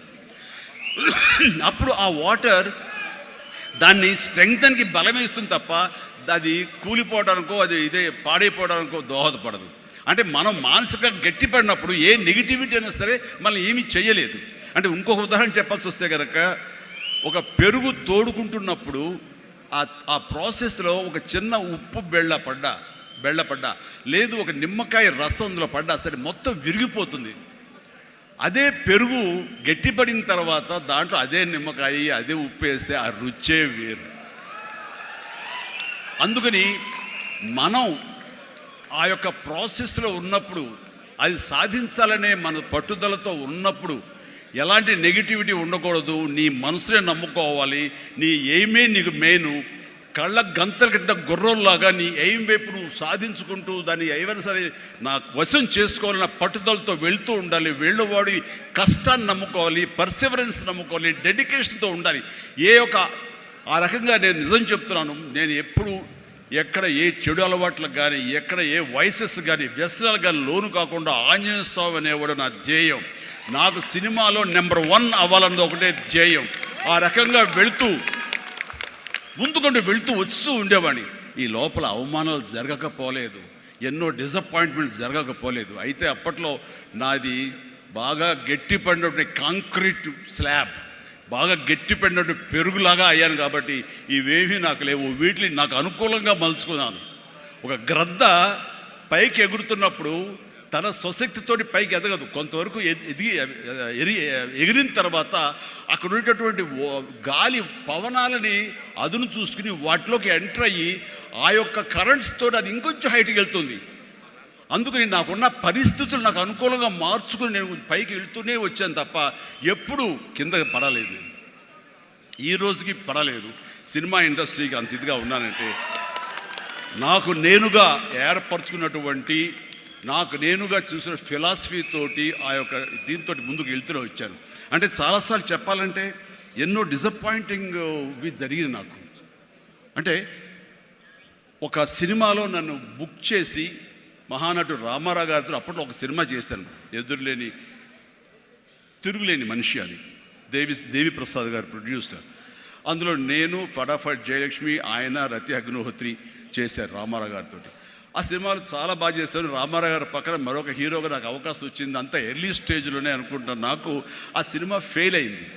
ఆ తర్వాత మళ్ళీ అదే రామారావు గారితో మళ్ళీ సినిమా చేసే అవకాశం వచ్చింది ఒక దిగ్దర్శకులతోటి. అయితే నాకు డేట్లు ఇచ్చారు, నా మెజర్మెంట్స్ తీసుకున్నారు, నేను వెయిట్ చేస్తాను. కానీ నా పేరు లేకుండా మరొకరి పేరుతోటి ఆ అనౌన్స్మెంట్ అయ్యేసరికి ఎక్కడ డిసప్పాయింట్మెంట్ వచ్చింది. ఏంటిది అని ఆ రోజున ప్రొడ్యూసర్ని పిలిచి, ఇదేంటండి షెడ్యూల్ స్టార్ట్ అయిపోతుందంట, నాకు డేట్లు చెప్పారు, నేను ఆ డేట్లు ఎవరికి ఇవ్వకుండా నేను ఇక్కడ దాచిపెట్టాను, నేను ఎదురు చూస్తున్నాను అంటే, సారీ చిరంజీవి గారు, ఎలా చెప్పాలో తెలియక మేము టైం తీసుకున్నాము. ఎందుకంటే పోయిన సినిమా మీది ఫ్లాప్ అయింది కదా కాంబినేషన్లో, అందుకని దానికి గ్లామర్ ఉండదని మీరు వద్దనుకున్నావు అని. ఆ విషయం చెప్పచ్చు కదండి అని అంటే, ఆ టైంలో నేను నాతో సినిమా చేస్తే సినిమా ఫెయిల్ అవుతుందని ఒక బ్యాడ్ ఇది ఒక నా మీద స్ప్రెడ్ అయ్యే అవకాశాలు ఉన్నాయి. ఈరోజు సోషల్ మీడియా, ఆ రోజు ఇంత మీడియా లేదు కాబట్టి కానీ, లేదంటే ఎంత బ్యాడ్ అయ్యేదంటే నన్ను తిరిగి ఇతనితోటి ఎవరైనా చేస్తే సినిమా ఫెయిల్ అవుతాయి, ఇది ఒక ఐరన్ లెగ్ అనే పరిస్థితి వచ్చేసరికి ఎక్కడో మళ్ళీ జంకాను. కానీ గ్రద్దలాగా నాకు అనుకూలంగా ఉన్నటువంటి అవకాశాల పవనాల్ని అదునుగా చూసుకుని నేను ఎదిగాను. ఎస్, దాన్ని పాజిటివ్గా తీసుకున్నాను. ఎవరైతే వద్దులే ఈ సినిమా చిరంజీవి వద్దులే అని నన్ను పక్కన పెట్టి అనుకున్నారో అలాంటి వ్యక్తితోటే నేను రామారావు గారి కంటే ఎక్కువ సినిమాలు ఆయన నాతో చేసేలాగా చేసుకున్నాను. అత్యధిక సినిమాలు రామారావు గారు చేస్తే ఆ మహానుభావుడు ఆ దర్శకుడి దగ్గర, అదే దర్శకులు వారు నన్ను భుజం పట్టి నన్ను పైకి తీసుకుని ఆయనకంటే 4 సినిమాలు ఎక్కువే చేశారు నాతోటి. అది పరిస్థితుల్ని మనకు అనుకూలంగా మలుచుకోవటం, మార్చుకోవటం, తద్వారా మనం ఇంకొంచెం పైకి వెళ్ళటం అనేది.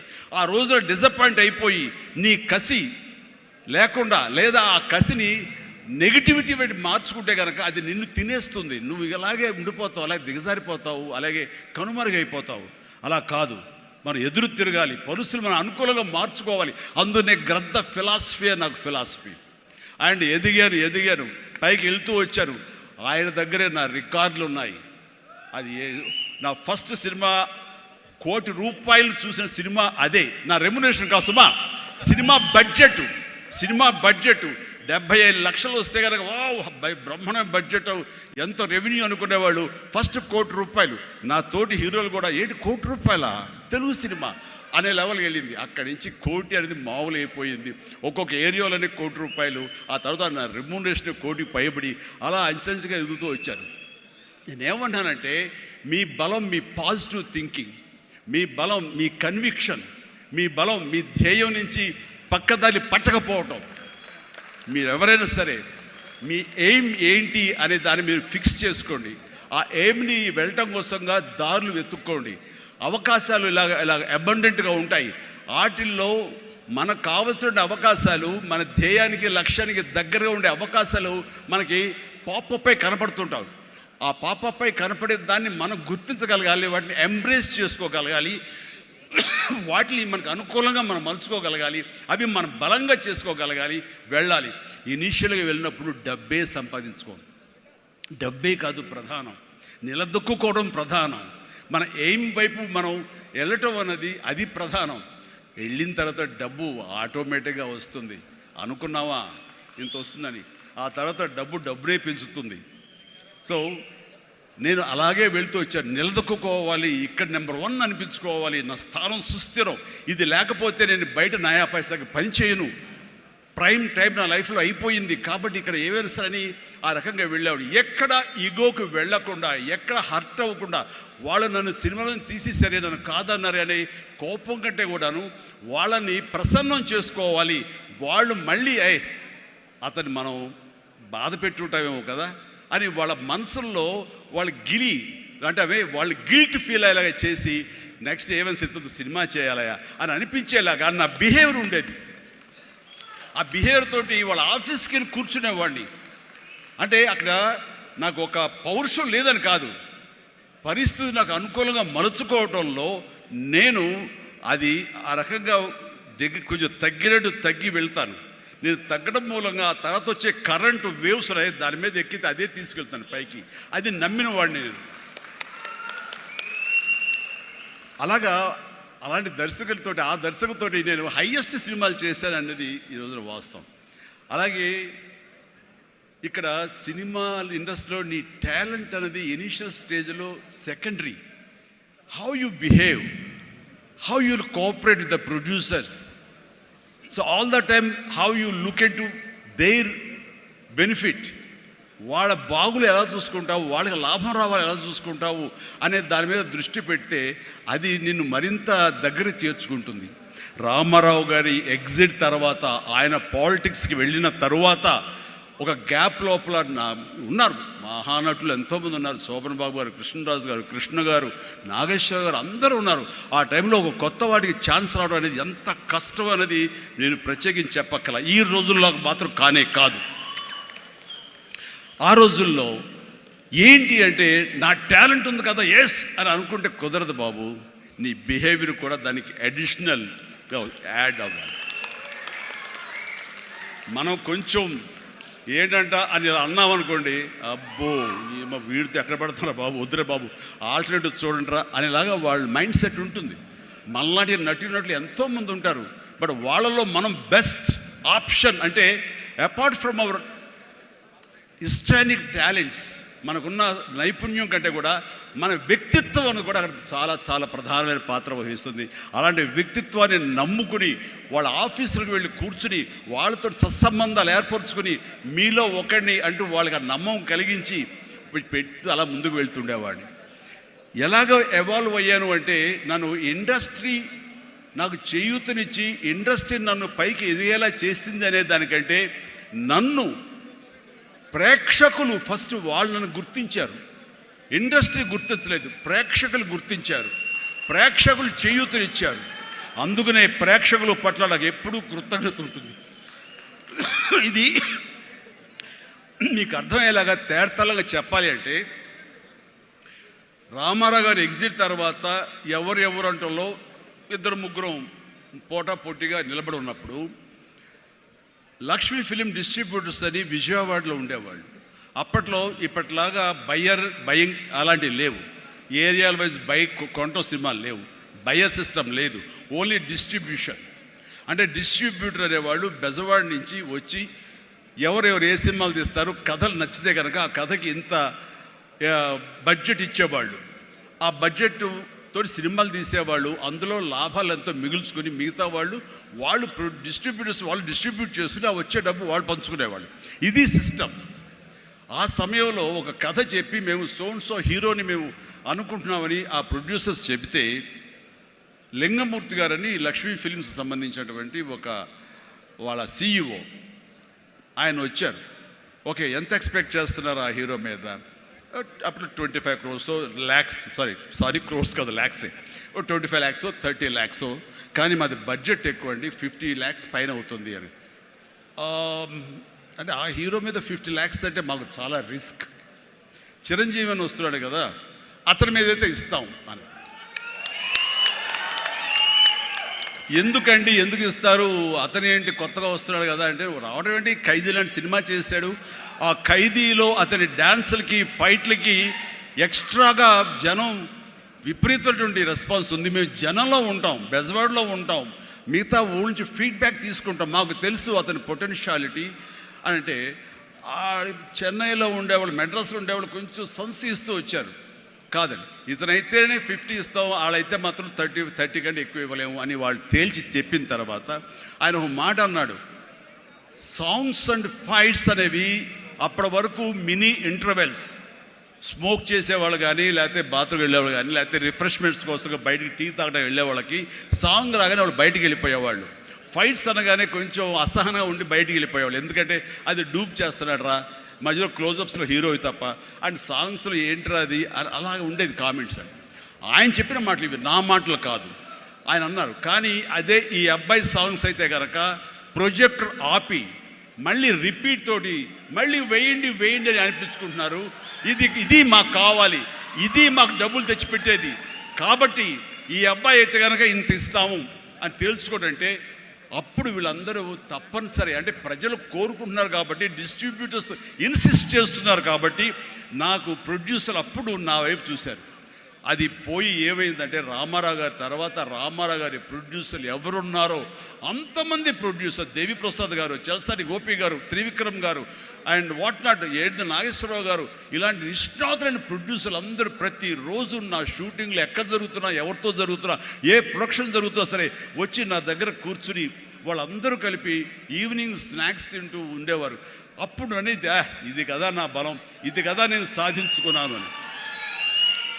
రామారావు గారి ప్రొడ్యూసర్లు తిరిగి నాతో సినిమాలు తీస్తుంటే అది ఎనలేని బలం. నెంబర్ 1 హీరో అవ్వాలని అనుకున్న నాకు ఆ క్షణం అనిపించింది, ఎస్ అయ్యానని.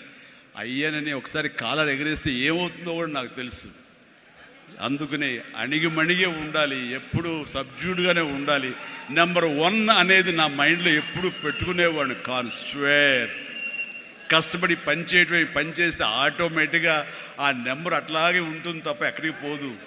అదే నమ్మకంతో తప్ప నేను నెంబర్ 1 చెప్పుకుంటే అది నాతో నిలబడుతుందన్న నమ్మకం లేదు. మనం కష్టపడి అలాగే అదే విధంగా ముందుకు సాగుతూ ఉంటే కనుక ఆటోమేటిక్గా వస్తుంది.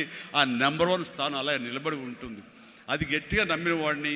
ఇది ఎవరు చెప్పింది కాదు, నా అంతరాత్మ నాకు చెప్పింది కాబట్టి దాంతో ఫాలో అవుతూ వచ్చేవాడిని. అందుకని ఈ రోజున నేను సరదాగా ఎంటర్ప్రినర్షిప్ వెళ్ళది నేను నా సోత్కర్షం చెప్పకూడదు అనుకుంటున్నప్పుడు నేను ఏం పాయింట్ చెప్పాలని ఊరికి గూగుల్ చేసేవేళ చేస్తే the key principles to become an entrepreneur, identify your passion. NCC తర్వాత నిర్దిష్టంగా నా ప్యాషన్ ఏంటో నాకు తెలిసి వచ్చింది. Acting and take calculated risk. నాన్నన్నారు ఈ సినిమా ఇండస్ట్రీలో ఎవరు తెలియదు, నువ్వు వెళుతున్నావు, అది రిస్క్ కదరా, మరి అక్కడ ఎవరు రాణించకపోతే ఏం చేస్తారు? నాన్న రాణించకపోతే ICWAI ఆ కోర్సు చేరతాను ఎగ్మూర్లో, అందులో సైమిల్టేనియస్గా చదువుతాను, టైం వేస్ట్ చేయను అంటూ పగలంతా ఫిలిం ఇన్స్టిట్యూట్, ఈవినింగ్ అయ్యేసరికి ఈ యొక్క ICWI ఎగ్మూర్ అని చెన్నైలో ఉండేది. ఆ ప్రాంతంలో ఆ ఇన్స్టిట్యూట్లో నైట్ కాలేజీ చదివేవాడిని. ఒక 6 months అయిన తర్వాత చాలా కష్టమైపోయేది. నైట్ నిద్ర లేకుండా పగలేమో ఈ ఫిలిం ఇన్స్టిట్యూట్లోనే అనుకునేది చేయలేక నెమ్మదిగా నా ఇంట్రెస్ట్ స్ట్రెంగ్తన్ అవుతుంది, నాలో బలమైనటువంటి నమ్మకం ఏర్పడుతుంది, ఖచ్చితంగా రాణించగలన్న బలంతో వేసారంటే దీన్ని తెలియకుండా నేను వదిలేశాను. అది అలాగా. సో ఆ రిస్క్ తీసుకున్నాను నేను చెన్నై వెళ్ళి. Set clear achievable goals. Yes, నాకున్న టాలెంట్ డ్యాన్స్ అచీవ్ చేయగలను, నాకు టాలెంట్ ఒరిజినల్ ఫైట్స్ చేయగలను. Yes, I can do that. Performance ఇవ్వగలను. ఆ ఇవ్వటంలో పాటు ఒకే మాస్ అంటే ఎప్పటికైనా బోరు కొడుతుంది. అలా కాదు, అంటే డిఫరెంట్ డైరెక్టర్స్ని నమ్ముకున్నాను నేను, డిఫరెంట్ కథలను నమ్ముకున్నాను. ఒక పక్క నుంచి ఖైదీ సినిమా చేస్తే మరో పక్క నుంచి నేను మంత్రి గారి వియ్యంకుడు సినిమా చేశాను. College students, young lad, love subject చేశాను. 2 కలిపి ఒక వారంలో రిలీజ్ అయింది. మీరు కావాలంటే గతంలోకి వెళ్ళి ఆ ఖైదీ రిలీజ్, నెక్స్ట్ మంత్రి గారి వియ్యంకుడు చూడండి. 1 week. 2 ఒకటేమో సూపర్ డూపర్ ఫినామినల్ హిట్, ఒకటి సూపర్ హిట్ అయింది మంత్రి గారి వియ్యంకుడు. ఆ తర్వాత శుభలేఖ, ఒక డిగ్నిటీ ఆఫ్ లేబర్, మన మహానుభావుడు విశ్వనాథ్ గారి డైరెక్షన్లో సినిమా చేశాను. ఆ తర్వాత ఇదే కాదు, చిన్నపిల్లల్ని అలరించేలాగా, ఇందులో చాలామంది చిన్నప్పుడు చూస్తుంటారు చంటి అబ్బాయి. ఆ సినిమా ఆ చేసిన ఆ ఫార్స్ కానివ్వండి, స్లాప్స్టిక్ కామెడీ కానివ్వండి, ఇప్పటికీ చాలామంది చెప్తుంటారు. వాళ్ళందరూ IAS ఆఫీసులో వాళ్ళు పెద్దవాళ్ళు అయ్యారు, వాళ్ళందరూ అయినా సరే చెప్తుంటారు. అదొకటి. ఇట్లాగా వైవిధ్యమైనటువంటి క్యారెక్టర్స్, స్వయం కృషి కానివ్వండి, యాక్షన్ సినిమాలు కానివ్వండి, రాఘవేంద్రరావు గారి గ్లామర్ క్యారెక్టర్స్ కానివ్వండి, కోదండరావు రెడ్డితో చేసిన కామెడీ కమర్షియల్ సినిమాలు కానివ్వండి, గోపాల్తో చేసినటువంటి ఫ్యాక్షన్ సినిమాలు కానివ్వండి, అట్లాగా 1-2 అలాగా మన ఇది మా బావగారు భావన అలాంటి సబ్జెక్టులు కానీ, ఒకటే ఇలా ఇంద్ర ఇలాంటి సబ్జెక్టులు అందరూ చూస్తుంటే కనుక నాకు అనిపించింది అన్ని రకాలుగా నాకున్నటువంటి టాలెంట్స్ని అన్ని పక్కలకి వ్యాపింప చేశాను. అంటే అంతమంది ప్రేక్షకుల్ని ఈ రోజున మహిళా ప్రేక్షకులు వచ్చి ఆప్తుల్లాగా వచ్చి నన్ను ప్రేమించిన లేడీసే కాదు, యంగ్స్టర్సే కాదు, పసిపిల్లలే కాదు, పెద్దవాళ్ళే కాదు, ధనికులే కాదు, ప్రతి ఒక్కళ్ళు క్లాస్ మాస్ వాళ్ళు వీళ్ళు అందరూ ఇంతమంది ప్రేమించారు. కాబట్టి ఈ రోజున ఇంతమంది నేను ఆస్తిగా చేసుకున్నాను, ఇంతమంది ప్రేమ పొందే అదృష్టం ఆ భగవంతుడు కల్పించగలిగాడు. ఎందుకంటే నేను లిమిటేషన్స్ పెట్టుకోలేదు. ఆ రకంగా అది నాకు ఎంతో హెల్ప్ అయింది. అలాగా delivery, high quality work, constantly market understanding. Yes, ఈ రోజున ఒకటే రకమైన డ్యాన్స్లు వేస్తుంటే కనుక బోరు కొట్టచ్చు. సో ఏం చేద్దాం, డ్యాన్స్లో కానీ ఫైట్స్లో కానీ వైవిధ్యం ఎలా తీసుకొద్దాం అనుకున్నప్పుడు ఫారిన్ వెళ్ళినప్పుడు నా భార్యతో పిల్లలతో ఎంజాయ్ చేయడం కాకుండా అక్కడ దొరికేటువంటి వైవిధ్యమైన డ్యాన్స్ క్యాసెట్స్ తీసుకొచ్చేవాడు, VHS క్యాసెట్స్. అందులో మైకేల్ జాక్సన్ ఉండేవి. అప్పుడు ఇక్కడ ఇండియాలో VHS క్యాసెట్లు కానీ VHS ప్లేయర్స్ కానీ ఉండేవి కదా, వీడియో ప్లేయర్స్. అవి తీసుకొచ్చి ఒక ప్లేయర్ కొనుక్కొచ్చి అవి చేసుకునేవాడిని, అవి డ్యాన్స్ మాస్టర్లు చూపించేవాడిని. అదే ఈరోజున డిస్కో డ్యాన్సులు కానివ్వండి, బ్రేక్ డ్యాన్సులు కానివ్వండి, వేవ్ డ్యాన్సులు కానివ్వండి, ఇలాంటి డ్యాన్సులు రావడానికి నేను వైవిధ్యంగా ఉండాలని ఎప్పటికీ పరితపిస్తూ ఉండేవాడిని. వాళ్ళ మొనాటినిగా ఫీల్ అయ్యేలా చేసేవాడిని కాదు. అది ఫైట్స్లో కూడా అదే విధంగా ఉండేది. And then critically important is understanding your target audience and customers. So మారుతున్న కాలానికి అనుకూలంగా ఆడియన్స్ టేస్ట్ మారుతుంటే మనం కూడా మన సినిమా కథాంశాలు మార్చుకోవాలంటూ ఆయా కథకులతో కూర్చుని ఇంటరాక్ట్ అవుతూ వాళ్ళని మార్చుకుంటూ అప్లోడ్ మార్చుకుంటూ జగదగ వీడు అతిలోక సుందరి, అన్నయ్య అనే సినిమా, సెంటిమెంట్ సినిమా, హిట్లర్ అనే సినిమా, మాస్టర్ అనే సినిమా, రెస్పాన్సిబిలిటీ సినిమాలు, మెసేజ్ ఓరియంటెడ్ సినిమాలు ఇస్తూ ఆ రకంగా మోసపోసే సినిమాల నుంచి నేను బయటికి రావడం జరిగింది. And know that your product won't appeal to everyone and conduct market research and continuously learning. ఇప్పుడు సినిమా చిరంజీవి సినిమా అంటే అందరూ లైక్ చేసేయాలి, అందరిని అనుకోకూడదు. కొంతమంది డిస్లైక్ చేసేవాళ్ళు ఉంటారు.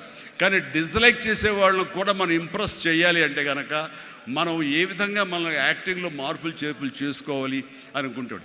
ఇక్కడ ఉన్నటువంటి కొంతమంది ఇండస్ట్రీలో, సార్ మీ సినిమాల్ని దొంగతనంగా చూసేవాళ్ళం సార్, ఇదేం కర్మయ్యా దొంగతనం ఎందుకు, ధైర్యంగా చూడొచ్చు కదా అంటే, లేదు సార్ అలా చూస్తే మా వాళ్ళు కొంతమంది ఎందుకురా సినిమాలు అంటే అవేనా అని అనేవాళ్ళు సార్. అదేంటయ్యా సినిమాలకు కూడా తేడా చూపిస్తారా?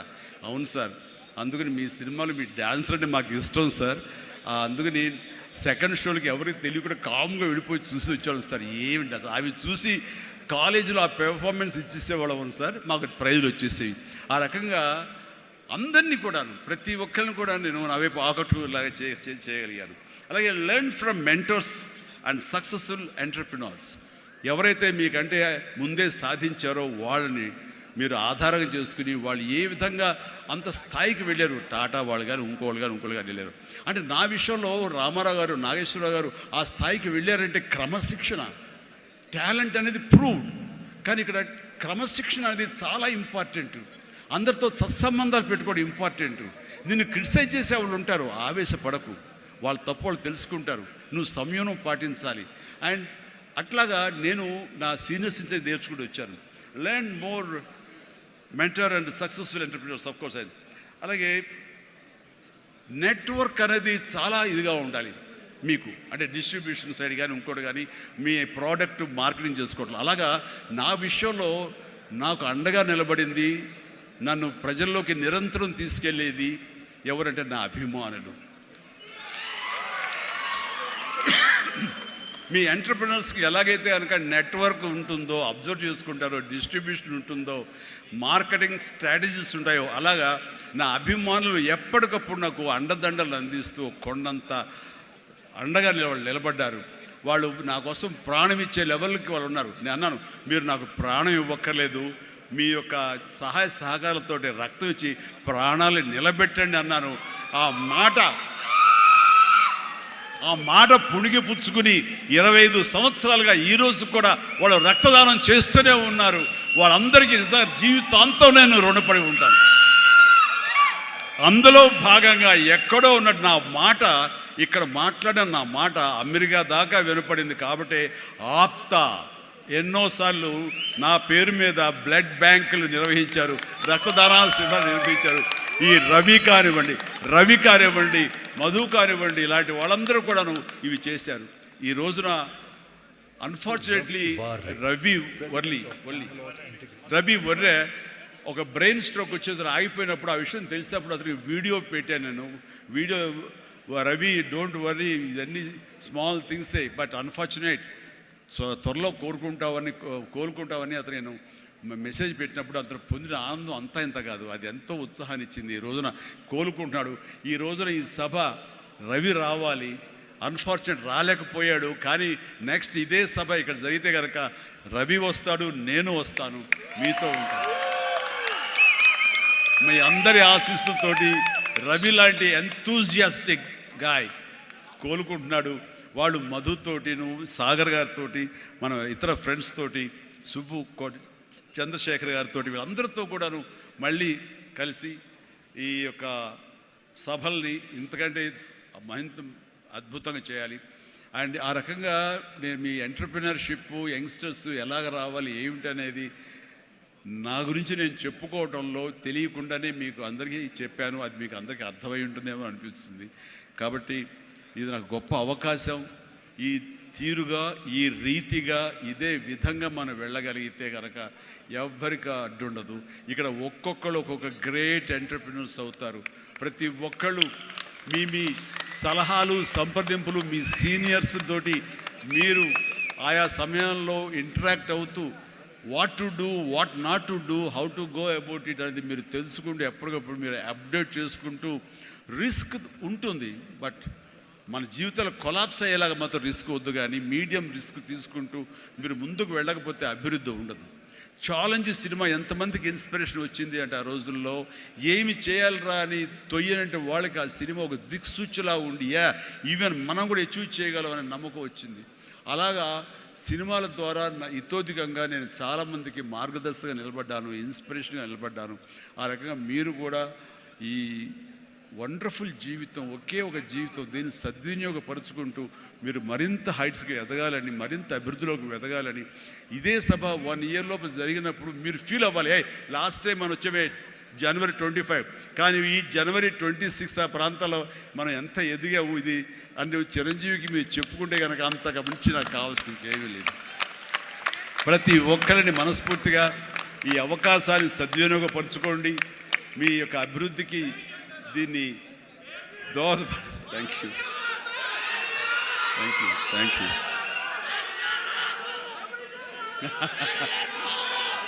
ఎస్ ఇందాక నుంచి చాలా చెప్తూ నా అచీవ్మెంట్స్ గురించి చెప్పాను. Pawan Kalyan is my achievement,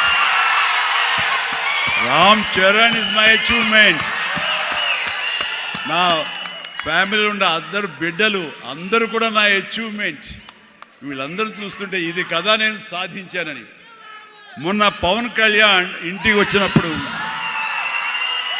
ఒక మాట అన్నాడు, అన్నయ్య నీకు ఒక మాట అనేవాడికి గుర్తుందా అని. ఏమన్నానరా, మన ఇంట్లో ఇంతమంది మీరందరూ ఉన్నందుకు నాకు ఈ అవకాశం భగవంతుడు ఇచ్చినందుకు ఇది నాతో ఆగిపోకూడదు. ఒక రాజ్ కపూర్ ఫ్యామిలీలో ఎంతమంది ఎలా ఉన్నారో ఆ రకంగా మరొక రాజ్ కపూర్ ఫ్యామిలీ మన మెగా ఫ్యామిలీ అవ్వాలి అని నువ్వు చెప్పావు. ఈ రోజున చూస్తుంటే తలుచుకుంటే నీ మాట ప్రభావం, నీ మాట మంత్రంగా ఈరోజు పనిచేసి మన ఫ్యామిలీలో ఇంతమంది 9 ఉన్నావు, 10 మంది దాకా ఉన్నావు అంటే కనుక నీ మాట పవర్. ఎందుకంటే నువ్వు చాలా నిష్కల్మషంగా అంటావు, అనేదో కన్విక్షన్తో అంటావు, అందులో ఎలాంటి పొల్యూషన్ ఉండదు కాబట్టి దానికి బలం ఎక్కువ అన్నయ్య. మంచి మనసుతో అంటావు, పాజిటివ్తో అంటావు అని కళ్యాణ్ బాబు అంటే అవును కదా అనుకున్నా. తెలియకుండా అదే ఒక పత్రిక కపూర్ ఫ్యామిలీ ఆఫ్ సౌత్ అంటూ మా గురించి ప్రస్తావించినప్పుడు భగవంతుడా, ఇది మా గొప్పతనం కాదు, నువ్వు ఈ ప్రజలు నా అభిమానులు ఈ ప్రేక్షకులు మమ్మల్ని ఆదరించారు కాబట్టి మేము ఈ స్థాయిలో ఉన్నాము అనుకున్నది ఆ రకంగా సాధించగలిగాము అనిపిస్తుంది. అండ్ గతంలో ఎప్పుడు నేను ఏ సభలోనూ ఇంత మనసిప్పి మాట్లాడుకోలేదు. అది మీతోటి నేను మనసిప్పి మాట్లాడుకునేంత ఆప్తుల మధ్య ఈ ఆప్తా సంస్థ సంబంధించి నా గుండెని టచ్ చేశారు. అందుకు నేను లోపల నుంచి అది తన్నుకు వచ్చింది కాబట్టి మనస్ఫూర్తిగా నా కుటుంబ సభ్యులతోటి నా వాళ్ళతోటి నేను మాట్లాడుతున్నట్టుగా అనిపిస్తుంది. అండ్ మీరు ఎప్పుడు ఈ ఆప్తా సంస్థ ఇప్పుడు ప్రెసిడెంట్గా ఉండొచ్చు, రేపొద్దున ఇంకోటి ఉండొచ్చు, ఎవరైనా సరే ఇదే డెడికేషన్ తోటి, ఇదే కన్విక్షన్ తోటి, ఇదే నమ్మకంతో మీరు అంతా ముందు చేయాలి. అండ్ ఇక్కడ ఈ రోజున ఈ అద్భుతమైనటువంటి ఎన్విరాన్మెంట్లో ఈ యొక్క వెన్యూలో మనం చేయగలుగుతామంటే వెనకాల మన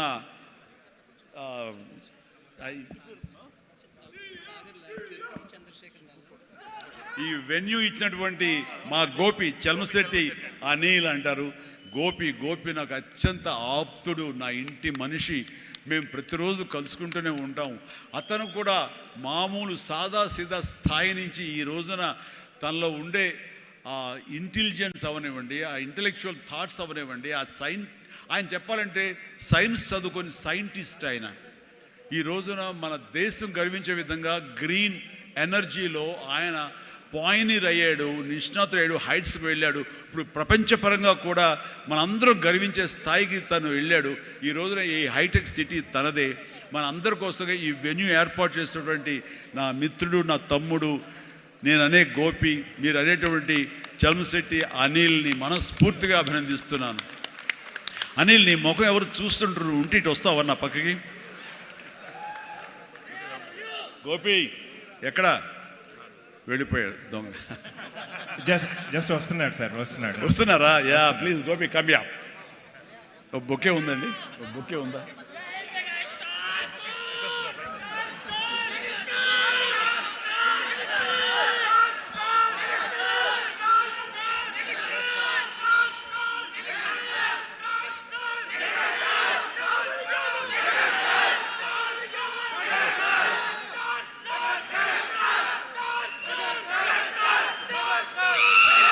Megastar.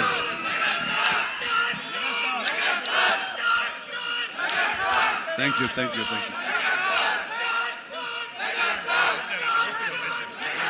Gopi garu. Thank you, Gopi. And వీళ్ళు ఏర్పరచిన ఈ సభకి మీరు చేసినటువంటి ఈ యొక్క సపోర్ట్కి వారందరి తరపున, ఆప్తా తరపున, నేను ఆప్తా క్యాటలిస్ట్ తరపున నేను మీకు ధన్యవాదాలు తెలియజేస్తాను. More important is I want to this being a catalyst and an entrepreneurial platform. It is a basic nature what you have to learn. మనం ఈయన పర్సనాలిటీ నుంచి నేను I think I personally know him 70 years. Before that, I always learned so many things understanding Chiranjeevi garu. How hard work, determination, commitment to the society, family, the fundamentals of any entrepreneur to create a social impact. The fundamentals what you have learned and learn from him. And today I would say most of the credit goes to him. I always say you are my guru. Yes, sir. You are my brother. Yes, sir.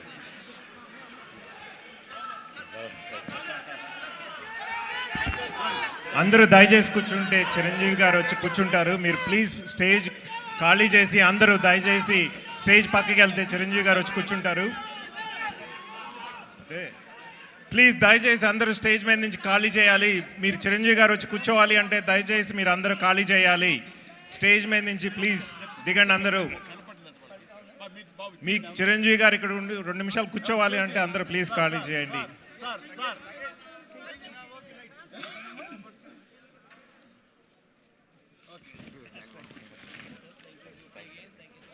Thank you అండి. So nice of you. చాలా ఓపికగా ఎంత ఎంకరేజింగ్గా విన్నారు ఆ మాటలు. నమస్తే, good night, జై Hind.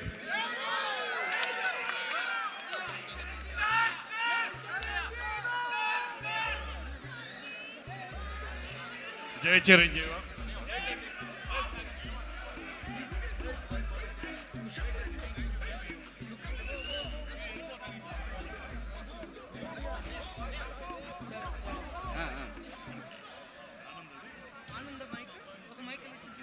Thank you.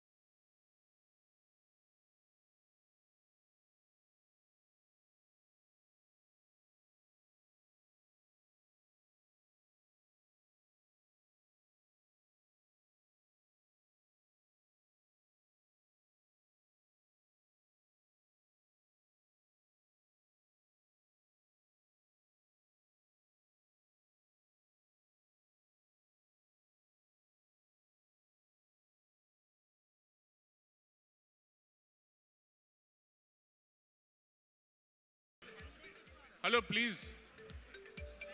Guys. Hello. Hello, Burra Babji Garu. Next, our silver sponsor, please come onto the stage, please. Can somebody play the AV of Burra Babji Garu SVS projects? Huh?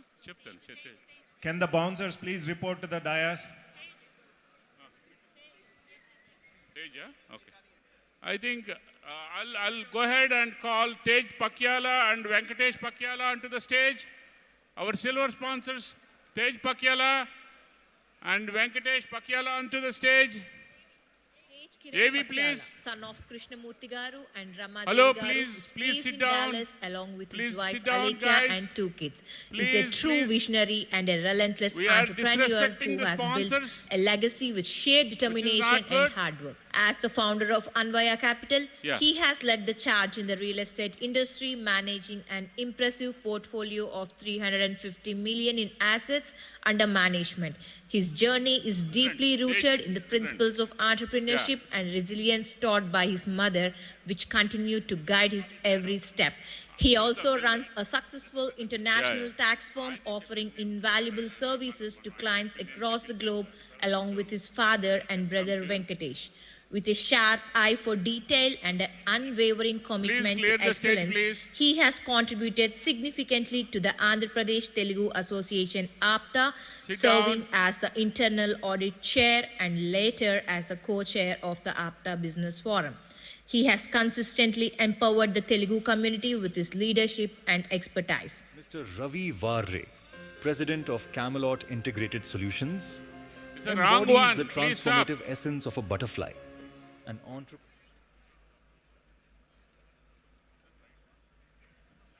Good evening, everyone. మీ అందరూ చిరంజీవి గారు ఇందాక రవి వర్రే గురించి mention చేశారు. So just for context, Ravi was supposed to be here as the one of the convener. Unfortunately, he had a health problem. He couldn't lead it. But we know Mr. Ravi Varre, President of Camelot Integrated Solutions, embodies the transformative essence of a butterfly. An entrepreneur by mind, artistic by heart, and philanthropic by soul. His journey as an accidental entrepreneur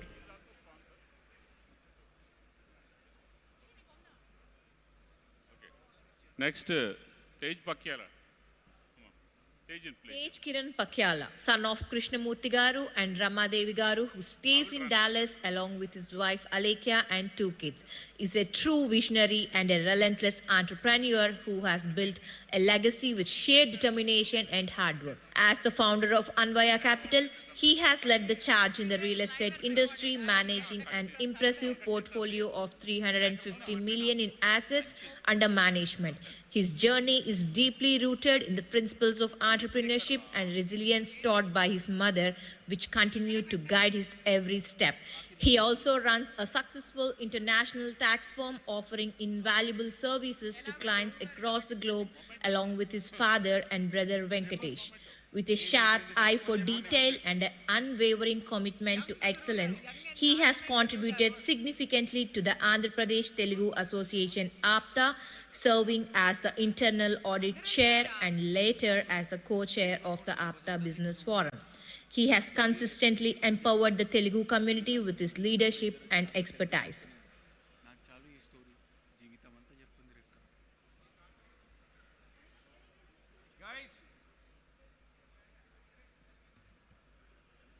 Just a few minutes.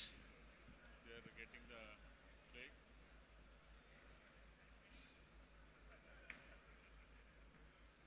Friends are running. వీళ్ళకి ఇచ్చేది అందరితో photo దిగుదాం మధ్యలో. Okay sir ఒకసారి మీరు ఉండండి, అందరు స్పాన్సర్ని కూడా పిలుస్తానండి. Sir అందరూ సిల్వర్ స్పాన్సర్స్, అందరూ మన గోల్డ్ స్పాన్సర్స్ అందరూ కూడా ఒకసారి స్టేజ్ మీదకి రావాలండి. రామేశ్వరరావు గారు, please command to the stage sir. Paparao గారు అండ్ భీముడు పసుపులేడు గారు, బొర్రు బాబ్జీ గారు, రాజశేఖర్ పాపోలు గారు,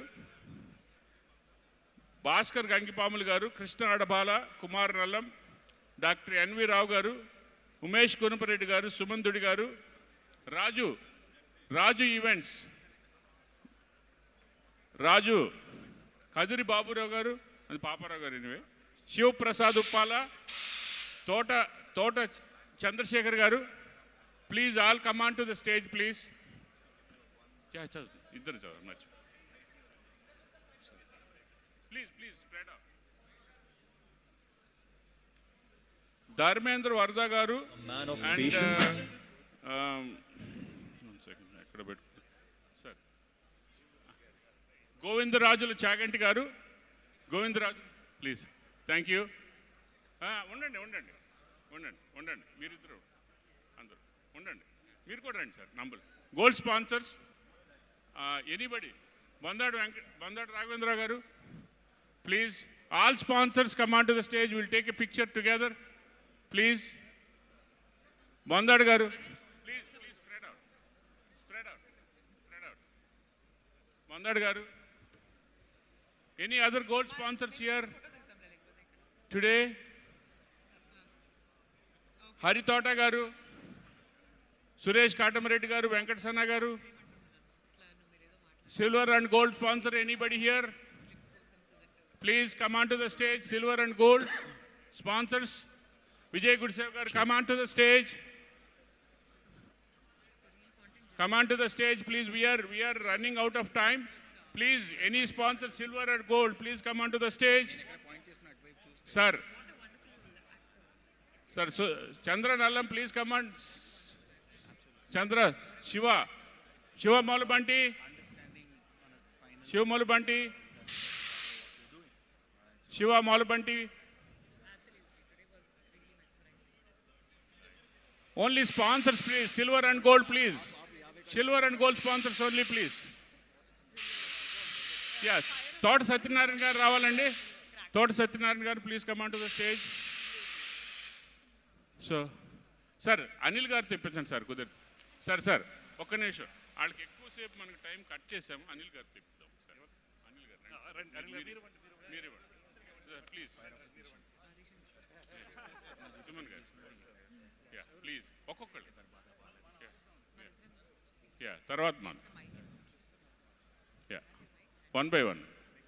So we are running out of time, sir. Sorry, we could not do one at a time. We are really sorry for that. You saw the craziness. Hopefully everybody understands, you know. Darraj garu, run sir. Anybody gold, silver sponsors, please come onto the stage. పిలిచానండి, వచ్చారా అందరికి? అనిల్ గారు plaques ఇస్తారండి one by one. హరితోట గారిని పిలిచాను. హరితోట గారు, కృష్ణాడబాలని పిలిచారు sir, అది అక్కడే ఉన్నారు, వేరే ఇచ్చారు వాళ్ళు. ఇంకెవరైనా ఉంటే పిలవండి సార్. సో మళ్ళీ అందరికి ఇచ్చేసేయండి సార్ ఒకసారి. సార్ మీరు కూడా తీసుకోండి, మీరు తీసుకున్నారు కదా sir. Thank you sir. Sir పక్క రండి.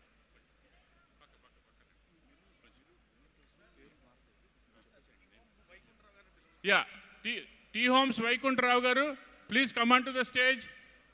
ఏంటి ఓన్లీ స్పాన్సర్స్? మళ్ళీ ఒకసారి మళ్ళీ ఇచ్చేస్తున్నాను, జస్ట్ ఉన్నారు కదా, మళ్ళీ one by one. Sir anybody here gold and silver sponsors please? we don't have the time to play the videos. Sir ఒక్క నిమిషం, one by one ప్లీజ్. నంబుల గారు కూడా వచ్చారు.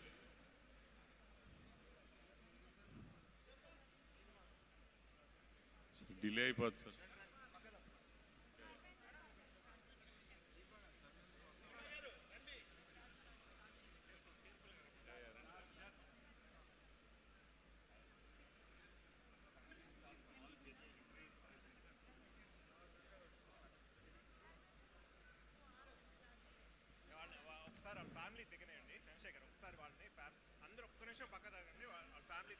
అంటే ఒక్కొక్కళ్ళని ఆయనతో దిగుదాం సార్, మా పక్క తప్పుకుని ప్లీజ్. పిలిచాను నేను, రాజు ఈవెంట్స్ని కూడా పిలిచాను.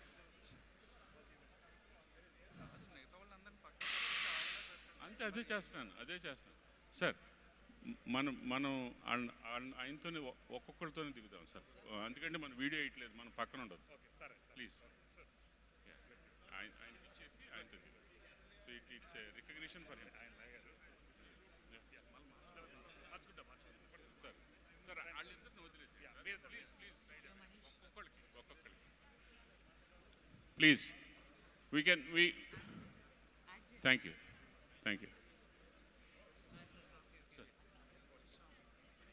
సార్. ఒక్కొక్కటి థ్యాంక్ యూ సార్. పక్కగా జరగండి కొంచెం ప్లీజ్. Thank you.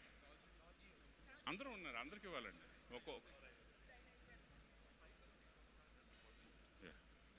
వాళ్ళు వీడియో వేయట్లేదు సార్, అట్లీస్ట్ మనం తోట చంద్రశేఖర్ గారు రండి. సారీ ఫినిష్ అయిన కుమార్ ఆడ మన sponsor sir. Please Thota Satyanarayana garu. Please sir. one at a time please. Narendra Babu. Please sir. పిలుస్తాను సార్, 1 minute.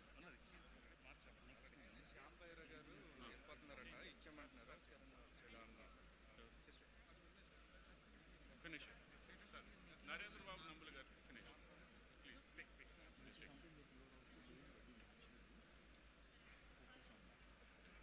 సరే. నరేంద్ర రాజశేఖర్ పాపరెడ్డి, ఆయన ఐపీఓకి వెళ్తున్నాడు sir shortly. Thanks for your sponsorship అండి. దెన్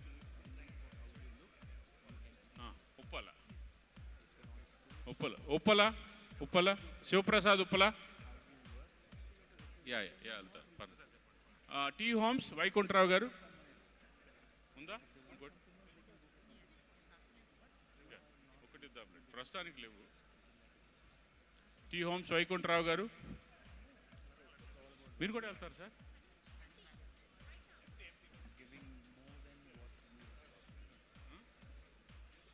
ఓకే, ఎంటీ వన్ ఉంటే కొంచెం. దెన్ ధర్మేంద్ర వరద గారు దిగారా? ఓకే, సుమంతుడి గారు అయిపోయింది. సుబ్బుకోట గారు ప్లీజ్ కమ్. సుబ్బు గారు అయిపోయింది సార్. అదే ప్లీజ్. విజయ్ గుడిసేవ్ గారు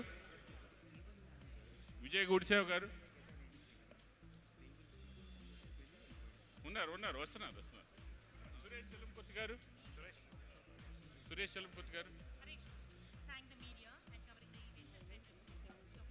చెప్దాం.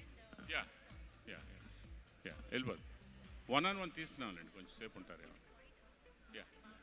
సురేష్ చెల్లంపతి గారు. If you look at the stage, it is everybody got the awards. We'll take a group picture and go. Because these are the number of people. Everybody got it, it looks like. Thank you. So requesting, just stay there, we'll take a group picture and go. Thank you for all the sponsors. Okay? We could not play the video, we are really sorry. Thank you all gold and silver sponsors. Bye. Thank you. Time for a nice group picture. Requesting all these sponsors to come together so that you're able to soak in something so beautiful that you have built. So a big thank you once again to all the sponsors.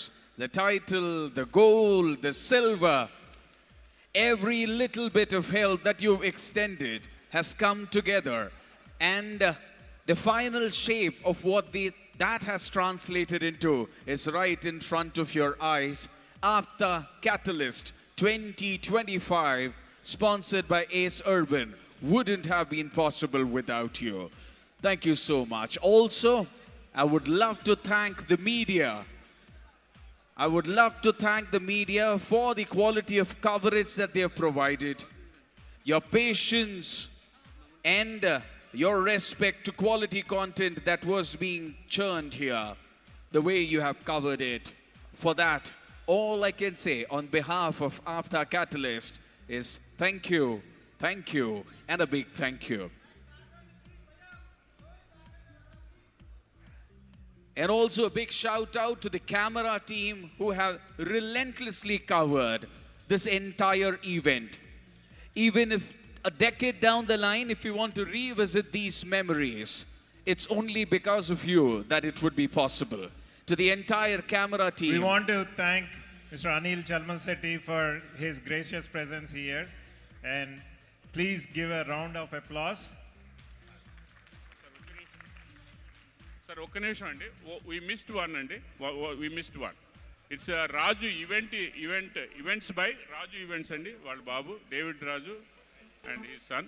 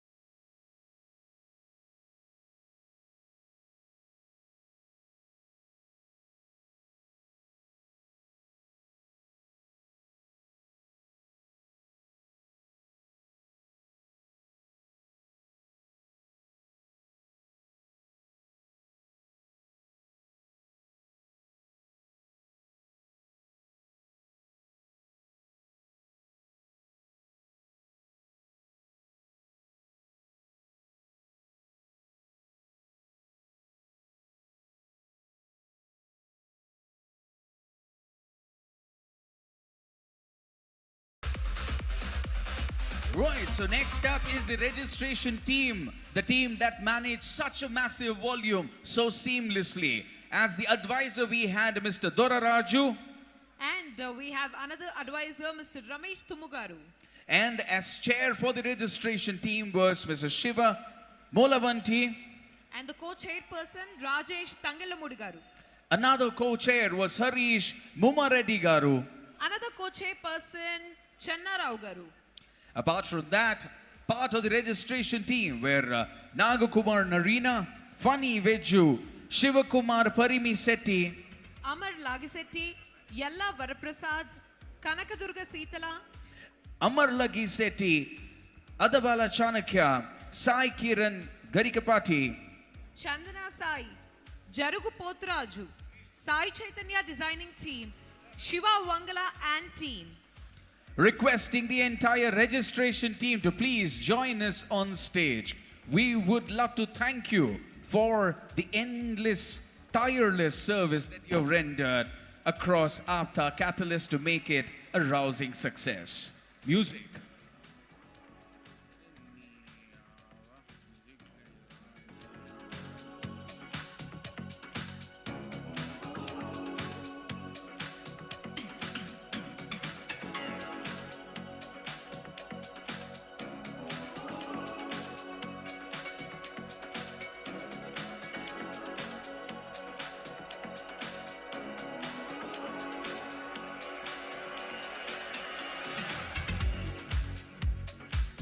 Please. So అందరూ వచ్చారండి కానీ again yeah మీరు మాట్లాడతారా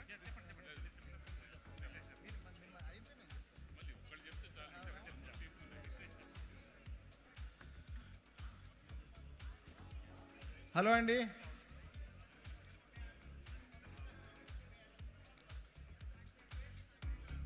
కాదు అందరూ వచ్చేసారా? Registration team అంతా వచ్చిందా? ఏ దర్రాజ్ గారు, రిజిస్ట్రేషన్ టీం మొత్తం వచ్చిందా? నాగకుమార్ గారు ఎక్కడున్నారు? Nagakumar. Now it's also time to invite on stage the women forum members. ఒక్క నిమిషం ఆగమ్మా, ఒక్క నిమిషం ఆగు. వరప్రసాద్ యాళ్ల గారు, నాగకుమార్ గారు, అమర్ లాగిశెట్టి, ఈయనేడి మన రాజేష్ తంగెళ్ళమూడి. హలో అండి, ఇప్పుడు మన ఆప్టా కెటలిస్ట్ 2025 గ్రాండ్ సక్సెస్ అయింది కదా, గ్రాండ్ సక్సెస్ అయింది. అమెరికా నుంచి వీళ్ళంతా ఆప్టా టీం అంతా ఎంత ఎఫర్ట్ పెట్టారో అందులో మోర్ దాన్ 50% ఇది ఈ టీం ఇక్కడ పెట్టింది. ఆప్టా రిజిస్ట్రేషన్స్ చేసి లాస్ట్ 3 months నుంచి కంటిన్యూస్గా ప్రతి సిటీకి వెళ్ళి ప్రతి టౌన్కి వెళ్ళి ప్లస్ ఇక్కడ అలాగే ఇక పెన్ టీం కూడా రావాలండి. పెన్ నుంచి ఎవరైనా ఉంటే కనుక doctor PNL Patel and team ఎవరైనా ఉంటే కనుక please come on to the dais. I request doctor PLN Patel and team please come on to the dais. నా బ్రదర్ అన్న PLN Patel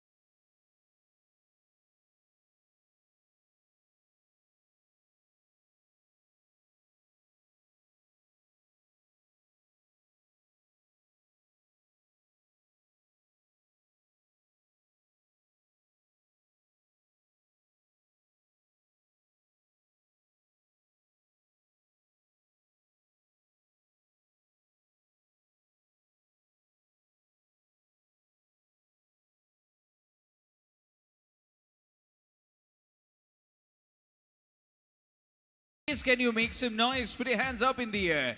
This is a special photo indeed. Right, absolutely right. They deserve all the fireworks, don't they? Next up, I would like to invite the PR and Media Chair, Vinay Velivela, along with the members Sitaram Apikatla and Rajesh Velivela, Siddharth Kuchampudi, the co-chair. Requesting the PR and Media Chair, Vinay Velivela, Sitaram Apikatla, Rajesh Velivela, Siddharth Kuchampudi, the co-chair, to please join us on stage.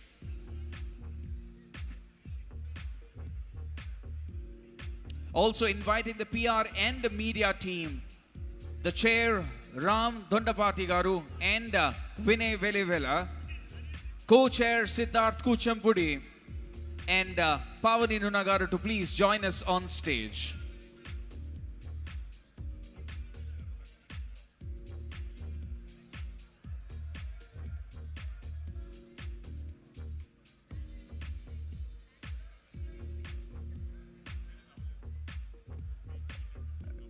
Let me also tell everybody, go have your dinner and come back, because we have band Saket performing for us tonight. So it's gonna be a double dhamaka. Great food, great company, and great music served together.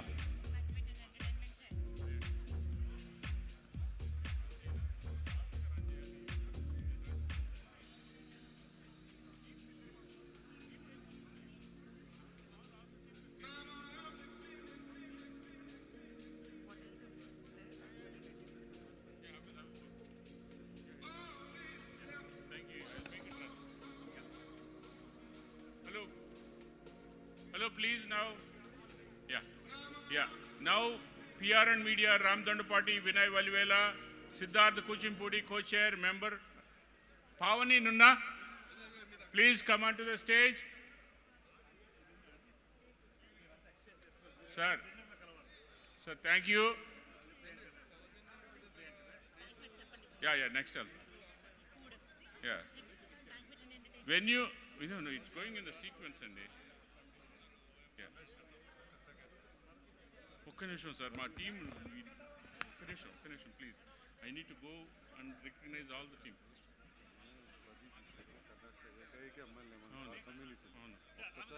పిలుద్దాం sir yeah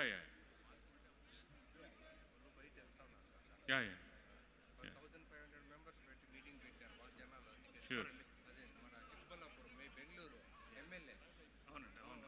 sir మా టీంని కూడా మేము stage మీద పిలవలేదు sir, స్పీచ్లు ఇవ్వట్లేదు, వాళ్ళు పనిచేశారు 3 నెలల నుంచి. We understand, we need to recognize them on the stage. I know, we will call him. This is important for us. United please them, sir, please.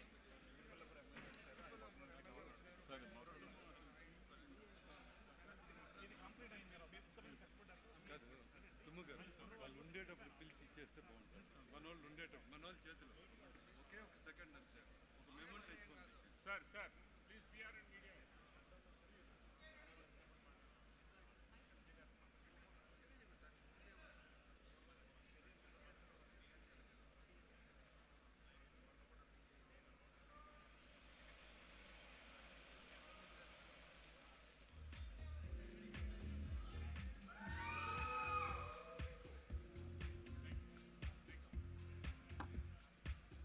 Venue committee, Pradeep, Prashant Kollipara onto the stage, please. Prashant. Team, get down. No, please.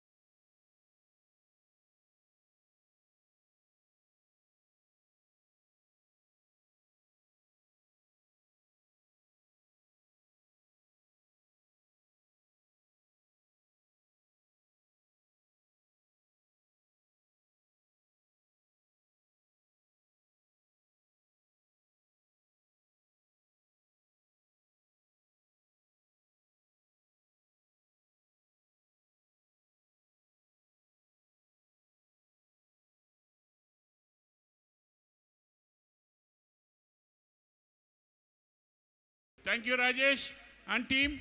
Hello, Babu. Hey.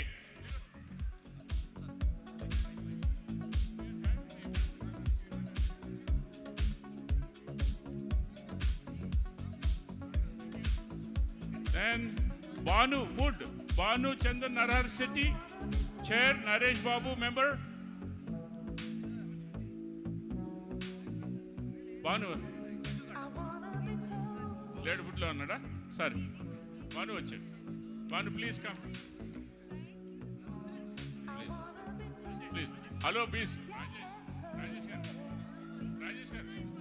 Rajesh, it's not good and please get down and take picture, please. You know, it's the eye. Bindu Narhar City.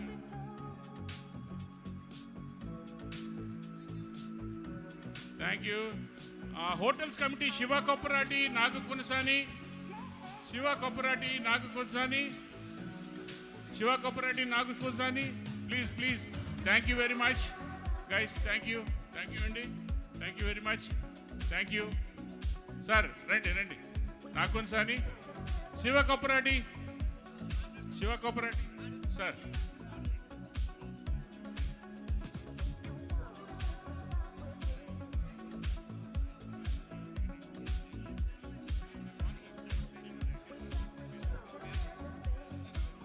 శివకప్పరెడ్డి garu ఏమైనా పేర్లు ఉన్నాయండి ఇంకా? Nag Eram Shetty, Suresh Agaram, Ashok Thadavai, Suresh Gona. Please come on to the stage. Hello, మళ్ళీ చెప్పండి. Suresh Agaram, Nag Eram Shetty, Ashok Thaduvai, Suresh Gona, Padmini Sripati. Thank you guys. Thank you very much. Sharat Kavi, Patini, Sharat Padmini. Please come onto the stage. Padmini Garu. Thank you for all the help, helping with the hotels committee. Please take a picture.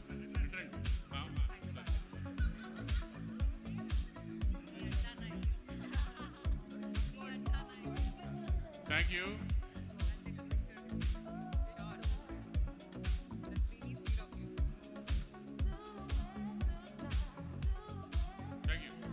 Yeah, thank you.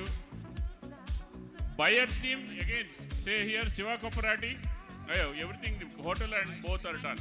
Souvenir committee, Ramesh Basa, Journal Chair, Srikant Chintala, Co-Chair, Gopal Gudupati, Editorial in charge, Funny Veggie Co-Chair, Amar Lagsetti Co-Chair, Ritu Bogadi, Sub-Editor, Sai Desh, Publisher.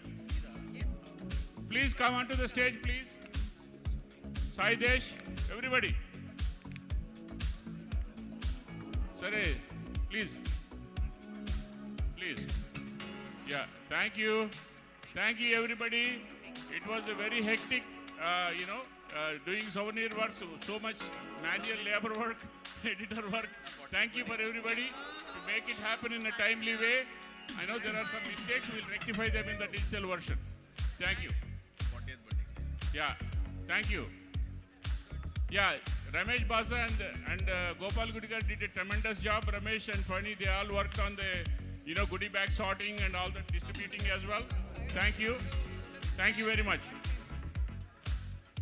And then we have our event planner again, David Raju. Just we want to say thank you. Please come onto the stage. Our event.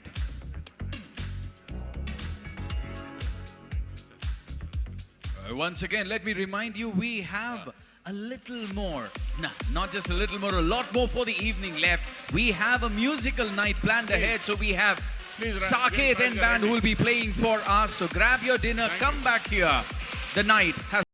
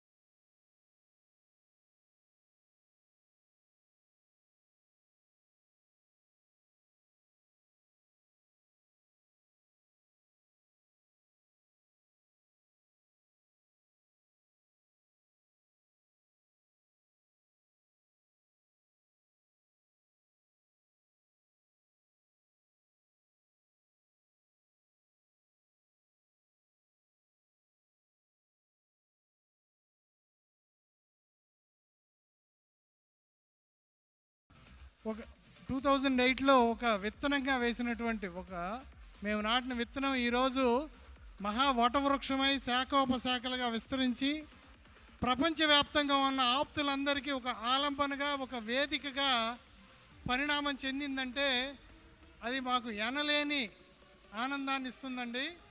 ముఖ్యంగా ఈ రోజున దీన్ని 3 ఫేజులుగా చెప్తాను. ఈ business సమ్మిట్కి ఈ రోజున ఇది పరాకాష్ట రావడానికి ముందు బిజినెస్ ఫారమ్స్ విజయ్ గుడ్సేవ, శివ ఎర్రంశెట్టి తదితరులు దాన్ని మొదలుపెట్టిన దాన్ని కృష్ణార్జున్ లాగా రమేష్ తూము, వెంకట్ సానా వాళ్ళు తీసుకొచ్చి అంచెలంచెలుగా తీసుకొచ్చారు. కానీ అక్కడి నుంచి దాన్ని ఎక్స్పోనెన్షియల్గా కృష్ణార్జున్ లాగా ఇద్దరు రమేష్ తూము అండ్ తేజ్ పక్యాల లాస్ట్ 2 ఇయర్స్లో దాన్ని మకుటాయమానంగా నిలిపారు. ఈ రోజున ఈ బిజినెస్ సమ్మిట్ దానికి పరాకాష్ఠగా చెప్పాలి. అలానే సాగర్ లగ్జెట్టి గారు ఇంకా తదితర అందరు వీరి సారథ్యంలో ఈ రోజున ప్రపంచవ్యాప్తంగా మన ఆప్తా కీర్తి ప్రతిష్టలు మరింత ద్విగుణీకృతమయ్యాయి. దిస్ ఈజ్ జస్ట్ బిగినింగ్ అండి. Great job catalyst team. మనం ఆప్తా కీర్తిని దిగ్దిగంతాలకు వ్యాపింపజేశారు.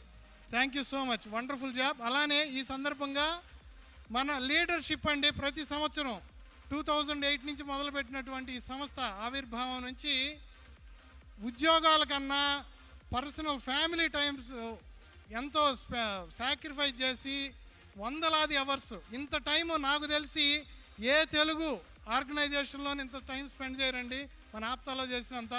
ఆ లీడర్స్ అందరికీ నా మనపూర్వక నమస్సుమాంజలి. ఈ సందర్భంగా the whole credit goes to all our APTA leaders and volunteers. Thank you so much.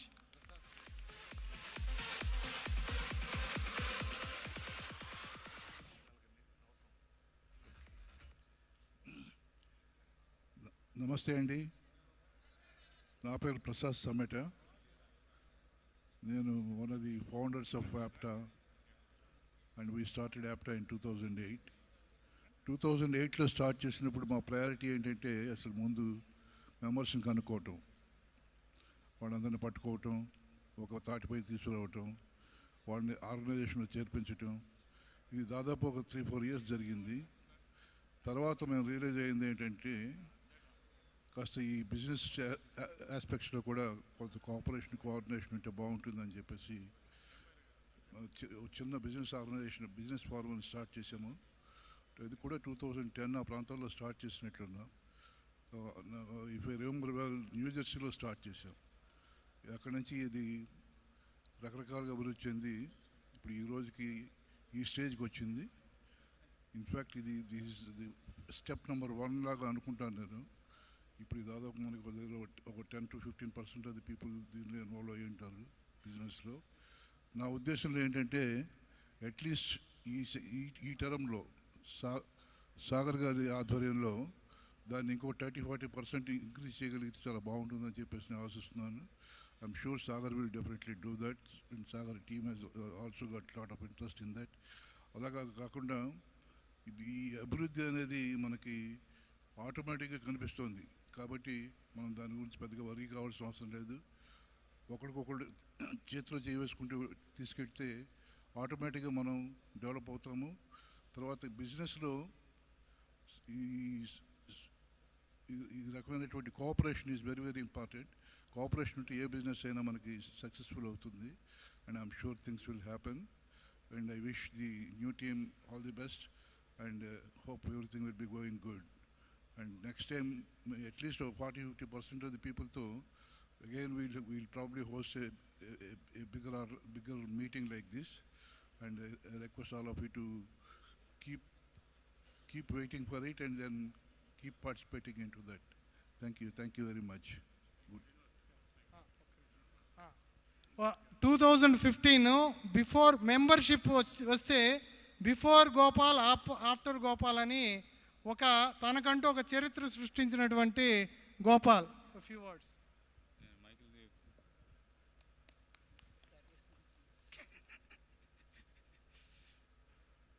ఈ మధ్యకాలంలో స్టేజ్ ఎక్కడం కానీ మైకిల్తో మాడటం కానీ చాలా తగ్గించాను కాబట్టి కానీ ఏదో ఒకటి చెప్పమని చెమట అంతా అడిగితే ఆప్తా క్యాటలిస్ట్ ఒక 2 ఏళ్ల క్రితం ఒక బిజినెస్ కన్వెన్షన్ చేయాలనేది ఒకటి అయితే దానికంటే ముందుగా 2018లో కూడా ఒకటి పెడదామని ట్రై చేసాం. అది జరగకపోవటానికి ఎన్ని కారణాలు కానీ అదొక బీజం. అక్కడి నుంచి దాన్ని ముందుకు తీసుకెళ్ళిన వ్యక్తులు ఇప్పుడు నాకు కుడి ఎడం భుజాలుగా ఉన్నారు. సో ఇలాంటి కన్వెన్షన్స్ మరెన్నో జరగాలని ఆశిస్తూ ఈరోజు గత 3 రోజుల నుంచి ఎంతో అద్భుతంగా జరిగిన కార్యక్రమాలు. It's a huge success. ఇలాంటివి మరిన్ని క్యాటలిస్ట్ 1.0 ఇది. సో 2.0లో అలాగే 3.0లో ఇది ఇంకా పెద్దదిగా తీసుకెళ్ళాలని అనుకుంటున్నాను. బట్ డెఫినెట్గా ఇది ఒక హై బార్ సెట్ చేశారు. సో నెక్స్ట్ టైం వచ్చే వాళ్ళకి చాలా కష్టం దీన్ని దాటతాం. But still will try our best. Thank you.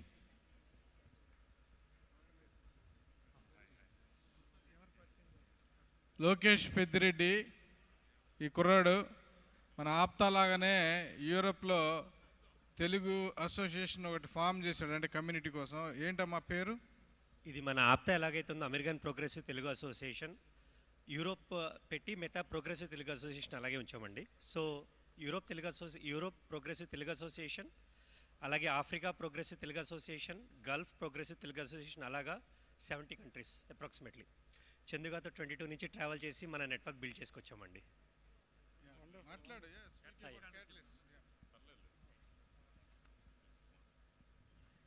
Thank you so much, Andy. This is such a privilege for me. I'm Lalita Baira.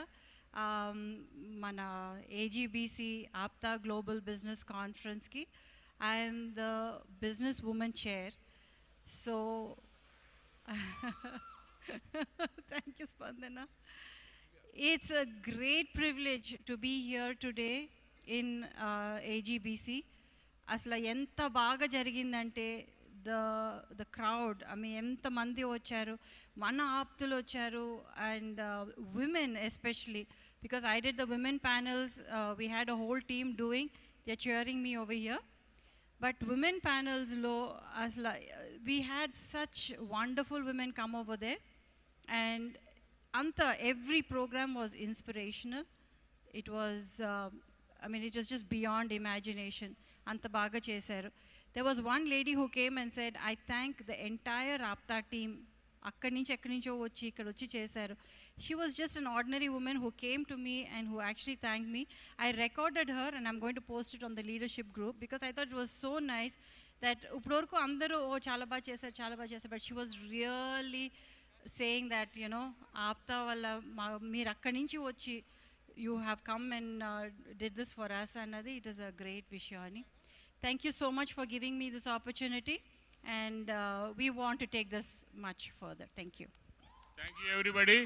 Now, APTA leadership team, this year 2024 leadership team, Venkatasana Garu, Shyam Baira Garu, everybody who is part of the APTA 2024 leadership team, whoever is here, please come on to the stage. Trinad Mudragad Garu,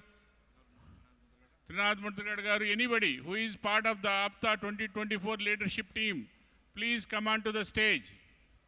2024 team APTA leadership team.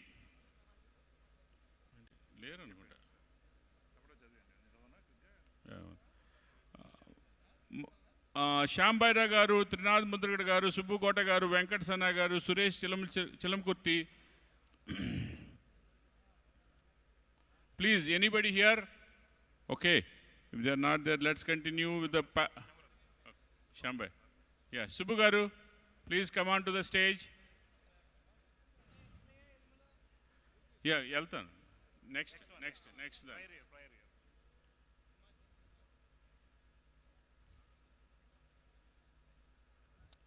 Yeah, we are missing some people, but they have done a tremendous job this whole year, working relentlessly for APTA.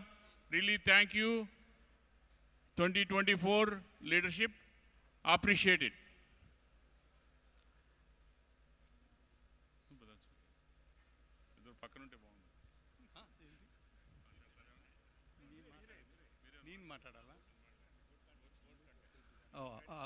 Okay. I'm representing the board of directors. Our board is little different because we were not elected, but we were nominated as a unanimous board to give some strength and some different direction to APTA, which we feel that we have done very successfully. Subbu garu tarvata Dr. Sriram garu chair chesaru, Venkat Sana garu, he's not here. And the major thing, when Ramesh Tumugar presented about AGBC, we had a lot of questions. And a lot of times we felt that maybe we are paining them with too many questions. Please do not take like that, but it's when we came here, when we saw this, it's such a wonderful thing, which is none of us could even imagine it will be at this level. When I entered this hall, I felt, wow, APTA Katalyst with K, right? I mean, hats off to this team. And we were only behind the scenes and backbones, only questioning them, rather than doing anything. Thanks for doing this, Ramesh garu, Sagar garu, Tej garu, and every one of you. Thank you very much. Subbu garu, meer emana maartara? Yeah, one of the, as entrepreneurs encourage chestu, I spent some time in the Women Forum. I was impressed with the amount of ideas and how they are coming along. Thanks to Lalit Garu to manage the whole process. And in that vein, I made a small announcement upstairs, but never had a chance to talk about it in the mainstream. I might say it. For next 3 years, I promised to give 25,000 for the, each year 25,000, 25,000, 25,000 for the best entrepreneur woman enterprise. So I'd love to encourage them, and hopefully that will set the trend. Just want to announce it. Thank you all for your participation. Subbu garu, oka question sir. Idi second time announce chestunarante inko 25,000 na lepothe first 25,000 la? Okay, thank you. Again, thank you, Subbu Kota garu, for announcing another $25,000 for women empowerment for 3 years. Thank you very much. Entrepreneurship, yes, thank you. And now we are calling APTA, please, 2025-26 leadership team, Madhu Ulli, Innaya Inumala, Shiva Molabanti, Priyanka Gaddam, Naga Konasani, Saptagiri Indugala, Anil Veer Setti, Madhu Dasari, Kumar Parabatula. He's there. So anybody here, please come onto the stage. Any this year leadership, really sorry that we had to call you at the last, but you know, you have a huge responsibility to take whatever this 2024 leadership has done to greater heights. And congratulations team, really appreciate it. Thank you Priyanka garu for coming onto the stage. And Madhu garu, you want to say a few words?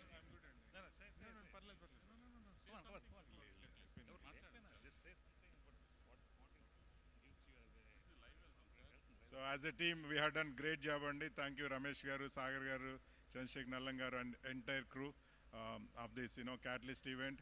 And I welcome new executive team and board. We have a lot of responsibilities after this successful event, but we are going to rock with so many events, and we are going to help the community. Thank you. Thank you, Madhu Ulli garu. Really appreciate it. We are really sorry that we could not accommodate on the stage some guests today. Pradeep Ishwar garu, we're really sorry. Jayashree Mogal garu, she was here. We could not accommodate her onto the stage. I think they have left, or if they're here, if both of them can come to the stage, we really thank them to come here. We invited them, but due to the flow of events, we could not accommodate it. We're really sorry, and we are saying again sorry on the this live for the live audience. Thank you.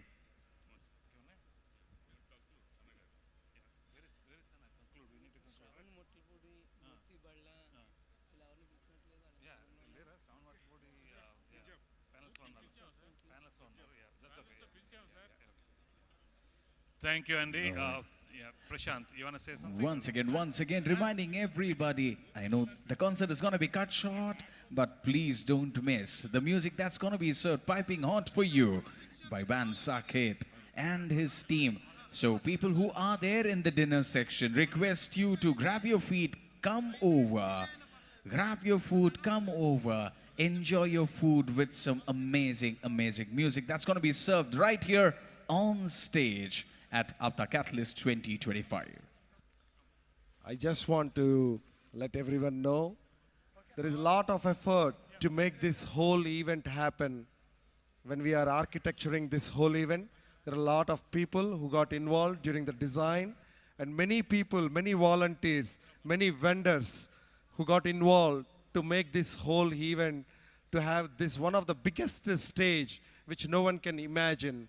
So I thank all of my friends, my leaders, my volunteers, my brothers, who all are part of this whole thing for I was here since last 23 days to make this happen. So I want to thank all my people who are on the boards, Vishal, Shekhar. People on the console, thank you so much. They are the ones actually who make this event a flawless event. I hope you all enjoyed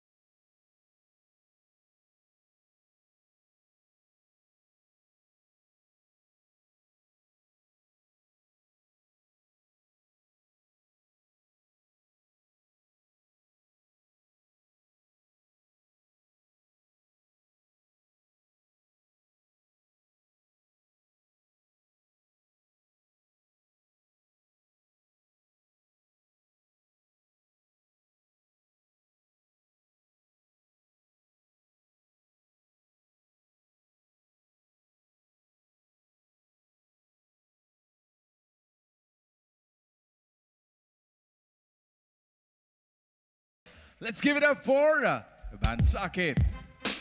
Let's see some magic. Some music. Nice. Some magical music happen. Thank you. One small request. The photo sessions could move off stage for a little while so that we can start the band, please. Oh, yeah. I know. No rules apply to you.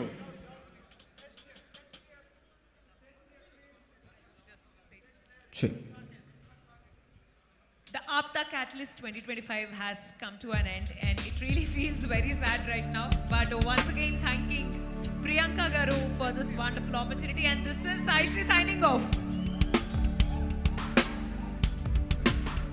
Check. Hi everybody. Good evening.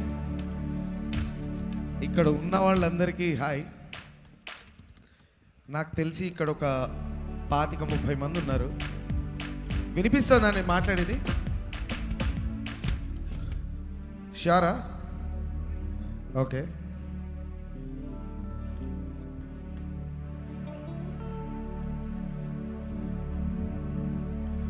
ఒకసారి ఉన్న వాళ్ళందరూ ఉన్న 10-15 మంది అయినా నా వైపు చూసి ఒకసారి గట్టిగా ఏమైనా మీరు అరుపు whistle. Thank you so much. So firstly I prepared for a 2-hour show and I don't think I'll be doing that now.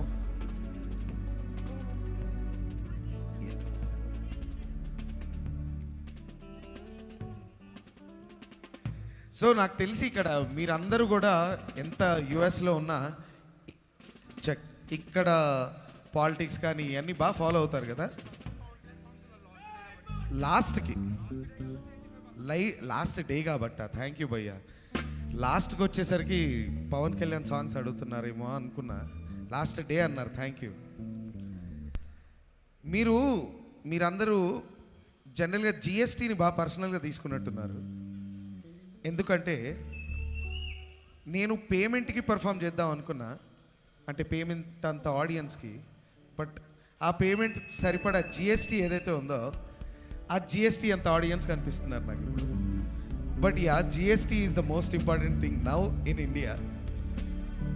అంతే కదా? But yeah, let's start. Varun, can you increase చిన్నోస్ keys in my years?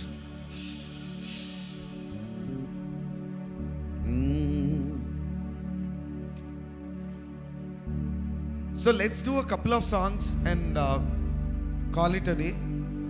I'll do 1 or 2 Chiranjeevi sir songs and then we'll do a nice Pawankalyan sir's medley and then we'll all disperse together. In-ears poindana. Complete in-ears are shut down.